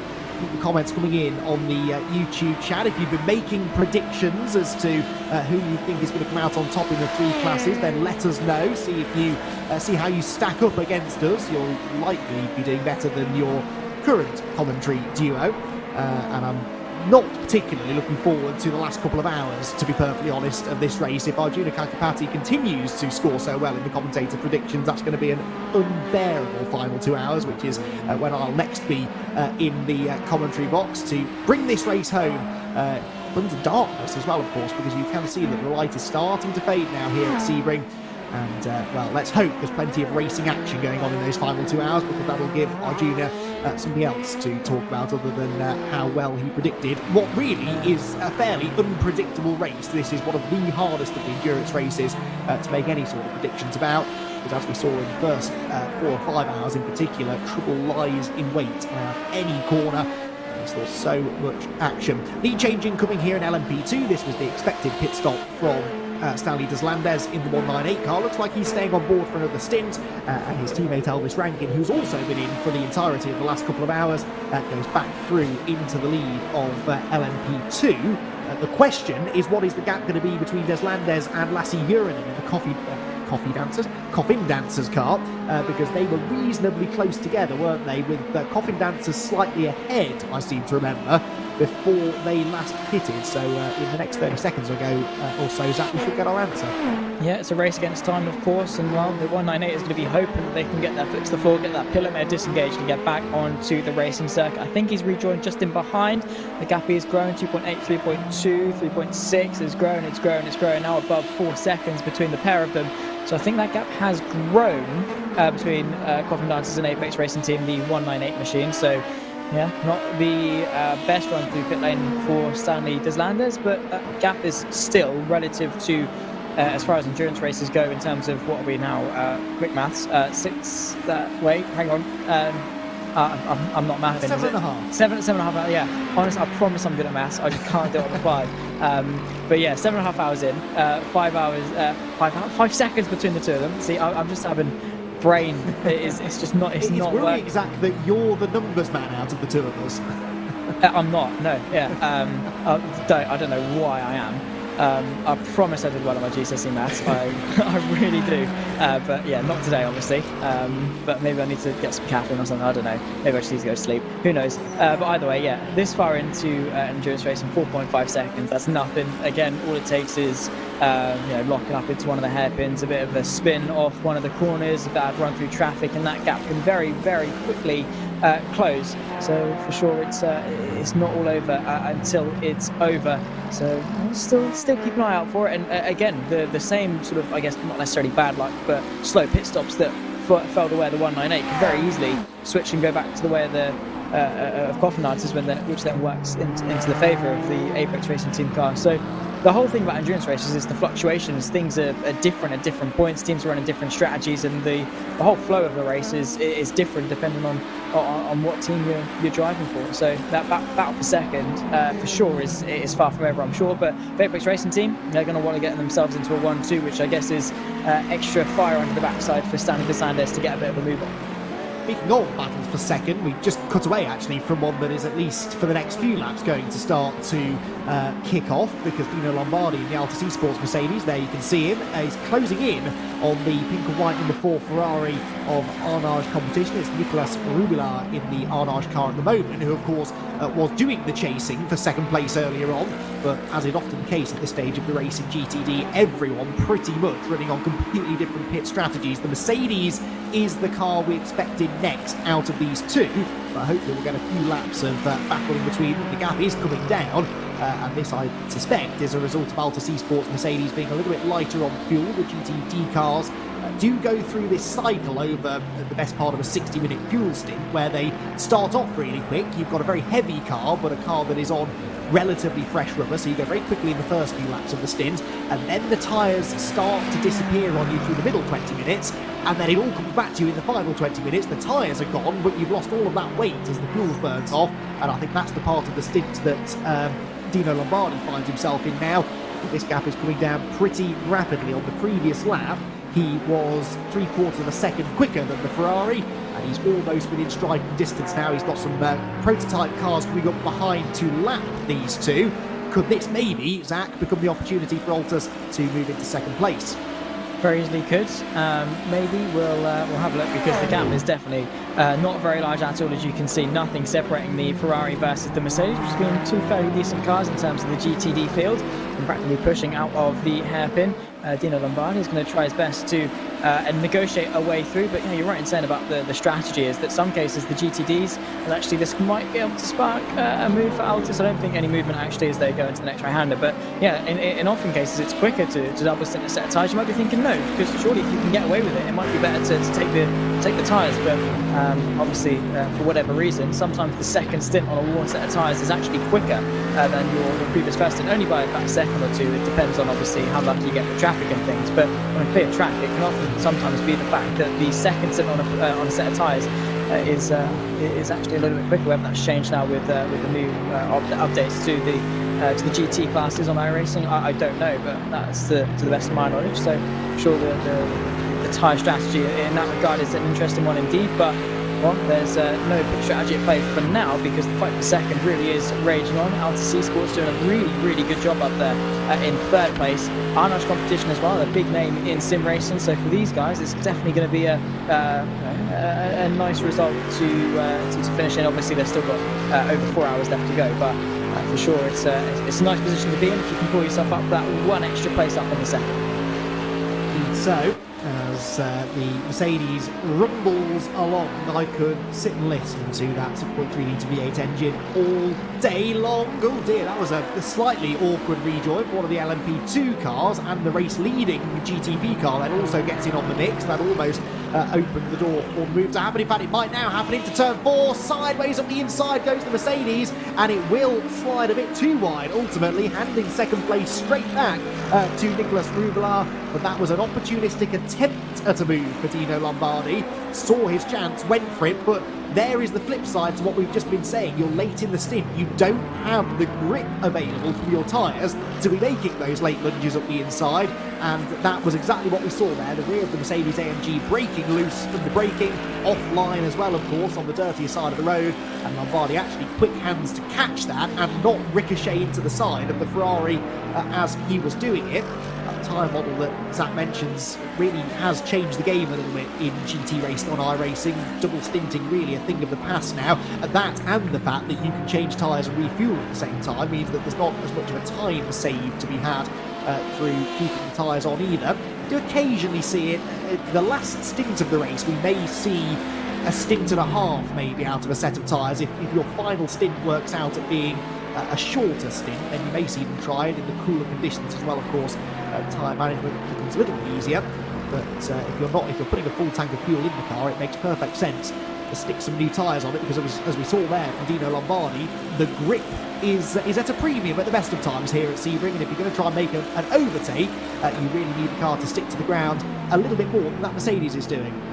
Yeah, it all comes down to obviously trusting and having confidence in your machinery. It's the fundamental of any overtaking and any sort of part in sim racing is actually that battle comes to a bit of an anticlimactic end as Altus Esports Dino Lombardi into the pit lane. Maybe, I don't know, maybe trying to go for an undercut or whatever up onto the jack. So obviously a normal routine for them. This is quite far off the hour mark, so I'm not actually entirely sure as to why they're coming in, but maybe trying to go for some clear air, get out underneath the iRacing car, put some laps in and get the jump that way. I don't know, either way, we'll wait and see how that dynamic shifts over the coming moments, but definitely would have been a good battle to see. But again, that's sort of the disappointment that comes. You get yourself really excited for a battle that might be coming, and oh wait, no, actually people are coming into the pit lane, which sort of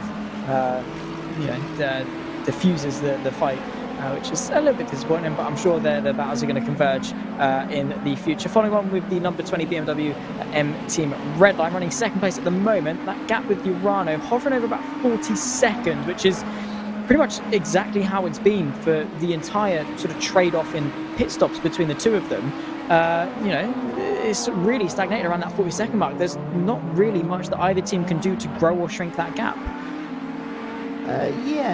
Interesting point there about Dino Lombardi. That was an early stop. Well spotted. That was, I think, about 5 laps early, because that car is capable of doing 30-lap stints. That's what it was doing, or 28, 29 laps, I think is about its average through the race, and that one was a 25-6 lap stint, I think, roughly. So that was a little earlier than expected. It did look as though the car was going quickly, but as we saw when he tried to make that move, it didn't really have the grip underneath it, and he probably felt he was getting held up by the Arnage competition Ferrari, and so decided to pit early. But now, as Zach quite rightly says, it puts them on a slightly awkward strategy. The GTD cars can go pretty much bang on 1 hour per stint, and there are 4 hours 20 minutes left when this car came out of the pit lane last, so they're going to have to either stretch the fuel a lap each time, probably more than that actually, or they're going to be making a splash and dash at the end of the race. We'll wait to see how that one plays out. Stick a pin in that, wait another 4 hours, and we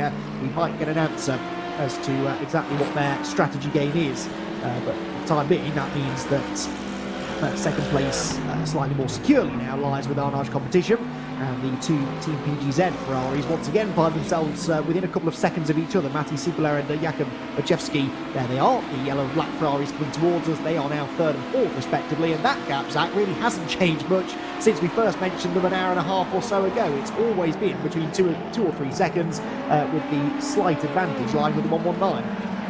Yeah, I mean, I remember talking about them, a few minutes ago, and then, not a few minutes ago, a little bit more than that, obviously, and then sort of forget about it, and then obviously we come back to them, and they're still quite close, which is good from a Team PGC perspective, as the sense that they've got 2 really quick cars in 2 really good positions. Obviously, probably a bit frustrating for the 114 of Jakub Masajewski, who is obviously the trading car of the two, can't promote himself up onto the podium as of yet, but for sure promising signs for Team PGC, who in all fairness probably could have actually be in contention a little bit further up if it wasn't for Alex Dunn having a bit of a moment earlier on in this race. The reigning British Formula 4 champion, of course, getting into the wheel and doing a really good job in that sense, but I guess misfortune has gone the way of quite a few people, but with both cars, I think it's definitely, there's going to be no complaints back at base for Team PGZ, because, well, 3rd and 4th in split 1 of the Sebring 12 hour in such a competitive GTD field. There's a lot to write home about that one. If they can keep it in formation between now and the checkered flag, still a long way to go. There's about a third of the race left, so with 4 hours and 17 minutes left to go. So it's not a done deal just yet, but definitely promising signs that if they can keep it up, they're definitely going to be reaping the rewards come the checkered flag. Yeah, and they, I think, should both be able to fairly comfortably get to the end of this hour before pitting again, so they will have been quite happy to see Dino Lombardi heading for the pit lane in the Altus Esports car just now, because that probably takes him out of their battle for 3rd, I would think. Say that tentatively, because things can change with still nearly just over a third of this Sebring 12-hour race to go. Down towards Sunset Bend goes the 124 car there, just had a lap put on it by one of the red line cars. This is Marco Nunez running 4th at the moment in LMP2, sort of in no man's land really, 37 seconds or so behind 3rd place, nearly a full minute clear of Will Redford in the Apex Racing Academy car. Got to give Will a shout out, Civic Cup driver here in the UK. I was commentating on him throughout the duration of last year, signed with a new team for the 2023 Civic Cup, and will absolutely be gunning for his first real world car racing championship, so looking forward to seeing how Will gets on as the season goes on. And I promise, Will, I won't mention that Snetterton race that you should have won at the end of last year. Oops. 5th place at the moment for the Apex Racing Academy car then, and looking to try and hold on to a top 5 before the flag. But here for 11th place in LMP2, Zach, still battling going on, the Culture team. Now, somebody predicted good things from Culture, didn't they? Well, we'll hear about this. I'm no sure surprises, because it is Joey Tebben who went for the 19 car in LMP2. He is going to be jumping into the broadcast booth in the next few minutes alongside the returning Arjuna Kankapati, and I'd very much like to get his thoughts on why he went for the number 19 car, because I think it's fair to say, Zach, the day has not gone as Joey would have hoped, and I'm certain how the Culture team would have hoped either. I'm pretty sure. I'm reading the Discord just now, actually, to confirm if my memory is right. He thought that everyone was going to pick Apex for LMP2. So basically, just said who finished second at Daytona, and then said the risk has not paid off, and then put some emphasis on the word "yet," which I respect the optimism. Definitely a glass half full kind of guy. However, interesting stuff. It would take, I don't even know, a rocket ship on the back, and there's the dive actually potentially into the next right-hander. Oh my word, that was late, but fair play for at least giving it a go from Actually Motorsports. That was a bold attempt, but yeah, I'm sure Joey's not going to want to see the Culture team go any lower than they currently are.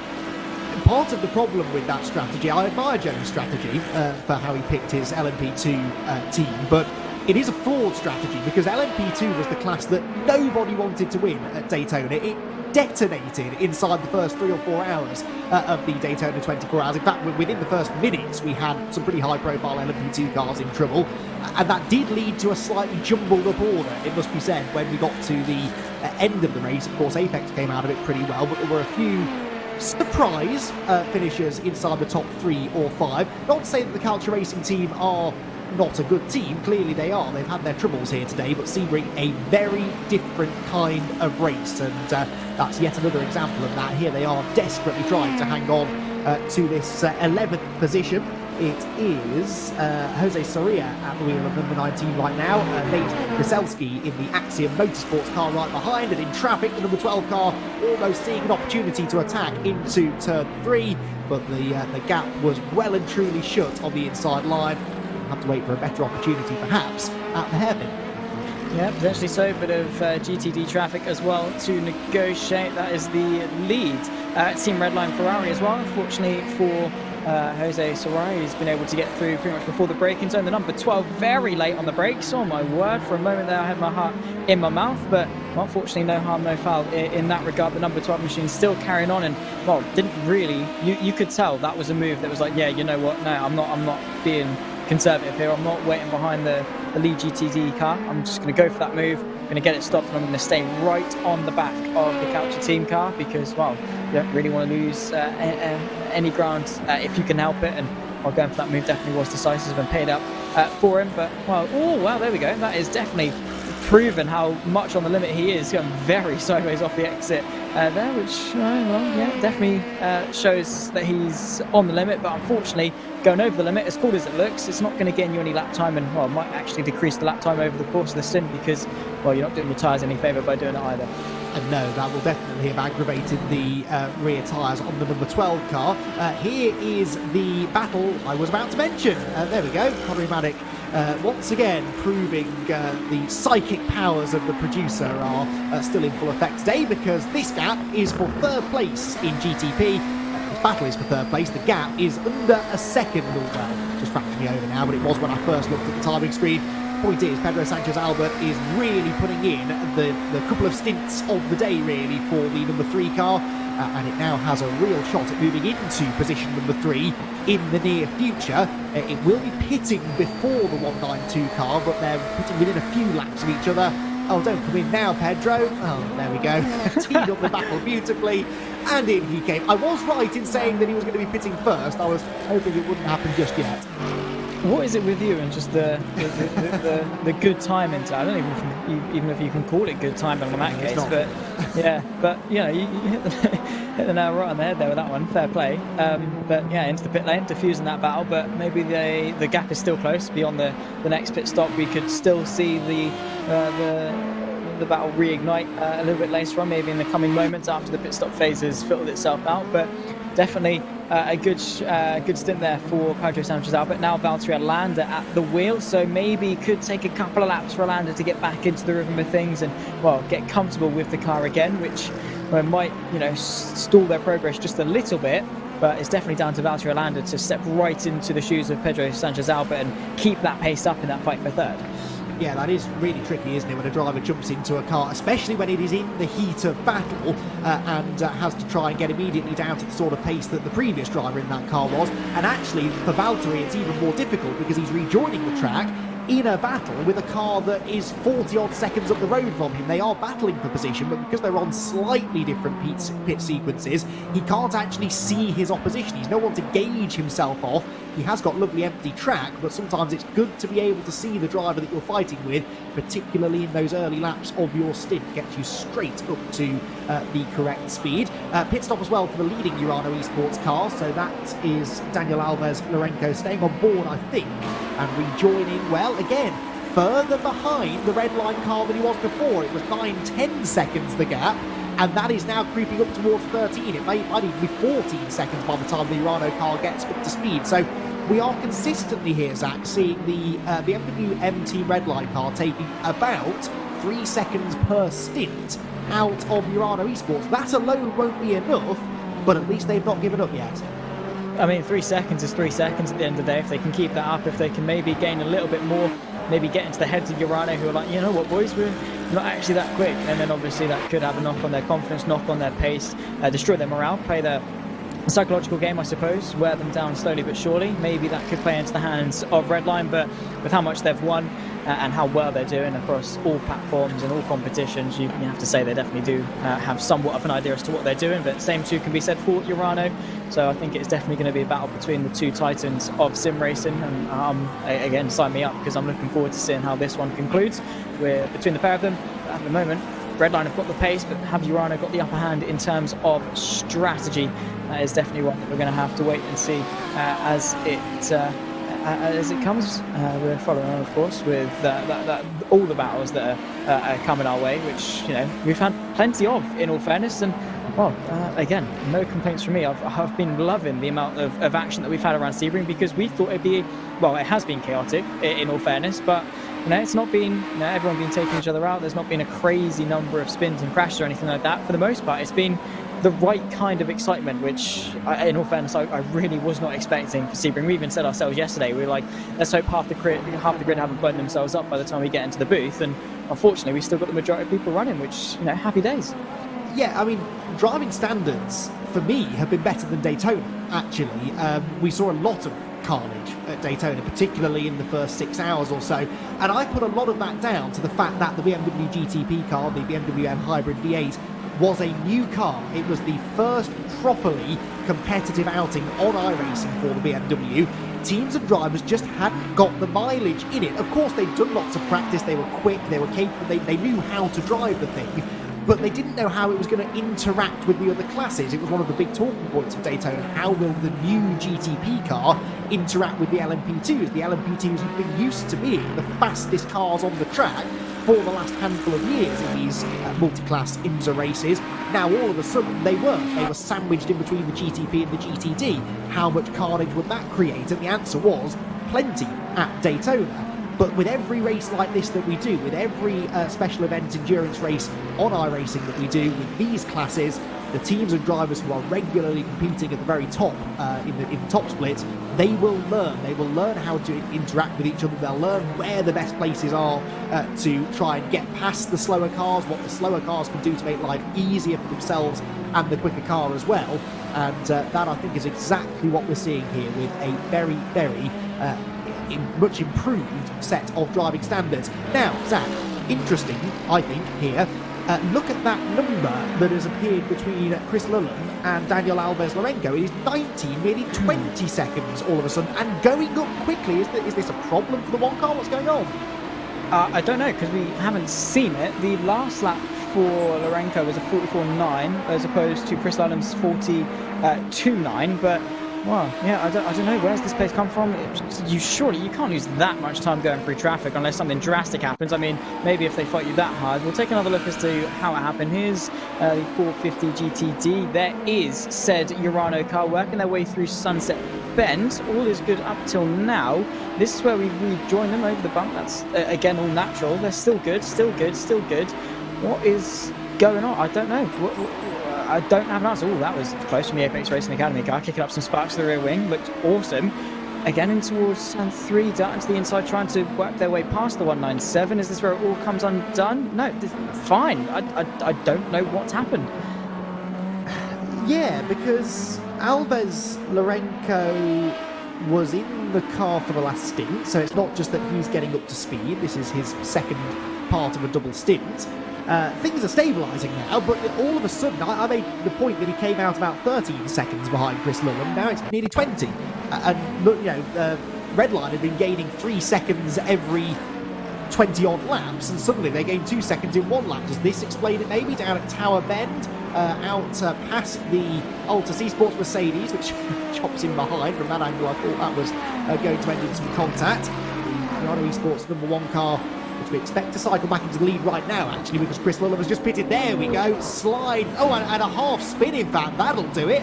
That'll cost you some time, then chops across in front of the Altus Mercedes, which almost gets back into him on cold-ish tyres. That BMW M Hybrid can be a particular handful, and that actually could have been a lot worse.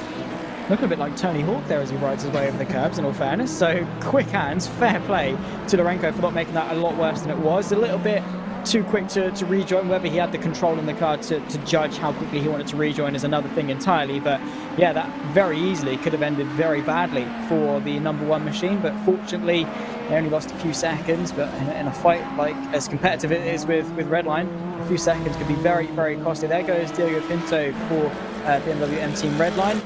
Direct fight, of course, with the #1 machine, and it just goes to show, well, I guess we'll find out in a few hours' time with hindsight how costly that mistake truly is. But you have to say, in Lewis Bourdais' best terms, that's suboptimal. It was, definitely. But as I said, that car could easily have ended up going round completely.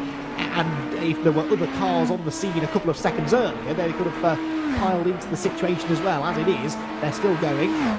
Hopefully haven't damaged the tyres too much, of course. That's something else to consider. If you really do slide those tyres early in the stint, then that can come back to bite you in the second half of it. So we'll monitor his lap times with interest. He's back into the race lead now by just under 4 seconds from his teammate Jonas Vollmeyer, who owes us a pit stop. So too does Josh Ladd in third position for Williams Esports Chill Blast. So Diogo Pinto in the #1 car will then reassume second place. He is 36 seconds off the race lead. It was about 44 seconds at this point in the previous stint, so that gap has definitely come down.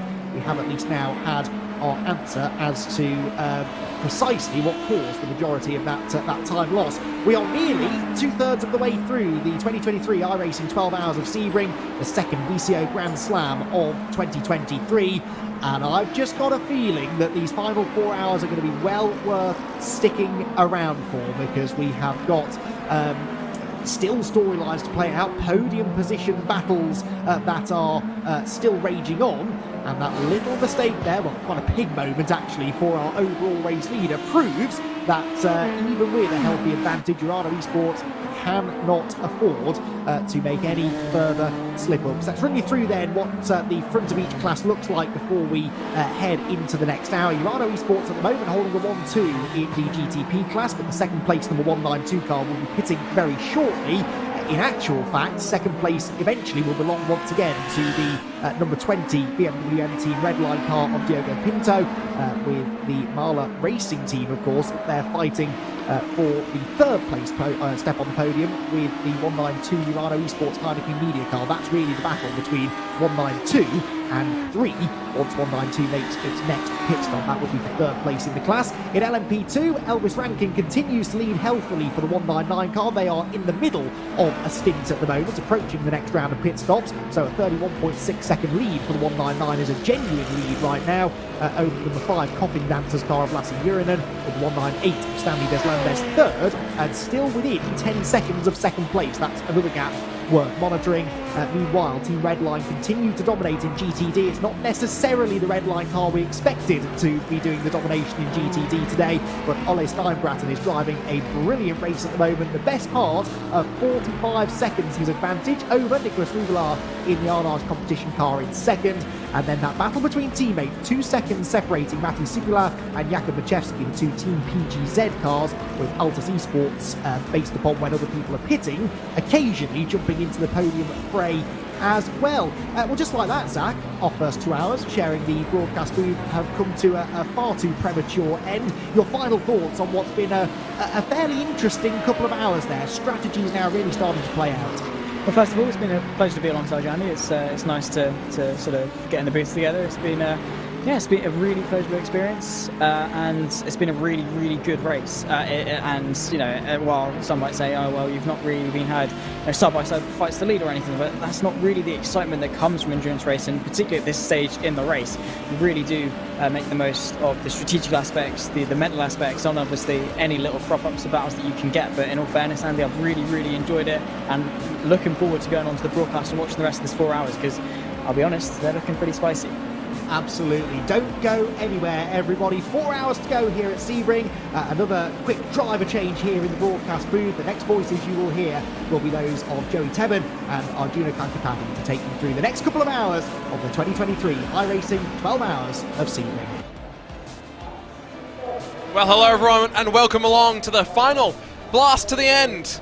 Joey Tebben alongside myself, Arjuna Kankapati. Joey has not seen as much of it as myself, because I've basically been tracking the entirety of the action. Joey, though, Sebring, you know it, you love it. It's a bumpy old track, and it's one that is a car breaker in the real world, somewhat of a driver breaker here in the sim. And we just almost saw it be a driver breaker for our overall race leader right now, Daniel Alves Lorenzo. Like Zach Sweeney said, going Tony Hawk style there through the final sector.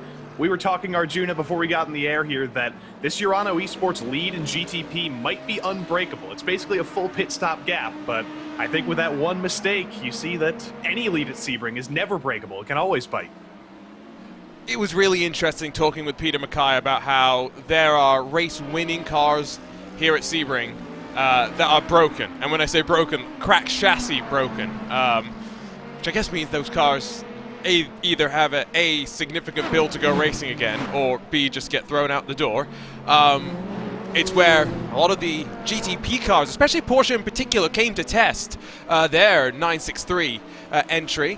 And it's, of course, where we did not, fortunately, see too much chaos for cars in the most recent 12 hours of Sebring just a week ago. George Simmons jumping in to say, can someone fix timing 71's lap history page, please? It's making me sad. It's great that we've got most of that stuff working, but there are always a little bit of quirks here and there. A lot of the times just based on how iRacing formats the data versus how timing 71 typically expects it, and so maybe there's some mishmash going on over there. If there was anyone that you want to chase down at the Urano Esports team, though, it might be Diogo Pinto, although having said that, a mistake earlier today, Joey, something that shocked, I say absolutely shocked to the core, Paul Smith, the voice of the Porsche Tag Heuer Esports Super Cup. I'm gonna say shocked a couple more times here because it was very, very shocking. We're gonna keep saying shocked all night, but like I said, Sebring does not discriminate. There is no driver who can escape mistakes at Sebring, whether it's the drivers for Team Redline, whether it's Urano Esports, whether it's some of the leading drivers in GTD. Everybody's run into a little bit of trouble, a little bit less trouble than at Daytona, which has kind of screwed over some of my pre-race picks, but still, there's been a lot of drama in these first 8 hours. I feel like it's appropriate that maybe then we talk very quickly about our predictions, because I do want to apologize to Gianni Vecchio. I'll apologize to you maybe later on. I don't really want to apologize to you, but I already got hurt enough by the acid tongues of Andy McEwen and Zach Sweeney. They spent a good 5 minutes dissing my picks. I mean, it's bad enough that I'm already losing. To be fair, they were some pretty horrendous picks, if we're being totally honest. So just a reminder, last night before I went to bed, I decided, you know what, I'm going to shock all the commentators by saying throw your predictions up and into the air. This is how it works out. We'll take...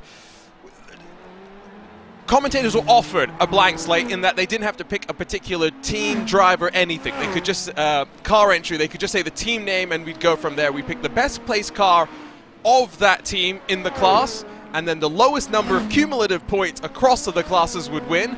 Joey decided he'd be specific though. Williams Esports Chill Blast, the Culture team, and the Apex 98. Now, as of the last time this was updated, Joey, I guess you're doing the best job of losing. I guess there's that. Yes, if this was basketball, I'd be in great shape right now, but I was not told that we could just go wide.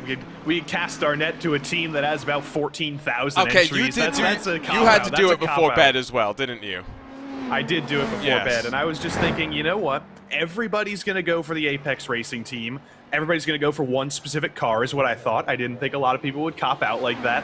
So I said, you know what? The Culture team did so well at Daytona. It was a chaotic race. It was jumbled up a little bit, but I love this team because it's not necessarily an established team that's running one driver lineup. You can see that in the team name, it's Calcia Team X, or however you pronounce the second part. Jasim, Razine, haven't heard of that team before, and it's just kind of a mishmash of lots of drivers doing this for fun, making their own team. It's not quite working out as well as it did at Daytona. They're 2 laps down right now, but I'm always a fan of some of these teams that have a little bit more fun and are a little bit less strict with their driver lineups, like the second place runners right now, the Coffin Dancers. True, yes. Well, right now they're not second because they've literally just come down to pit lane, but net second place, 100% right. Jose Soria behind the wheel of that Spain car, and for those that have recognized that livery, it's from the VCO Cup of Nations that, of course, Williams Esports put on for a couple of years. One of the liveries designed by iLiveries, and I like that they're just reusing that design. It's simple, it works. It's easy to pick out in the screen. Yes. Not going to confuse it with anybody else. It's easy. Well, imagine having to pick out 4 different LMP2 cars in the same race, though.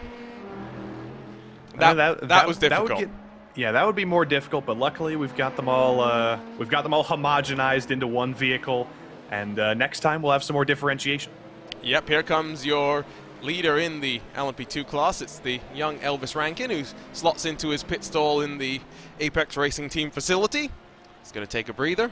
And actually, Michele Costantini is going to jump into that car. Did tell me, Michele, that he was having some technical issues, so I hope he's got them all resolved in time to go racing, because that car has dominated the race so far. Yeah, Elvis has left the building. Nice. You're going to get a lot more of those in, aren't you? Yeah, saw that movie a couple of weeks ago. I've been waiting to break that one out. I think I said that at Daytona. I don't remember though, but there's a lot of Elvis opportunities. Gianni Vecchio for Redline, currently waiting. His pit crew's having a spirited conversation back there. They are Italian after all, so that's understandable, and he'll be back out there soon. Speaking of Redline, as Costantini is going to roll, the dedication of Max Verstappen to iRacing. He went to the lengths of making sure his actual helmet was submitted to the broadcast.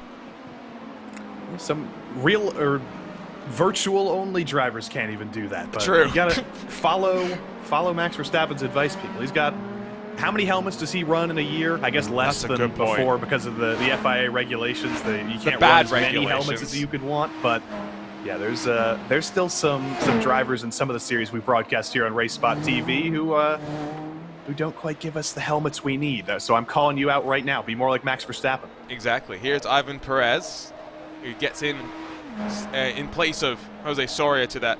Excuse me, now I'm getting myself confused. Ivan Perez into the PGZ Iberia car. This is what happens when you jump back into a race and you're just trying to figure out where everyone is on the timing screen once again. 50 cars started, we're down to 36 still running, which is pretty healthy given the traditional level of attrition that we have here in Sebring. Bila Racing Team Euronics, who had an issue right at the start of the race, and indeed have had a couple of issues since then as well, are going to potentially salvage a spot inside of the top 10 if anyone else has an issue in GTD. PGZ car rolls its way back out onto track, is going to emerge still in the 4th position because Apex Racing Academy and Will Redford diving down onto pit lane. I mean, I got some abuse from Ewan O'Leary and Cam Roger when I wasn't around to defend myself, but Joey Tebbin, the sacrilege that Ewan O'Leary and Cam were both throwing out there that potentially parts of Sebring need to be repaved. Disgraceful. No. Yeah, disgraceful. No, I got nothing else to say, is no. Like, I guess, supposedly, theoretically, if you were to repave the entirety of Sebring, make it a little bit flatter, decrease some of the bumps, you could open it to more opportunities. You could open it up to the possibility of having an IndyCar race here, because with the current state of Sebring, you can't really do that. Cars would come home with cracked chassis, and that'd be a big old money sink there. But no, it works fine. It's an old airfield. All the character comes in the bumps. Right. Don't repave it. Don't do it. I know. And hopefully they are, well, it's not that late yet in the UK because the clocks change over tonight.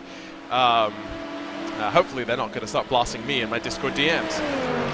I have no doubt that it will get busy there eventually. So, still 34 seconds at the front. Let's not forget there is also a 3-lap delta in terms of the laps that they've been able to stretch it out. It was really interesting hearing from one of the Urano Esports drivers who was telling me that you can't cut out a fuel stop here, Joey, so you effectively have got 20 laps of short filling to play with over the course of 12 hours. And that kind of openness is where you really want to have a big team on your side. You want to have multiple people, or just one very smart person, doing strategy for you in the background, counting those stops forward. Because right now in the booth, we are famously not very good at doing math. It's going to be impossible for us to calculate any pit strategies into the end of the race in about 4 hours' time. But for a team like Urano Esports, they're running the number one. They're fittingly in the number one spot. I have a feeling that they basically have their entire strategy planned out to the end right now, and as long as nothing more comes unstuck, it's looking like it's going to work out very well for them. I'm glad he talked about the numbers, because traditionally in most iRacing events, those would be set by iRatings. There are a handful of teams, Joey, that had to change their plans or focus their attention on different classes, because the GTD strength of field for today's race is apparently upwards of 9,000 iRating, which when you really think about it, is ridiculous. It meant that BS Competition, for example, were telling me they focused their attention only on the GTP. We're so used to seeing them in that BMW M4 GT3 machine, for an example. Johan Harth was meant to be racing with Peter Berryman in a two-man entry, a grid and go entry, but because, again, one of the Apex Racing Team Mercedes needs to get into the top split GTD, they split them up, and Berryman not racing, Harth jumping into that Mercedes with very limited practice. I think he said 8 laps before his first actual run in the car. And if this was 18 years ago, I would make a very funny joke about over 9,000 right now. Because it's not, I'm not going to do that. I think you've got to make the joke now so people just make sure they're on the same page with you. So what's the exact number? What's the exact power level of the GTD class? And then you say, it's over 9,000. See, it's in the past. We're digging up 2008 memes. I've made a critical error here. 2008 memes. Oh. I wasn't very memey in 2008. Good. Stanley Deslandis, pit lane for the 198. This is the second Apex Racing Team machine. Still in its fight with Lassi Urainen, who's had a bit of a slow lap. Not sure if he's gone and checked up behind some traffic of his own. Wonderful livery on the side of the car that you do have to question if it's really appropriate for iRacing's paint policy, but we'll let it slide on past. Working through Jean de Bion into Le Mans, back onto the power with the lights flashing, just to indicate to the Monaco Academy car that wants to get on past. I do like to see that we've got a few different teams from back at Daytona. It's not an identical lineup. There's some teams that are the same that have just taken on a couple of extra partners, like the Calsa team, for example. But Coffin Dancers, if I remember correctly, we didn't see them in top split at Daytona. I think they're here. Were they there? We see them on and off, that's for sure. They weren't in contention. I think we can say that much if they were there. So I don't think they were there. Monaco Academy, I believe they were at Daytona a couple of weeks ago, or a couple of months ago now. Yeah, a couple of months. Their fortunes have reversed a little bit, but that's the magic of these iRacing special events. It's not just a singular list. It's not a singular entry list of teams that all apply to be in this. You have to have your iRating. You have to get split in the top split, and that always leads to potentially some surprises on race morning once the splits do come out. Yeah, especially for us as commentators, which is why we tried to make it a generic pick, Joey, in case there were teams that didn't make it to the top split. Well, you know, I will take my infinite points. It's okay. If a team I pick doesn't make top split, I'll take it. Don't worry, we'll have a new strategy in place for the next time we do it. Down the inside for Dino Lombardi in the Altus Esports number 42 Mercedes, past David Toth, the Hungarian for Arnage Competition, who has just come out of pit lane, so has a full tank of fuel, whereas Lombardi is already halfway through his fuel window and is really charging down below 159.5 yet again is the Italian, whereas David Toth up above 2 minutes that last time by. Fastest GTD on track, though, was Konstantin Scharf in the 190 Mercedes AMG Team Urano Esports entry over here, as he has the just left pit lane Jordan Bachmeier in the Brabham Esports hissing Sid car sliding through. Urano Esports, I think, came into this one knowing that the Mercedes maybe would be on the back foot, and if it wasn't for the demise that we had of Team Redline, well, then it would have been 2 Ferraris running at the front, but outside of that, we have seen a handful of others, and of course Team PGZ, so 119. Outside of that, Mercedes definitely have fought to stay in contention, although I know Apex, I was talking with George Simmons just before I came back here, Joey, who was saying the Mercedes, they were maybe expecting a little bit more in terms of BOP. Yeah, there's a couple of these Mercedes in the field. I think they weren't expecting to be this far off the Ferrari. They weren't expecting it to be this big of a gap. But sometimes when you're comfortable in a car like that, when you have a team that's especially comfortable in one car, they've done all their preparation for that one car. The Ferrari has been very, very planted. It's been known, I think, over the past entirety of the time we've had this car on iRacing, it's been known as a very easy car to pick up. It's a very attainable car. That's why we have the Ferrari Challenge in both real life and on the service. It's very, very easy to drive. It's also very, very fast with the BOP this week. So that combination makes it very, very difficult to beat. And even if you are comfortable in the Mercedes, it's going to be hard to be more comfortable than the Redline Ferrari. I really don't like this car, I'm not going to lie. Out of all the GT3 cars, it was the only one I could never really get a feel for. Well, I'm the exact opposite. This is the only one I've ever had a feel for, but that's also because my road iRating is probably a good 7,000 below the SOF here. Fair enough. I did always drive a lot more of the BMWs, the Mercedes, the front-engine cars, but even the Audi, when I've driven that in the past, has been fine. When it's not also trying to kill you, which is most of the time. I remember a couple of seasons ago at the Spa 24, I drove the BMW Z4 before I took that off the service. That was not an experience for me either. I think that's a car for far more competent hands than mine. Well, to be fair, that is also a car that was very old at that point. It had very much lived past its life cycle. There was a time when I remember a Bathurst 12 Hours where it was just a rocket ship, and it was amazing. Also, it's the Z4. It's Team PGZ. Well, if it's a Spanish team, it might be like Team PG. I mean, technically, he's based in Brighton. So is Brighton part of Iberia now? Has the peninsula expanded? Last I checked, Brighton was in the UK. It's just that Pablo Castro has injected himself there. I guess Jakub Kwiatkowski is also not from Iberia, so it's Alex Dunn it's is Iberian in name only. Yeah, Alex Dunn is decidedly also not from Iberia. The young open-wheel driver that Lewis McGlade will have a great time commentating on in GB3 this upcoming season. Cooper Webster, I think, is also GB3 or GB4 for Cooper Webster, the Oracle Red Bull Racing Esports driver, who of course competes in the Porsche Tag Heuer Esports Super Cup as well. But it's nice to see those opportunities for some of these drivers that continue to apply their craft at the top level. No real change in the gap at the front between Urano and Redline in GTP, and of course Costantini. If there was a technical issue, he's put it aside pretty easily. So I tell you what, let's head over to hashtag iRacing Sebring 12. It's been about 4 and a bit hours since we last did this. So what's changed? So much happening in one picture, says VCO Esports. What do you see in this one, Joey?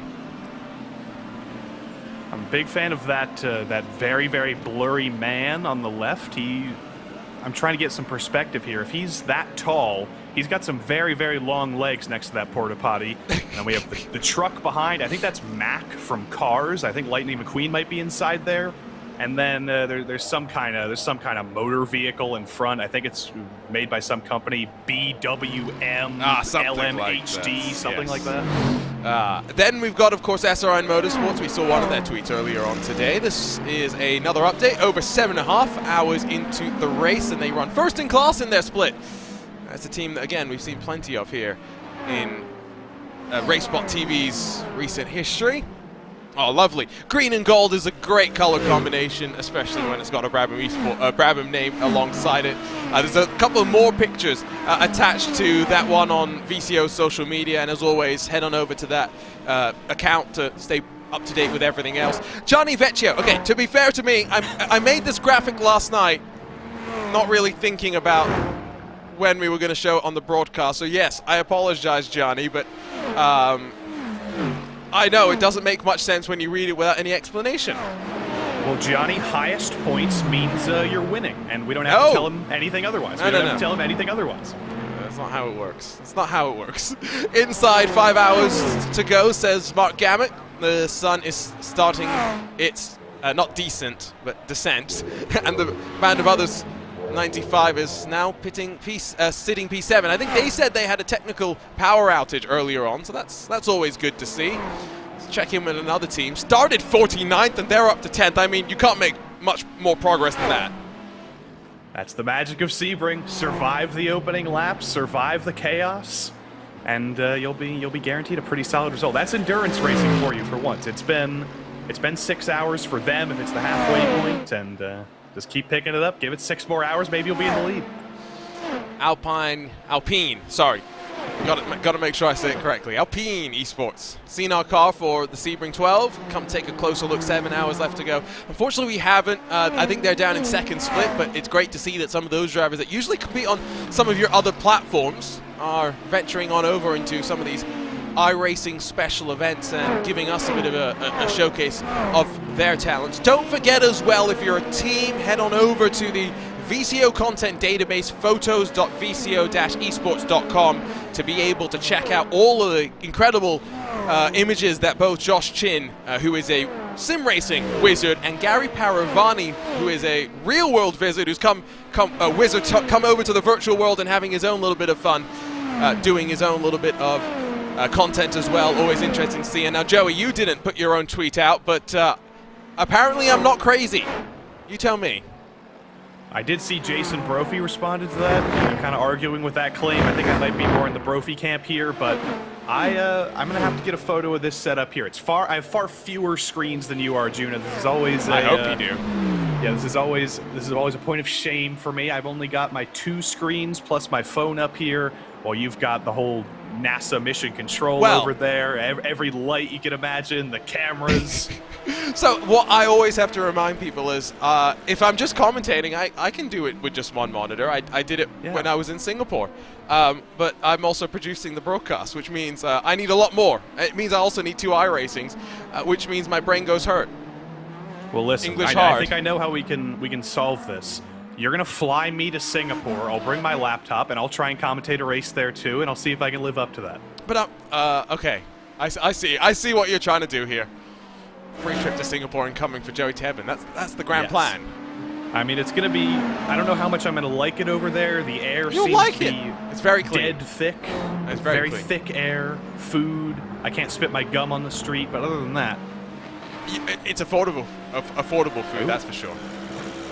Singaporean noodles? Sounds good to me. Yeah, you can go and eat at a Michelin star hawker center for like 10 Singapore bucks. It's great. A Michelin star what? Hawker says it's the same as like it's kind of like the same, I guess, if you go to a mall in America and they've got like a bunch of restaurants. A hawker center. Yes, it's like that, except it's not a bunch of chains. It's like local restaurant kind of deals. Stalls. Okay, I would just call this like a food market, but I'm going to be using the term hawker center. That's what we call them in Singapore. Yeah, that's a good term. I like that. That's going to be stuck in my head all day. Man, good memories. We used to, you know how when you get to high school, you get to go out for lunch? That's what whole class over to the hawker center? Yeah, so sweet. Bosh. It's fun. It's what we used to do. Anyway, 3 hours, 36 minutes to go. Sun continues to set itself down. No real change in terms of any of these gaps at the front. Gordy Much back in the Apex Racing Team 198 machine. Lassie Ryan sits in front in the number 5 Coffin Dancers machine. Was that 3 wide behind? I think that was. I think we saw 2 instances of 3 wide there because we've reached... all right, this is just LMP2 GTD, but we saw a little bit earlier with some GTP, LMP2, and GTD traffic reaching each other at the worst possible moment, end up going 3 wide. But this is, I believe, a battle for... I think this is just lap traffic, yeah. Yeah, that's Monaco Academy, who are many, many laps down. I believe they're the last running LMP2 team, but that's why you stay out there. You might not be the last running LMP2 team for long. Who is that we saw in the tweet? 49th to 10th? There's still True. 3.5 hours left. Lots of things can change. There's still a top 10 on the board potentially. Hey, 49th to 10th to 5th maybe. I'm just saying. I'm rooting for that person now. I'm just hoping we see an update at some point. Saw in a YouTube chat, good to see many Norwegian drivers in top split. Anders Meyer, Glenn Key, Ollie Steinbratten, and Jarl Tyen. Yeah, we've got an international flair very much going on. Tends to be the case in most of our sim racing competitions at this point. Jeg snakker ikke norsk. That means I don't speak Norwegian. Okay, so it's a little bit of a paradox. Yeah, I was going to say, it sounded like you spoke something. What languages do you speak, Joey? English. Okay. So you are like me. That's the problem with America. We don't do language education very good here. You talk to any of these drivers in the field, whether they're from any European country, anywhere around the world, they're all able to speak English. They can do interviews with us in English, but if I go over to a Finnish broadcaster, a Portuguese broadcaster, I can give you food words, maybe, if I've read your Wikipedia articles, and then I'm dead out of luck. Well, I mean, I did 8 years of French. I don't speak much French, unfortunately. I'm not great with languages, it turns out. Anders Myers is complimenting your Norwegian, Joey. Well, you know, freshman year of high school, I did like 2 weeks of Norwegian on Duolingo, and then I gave up. But I still remember smørbrød is a sandwich. It's an ad for Duolingo, if I've ever heard one. Kvinne is a woman, and then man is mon, which is very easy. Okay. Apple is Apple, also very easy. Right. And then there's a Norwegian talk show called I kveld med Ylvis, and that's all I got. Say that last one again. I kveld med Ylvis. Now that sounds like the Norwegian version of Top Gear. Tonight with Ylvis. Those are the guys who made the Fox. What does the Fox say? Oh my God, that is fantastic. Oh, now you got stuck in my head again. Joey, why did you do that to me? I'm very, very happy. You got Hawker Centers in my head. I got Hawker Centers on the mind. You're going to be going ring, ding, ding, ding, ding, ding, ding, ding all night. We don't have the license to sing that, unfortunately. At least I hope not. Because otherwise, I think we're going to both sing and break into song. That's not the only great song out of, what are they called again? Norway? No. Ylvis? Yeah, Ylvis, Stonehenge. Stonehenge. That's good. There's a bunch. They got a song called Intolerant about being lactose intolerant. There's a song called Yogurt, which I probably can't sing on the broadcast. It's pretty good stuff. But Vince Cussy in the chat says, speak some French. Oh, no. You're being put on the spot now. The only French that I remember off the top of my head is not broadcastable. At least not on this channel. I remember from McLaren 2, Je suis très délicieux, which means I am very delicious. Oh, whatever. You know how sad I was when they canceled Tuned? Yeah, we got one season of it, then there was the historical season. There's a little bit of rallycross there from our old friends at the Monaco Academy. I was just complimenting them on their drive forward through the field, and it almost just came to an end. Yep, that just cutting the limits, going over the limits for a sec. Kevin Branson has also complimented your Norwegian, so that's good. Ted Lowendick jumps into the chat to say hi, which is always great to see. Now, as the sun sets here at Sebring, it's one of those tracks that does not have any night lighting whatsoever. I always find this interesting about Daytona, Joey, that they turn the lighting at that facility down to 20% of its maximum capacity, but at least based on all the video and the shots that I've seen, doesn't really look like it's that dark.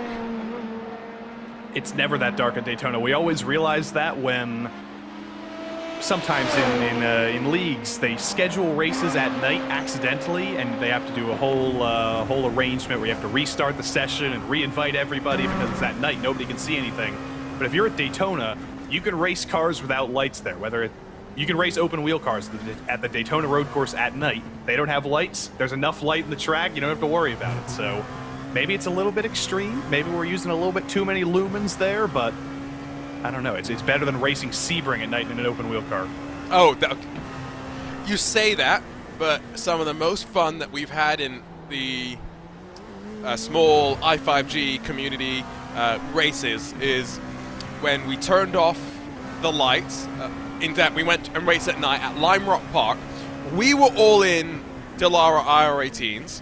We had AI that were, I think it was in Formula Vs, so you could only see them if they were there was one more class that had headlights, but you could only see in these cars, A, if they had headlights being shone on them, or B, because when they shift sometimes there's smoke that comes out the back, so you could see that. And then we had, it was either TCR or GT4. But we like flooded it with AI, and we were all in the Dallara iRatings, and it was fantastic, the amount of fun that we had.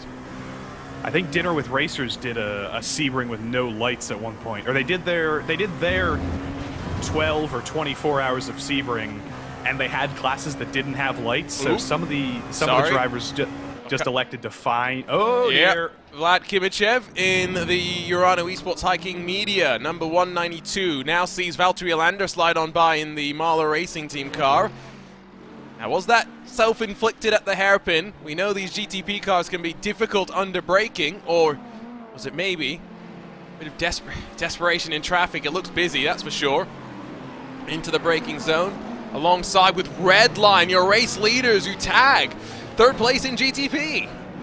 Just a little bit of a touch there. I did think that was our leader for a millisecond, but no, it's the second of the Urano Esports GTPs. Just a little bit late in the brakes, a little bit of a slide gets going, and then the left rear tire kind of ramps over the side of the red line number 70 and loops that BMW around. Not going to be any real damage here, but that's going to be some hurt feelings between the two.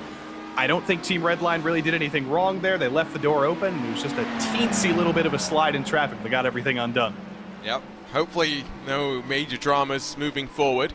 iRacing Twitch chat. The Silver Racing. Here in Luxembourg, it's normal to speak 3 to 5 languages. To be fair, in Singapore, there are like 6 or 7 national languages because it's just like a melting pot of the region and whatnot. I am just terrible at languages. Max Verstappen apparently speaks Dutch, English, and German fluently. Yeah. Again, I can write multiple programming languages. Does that count? Come on. If my intro to linguistics class says anything, computer languages don't count. But I do have a language-based fact for you here. Okay. What country in the world has the most unique languages in it? Most unique languages in it, you say? Yes. Living languages, too. Right, okay, so living languages. So I'm just going to assume that, does dialect mean language?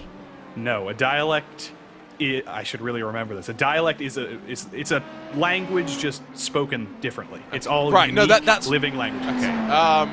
Well, I guess geographically big countries. I'm going to draw this out so people in our chats can also throw their guesses in, and we'll see if anyone can guess it before me. So I'm guessing geographically it's a big country because I guess that gives you the most wide-ranging languages that would get spoken.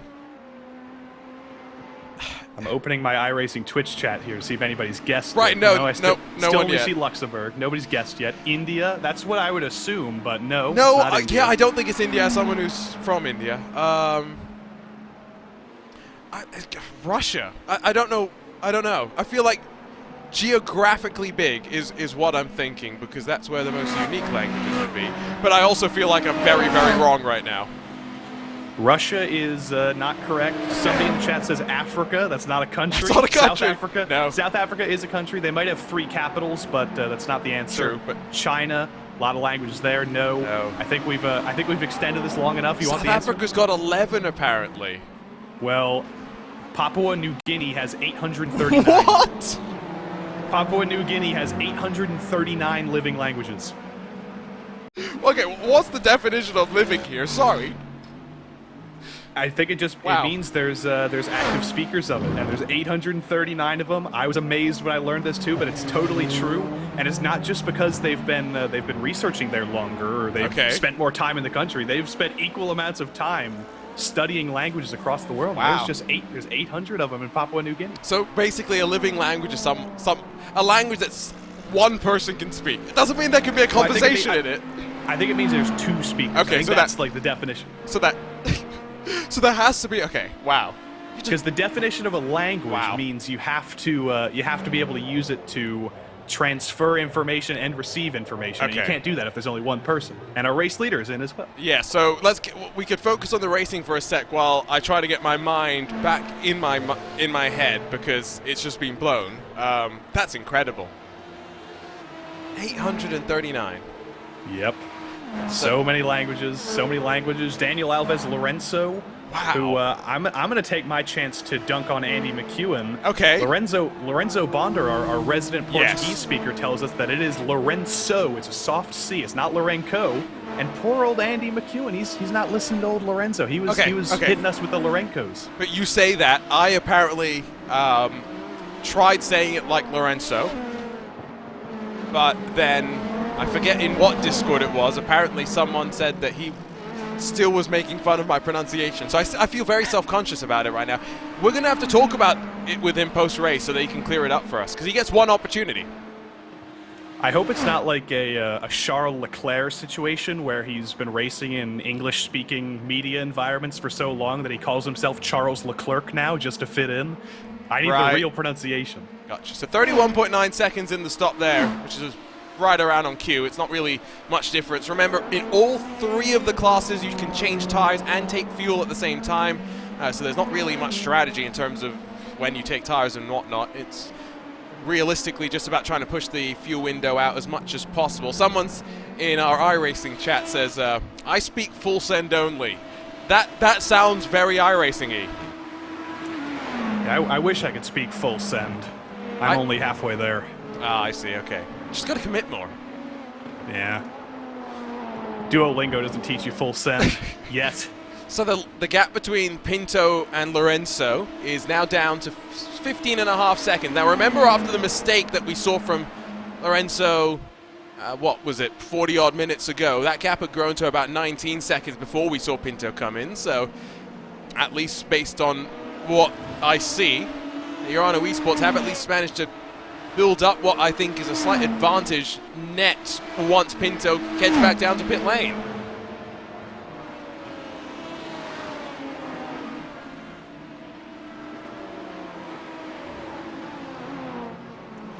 I was distracted there for a moment. I was wondering.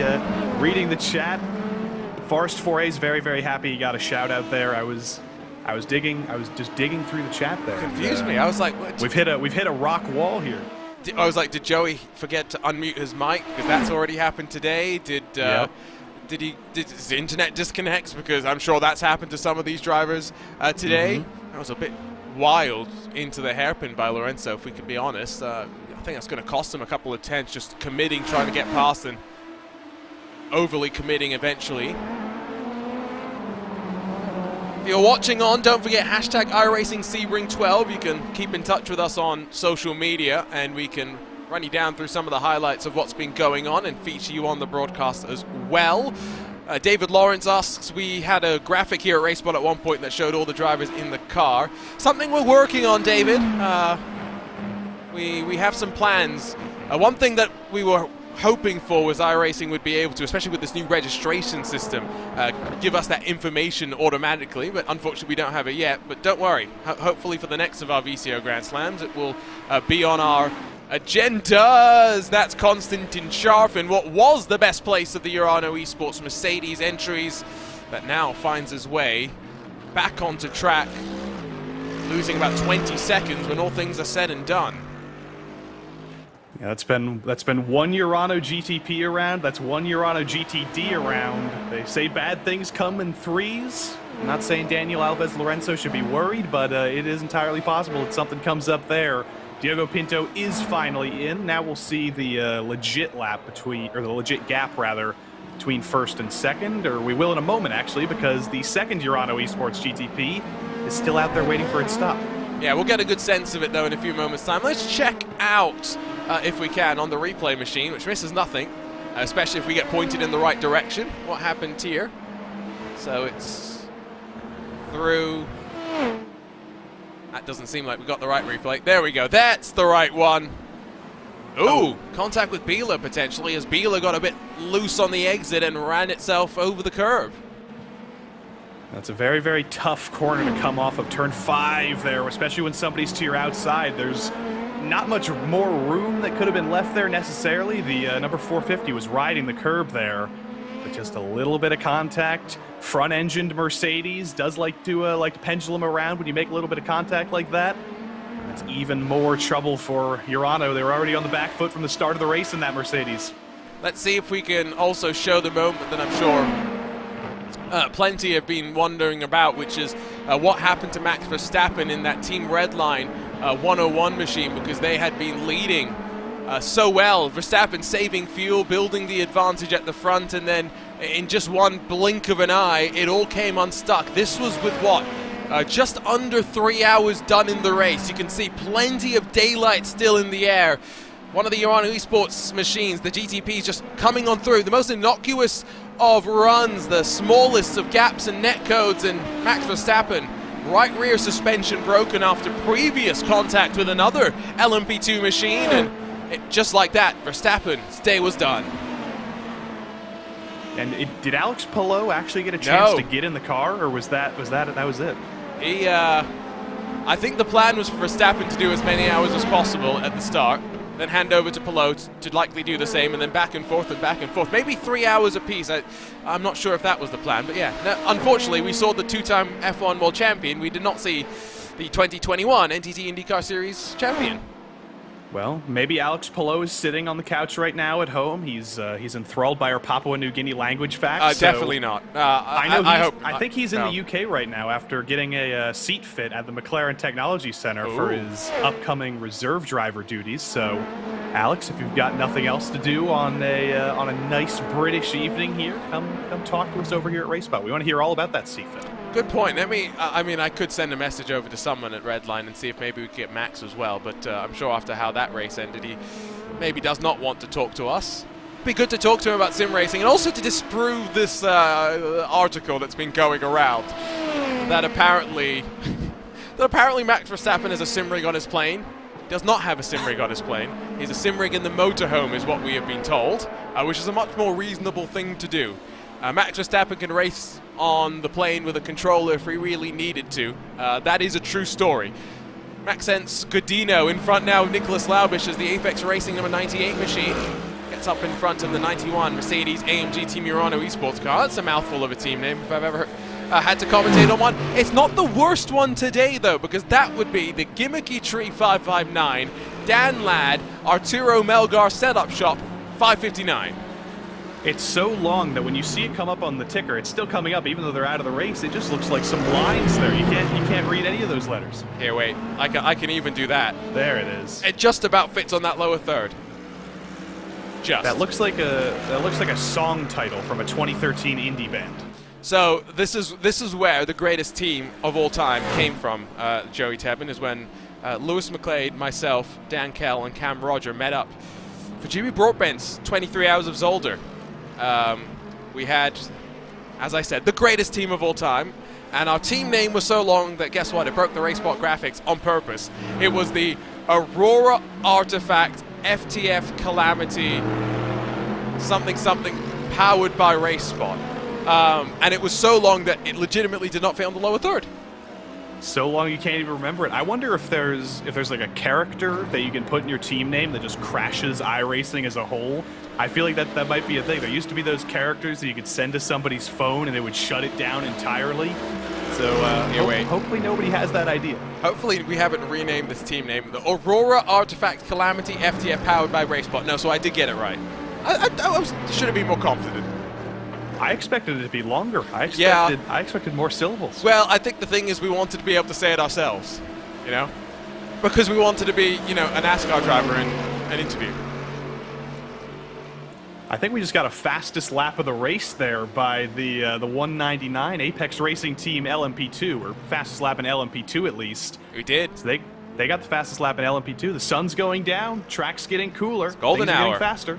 Yeah, this is that time where everyone actually wants to be in the car. Check out the weather conditions on the bottom right corner of your screen. Remember, at one point it was up at 45 degrees Celsius. It's 27. The wind's calming down, albeit slightly. There's not much cloud cover to speak of as well.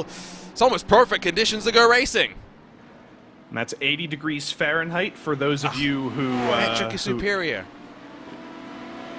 Unfortunately, I live in a country where metric has not caught on, and also I don't remember my metric conversions from Chemistry 1, so I can't do it in my head. Gotcha. But fine people at Google tell me it's 80 degrees Fahrenheit, which is a pretty good track temp if you ask me. It's going to get cooler, it's going to get even better, but at a place that's already so punishing with the bumps, you don't want to deal with a hot track as well. You don't want to deal with running off the track at turn number 1 too many times, especially given there is a 50 incident limit drive-through penalty that will be handed down as Vlad Kimichev tries to recover from the moment that he had. He's got Valtteri Alander up the road in that Mahler Racing Team number 3 with Pedro Sanchez-Albert sharing the driving responsibilities. Urano qualified, at least the 192, qualified down in the 9th spot. Mahler qualified up in 4th with Pedro Sanchez-Albert continuing his fine form with the pressure on and go fast time, but it's these moments where the GTP drivers really have to separate themselves from the rest. The patience behind various bits of traffic, the difference between LMP2 and your GTP cars in terms of raw lap time is only about 4 seconds or so, and so it takes a lot, even with that hybrid boost, for the GTPs to work on forward. That was a great exercise of patience right there for Valtteri Alander. There was the PGZ Iberia entry in front of him, holding him up a little bit through the middle sector. Could have gone for a little bit of ascend, but he didn't. And there's a little bit more rallycross off the final quarter for the 192. That's the difference between these two drivers, I think. We've seen Kimichev get a little bit out of shape, get a little bit nervous. Alander didn't do that at all. He forced the LMP2 into a mistake. He got through cleanly. He's got the fastest lap of the race. Well, Kimichev seems to be wringing the neck of this thing. Yeah, now, traditionally, you know, flying Finn, you'd say something along the lines of he's cool, calm, collected. He's not likely to make any mistakes. Unfortunately, as much as that traditionally is true when it comes to Valtteri Alander, the problem then becomes when he does not have such a cool head on his shoulders. Deja vu back to ISO WC Long Beach, when he had already basically wrapped up the championship at that point and then decided to cause all sorts of chaos at the hairpin. Although having said that, it is the hairpin at Long Beach. Well, you know, he's breaking stereotypes. Good for him. Good for him, yes. He does not break stereotypes when it comes to some of the interviews that we get from him, but at least you'll smile once in a while. Yeah, Finnish people, they're very conservative with their words, but the ones they use, they always pack a punch. I like that. Ooh, stealing that at some point. The 199 of Costantini back down onto pit lane and up on the jacks once again. 4 fresh boots, full tank of fuel, and the Italian looks set to rumble back out onto track. It will leave once again the Apex Racing Team 198 car with Gordy Much at the wheel to take back the race lead, and we're not likely to see him in for probably 4+ laps or so, and so Much continues to extend just that little bit further. Kimichev now has some clean air. And as the sun continues to set, remember, 3 odd hours to go, it's at this point, Joey, I would start to say that even though they're only a minute off of your leader, they are a minute off of your leader. Realistically, they're going to be more focused on one another while they're still hoping for the top 2, hoping for them to trip up. Yeah, you're at that point of the race where that's the only thing you can hope for. The drivers in front of you tripping up, or hoping that the leader, rather, with a 37-second lead trips up. You're not bringing that gap down on pace. You don't have a magical bullet in the chamber who's magically going to be able to drive that gap down. You need mistakes. You need trouble for the race leaders, for the second-placed number 20 for Redline. You need that to happen. If they have a clean race to the end, those are going to be your first and second-place finishers most likely, but they still have 3 more hours. We've seen both of them get into hairy situations. You'll probably see at least one mistake from both of those entries to the end of the race, but it's just it's critically maximizing that mistake is as small as possible. I know what you mean. Costantini is back out onto track, but I tell you what, the great thing about some of these Apex Racing Team drivers is they'll show us their faces while they sit there and wait, and so that is not going to be Michele Costantini. Instead, that's Elvis Rankin, who will be watching on and a little bit nervously as well. I was always a nervous watcher, Joey, when I was not in the car. So much to the point where some of my friends watched my Twitch streams when I was not in the car and said, "You look absolutely miserable." Yeah, in my small amount of experience in endurance racing myself, before I decided that my contributions to the driving part of the team was not as important as my contributions to the commentary part of the broadcast, I was around. You know, I was there to talk to drivers if they wanted me to. I was there to shut up if they wanted me to. It's just I don't necessarily get nervous about the car generally because we were already in pretty bad situations that I caused in my few attempts, but yeah, I can understand being a nervous wreck. Elvis Rankin, he's calm, cool, and collected, though. He's young. That helps, and they probably got good food over there at the Apex Racing headquarters. That's probably helping, too. Oh, you love your British food, don't you? Oh, absolutely. People crap on British food all the time, but it's basically American food, just in a different shape. Apologies for Joey's language there. I know what you mean. See, Bangers and Mash gets a bad reputation, but I don't know why. Maybe that, as someone who grew up in the UK until I was 5 years old, it feels like home to me. Yeah, it's very, very homely. I say it's a different shape because American food, we love meat, bread, general cheese. In Britain, they love meat, bread, cheese. But in Britain, they'll have like a meat pie. In the US, we'll have a chicken pot pie. They're just basically dead even. They're just like slightly different, and I don't understand why there's so much anger between the two countries. It's more similar than you think. I guess. I don't know. I just like enjoying all the food. Yeah, that's why I'm fat. Food's good. Food is very good. Costantini still works away, settling in. I had this conversation with both Paul and Peter earlier on. Joey, in your opinion, Sebring is one of those tracks that is demanding, right? But yes. as a driver, how many hours would you realistically want to do it in a stretch without getting in trouble? 0. As a driver, I would want to do 0 hours. But as a commentator, I'm here for as long as possible. I see what you mean. I feel like 2 hours is a decent chunk of time at Sebring. I was really impressed by Josh Ladd in that Williams Esports Chill Blast car to have done 3 hours and 40 minutes at the start of this race.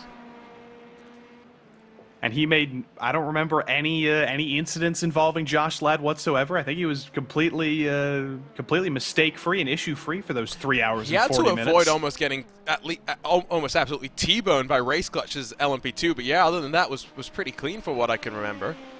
Yeah, to be able to do that for almost 4 hours it's a whole nother level. It's the highest level of sim racing at Sebring, and even at that highest level, you still see people making mistakes, which makes it all that more impressive when you see these titanic stints, and eventually these guys just find a rhythm and they don't make any more mistakes. We just saw Costantini almost getting out of the rhythm there, clipping the grass, or clipping the dirt rather, and it can all come unstuck. So iRacing Twitch chat agrees that there is good English food. Fish and chips is also a great meal. Someone says it's the best meal ever. Don't know if I'd go that far. Although, yes, with mushy peas. Come on, surely. I do like mushy peas. I don't like fish. That's the problem. Okay. And I hate to say that with the Twitch username stopped making sense. I can't lose the good graces of the only Talking Heads fan in the chat right now. But you're gonna get another Talking Heads reference in because you got your first one in on Tuesday, didn't you? Yeah, I'm going to make sure it wasn't once in a lifetime. Yeah, you were very happy about that as well. Ugh. I was. 198 into pit lane for the LMP2 car in the Apex Racing team camp, and that should see Gordy Much staying in as far as I am aware. PGZ's 114 has just gotten in front of Altus Esports and the number 42, Simona Maria Marciano, who a couple of rounds ago in the Porsche Tag Heuer Esports Super Cup back at Long Beach, won his very first round in his rookie campaign. That was at Long Beach. Imagine how the rest of it went behind him, Joey. Yeah, that's a place where you want to start first, second, or third. Other than that, you can likely write your survival off at turn 1. I can only imagine. How many cars were involved on lap 1? How many did we wipe out? I think I had the line, Oscari Rene is going to be invoicing for some lawnmower services, so take from that what you will. How many cars total were in the field? We're down to 30 this season. So I'd say the over-under of being involved would be like a good 20 cars, maybe? Yeah, Diogo Pinto, the defending champion, went up and over at one point, because guess what? Hairpin. yeah. Long. And the best part is Paul Smith, the lead commentator alongside myself for the Porsche Tag Heuer Esports Super Cup, kept reminding people, You, the people, chose this, and then Porsche used that for the highlight video. I do love Long Beach. I do love Long Beach. I just I don't think I love it when I'm in the hairpin coming to the green flag. The race is not boring, and that's not why we're babbling about. This is just what tends to happen in endurance races. We've got 12 hours of racing. As much as there's plenty of stuff that's always happening, it's not always important. And right now, as we've checked in with Olander and Kimichev for the last 15 or so minutes, it's really not changed too much. The traffic gives and the traffic takes away from them in equal measure, it would seem right now. If you don't like fish and chips, you can tell us what you think about them, though. That's the thing. Again, hashtag iRacing Sebring 12. What's your perfect motorsports meal, Joey? I think tomorrow I'm going to sit down and watch some NASCAR Cup Series racing. Maybe get a pizza? I'm not sure. I would think in Austin, Texas, it would have to be something barbecue themed, but I'm not in Austin, Texas. That is true. Good barbecue is also something hard to find, you know?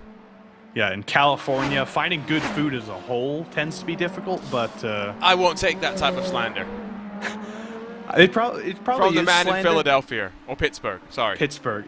You got the good thing about California is you have population there. You have actual cities. You have people who are making some great diverse food, but in Pittsburgh, we got a similar thing on a smaller scale, and I'm going to have to decide tomorrow. Do I find a place that has barbecue? I don't think there really is. Now you're going to make me think about this for the rest of the night. I was going to say, I'm throwing Philly under the bus, but Philly cheesesteak is always decent. Once in a while. The food of the Philadelphia, New York, of the Trenton people? metropolitan area, Italian immigrants, that's where all the best Italian-American food comes from. Ooh. It's hard to beat that. Okay, sorry, but, we'll focus on the race for a second, because Gordy Much has cycled out in front of the Coffin Dasters number 5, so Ate Kalpinen now going on the offense to try and get back the second step on the podium. Yeah, we've got many battles for the podium here in GTP. Once managed to shape up, in LMP2 now we got the battle for second, so who said the race was boring? We got battles for position right now that legitimately matter, and Ate Kalpinen, who has the most fun name to say in sim racing, Coffin Dancers has been running second for the majority of the past couple of hours. They want that position back. Gordy Much has been, I think, a little bit faster generally over the course of this stint, but there's the opening with the GTP coming through, and here comes Ate Kalpinen. It's the corner of a million lines, but outside for Much should give him the momentum off the corner and still has some drops. Most fun name in all of sim racing is Lasse Back, because you can repeatedly say back is back again, but Kalpinen, with the lunge to the inside, forces his way on through. Says thank you very much. That was a nicely executed pass, but not much defense put up by Gordy Much, who still again is at a slight fuel advantage. What's the difference in stint length between them? 4 laps so far. Gordy Much may be tucking up behind Kalpinen. This is the closest that he's been, although Gordy Much just get back on past.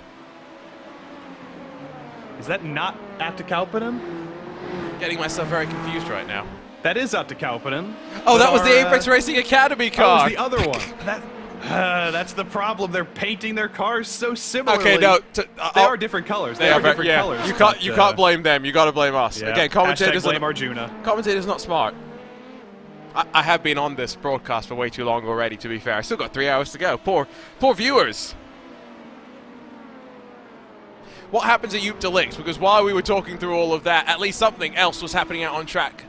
This time of the dramatic variety for your Urano Esports driver. Over to the replay we go, and it's into the hairpin, where it's by himself. Doesn't even lock up that much, just has to take avoiding action and finds his way around the longer version of the hairpin. They've not had a fun time at the hairpin at that camp there, but that was just kind of a bail here. We're right on board coming into the hairpin here. Driving directly into the sun, which is always a little bit distracting. It comes back into your view as you drive onto the bridge. I think he knew he was just a little bit too late in the brakes, wasn't going to make the corner, so he elects to bail over on the old layout of Sebring with that old hairpin, and does stay out of trouble, but will still get an off track for that. They're already... And a slowdown. Yeah, and a slowdown as well. They're already 3 laps down in that camp. Don't want to add a penalty in addition to that, hitting those 50 incident points. Yep, absolutely. Gap at the front up to 40 seconds. So I think that's up about 3 seconds since we last really checked in with it, about 37 seconds or so. So Lorenzo builds over Pinto with, just look at the orange in the background. We're going to get plenty of nighttime running as well, don't forget. Even though we're racing in what is the sunshine state, the sunshine will eventually disappear at 7:20 p.m. So probably give it another hour or so and we'll get a little bit further into the sunset, and we'll be more reliant on the headlights that are already starting to illuminate the path in front for all these drivers around. Maxence Godino and Konstantin Scharf, they're fighting over 7th position. Spots inside of the top 10. Yeah, how about that? It's interesting that there's 2 drivers named Maxence in the field. There's Maxence Godino and another entrant in the LMP2 class. So I've never seen that name before in my life until coming into sim racing, and now we got 2 of them. But it's a two-way battle here. LMP or GTP traffic rather coming around. Urano has had a troubled day in GTD, which might just be a good thing for this number 8 Apex Racing team entry, which I believe was my pick for the win in this class. I think it was. I think I may have cursed them by doing that. Now, it was a long time ago. I haven't had a chance to update those predictions in quite a while, so I don't really know if the scores are accurate. Still Urano, Redline run 1 and 2. Movano is still 9th in GTP, and Williams Esports Chill Blast is in 5th, so those are all still good. Well, now 198 has jumped up into 2nd spot in LMP2, so that's a spot to a point towards Andy McEwen. That's going to break the tie with Zach Sweeney. Culture team are running 11th, so Joey, you unfortunately don't get any bonus points. Then Apex Racing's number 98 is still running in the 8th position. Urano's best placed car is 7th, which actually means those that pick Urano now lose a point. So you winning. Basically what I'm saying is what we had is not accurate anymore, but it's still between me and Peter. I think there's insider trading here. You were the one who put this together and you're winning at your own game. I'm very, very suspicious, but this Calsa team... I put my guesses in first, so there is true. There is no gamesmanship here other than the fact that I'm always wrong, and for once, somehow I'm 100% right. I wouldn't be that bad if it wasn't for the Calsa team. They're really holding me down here. Williams Chill Blast, Andy was commiserating with me on that. Ewan really took a large L there with SRC Movano. Yeah. But it's not been a good run of things for SRC Movano. They were out early here a couple of days ago, and Ivor competition at Motegi, they were out early after being one of the fastest entrants. It's just been a bad luck streak for them. I do think everyone has basically been digging into you for your choices here today, but you're right. I left you with very little time to get it done, because I also recognize there would be very little time for you to get it done when you woke up before the broadcast.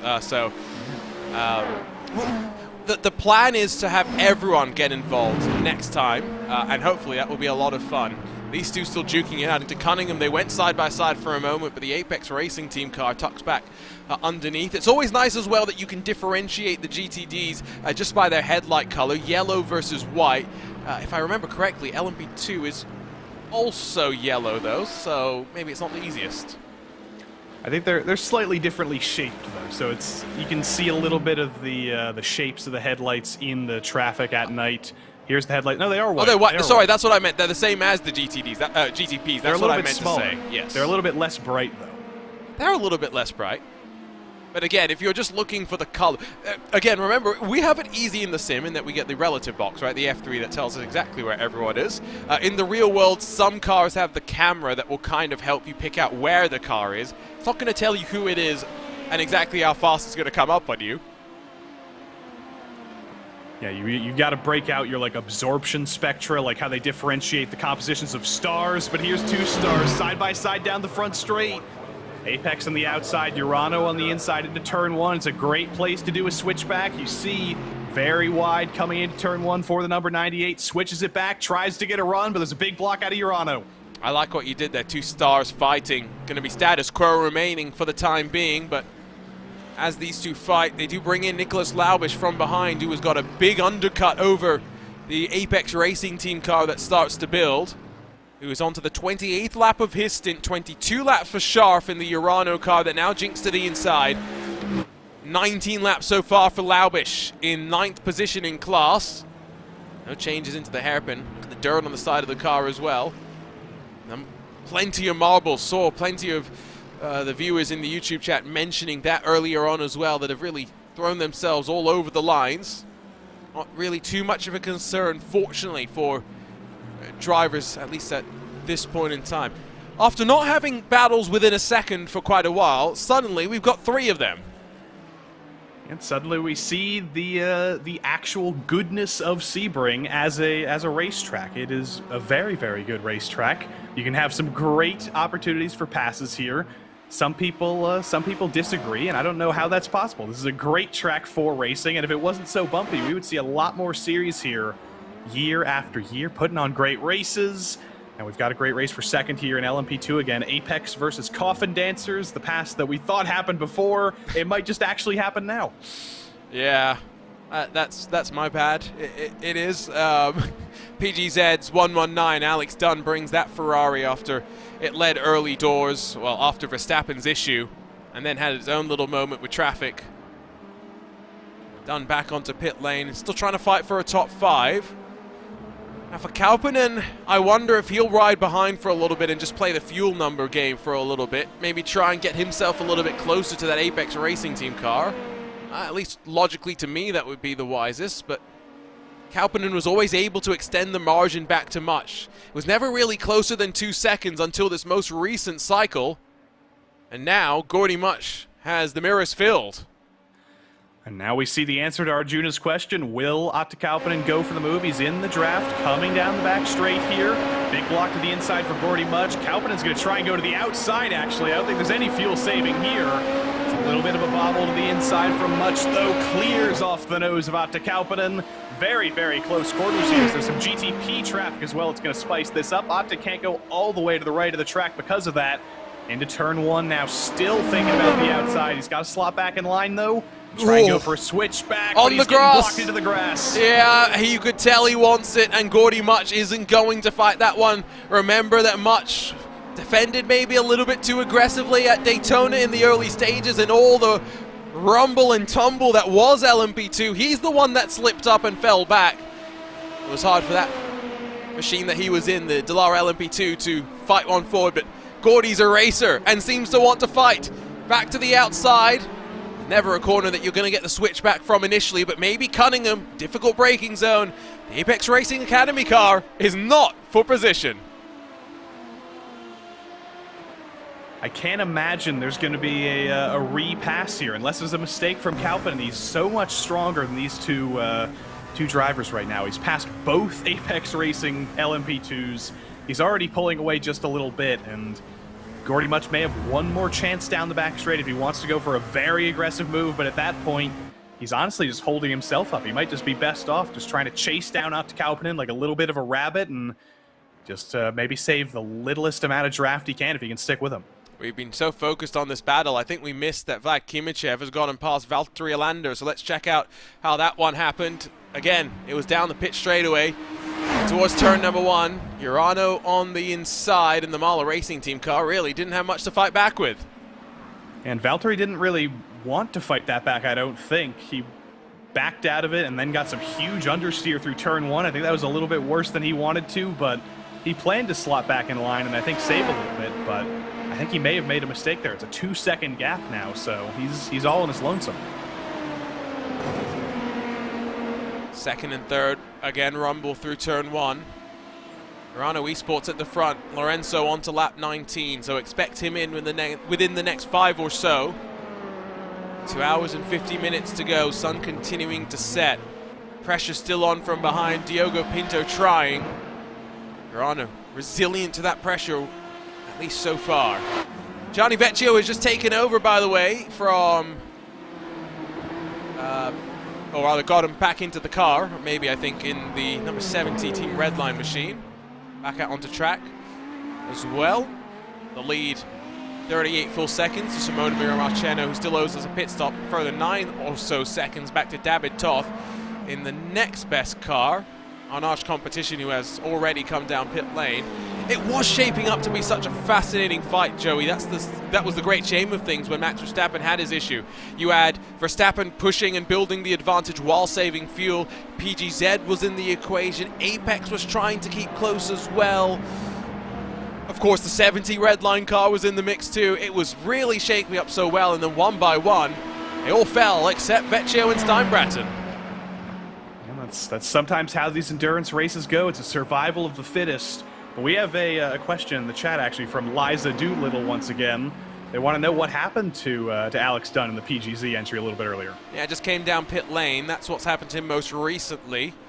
At 119, of course, was being driven by Matti Sipola when things had kicked off through the final corner. To be fair, Sipola maybe does have to take his fair share of responsibility for what ended up happening. Maybe could have left a little bit more room of his own, if we're being honest. That final corner, you can see how it just juts back in, and you had a car trying to sweep around the outside.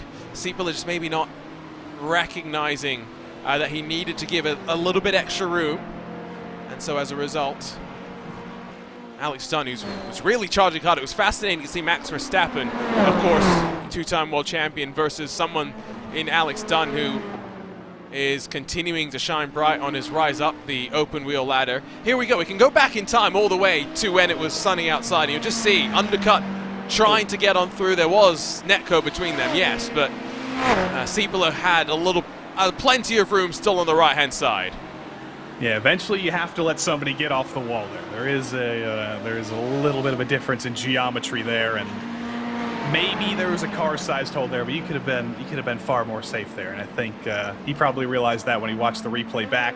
What I found very interesting before we cut to that replay is Johnny Vecchio is running so close to the outside wall through the final corner. He's running on such a thin margin that there's occasionally times where he gets a little bit of damage on the left side of the car, and it fixes itself because it's just a little bit of latency. It's not actually damage on his side, but just with the power of the internet, when you're dealing with such close margins like that, sometimes he's so close that it does register as damage. Absolutely. It's something that we've seen scrapes on the sides of some of these Ferraris on the right side because of turn number 1 as well, right? So it's like, you could just tell how close to the limit that they're pushing it, and it's that term pixel perfect that I think very much becomes accurate, because they are very much riding all the way up to the limit, and then some as well. Let's see with Vecchio. Maybe from this perspective we'll get a good angle from it, just through Sunset Bend. Let's listen and watch.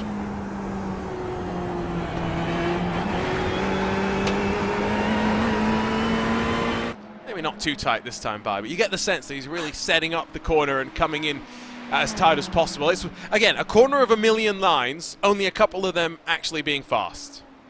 I think in reality there, he didn't extend it all the way out to the wall because he had a little bit of LMP2 traffic behind him, was just trying to be a little bit conservative, making sure everything worked out there. But I also like to believe that he just didn't do it just because we mentioned it on the broadcast and he didn't want to show that off anymore.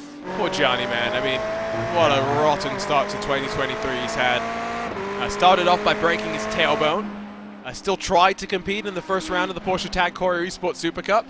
Went not that great for him on track. Also, I don't think he felt that comfortable in the rig, and so elected not to compete in round 2 of the series.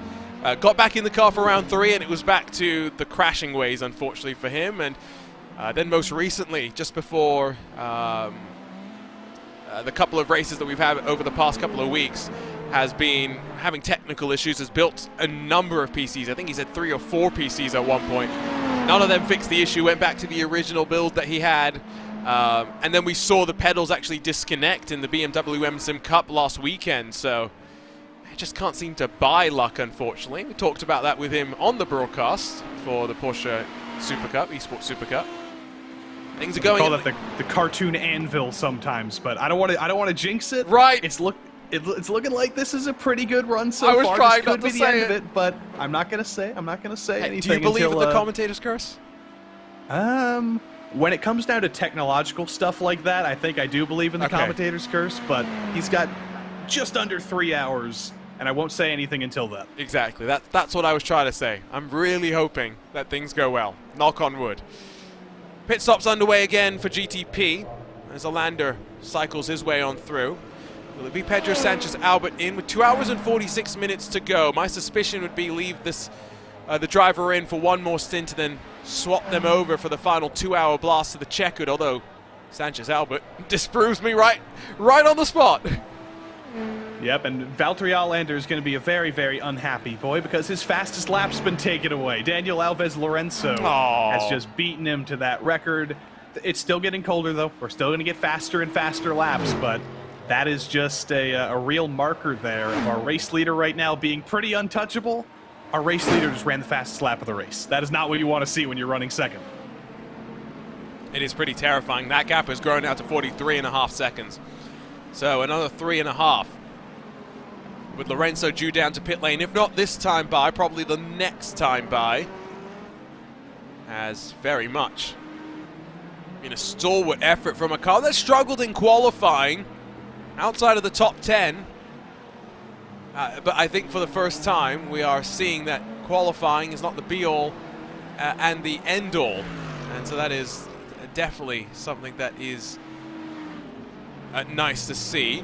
Now, when we see Lorenzo in, it will be Pinto in probably 2 laps after that, don't forget. And so, one by one, we will start to cycle through the pit stops. Joey Tebbin picked the Culture team to come out on top. Joey, is this the commentator's curse?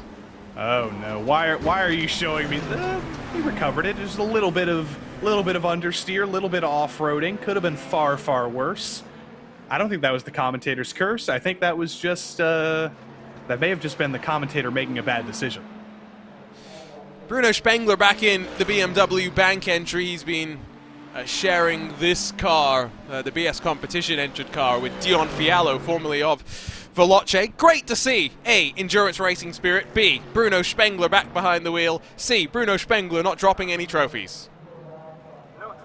All of those certainly work, and this is for, you know, we had Max Verstappen, Alex Palou in the race before. They've unfortunately been taken out, but we talk a lot about drivers who have moved from the sim racing world to the real world. We also have to talk about drivers who moved from the real world to the sim racing world. Bruno Spengler, so successful in endurance racing, currently running for Turner Motorsports in IMSA right now, and decides, you know what, it's a free weekend for IMSA after Sebring last weekend.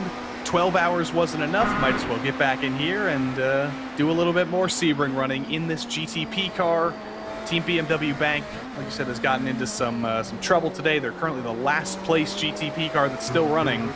They're going to bring it to the finish. And Bruno Spengler's going to get himself some TV time. You got me confused for a second there. Bruno didn't race at Sebring. You are correct. Yeah, you're correct. He was only there at Daytona. Yeah, because they had the extra car at Daytona, didn't they? Entered for that one. Got me very... I was like, wait, well, I thought Bruno... Wait, what?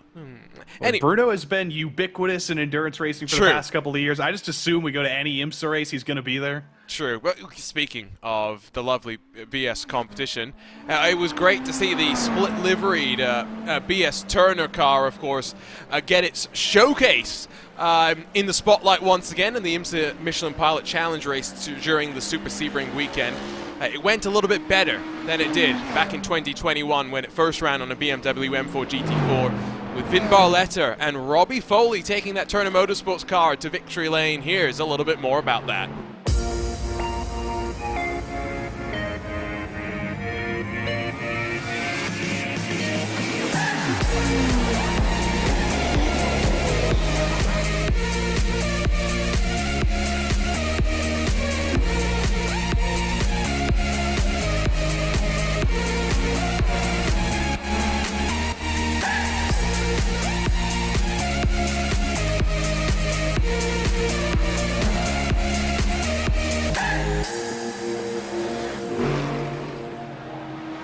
Great to see as well that Florian Hasper, Yannick, Phil Denez, Rainer Talvar, Ryan Barneveld all on site to celebrate as well, with Robbie Foley, someone that after having a horrific accident in high school playing football, broke his leg, turned to motorsports through iRacing initially, and has now gone on to become a BMW factory driver, Joey. It is incredible.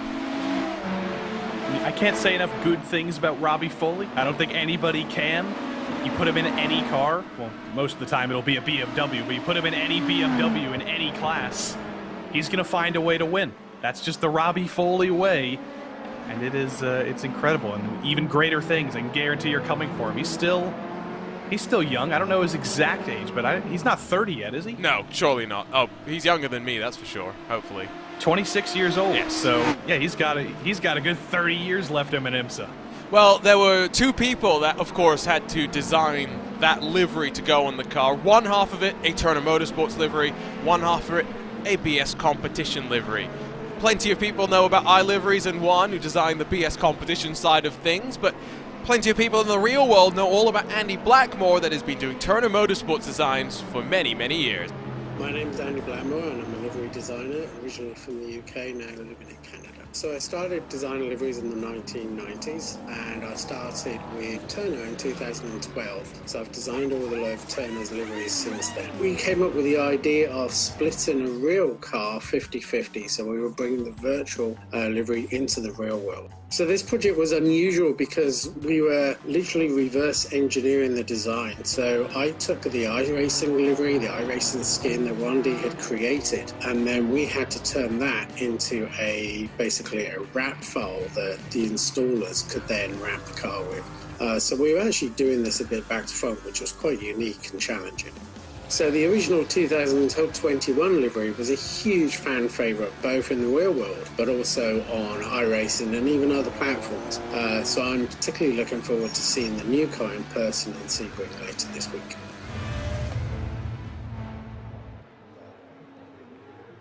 Really interesting, that insight as well, that it was a reverse engineering of the traditional livery design process. Back in pit lane for BMW M Team Redline, Pinto out, Lullum in. Up on the jacks for a full tank of fuel and four fresh Michelin tires to go on to that machine. And then it will rumble back out onto track, and we will get a good indication once again of the gap to Daniel Lorenzo, who's already been in and out of pit lane. 31 seconds for the Urano Esports car, 31 seconds for BMW Team Redline. Just dead even, bog standard pit stops here.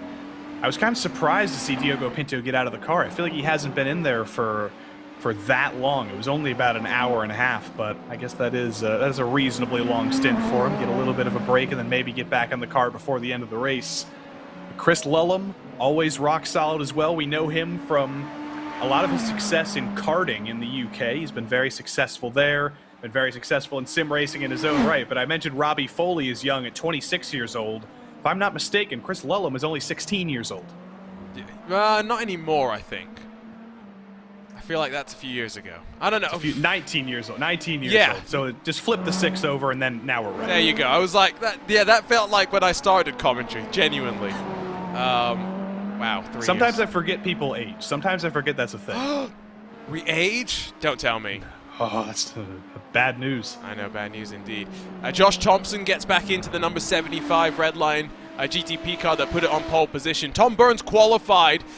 Thompson started, don't want to say he struggled, but definitely wasn't the fastest out on track, as Daniel Lorenzo, I think, has just run himself a little bit wide through turn number 1, just trying to prove that he's not keeping it easy right now.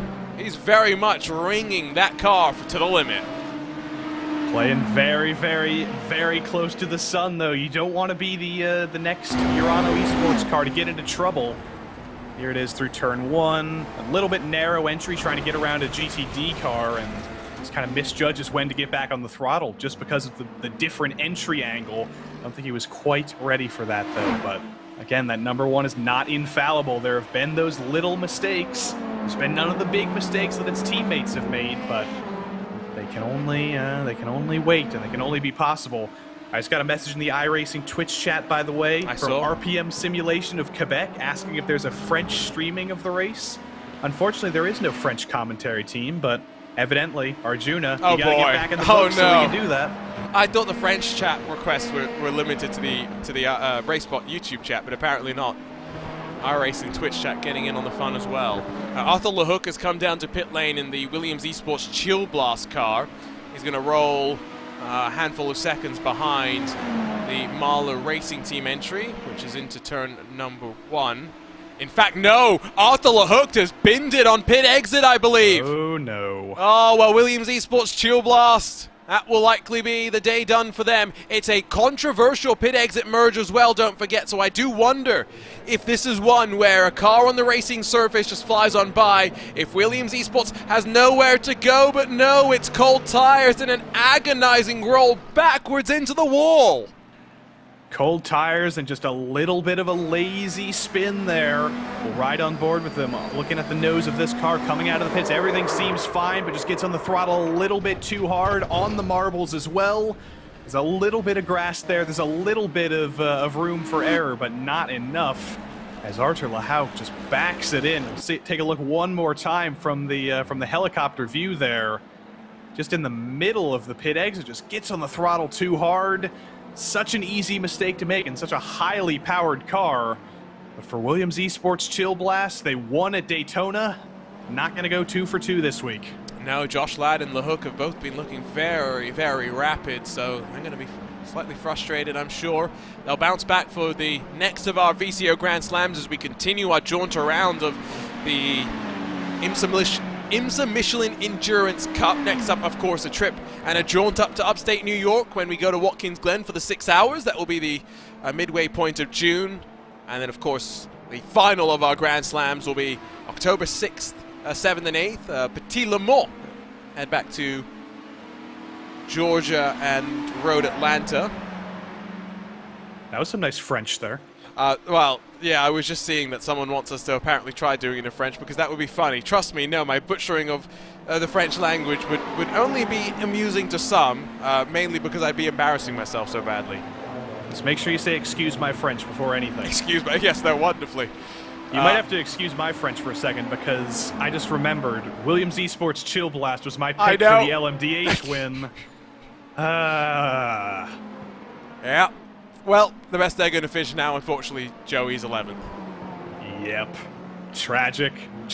Maybe 10th. Maybe 10th. They might be able to get out ahead of Spengler, but no, that's not going to happen. That's not going to happen. The toe's still happening. Yeah, that unfortunately is a dagger to the heart as well. It's so frustrating. It now leaves us with just 4 cars left on the lead lap. Again, 17 started. We had 4 retirements in the GTP class early. In fact, they were the earliest of our retirees.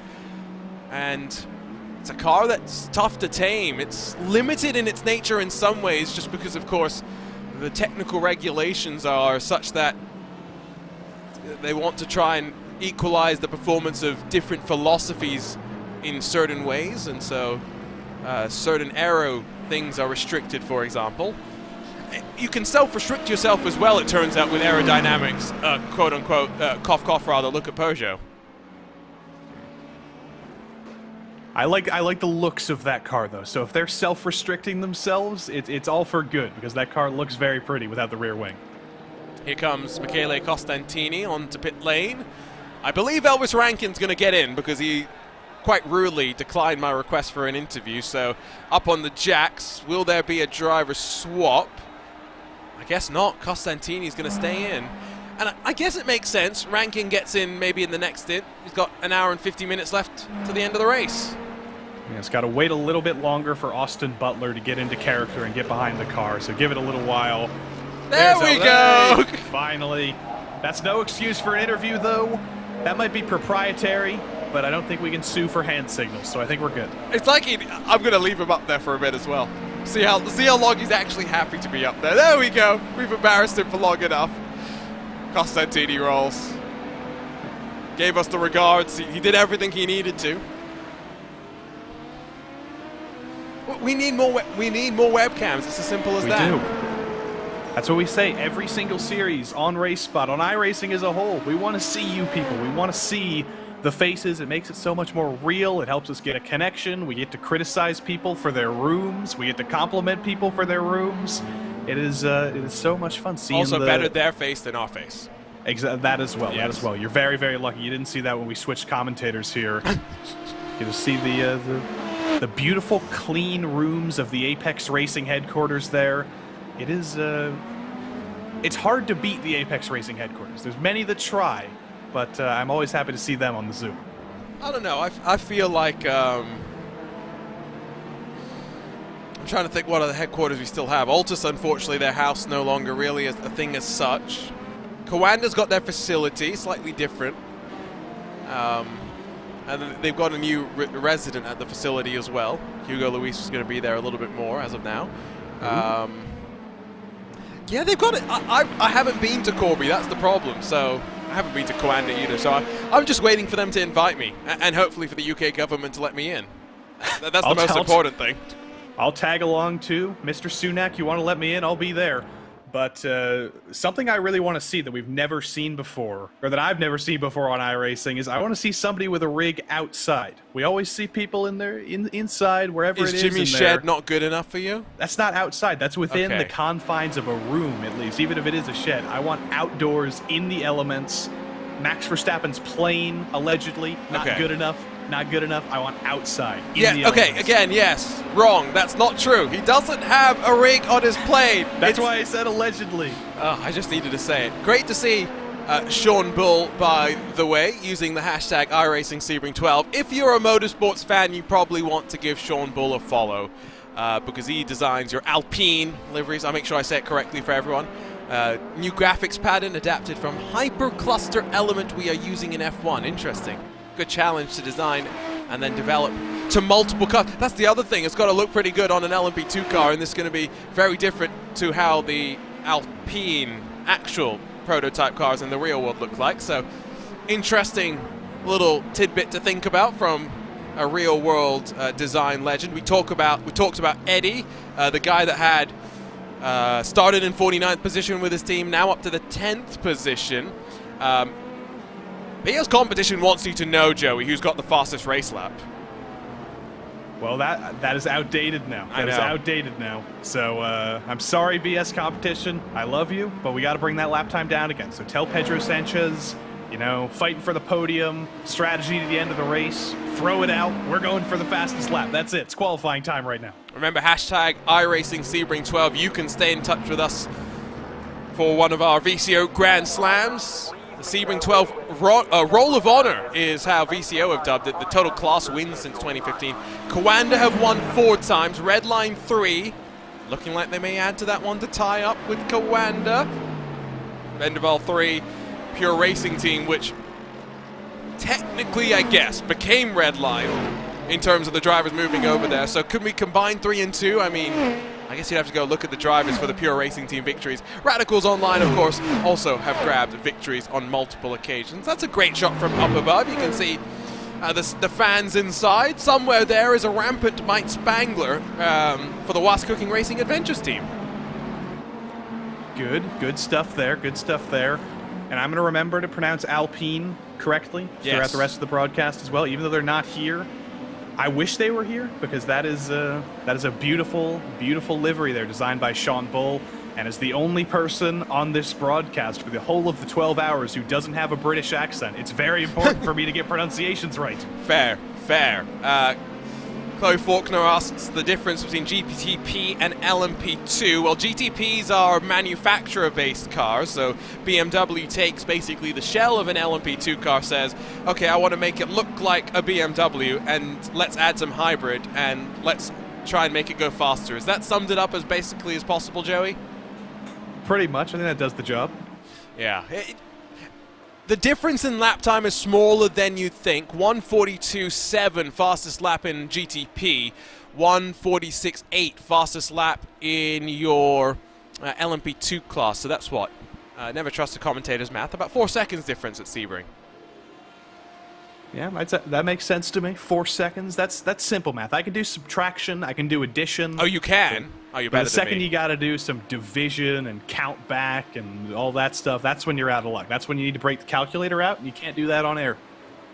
We talked about livery designers, by the way, and we've already heard from Andy Blackmore about the process of designing the BS Turner split livery, but of course, half of that livery is Turner Motorsports. The other half is BS Competition, a design that started in the sim world. Let's hear more from iLiveries about how that worked. Hello, my name is Juan Sanchez, and I'm the designer of the Sebring livery for BS Plus Competition and Turner Motors.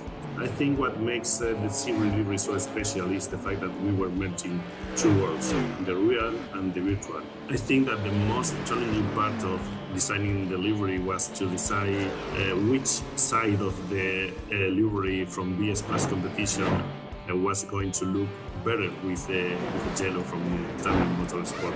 And I finally decided that it was going to be the light part, the white and gray.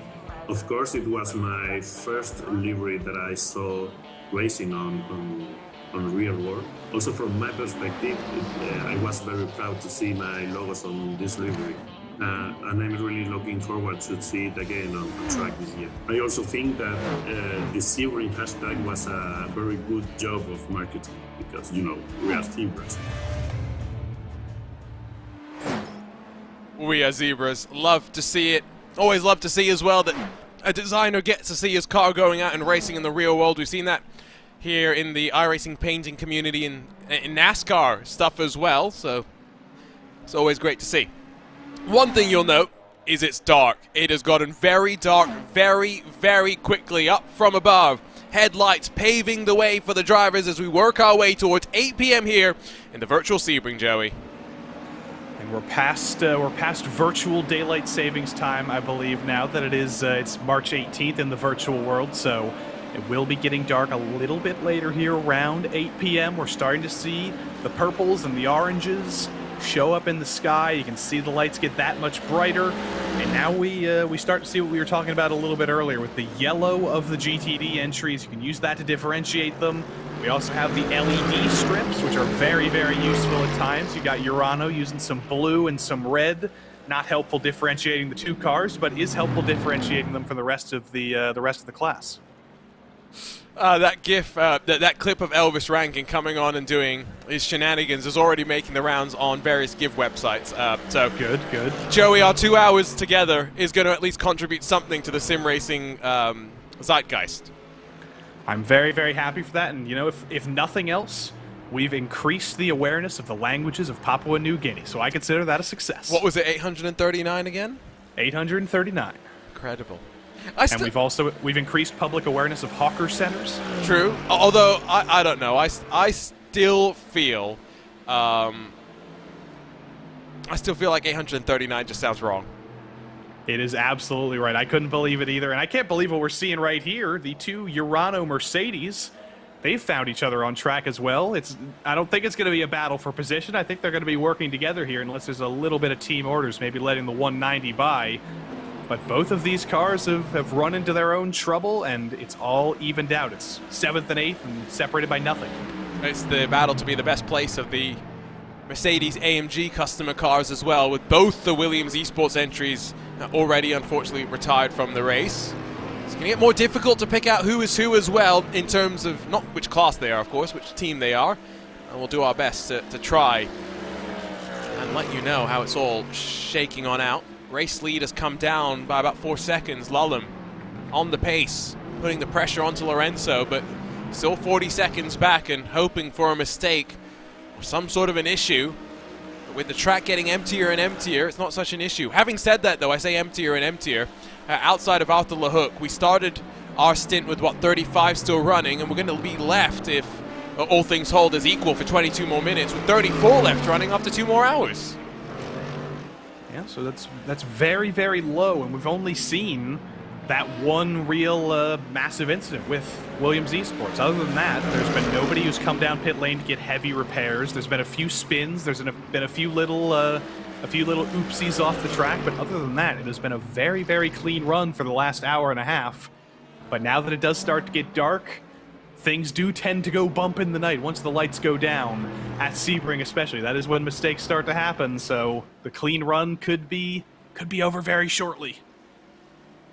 Tucked up behind is Alexander Thieber, and we'll slide alongside Nessoff and get his way past the competitor in the Porsche Tag Heuer Esports Super Cup. We've got a couple of those drivers out on track, Simona Miramaceno, of course, as well as Gianni Vecchio. They're all in the GTD class right now. We've seen a handful more of them over the course of the race.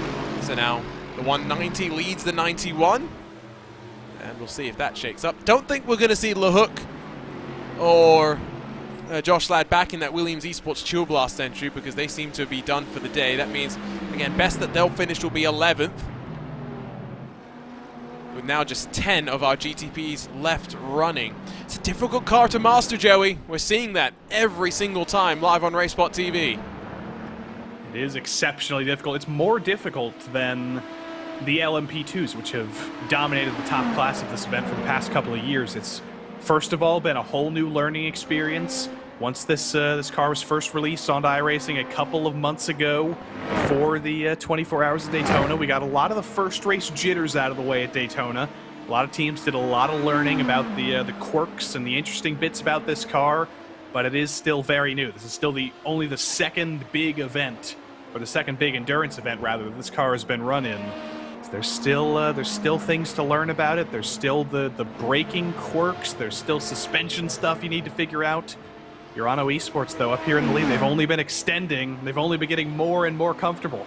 How I need to go and remind myself of who won in the BMW MSIM Cup last week on Sunday, when, of course, we did have a bit of a preview as to the action in this GTP class and somewhat in the GTD, although that, of course, every driver, it being a BMW sanctioned competition, was in an M4 GT3, so it was kind of hard to figure out some of the trends. It was Urano that came out on top for the second consecutive round, but it was Kimichev and Wallmeyer again. Hoffman and Lorenzo finished third in that race, with Eduardo Leo and Fraser Williamson for SRC Movano coming in second. And so maybe for Ewan O'Leary, who had picked SRC Movano, maybe not the craziest of ideas to have that. But yeah, Kimichev, Wallmeyer, back-to-back victories in the MSIM Cup.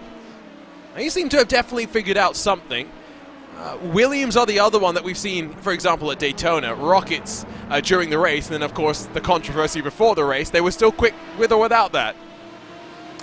Yeah, and that's a critical error I made. I probably should have taken into consideration the BMW MSIM Cup results at this very track instead of making my predictions so heavily on Daytona. But when we come back for Watkins Glen, I might go for the Calsa team anyway, because I'm still not regretting that pick in LMP2, and I'm not regretting Williams Esports Chill Blast either. I think it was wrong, but I'm not regretting it. I think you're up to 31 combined points right now, Joey, and remember... Oh boy. Yeah, lower is good. Just don't even bring up the graphic anymore. It hurts too much. Yeah, I'm going to have to update that at some point, aren't I? I'm not looking forward to having to do that while commentating on this all as well. 2 hours and 20 minutes ago. We'll say goodbye to you in 18 minutes, Joe. I'm not looking forward to that, as much as I am looking forward to saying hello to Andy McEwen. Have you been going easy on me today? You've been going light on the puns. There haven't been that many opportunities. There haven't been that many that have opened up. I think I said thank you very much at one point when Gordy Much let his teammate through, and that got no response. So I'm so offended by that. But I say that all the time, so it's not that special. Yeah, that's true. That is true. That's a very easy one to go for. That's the problem. Yes, exactly. If I can come up with it, that's when you know it's bad. That's very, very true. It's better than ChatGPT jokes, at least. Oh wow! Let's not break that out again. Although with 2 hours and 20 minutes to go, we may have to. I think that the best contribution I've had to this broadcast is the fact that I just reminded everyone what I've dubbed the classes. GTP is not Grand Touring Prototype. It's got to pass, or get me past, depending on which driver is behind the wheel. LMP2 is not Le Mans Prototype. It's let me past. And GTD is not Grand Touring Daytona. It's going to die. I'm here for it. I rest my case. 16 GTD started. Only 10 of them are still running, and one of them is 3 laps down. I think haven't there been more GTP DNFs though? So technically yes, because 17 going to perish.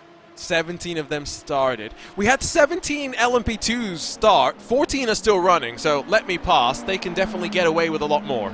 It's not fair. And Andy McEwen is getting ready here in 17 minutes time. He's had a nice break for about an hour and 45 minutes. I don't know what he's been up to at 10 o'clock p.m. Has he gone for a late British dinner? Are we about to bring the British food chat back? Oof. Yeah, it's a mystery. We'll talk about mushy peas again. I think the one thing that I'm hoping for is that Andy has not seen what's happened to Williams Esports Chill Blast, because he was tied with Zach Sweeney at one point. No longer the case anymore. I'm very, very happy he did pick Williams Chill Blast for the win, because that means I have somebody to commiserate with, I have somebody to share my grief with, and I'm not alone.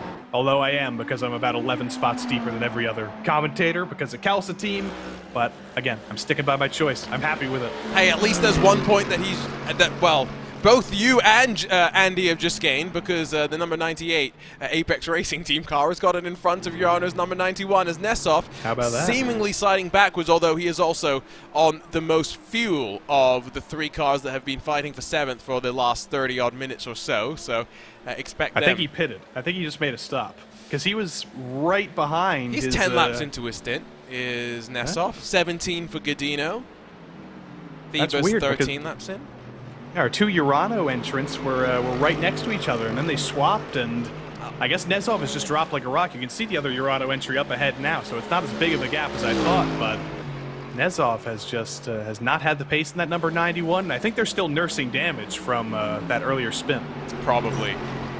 Ewan O'Leary has also gained a point because SRC Movano have gained a position as a result of all of that, although having done all the math, even with that, he still ends up worse off because, at least compared to the last time I updated it. So Paul Smith is now by himself in 4th position. Cam Rogers sits in 3rd.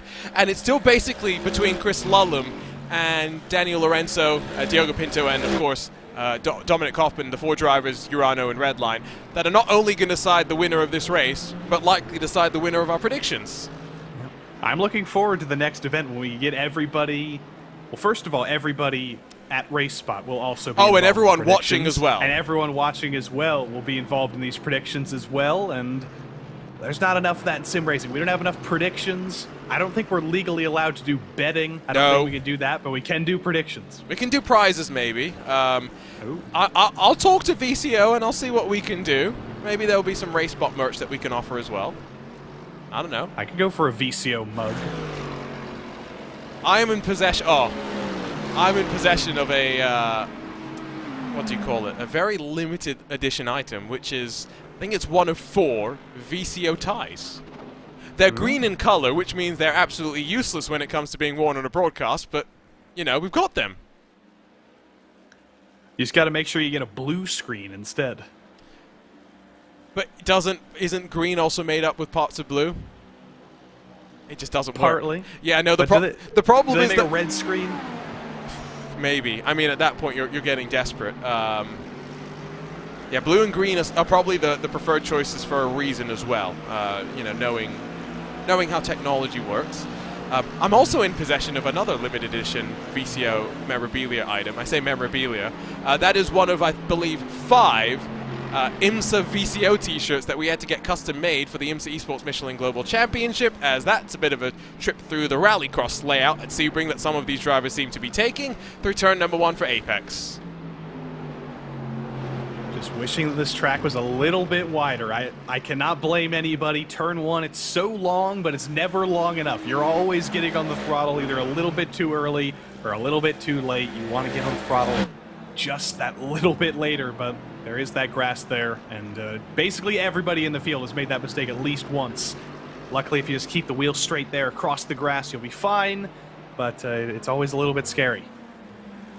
So I'm going to try and get some prediction score updates so that we can officially track all of this as well, because there's no use us talking about this if we're not bringing the viewers along with us. So we'll get that up for you in a couple of moments' time. Still tracking this fight for 8th position. Don't forget hashtag iRacing Sebring 12 if you want to stay in touch with us. I just got a whole slew of photos in my DMs from Gary Paravani, who is part of our VCO content team, along with Joshua Chin, who have been working extremely hard to bring you all of the content that you'll see on the social medias, as Ivan Perez takes Alex Dunn with him through turns 1, 2, and 3. Roller coaster of a ride for the Irishman. He gets the worst of it, the Ferrari stricken, waiting for the tow. These are both Team PGZ Iberia, or both Team PGZ entries, rather. One of them the Iberia LMP2, one of them the 119 GTD. Teammates tripping over each other. That's even higher drama. And that was Perez, who was running, in 4th position at the time. PGZ at one point leading in GTD, but that car had very much already been through the walls. Replay machine will tell us all. Can only imagine the anguish on Pablo Castro's stream. Around the outside. Oh! And this is not going to end well. This is not going to end well. Alex Dunn, wrong place, wrong time. Ivan Perez, well, Not sure what we can say. Over-aggression is the word I would use there. Was just desperately trying to get around the outside at turn 1. The door was not really open there. Then once he was out in the grass, just kind of refused to lift and wipes out himself and another team car. We'll take a look again here. He was not really all the way to the outside, but even if he was, there was a little bit of room there, I think, to force his way on track, but just went a little bit wide, didn't lift, hit that little jump, and at that point was out of control.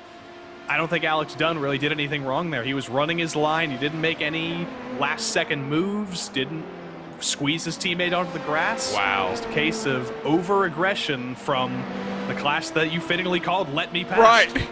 And that, the Dallara LMP2 car is known for being a tank, and I think it's tanked on through.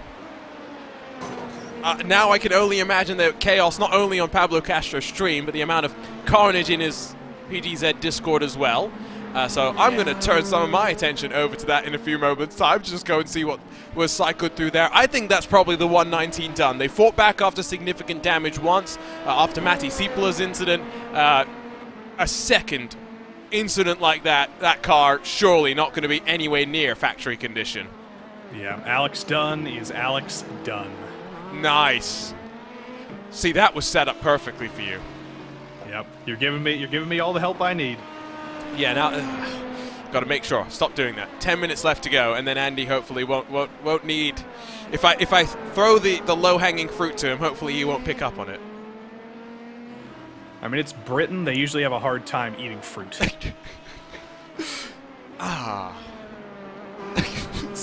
Yeah, we're at that point of an endurance race where we're just throwing things at one another because we can. Social media. Yep.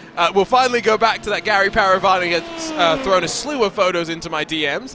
This was one of them. Best time of the race. Golden hour. What do you think, Joey? It is very, very golden, but it's pretty for the photos. It's not pretty when you're a driver because the sun gets directly in your eyes. As much as you want to enjoy the golden hour like Casey Musgraves, it's more like blinding hour.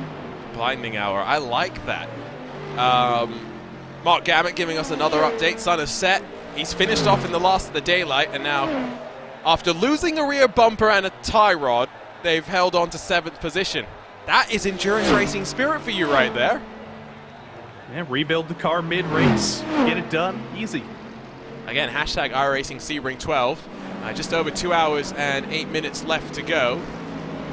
Keep in touch with us. 45 seconds now or so, the margin at the front between Daniel Lorenzo in that Urano Esports #1 and the BMW M Team Redline #20 with Chris Lullum at the wheel. It has ebbed and flowed, 35, 40, 45 seconds. Ultimately now, though, into the night conditions. If you are Urano Esports, you know that if you run this momentum, you run this pace and this strategy, you're in a good spot to take the checkered flag. And the only thing that can come between Urano and the win here, as we mentioned a little bit earlier, is a mistake from Urano. They are their own worst enemy right now.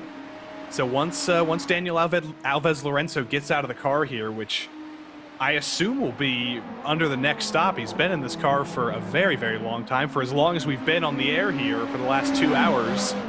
So whoever gets in that car next needs to make sure they get their bearings in the nighttime very, very quickly, needs to live up to a very, very high standard of Lorenzo here. And just keep the car pointed in a straight line. You'll be good. You're right on board with this #1 machine. I feel like you've set it up well if you've got your driver swap timed with about 2 hours to go. It's a nice opportunity to blast your way on forward. Of course, with Diogo Pinto, it's a pretty solid driver to have behind the wheel as we jump on board with both first and second positions. Pinto into Cunningham Corner, race leader into Sunset Bend, sweeping on through to finish lap number 335. I get the sense that you say it's all about Urano not making a mistake, but it's all about the decision making as well, because we just saw it with Ivan Perez. If Perez doesn't go to the outside, that incident doesn't happen. And that's why they're very, very lucky to have this 45-second lead, because they can afford to make judgments. They can afford to not go for a move when it's not necessary. You can hang back behind a GTD car or an LMP2 car in an awkward place and lose maybe 1 second, 2 seconds of lap time, and it doesn't really matter. You can be that conservative. You can be that tentative, because you have a massive buffer to play with. There's no reason to go for any big risks. Across the line, it's now Lolland's turn. The margin, again, around 44.5 seconds. A tenth or half a tenth gained by Lolland. Not enough to really bring him back into contention at the very front of the field. Go back to some fighting further back in your LMP2 class. You got Brabham Esports Hissing Sid and Daniel Handover, just 4/10 clear of effect simulations. Andrew Dawson, who's behind the wheel now, in a car that's been through the wars a little bit, I think it's fair to say, but they continue to fight for 8th position. I'm always a big fan of the in-car lighting here. You got the blue light lighting that wheel up, but we ride on board here with the number 909 for effect simulations. There's the green and gold that we're always so fond of up ahead in the Brabham. But this is just LMP2 versus LMP2 action. A little bit dicey through the middle sector there for the number 909. We take a look from the outside perspective. You can see that these guys are pretty well even on pace right now. But it is late night at Sebring, and things are getting a little bit skittish. The windshield wiper is starting to work. How good are you in terms of meteorology, Joe? Are you a weatherman? I'm not a weatherman, but what I've learned is most people in the news also aren't. They just go to school to specifically study TV meteorology.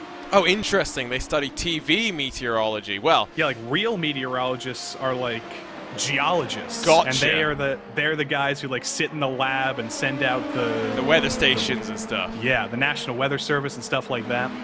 Gotcha. Well, these two drivers not so worried about that just yet. The addition of rain to the iRacing special events may cause them to be worried about. Switch back from Dawson as Handover tries to cut back to the outside and hold the position. He will do for the time being, but plenty of time to go. And 2+ full hours of full nighttime running. We're going to get just under 3 hours, I think, in total, because the sun has been set for quite a while now. It is Florida nighttime, not a star in the sky because of all this light pollution. Here's Pedro Sanchez Albert, though, for the GTP number 3 Mala Racing team. They've lost touch with third place Urana, with Vlad Kimichev behind the wheel, so they're going to have to do some thinking here. 2 hours to go. How can we get back in that third place battle? Can we pick up the pace a little bit? Because whatever's going on right now, we're losing touch with third. Remember that Sanchez Albert got in at the last cycle of pit stops, so I likely think they are done the final cycle of pit stops already. Andrew Dawson now in front of the Brabham Esports Hissing Sid car, so that would have happened in through the hairpin as they sweep their way down through Tower Corner and onto the back straight with the lights flashing. I wonder what that means. Someone's happy. I'm just wondering what Hissing Sid means. I think that's a reference to one of the cars. Brabham Esports cars, that is.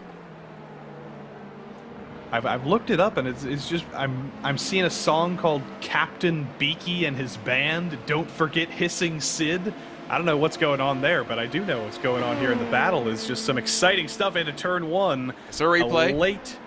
I know it's a replay, but it was still exciting. It's a late dive to the inside. Wasn't quite there for Dawson, and that was a very aggressive move. Didn't work out for him. He's going to get another shot here, though. Yeah, so we'll just keep tracking this because I want to see how it was all set up to eventually sweep on through, because now he's been able to build a full 1 second advantage. They passed the GTD leader. It's all about positioning yourself in the right place with traffic. Dawson's not going to commit into the hairpin, so it's going to be the run out of this corner where it can be so tricky to get the power down, and then into Cunningham where surely you'll get it done.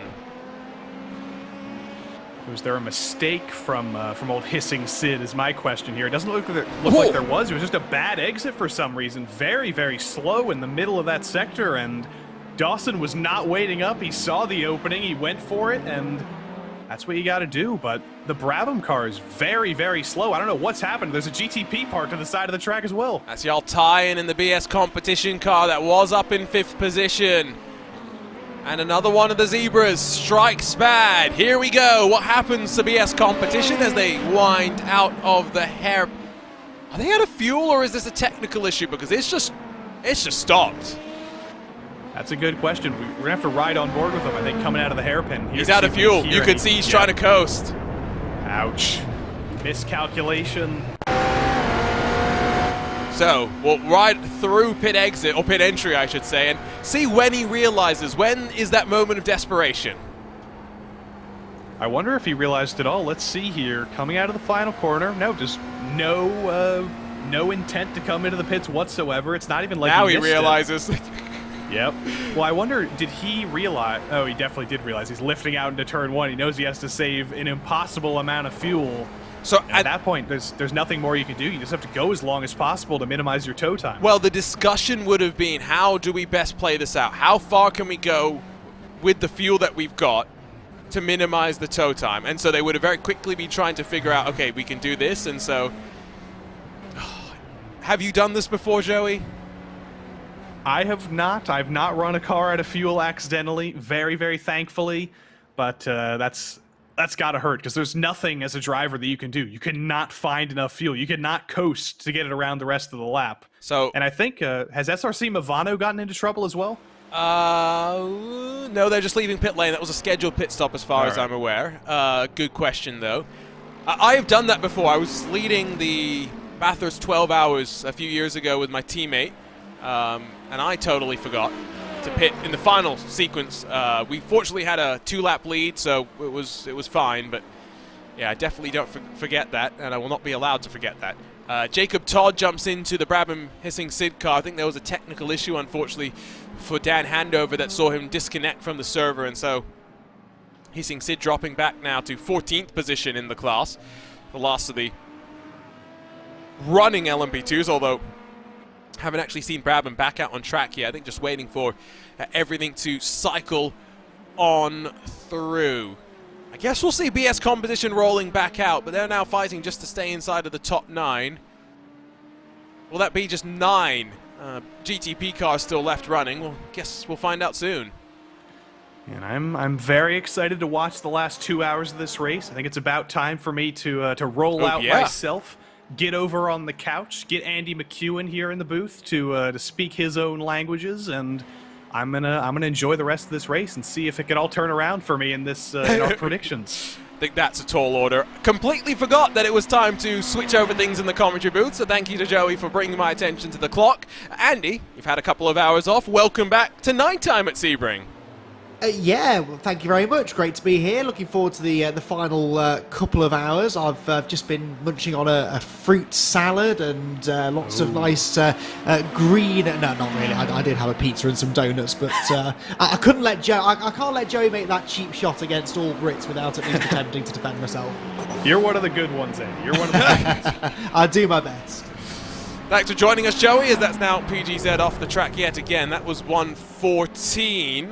They are already a lap down from your leader. They're going to get through back onto track without too much drama there, as your race leading Urano Esports GTP also brings it down into pit lane. GTP looking stable, LMP2 looking stable, GTD looking stable. Doesn't mean there's not fighting though, Andy. Absolutely, and we were anticipating this a few hours ago. There are some interesting battles potentially for podium positions actually to be had over these final couple of hours. It does look as though those class leads are pretty safe now. We've got this sort of constant toing and froing between Urano and Redline at the top of the GTP field, but I see no way in which Urano don't come out on top when all is said and done, unless we get one of those typical Sebring moments. And these final 2 hours of the Sebring 12 hours, always the most treacherous, really. I think the first hour and probably the last 2 hours, that's when things can go wrong. We've seen it even in the last 15 minutes or so that I've been sat here listening to you two and watching the broadcast. So many little moments, a fairly sizable incident actually for the PGZ cars a little while ago, And I've seen lots of these moments where prototypes are chopping aggressively in front of GT cars, drivers just slightly missing their braking zone. This all happens more and more frequently the later into a race we get, and the darker it gets as well. Yeah. So, this one's not over yet. It's properly dark as well, that's the other thing. Lolum into pit lane, he'll roll. Kimachev hands over to Wallmeyer. I think that was a driver change in the 192, waiting for that to drop and go as well. But now synchronized between Hoffman and Lolum on strategies within 2 hours to go. And at least Hoffman I'd expect to be into the end. I'd be shocked if Lolum, if we see a driver change in that red line machine as well, given that we've already gone through the transition. If you're wondering how the scores were going at the last time of update, which means that these are likely slightly wrong now, this is how our commentary team has predicted the race so far. Andy, unfortunately, yes, Williams not your best friend today. Look, I will settle if I can get a podium out of this, and I think I've still got half a chance of second in LMP2, so if that's what I'm going to be focusing on, that's for sure. I think you've got a good chance there, Gordy March back in front of Ate Kalpinen, although with a pit stop still owed there. It's really interesting the fact that we all went Apex and LMP2 for the most part, outside of Joey, who I think just wanted to be different at the end of the day. GTD's the one where I feel like, honestly, it was the hardest to pick. LMP2 we knew. GTP, there have been a few strong contenders, and we knew Williams would be there, Redline would be there, Urano would be there. I had no idea about the BOP for the GTD cars today. Yeah, and that's always a bit of an interesting class, isn't it? Because not only does the BOP change from special event to special event, but also teams choose different cars. So Apex Racing at Daytona, they went down the Audi route and they utterly dominated at Daytona, and now we arrive at Sebring, a completely different kind of track, and they've switched to a different car that's now got a different BOP, and it makes it virtually impossible to predict, really, that, and not knowing exactly which car each of their drivers are likely to be in. So it made what's always a pretty tough to predict class just impossible to know what was going to happen. Plus it's GT racing, isn't it? It's always fairly unpredictable. So yeah, interesting class that. I'm kind of pleasantly surprised, I guess, to see the Ferraris going well. It's my personal favourite GT3 car on iRacing. Absolutely, because it's the only one I can drive, mainly. Wow, it's a very forgiving car, I find. But it's nice to see that it's kind of regaining some popularity at the moment. I'm intrigued to hear you say that, because Joey said something similar. I cannot get to grips with... Really? No, I don't know what it is about the Ferrari. I've never liked it. I agree with you on all other mid-engined cars. I think I heard you say earlier on that you're more of a front-engine man, so the Mercedes AMG... Unfortunately, yes. Which I totally get, and as I said before, that is possibly my new favourite noise in motorsport, is the Mercedes V8. I mean, that just sounds beautiful. But yeah, mid-engine GT cars, not normally my bag, but the Ferrari, I just find really well balanced, and whenever I do a race at a Bathurst, for example, or Nürburgring, somewhere that's a really challenging track where you need the confidence in the car, it's always my first choice. I don't know what... I feel like front-engine cars are always more understeery in their nature, and so you have to drive them in a way that is safer. Maybe mid-engine cars being a bit more nimble, I don't know. Maybe I throw it around too much. It's probably my fault at the end of the day. It's probably not the car's fault.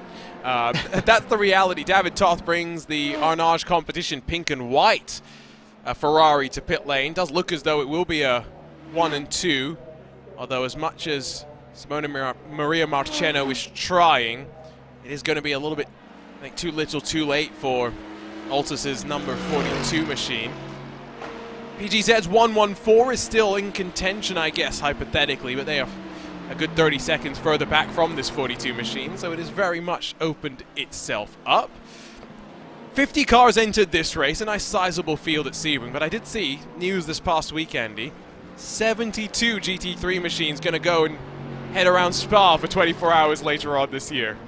Do you know what? That has really become one of the highlights of the endurance racing season, which sounds like an obvious thing to say. It's GT3 racing at Spa, what's not to love? But such a competitive race, year on year now, it provides probably one of the most exciting of the big endurance races too, being a single class around a track that is a challenge, but actually most of the teams and drivers entering into the race are very familiar with. And there's a lot to be said for a race like Sebring that's a car killer, or the Nürburgring, which is just such a difficult race even just to get through in one piece. But going to a track like Spa, the teams and drivers, they can really knuckle down, focus on the finer details, because it's a track that they do know really well, and it always produces a fantastic race. I've still not actually got myself to the 24 hours. I'm always there the week before with British GT, although not this year. We're off to sunnier climes in Portugal for our away day this year. We are. We're heading to Portimao for the first time, which I am quite excited about, because it's going to be at least 15 degrees warmer than Spa is at that time of year. Wow. And I was built for the sunny weather, that's for sure. So yeah, looking forward to that, but a bit of a shame not to be part of the Spa Speed Weeks. It's been good fun. Is that still the week before the 24?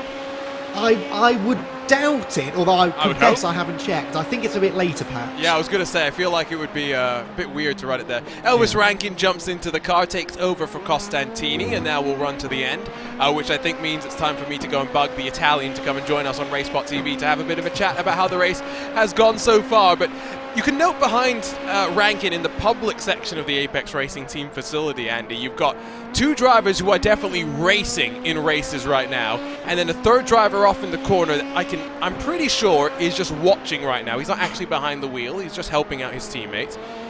How many rigs do you really how many rigs do you think they have is the question?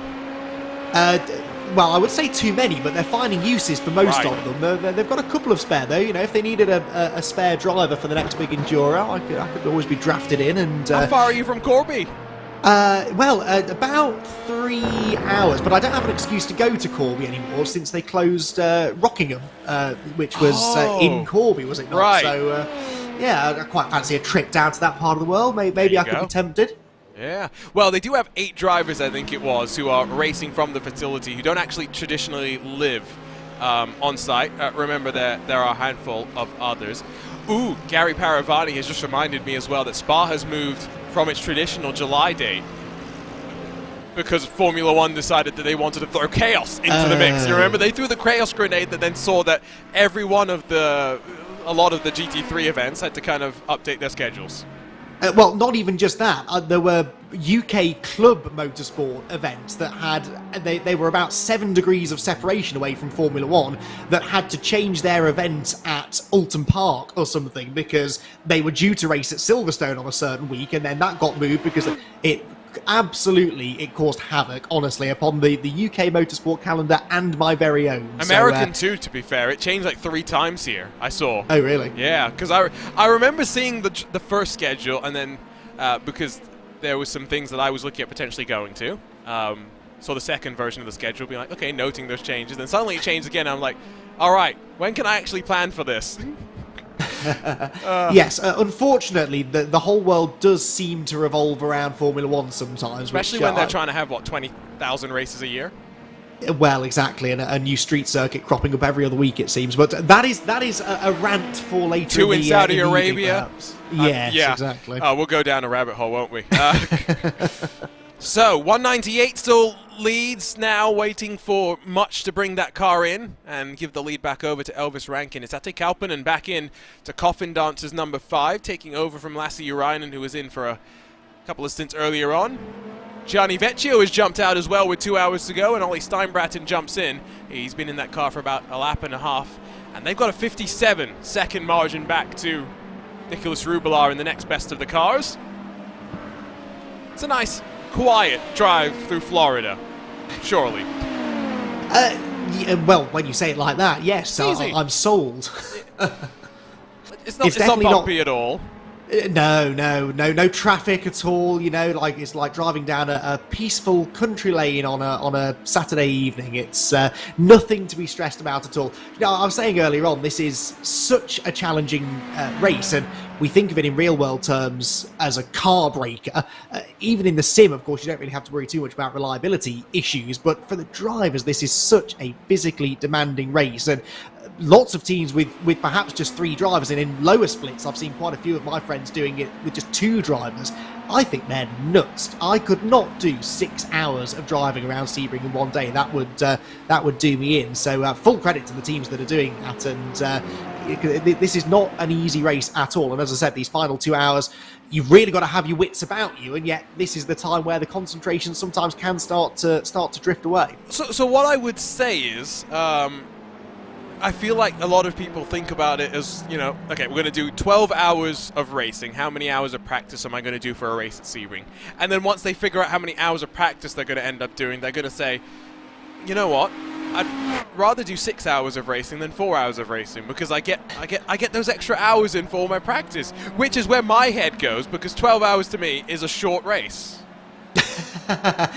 Comparatively speaking, yes.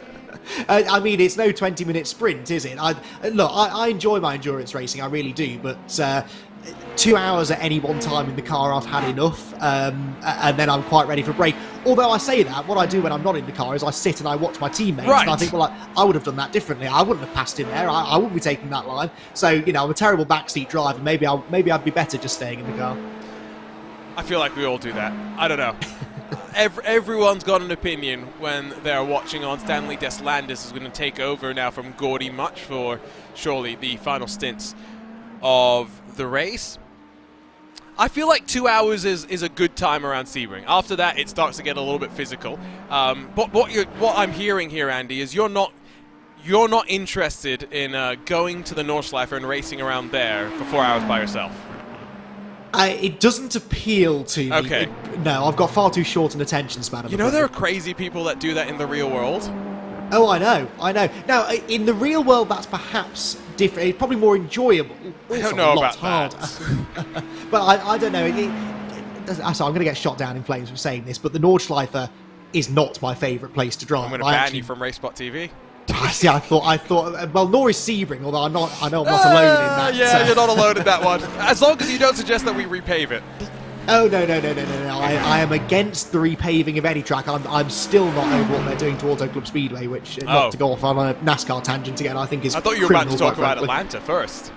Well, Atlanta, I can see both sides of. I do like my super speedway racing, so I'm kind of okay with that. But yeah, I sort of miss the old bumpy, slick track. But turning Auto Club into a short track, no one asked for it. That's what really gets me. I mean, at this point, I don't even have confidence that it's going to end up being a short track. No. I guess that's beside the point. But yes, no, old, bumpy, abrasive, low grip racetracks, leave them as they are because it adds an extra dimension, certainly in Sebring's case, to a track that if you look at just a map of the place, it doesn't jump out at you as being one of the true great racetracks in America even, let alone the world. You know, you look at other circuits, they look like far more of a challenge just from above. It's only when you add in that 3D element of it, the bumps, the vicious curves, the narrow nature of the track, that's what makes it such a challenge, and to take even one of those elements away would not be right. It's again, I mentioned this earlier. It's where IndyCar teams come to test for street courses because it's that bumpy. It's not as bumpy as Toronto, St. Petersburg, etc., etc. I mean, IndyCar street tracks are a next level bumpy, especially compared to the carpets that Formula One would traditionally go racing at. I mean, are we calling Saudi Arabia a street circuit, really? I struggle to call it a circuit, actually, but yeah, it's not. I don't. As far as I understand, it's a custom. It's not. Yeah, it's not used as a road, is it? That area. They reclaimed the land for the specific purpose, as far as I'm aware, of building the circuit there. So to me, no Monaco, is it? Right. Which I mean, hot take. Never bring Monaco to any simulator. No. No, that is a recipe for disaster. Can you imagine Sandevot on lap one? It's a great spectacle of an event. Yes, you can end the sentence there. I think I did, yes. Yeah, not much else going for it. Lovely place to be, I am sure, for a weekend. I have visited not over a Formula One weekend, ask. But yes. No, do you think we earn proper money for commentating? No, don't be silly. You're getting me excited. No. This was a childhood holiday a long time ago, but you know, lovely place, I'm sure, if you've got the money to pose on a yacht for a weekend. But no, not the most thrilling of places to drive. Certainly on a sim, I'd imagine. It was really interesting. Last year, I got a message from one of my college buddies saying, because everyone knows I like racing, I don't hide it. Are you going to be in Monaco for the Grand Prix? I was like, Because he was going to be there, right? I was like, no, I'm not. No, we don't just go to Monaco. It's not the thing necessarily that everyone does. Let's talk with Michele Costantini, who joins us now. Michele, some technical issues potentially midway through the race, but overall, the 199 car looking very strong to go 2 for 2 in the VCO Grand Slams. It might not have been the most interesting race to watch, but yeah, definitely had some scary moments, even though luckily they were outside of the car and I was able to fix them before jumping back in. We're glad to be in the place we are right now, and hopefully Elvis can bring it home, but I'm sure he will, and he's doing it with great pace as well, so looking good. In terms of this LMP2 car, how are you feeling about it? Because, of course, winners at Daytona, and you say this is a boring race. Don't worry, you gave us plenty of drama back at Daytona, so we're making up for it now. But what have you guys figured out from the car that you've been able to carry forward in terms of performance? I really like this car, especially like compared to the LMDH. It has such good rear grip. And a lot of traction, and I really enjoy it. I think we figured out the setup really well, both in terms of Daytona with low downforce, and even here at Sebring we're probably looking even stronger than Daytona, to be honest. We're looking forward to Watkins, which I think is the next VCO Grand Slam event. Yep. Looking forward to that as well, and hopefully we can get a win there as well, and perhaps at Petit Le Mans as well. The goal is to win all 4, and hopefully we can do it, even though it will be pretty hard. So you've got a goal to do 4 races this year, but of course the month of May looking very different. What are your plans for racing this year, Michele? We haven't seen too much of you on Race Spot. We miss you. I agree. I want to do more. As you said, we have these 4 races, which it takes quite a lot to prepare one of these races. I think all of the Apex official team and academy members have 30 plus hours for this race, so it's definitely not easy and need a lot of time to prepare these races. And other than that, it depends on what iRacing can bring us. I was unfortunately, I was in the year 01 World Championship, and unfortunately that got cut away a couple of years ago. So that was quite unfortunate and unlucky from my part.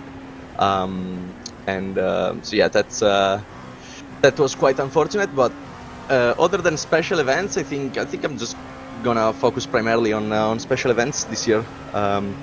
Especially in the Grand Slam events.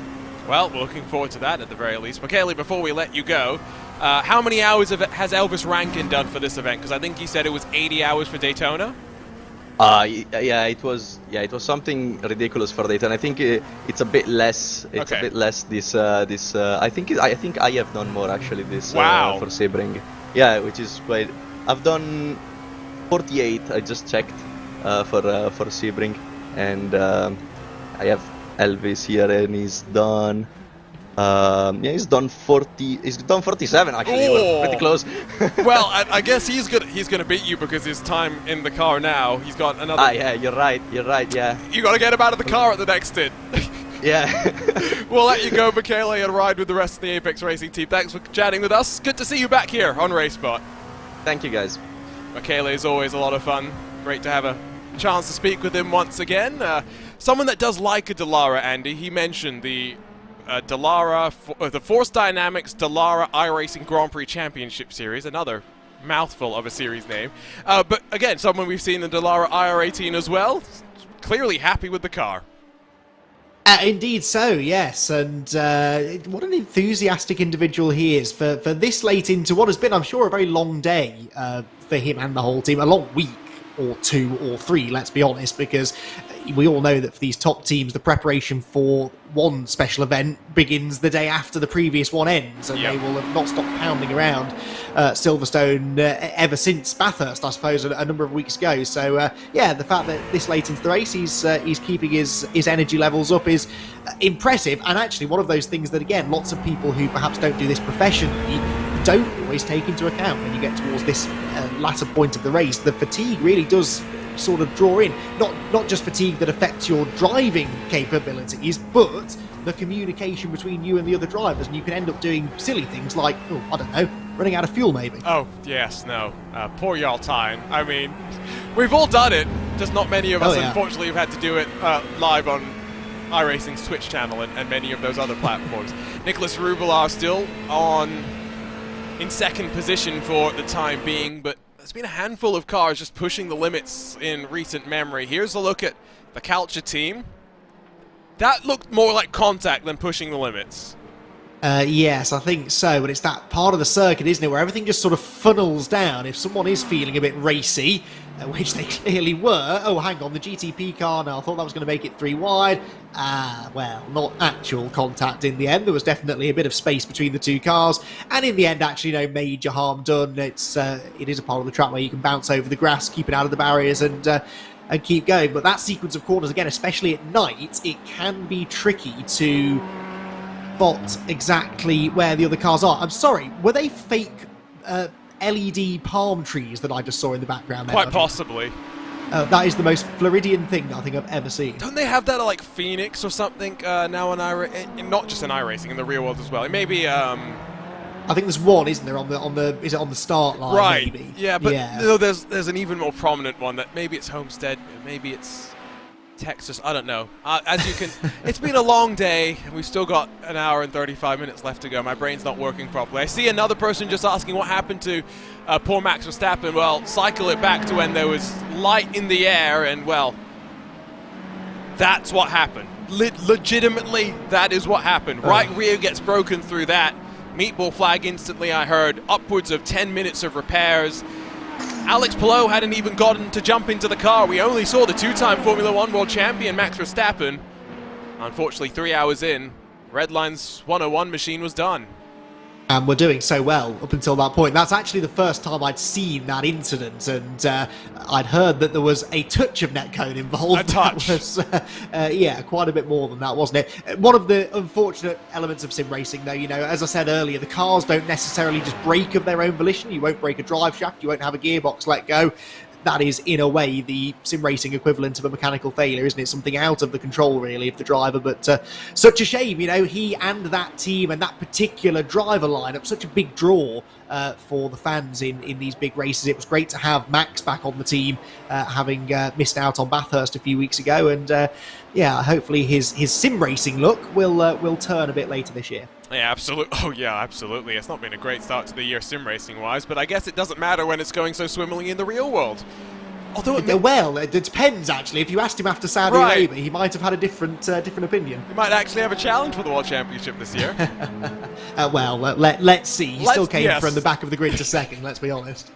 We're only, 2 races into the season. It's very early to be talking about challenges, I guess.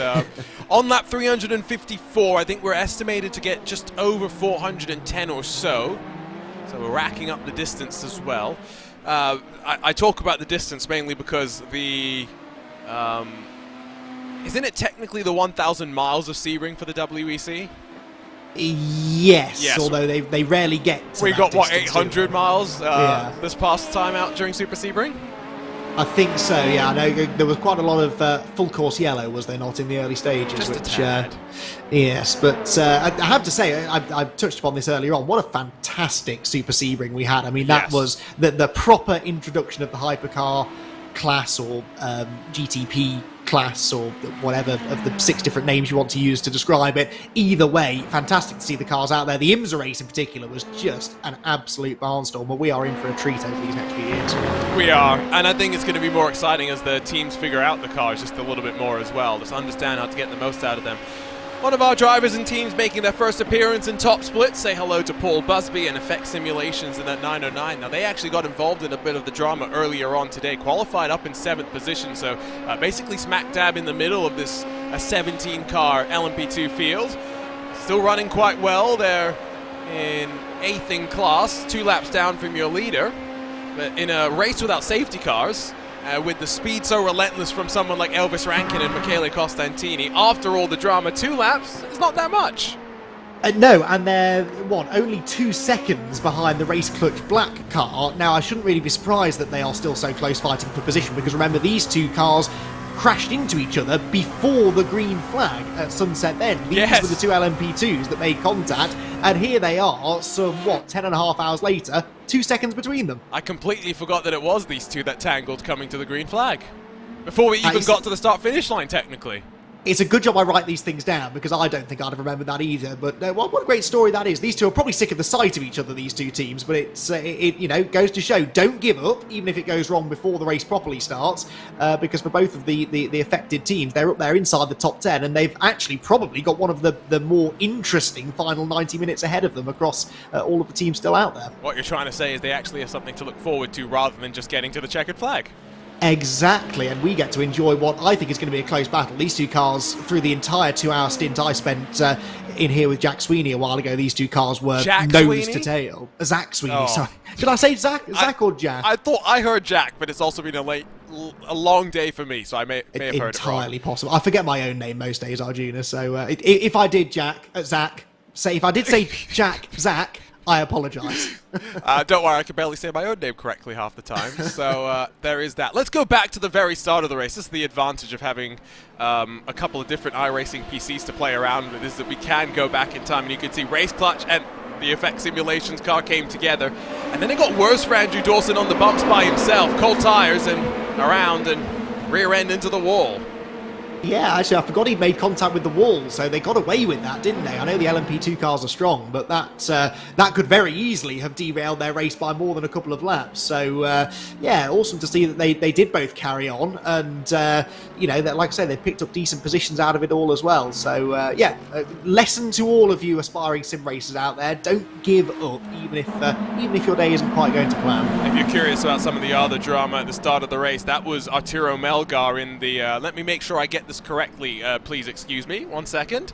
Gimmicky Tree 559 / Dan Ladd / Arturo Melgar setup shop 559 BMW M Hybrid V8. There we go. Full and proper title. It's easy title. for you to say. I had to read it off the timing screen, imagine that. Well, what is it with ridiculously long team names in sim racing? Because at first I put it down to sponsorships and, teams working together. Sometimes I think they do it on purpose. Spite. Yeah. Because they want to break our graphics.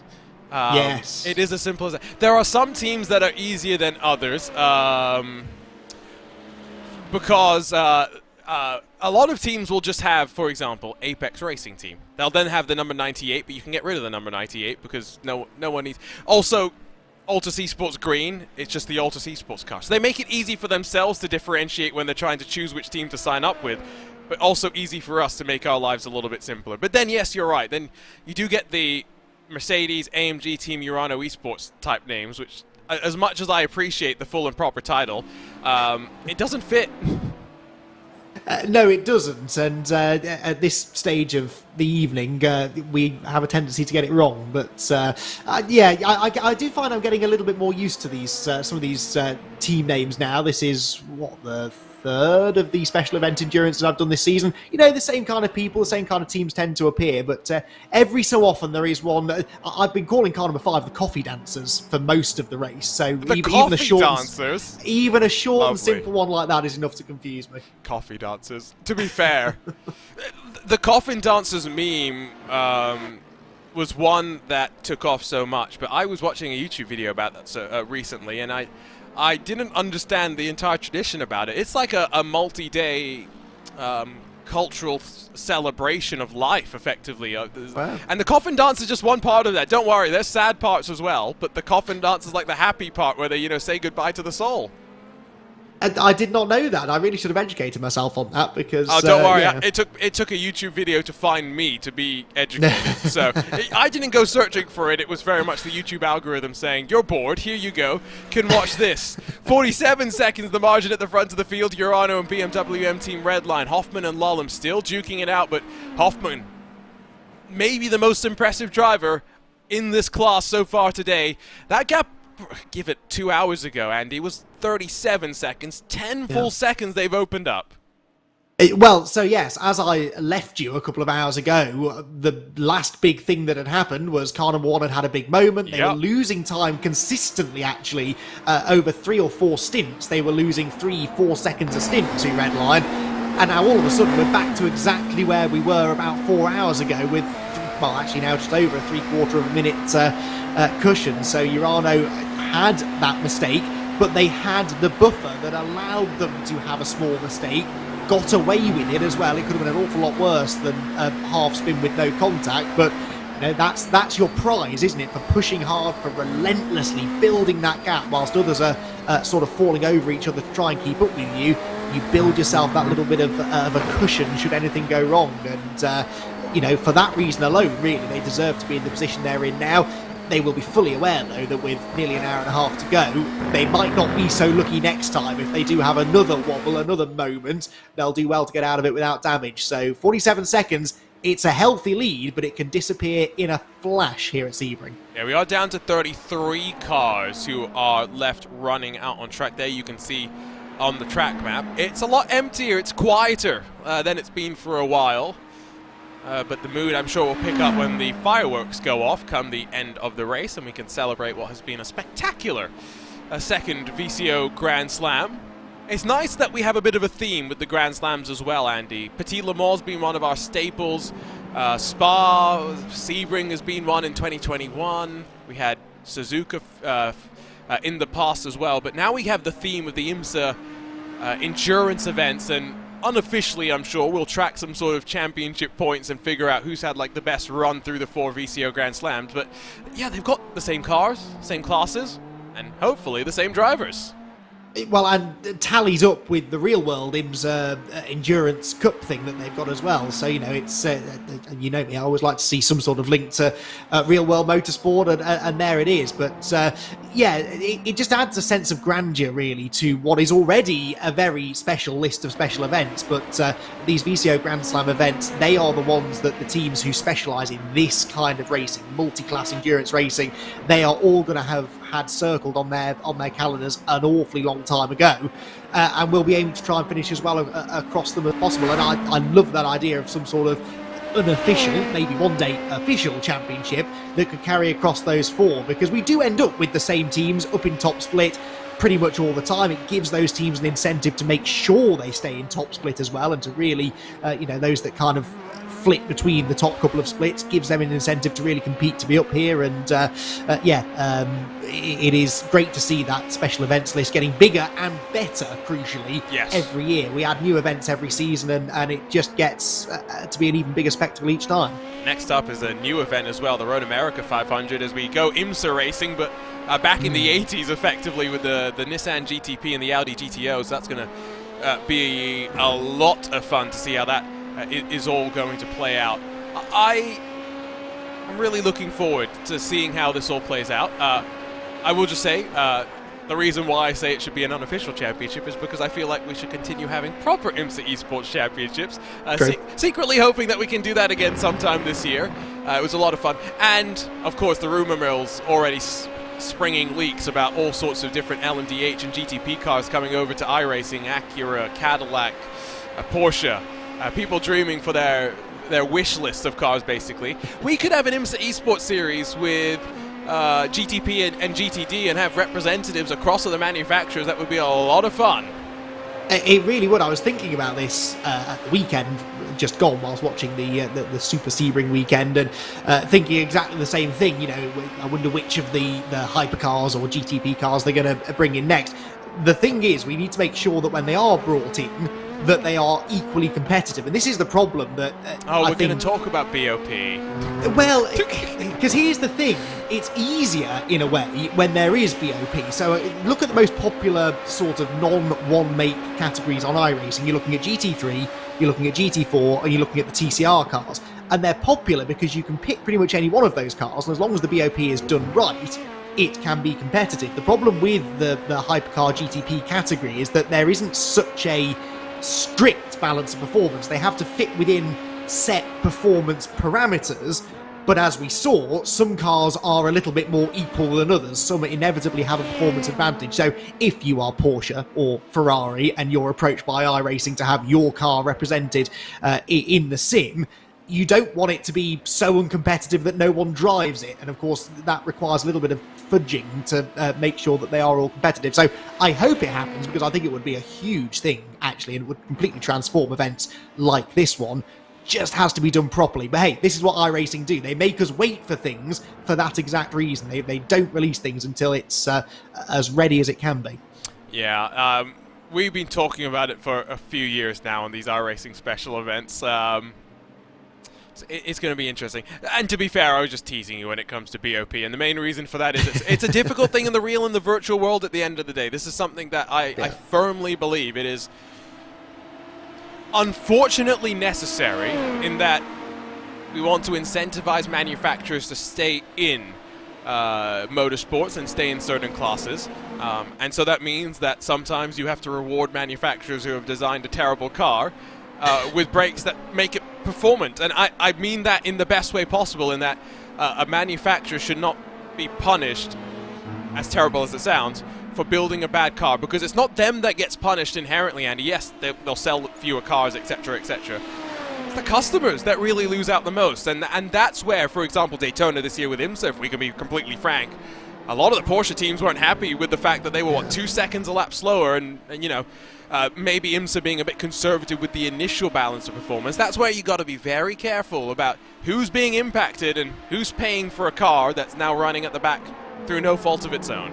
Well, that's the... Oh, was that contact? I think it might have been. The 909 as it got broken suspension. I think it was just a bit of a slide as it got knocked out wide. That was one of the Urano cars that came diving up the inside. It wasn't the number 1 car, but yeah, I think there was a little bit of a touch, and the headlight flash confirms that there may well have been a bit of contact there. Certainly confirms that Paul Busby wasn't very happy with that, because we'd been following for the last 5 or 6 laps. He'd been slowly but surely reeling in the 87 car ahead, and now all of that time is lost. It was Jonas Vollmeyer, the 3rd placed Urano Esports Heineken Media car, that got a little bit friendly with one of the LMP2 cars there, but seemingly no major damage done. To your point though, Arjun, you're absolutely right. With balance, back onto that in a moment. Here is the replay.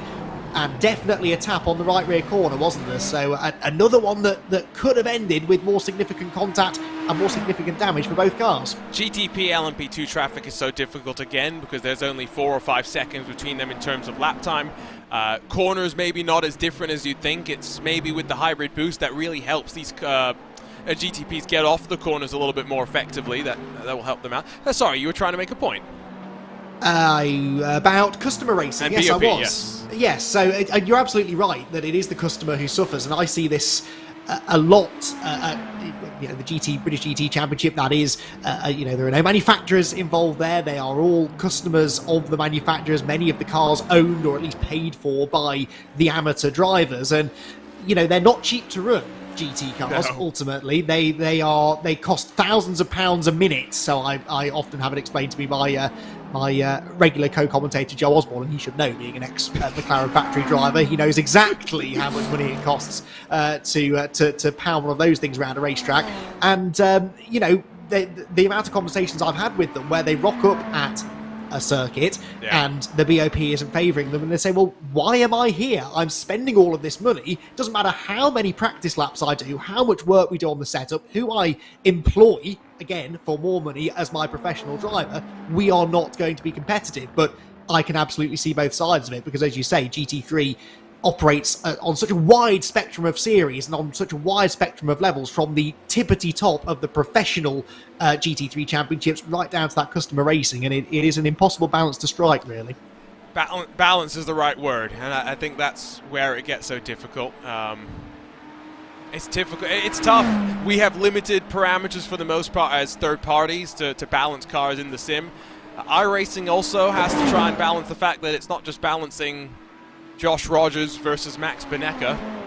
They're trying to balance Andy McEwen versus Arjuna Kankipati as well, in the much lower splits that we'd be in. So I get the challenge. I just want to point that out. And I do think that if there were real organizations that came into the virtual space and decided to just use their same approach from the real world and carry that forward, the way they collect the data, process the data, and then generate the output, I'm pretty confident you'd end up with a BOP that was, again, to just bring a Lewis McCladeism into it, suboptimal. Well, look, I don't envy the people that have to make these decisions. It is almost impossible to calculate. Someone will hate you.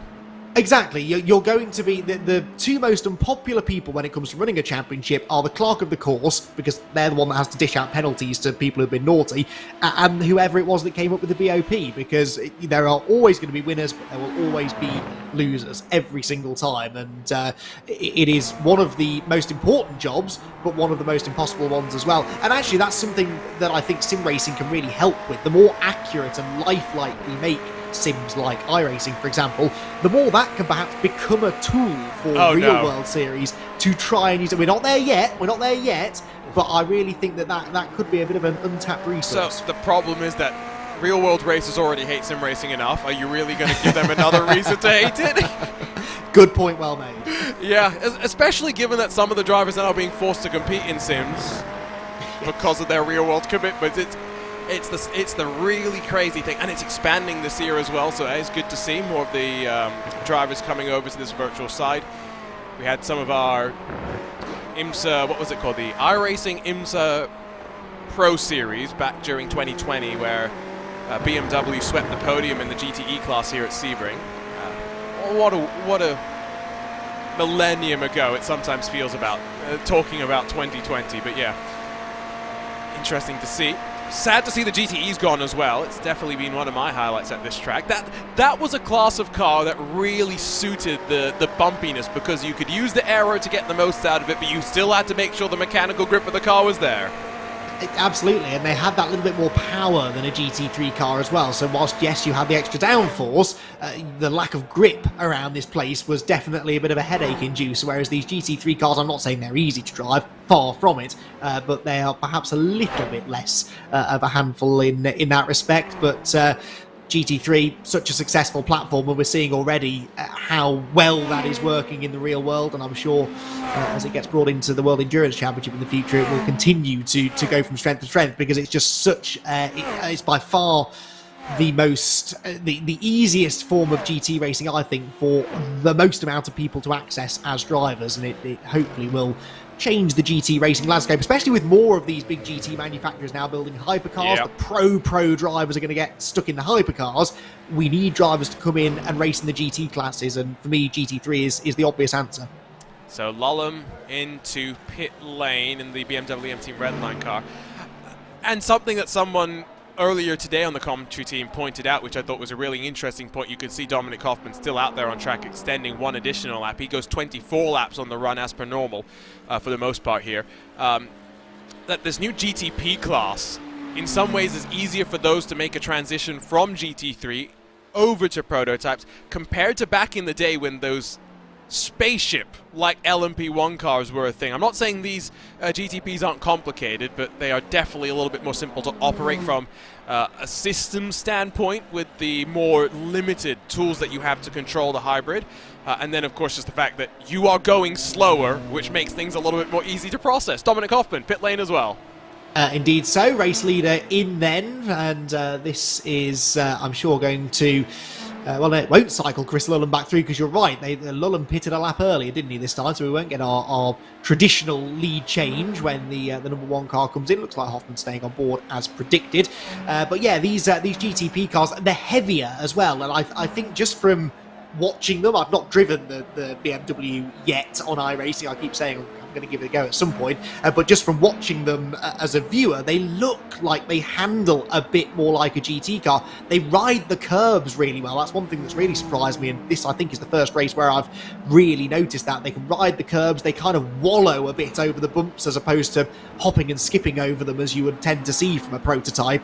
So yeah, it makes sense. That extra weight making them feel a bit more like a cross between a GT and a prototype, possibly where they got the name GTP from. Right. It's almost like they planned that, and yeah, I think we're already seeing the interest from these GT manufacturers in getting into GTP is exactly what it was supposed to achieve. Who are we waiting for? Lamborghini, that's confirmed. Yeah. Who else is confirmed that we're waiting for? Yes. That is a good question. I did hear another one the other day, and it's gone out of my brain now.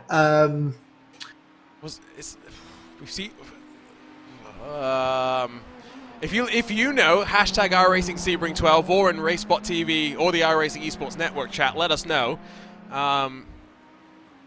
I think we've been stumped.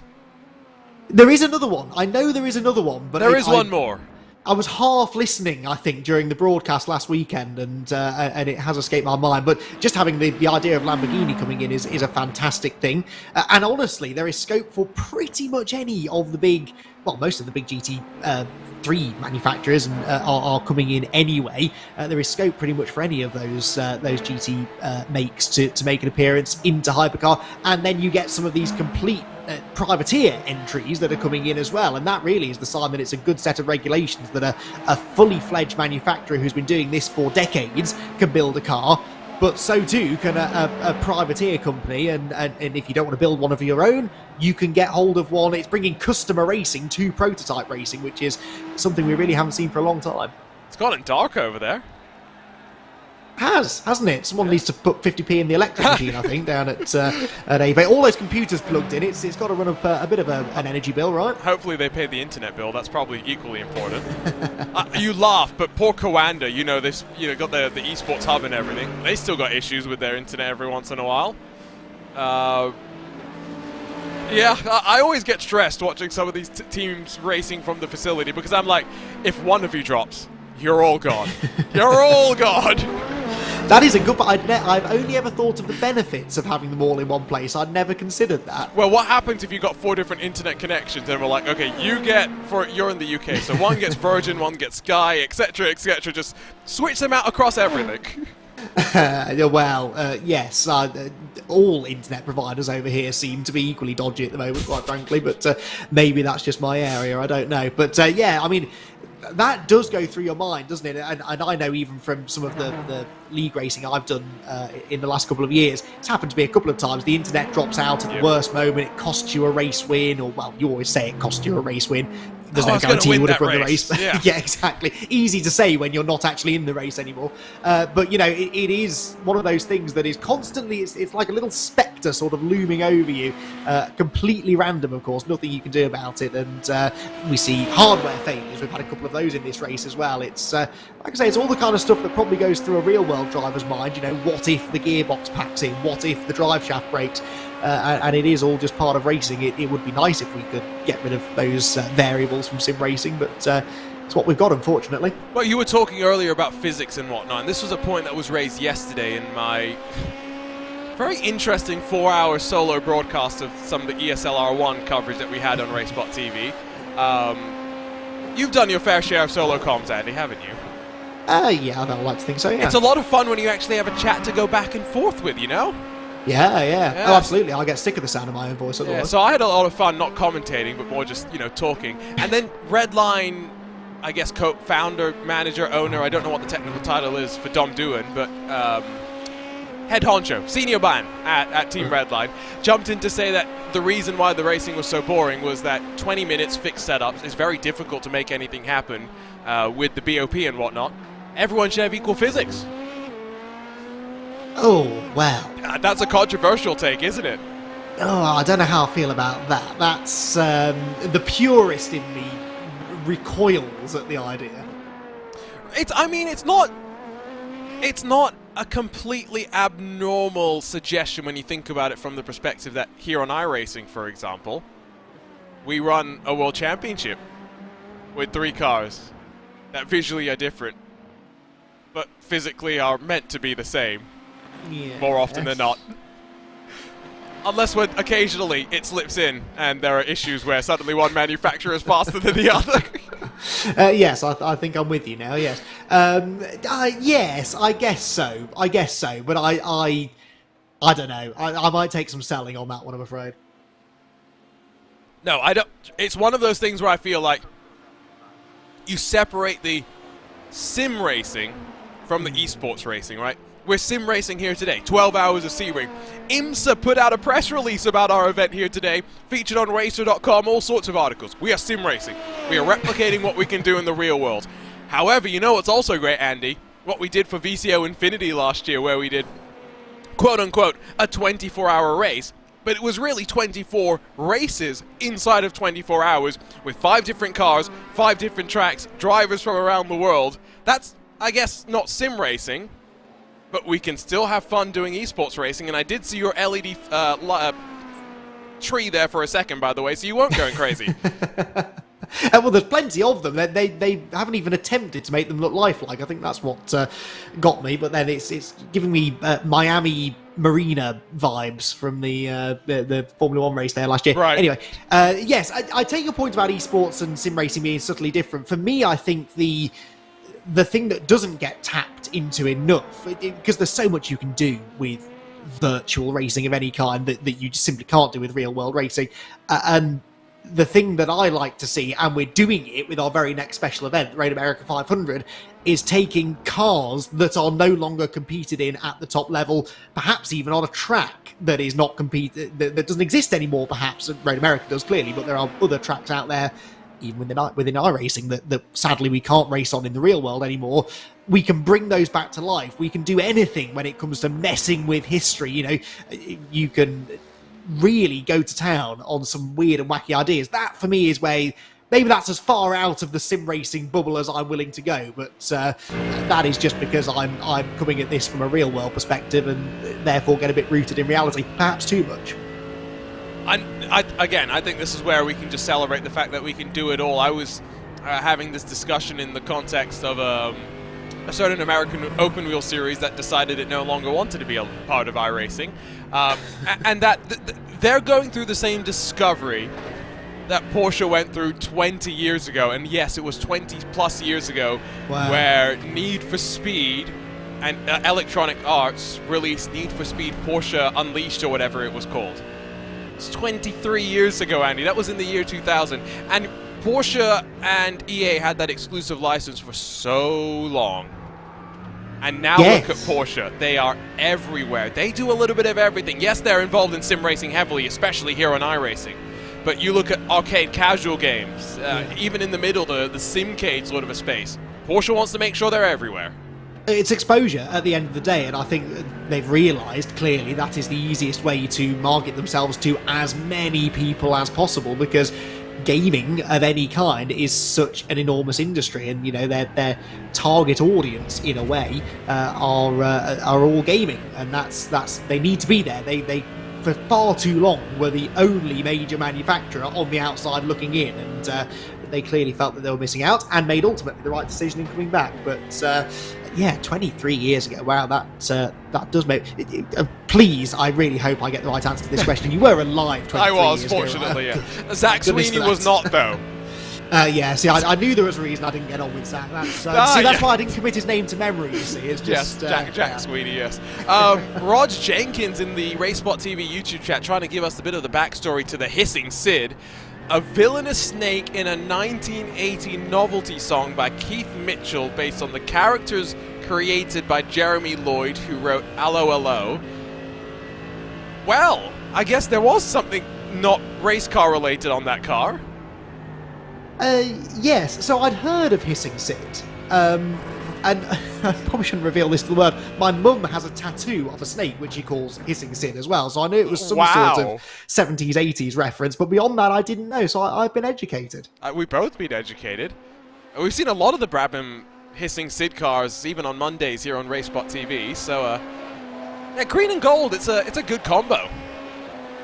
Yeah, and I guess it makes sense of all the teams for it to be Brabham, who went for some really obscure, like retro British TV reference with their team name. So yeah, that's given what is already one of my favourite looking cars on the grid an extra dimension. I'm enjoying this car even more.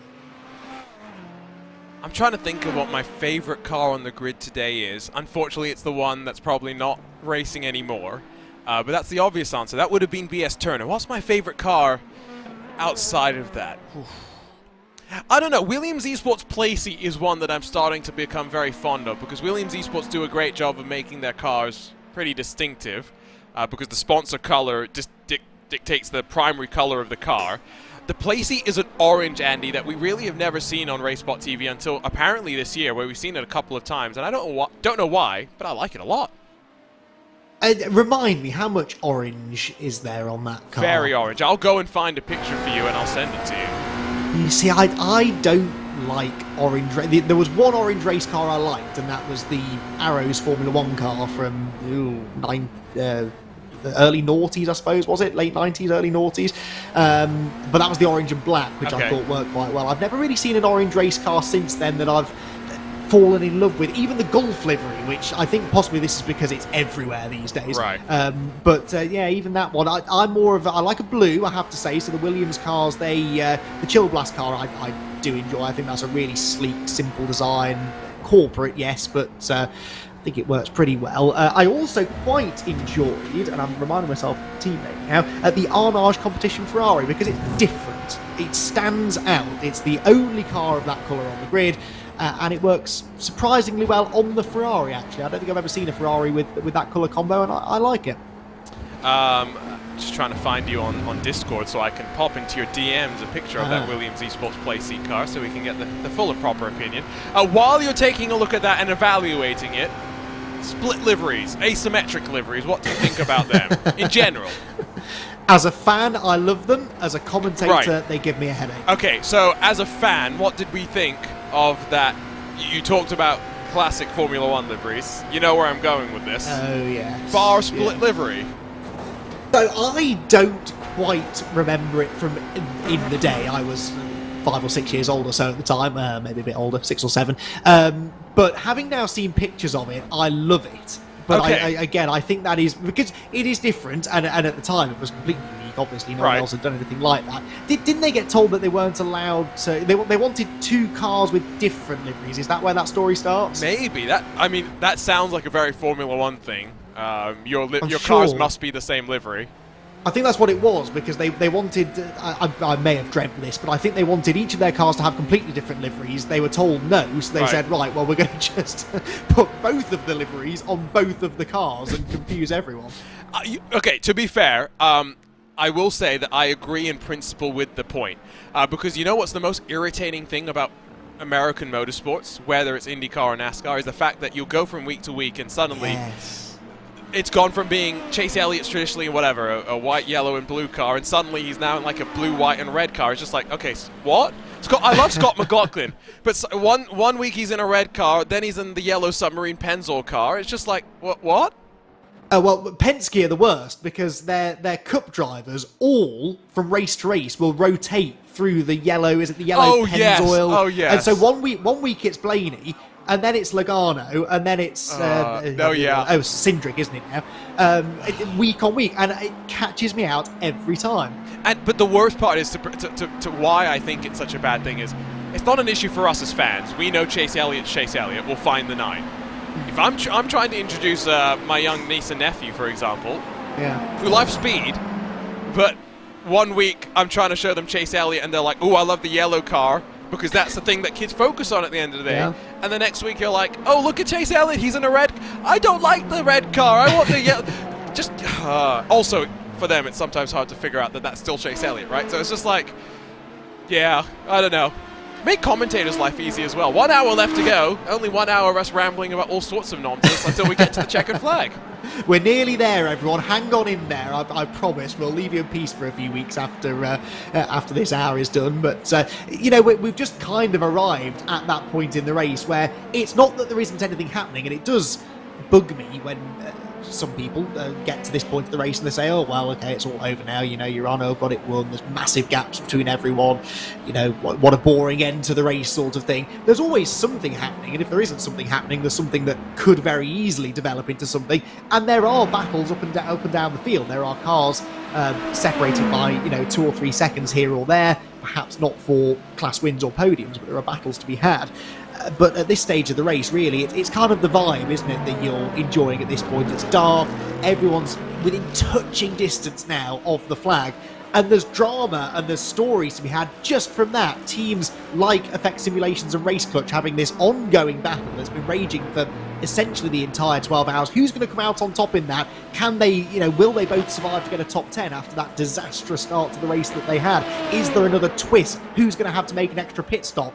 There's stuff happening, believe me, and some of it might distract us from our, we think, very entertaining rambling. Yes, no, I hope it will distract us. I see a comment in the chat saying that someone pointing out that the changing color wheel on the cars basically is because sponsors are less willing to pay for a full season, but I would counterpoint to that the main complaint that I have with American television at the end of the day, which is that if it's not working, maybe it's the model that's the issue, which is again the point that I have with American television, which is that if we need this many ads to make the broadcast profitable, maybe we need to revisit the entire way that we're doing the broadcast, because I like watching racing. I don't like watching ads with a side of racing. I can imagine it's frustrating. We're quite lucky. As someone who grew up in the UK, Andy, you have to imagine how frustrating it is for me. Oh, absolutely. Well, growing up, Formula One back when I was a child was not on the BBC. It was on ITV and had ad breaks mid-race, which is something that's unthinkable, actually, these days, for us to have ad breaks in the middle of a Formula One race. And invariably, we would come back from the ad break to find that Mika Hakkinen had broken down or crashed again, or you know, something would have happened. And so, yes, I can imagine the frustration. We're quite fortunate when it comes to certainly NASCAR, which is the main American motorsport that I consume over here. Our broadcaster does not show adverts during the break. We simply cut to a rooftop camera. Exactly. And so we actually get to just sit back, enjoy the peace and quiet, and if we're really lucky, they forget to switch off the audio feed from the commentators, and we hear some conversations we're probably not supposed to hear. Yes. Well, I say nice, but as commentators, we both know the terror. Yes. I have totally not. We have totally not had to delete broadcasts on RaceBot in the past because I have forgotten to. Yes, no.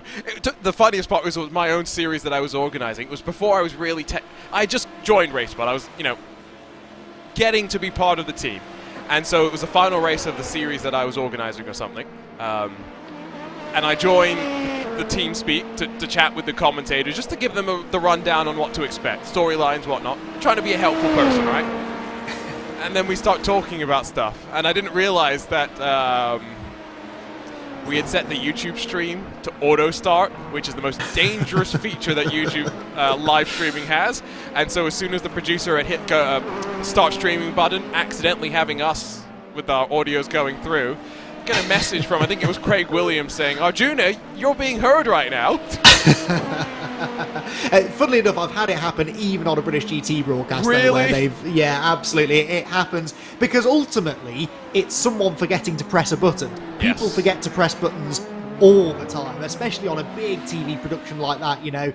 The person whose job it is to press that button and then press it again to unmute you when you go live is probably doing 6 other things as well that are infinitely more important, and it does get forgotten. But some of the lower end sort of club level broadcasts that I do over here, very often I don't have my own mute button or anything. It's completely being controlled by someone else. That terrifies me. I to the point that I actually have started taking my own button box now, mute box, because that ain't a good idea. No, and the first in-person event that I did, I didn't have a cough button or anything, and so I'm sitting there. I've got a mute button right next to me. I can hit the button right now, and I can shout into the mic, and I know it's not coming through. I know it's not going to come through. But the ability not to even sit there and clear my throat, I'm going, that's going to be tough work. Absolutely, absolutely, and taking a drink, and yeah, no, it's not pleasant. See, it's a hard job. You lot watching at home, you think we just sit here and talk rubbish for hours? I mean, we kind of do. We do. But there's more to it than that. It's if only people knew, it's not quite the glamorous job it's sold to me. I will also point out the fact that, especially in the world of esports, job titles are loose. Yes. There are 2 people working on this broadcast right now. That's it. Yes, exactly. I think we need to illustrate that for people as well, because I think sometimes they're like, oh, why don't you do X, Y, and Z properly? Why did you spell my name? Because we're literally trying to do 50 things at the same time, and unfortunately, we don't have 5 hands as much as we've tried to scientifically do that in the lab. Here we go with some racing. What happened to Race Clutch in towards Cunningham Corner? Oh, no. There's a braking zone somewhere there.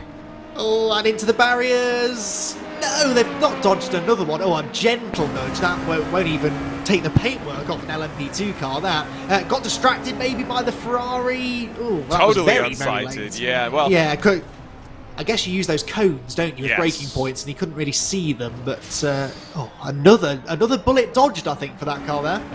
LMP2s are tanks, but it does help when you don't go into tyre barriers that hard. Another look from up above, and you just see way too overcommitted. Fortunately, there was not a Williams Esports GTP car in front of him this time. I see, yes, that's... So I remember the last time that happened. Yes, we're still not quite over that. That's very unfortunate. But, another example of exactly the point I was making a moment or two ago. It doesn't even have to be your mistake that can cost you the race at this stage. That number 1 Urano car, it has got a lot more back markers or cars from slower classes to negotiate between now and the checkered flag. And at any one of those overtakes that it makes could go wrong. Not because of something they do wrong, but a little tiny mistake by the car that they're lapping. Imagine if the Urano car was going around the outside of the LMP2 car at that precise moment. It can change in a heartbeat. I saw that we had Paul Busby joining us in the YouTube chat, fresh out of his, I guess, final stint in the car for his first top split appearance. And guess what? Avex Simulations are the kind recipients of 7th place after that sending off the road by Race Clutch's number 87 machine. And so now 10-second the buffer between them with 51 minutes to go. We're into the final hour. GTD cars have already pitted for the final time inside of the front 4, still waiting for 3 Mercedes, AMG Urano, Apex Racing Team, and AMG Urano to bring it back down to pit lane to bring us to the end of the cycle. LMP2 and GTP, well, once we get to within about 40 minutes to go, they'll be good to make it to the end with one final pit stop, and so it's from there that we'll really get set to the blast to the end and find out if there are going to be any fights on our 1 to the checkered flag. Yeah, let's hope so. As you say, once this final round of pit stops is done, we'll know exactly where we sit, and we'll see just which of these battles actually is of any relevance for position. That's always a tricky thing for the drivers as well to figure out. Very often through the first 11 and a half hours of the race, they're actually racing people they can't even see on the track because they're on slightly alternating pit strategies, but this is the part of the race where it all converges. And this is where we get to figure out how we're doing in terms of our predictions. Oh dear. So this has just been updated. That's what I've been working away in the background on the last 10 minutes or so, because it took me a while to type that all up again and make sure my, hopefully, maths is all correct. So Joey still, unfortunately, the worst of us all, even though the Apex 98 has gained a couple of spots. He's out of it. See ya, Joey. Zach currently has the best of you, Andy. Oh dear, and I don't think I'm going to gain much. See, it was Williams. That was the final nail in my coffin, wasn't it? Williams Chill Blast. I could have done without that. So remember, the way that this worked is last night, before I went to sleep, I decided that all the commentators should be quizzed, and we'll see who was the most mystic of us all. I put my prediction in first and then said everyone else throw a team name in. It doesn't have to be a car number or a specific entry because we didn't know which cars would make it into top split. That at least was the goal. Memo did not get received, unfortunately, by Andy and Joey, who went very brave and very boldly in the specific choices, has not fared out in their advantage. Urano versus Redline in GTP is also the battle to determine if myself or Peter Mackay is going to win the first battle of the commentators. And I tell you what, I don't think I've ever been so nervous during an iRacing special event on commentary. Because not only that, but it's the clean sweep, right? Right. You've somehow managed to end up with the leaders in all 3 classes. That is quite impressive, actually, I have to say. You know what? I'm usually always 100% wrong, Andy. So a broken clock is right twice a day. Exactly, as a wise man once said. That's that is pretty remarkable, especially given how tough to predict this race is. Like we've said, all of that attrition, all of that drama we had in the first few hours, and your picks somehow managed to skirt around it. Incredible. The benefit that I had was thinking about it from a perspective of how many numbers each team kind of had. LMP2 was kind of obvious in my opinion. I think the entirety of our commentary team for the most part settled on Apex, other than Joey that just wanted to be a little bit extra, let's say that. GTD was the one where it was like, okay, if Max Verstappen finishes the race, Max Verstappen is probably going to win. But, yes. But you never know with the way that Sebring works, and so it was the question, okay, if Max has an issue, or if Alex has an issue, Johnny and Ole, okay, could that second red line car be in contention? I thought, yeah, Johnny's not been enjoying 2023, but I had faith in him. I wasn't sure about that. I almost went with Urano. That's a call that paid out. In GTP, honestly, Williams, red line, Urano, BS, I don't know how you pick any of them. No, that was a tricky one actually, because you're right, the strength and depth across that GTP field, as you'd expect, I guess the biggest teams with the best drivers tend to gravitate towards the top class in these events, try and get all of the limelight. But yeah, that GTP field, it could easily have gone one of several ways actually. Kind of a shame we've ended up with just 4 of them on the lead lap, because there were plenty of others that deserved to be on the lead lap, but for whatever reason have had little hiccups along the way. But yeah, one thing that has become clear is that you put an awful lot more thought into that than I did. Mine was very much a sort of close my eyes, put my finger at the screen, and that's kind of, if I like the sound of that team, and I know that I like the look of that car, which funnily enough did play a part in some of my choices, they were the ones I picked. Again, I've already talked to a couple of guys about trying to do a more public, I guess we'll call it fantasy, shorter picks, whatever you want to call it, race spot picks, so that we can do these for all the special events. I think it's a lot of fun. It gives you a little bit more incentive to sit there and go, ooh, you know what, I'm really cheering for Diogo Pinto today because I had red line on my fantasy, so that car better go quickly. Adds a little bit more. It's also been fun because we've been able to throw some of our other commentators under the bus, Andy. Well, yes, although I feel like I've been one of them, unfortunately, because of my woeful performance in the picks. But you know, a little bit of friendly competition didn't hurt anyone, and you know, some of our commentary team, they get proven right one too many times. I think you just need to knock them down a peg or two sometimes. So this is it's a good way to do that. It was still incredible. The first time I worked with Lewis was the 2021 iRacing Daytona 24 hours, and after 6 hours, I asked him, "Okay, Lewis, we're going to let you go now. We aren't going to be back until the end, I think.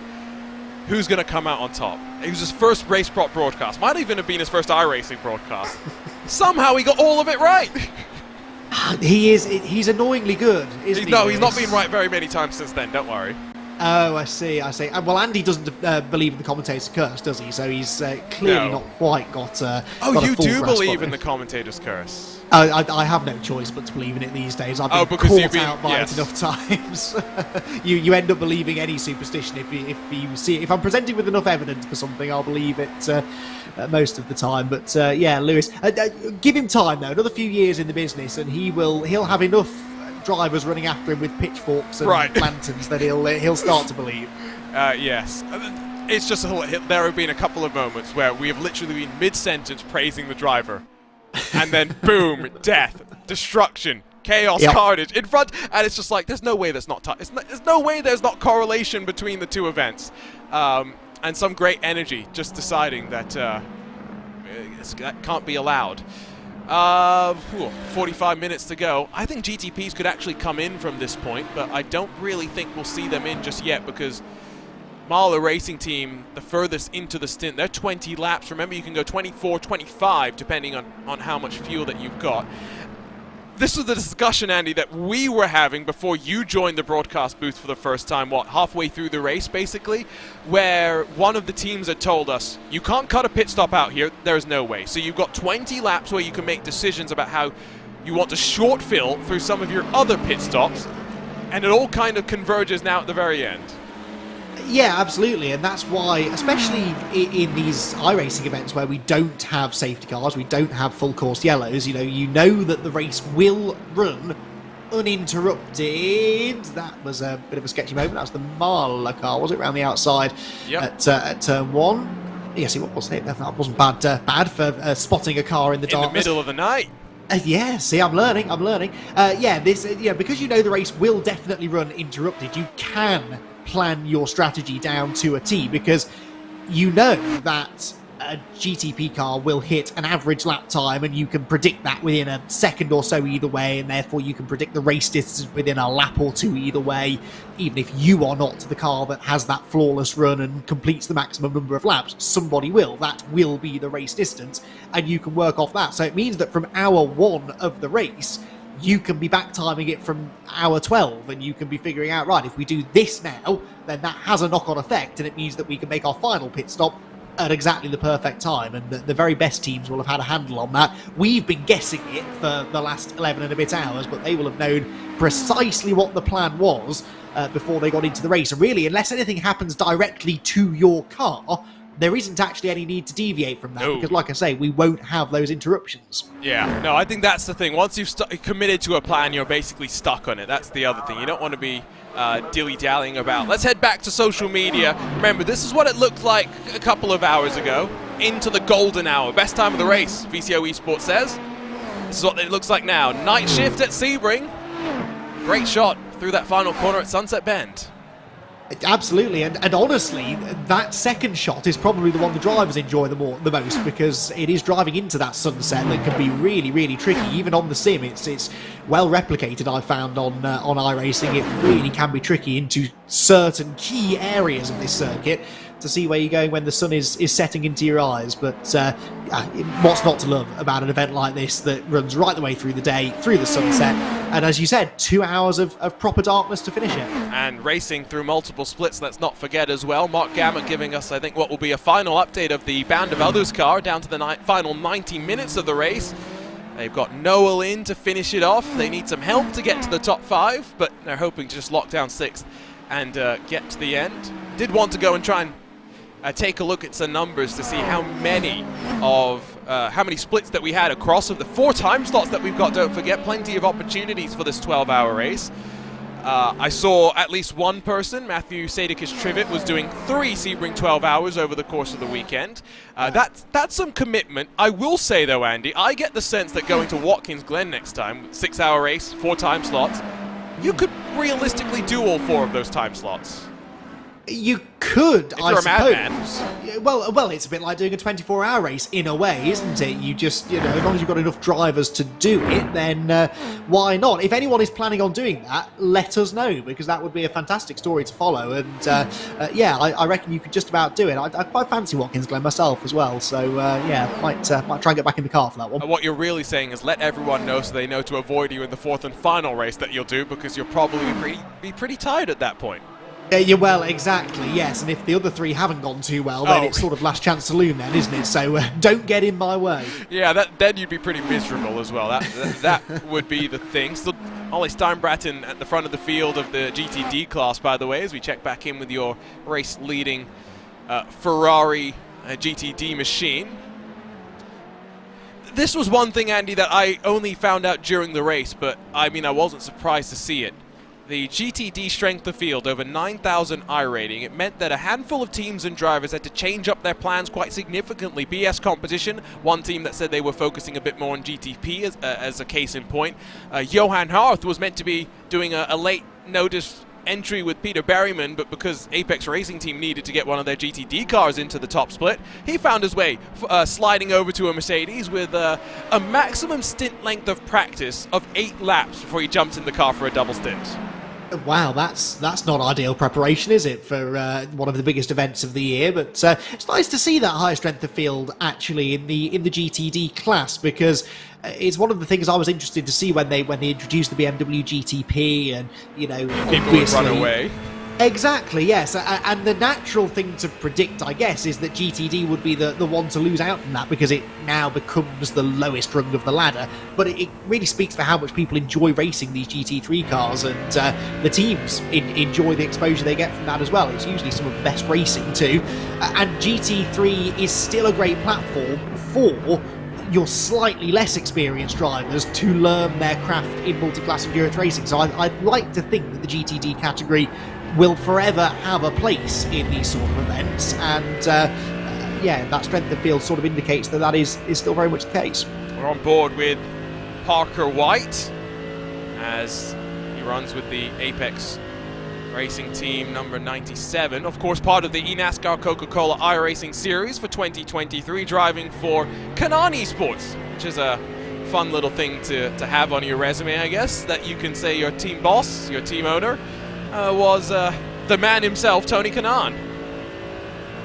Yes, in an eNASCAR series as well, which is another slightly odd place to see a name like that pop up, but that's road course racers or oval racers who can do road course racing. We're seeing the exact opposite happening in NASCAR this weekend, aren't we, with some very, very well-known road course racers going over and having a go at COTA and not doing a bad job based on the qualifying results I saw earlier. Jordan Taylor has found the book. Scott McLaughlin didn't want him to find the book. There was a really entertaining exchange on social media. Encourage you to go find that. Parker White sits 15th in the eNASCAR points as well, with 3 rounds, I guess, in the books. Atlanta would have been the most recent. Got his first top 10 as well, which is great to see.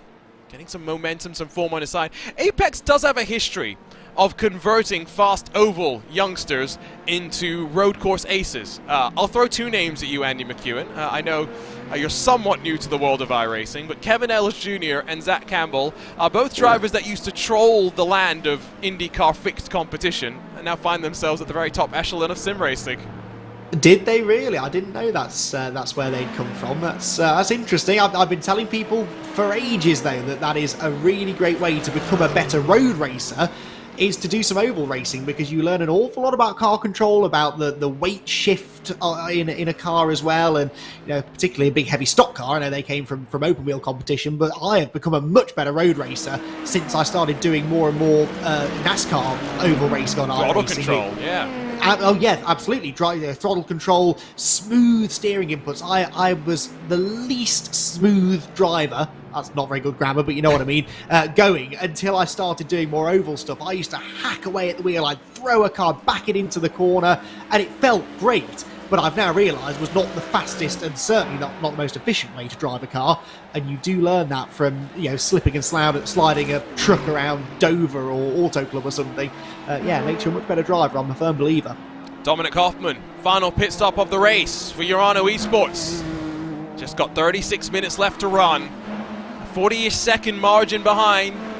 And in fact, they're so far clear of Chris Lullum that Dominic Hoffman in and out of pit lane in front of the red line car that still is yet to trundle down to pit road. Now, how long before red line have to pit? It's going to be a couple of laps. Yeah, now they're going to be lighter on fuel at the moment. I know that this is a very long shot, but this is the closest they've been to the #1 car or certainly for the last 6-7 hours or so. They can get up there, just flash the lights at them, harry them a bit, maybe even try and overtake them. Just rattle Dominic Hoffman as much as you can. It's the one and only chance Chris Lullum has here to try and apply some direct pressure to the car that's dominating this race, even if it is only for a couple of laps. But he needs to negotiate the LMP2 car first to have any chance of doing that. Patience. And I don't know if you just heard that little gasp. That was me realizing that Dominic Hoffman, most recently of Urano Esports, most recently of Veloce before Urano Esports, to get the words out there correctly, left Team Redline to join Veloce. He left Redline, an SCO champion with Paddy Wolf in the LMP2 class when we were waiting for the GTPs to be launched into the virtual and real revolution. Dominic Hoffman, a bit of a statement here with Urano continuing to prove, Andy, that they are here to fight with the big boys. We first saw it with VCO Infinity back in May last year, where they really took it to Redline through 24 hours of competition. Urano really starting off well as well, not just in the BMW M Sim Cup, but across of the iRacing special events too. And that was a swap there between 2 Urano cars, I think. Now, which is the one directly ahead of us? Is that Hoffman or is that the other Urano car? This is Hoffman. Yes, I thought so. So I genuinely think that was the team saying, look, we've got Chris Lullum breathing down our neck here for a couple of laps. We need some protection. wave through your race-leading teammate, and I think that's exactly what happened, because Hoffman now does have that little bit of a buffer over Lulham. Like I say, it was a long shot. I'm not for a second suggesting that Lulham was going to do anything dirty, but it was his one and only chance to fill the mirrors. Oh, never mind. It was race clutch. That's why I got so confused, because I was like, well, there are other Urano cars, but then none of them in a spot that would make sense, because Dylan Shrivens was heading down the back straightaway. Jonas Warmeyer was 20 seconds back for them. This is why we need less red and black cars in racing, whether it's real or virtual. Exactly, because in the dark, even the red line car I've confused for a Urano car a couple of times, actually. So thank you for leaping to my rescue there, Arjuna, before I... Trust me, I was twisting myself into knots as well, going, I think he's right, but I'm not sure. Right, well, there you go. So forget everything I was just saying. That wasn't clever team tactics from Urano. Chris Lulham, once again, has a chance to try and close in on the race leader. Like I say, he's not going to drive into them. He's not going to do anything silly, but just get up within a second or so, weave around a bit, flash the lights. You never know. It's worth a drive. I mean, for them to crash into each other would be peak sim racing, if we're being totally honest. Would be peak Sebring. I mean, let's be fair. Matthew Jaminet and Felipe Albuquerque did their best impression of a Royal Rumble in the final 20 minutes up to turn 3, and Chris Lulham isn't not going to even get close to Dominic Hoffman, unfortunately. He's down pit lane. But what it does is it speaks to the speed of a car that qualified outside of the top 10. To go on the overcut initially, Andy, they were doing 24 laps right off the bat. They worked on their strategy, waiting for it to come to them. And once they got the track position, they never wanted to look back.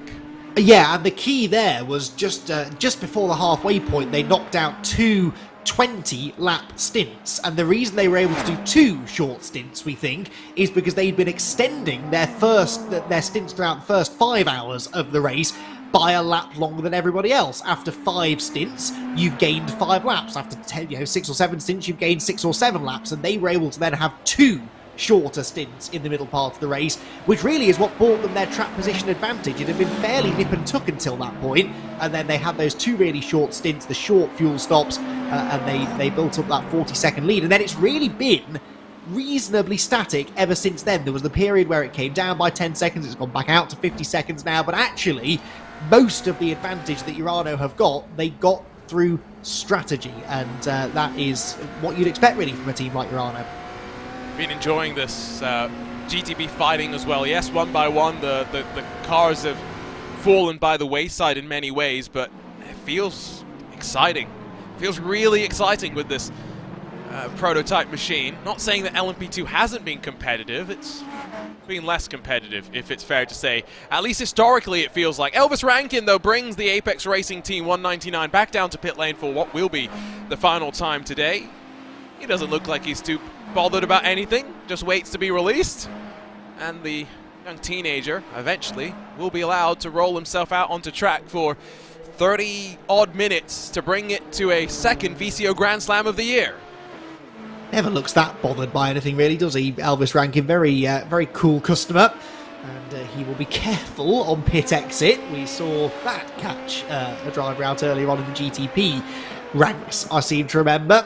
Dirty offline and in the dark as well, a bit harder to spot where the grippier parts of the track are, and there are bumps out there that you don't encounter when you're running on the racing line. You only really notice them every time you come out of the pit lane, so thankfully Elvis has done this before and manages to get back out onto the track in one piece, and drops out second at the moment, but we know the 198 car will very shortly be in the pit lane once again, and depending on how long they spend in the pit lane, will probably fall, I think I'm right in saying, back behind the coffin dancers. But they're going quite a bit longer here, aren't they, on this final or penultimate stint, so they might be able to have a slightly shorter final stop. Yeah, there are those LED trees again. I got a great shot from Gary Paravani, who sent me a picture of him shooting through the trees into that section in the real world, and then a virtual shot as well, Andy. It's great. You could see the similarities across the two of them. Apex and Urano still fighting into the hairpin, and with some GTP traffic and LMP2 stacked up behind them, it's Michael Yanni, Alexander Thieber with, I think that was the BMW bank car, jinking its way on through. So that would have been Dion Fiallo that carved his path on forward. Brabham hissing Sid as well, slides through into Cunningham. Still fighting, that's for sure, all the way to the very end. Yeah, that was a little aggressive for my liking. The BMW Bank car sort of chopping its way from one line to the other, given the fact they're 2 laps behind 9th place and the last of the GTP cars still running on. That is the 75 car that's gone around. So that was down at the hairpin, I think, wasn't it? Yeah, just locked the rears. Now, that car, I'm guessing, has not long been out on track after a pit stop. Maybe Tom Burns was on board. The reason I say it's not long been out there is that that's a very common thing, isn't it, Arjun, to see the rear brakes locking on cold tyres. Yeah, he's been out for just a lap or so right on the money there. Oh, there we go. Well, that is the first time I've been right all day, so I'll take that. Yeah, I mean, it shows that even at this stage, drivers pushing, making some small mistakes. When we saw Pinto make that same sort of an issue into the hairpin very early, it was on the downshift from 3rd to 2nd as well, so I just wonder if the way that that car is set up, if the speeds at which sometimes they're shifting from 3rd to 2nd, trying to get the engine to bring them, slow them down just that little bit more, if it's not working out in the way that they would expect, it's not often that Diogo Pinto makes a mistake. And I'll bring it up again when Paul Smith joined the commentary box and I mentioned to him that Diogo Pinto had made a mistake. You could tell he was shocked, Andy, because he's called Captain Consistent for a reason. Yeah, absolutely. Goes to show that this track can catch anyone out, though. And as we've said since Daytona, really, since the first lap's turned at Daytona, that GTP car, it's going to be a learning experience for all of the teams over the first half of 2023 to make absolutely sure that, they've got a handle on how that thing drives, and it will have unique handling tendencies that they perhaps have never really encountered before. So it's caught a few people out. I'm sure we'll see that continue through the rest of the season. There is the Diogo Pinto moment. Exactly the same thing going up the inside of a GTD car, which is exactly what we've just seen from Tom Burns, coming from a long way back here in Diogo's case. A long way back. But yeah, there it goes on the downshift, you're right. Again, it's 3rd to 2nd. I just wonder if there's something specific about the way the car is regenning in that particular moment that's causing the issue. What was the Mercedes AMG 1? Isn't that the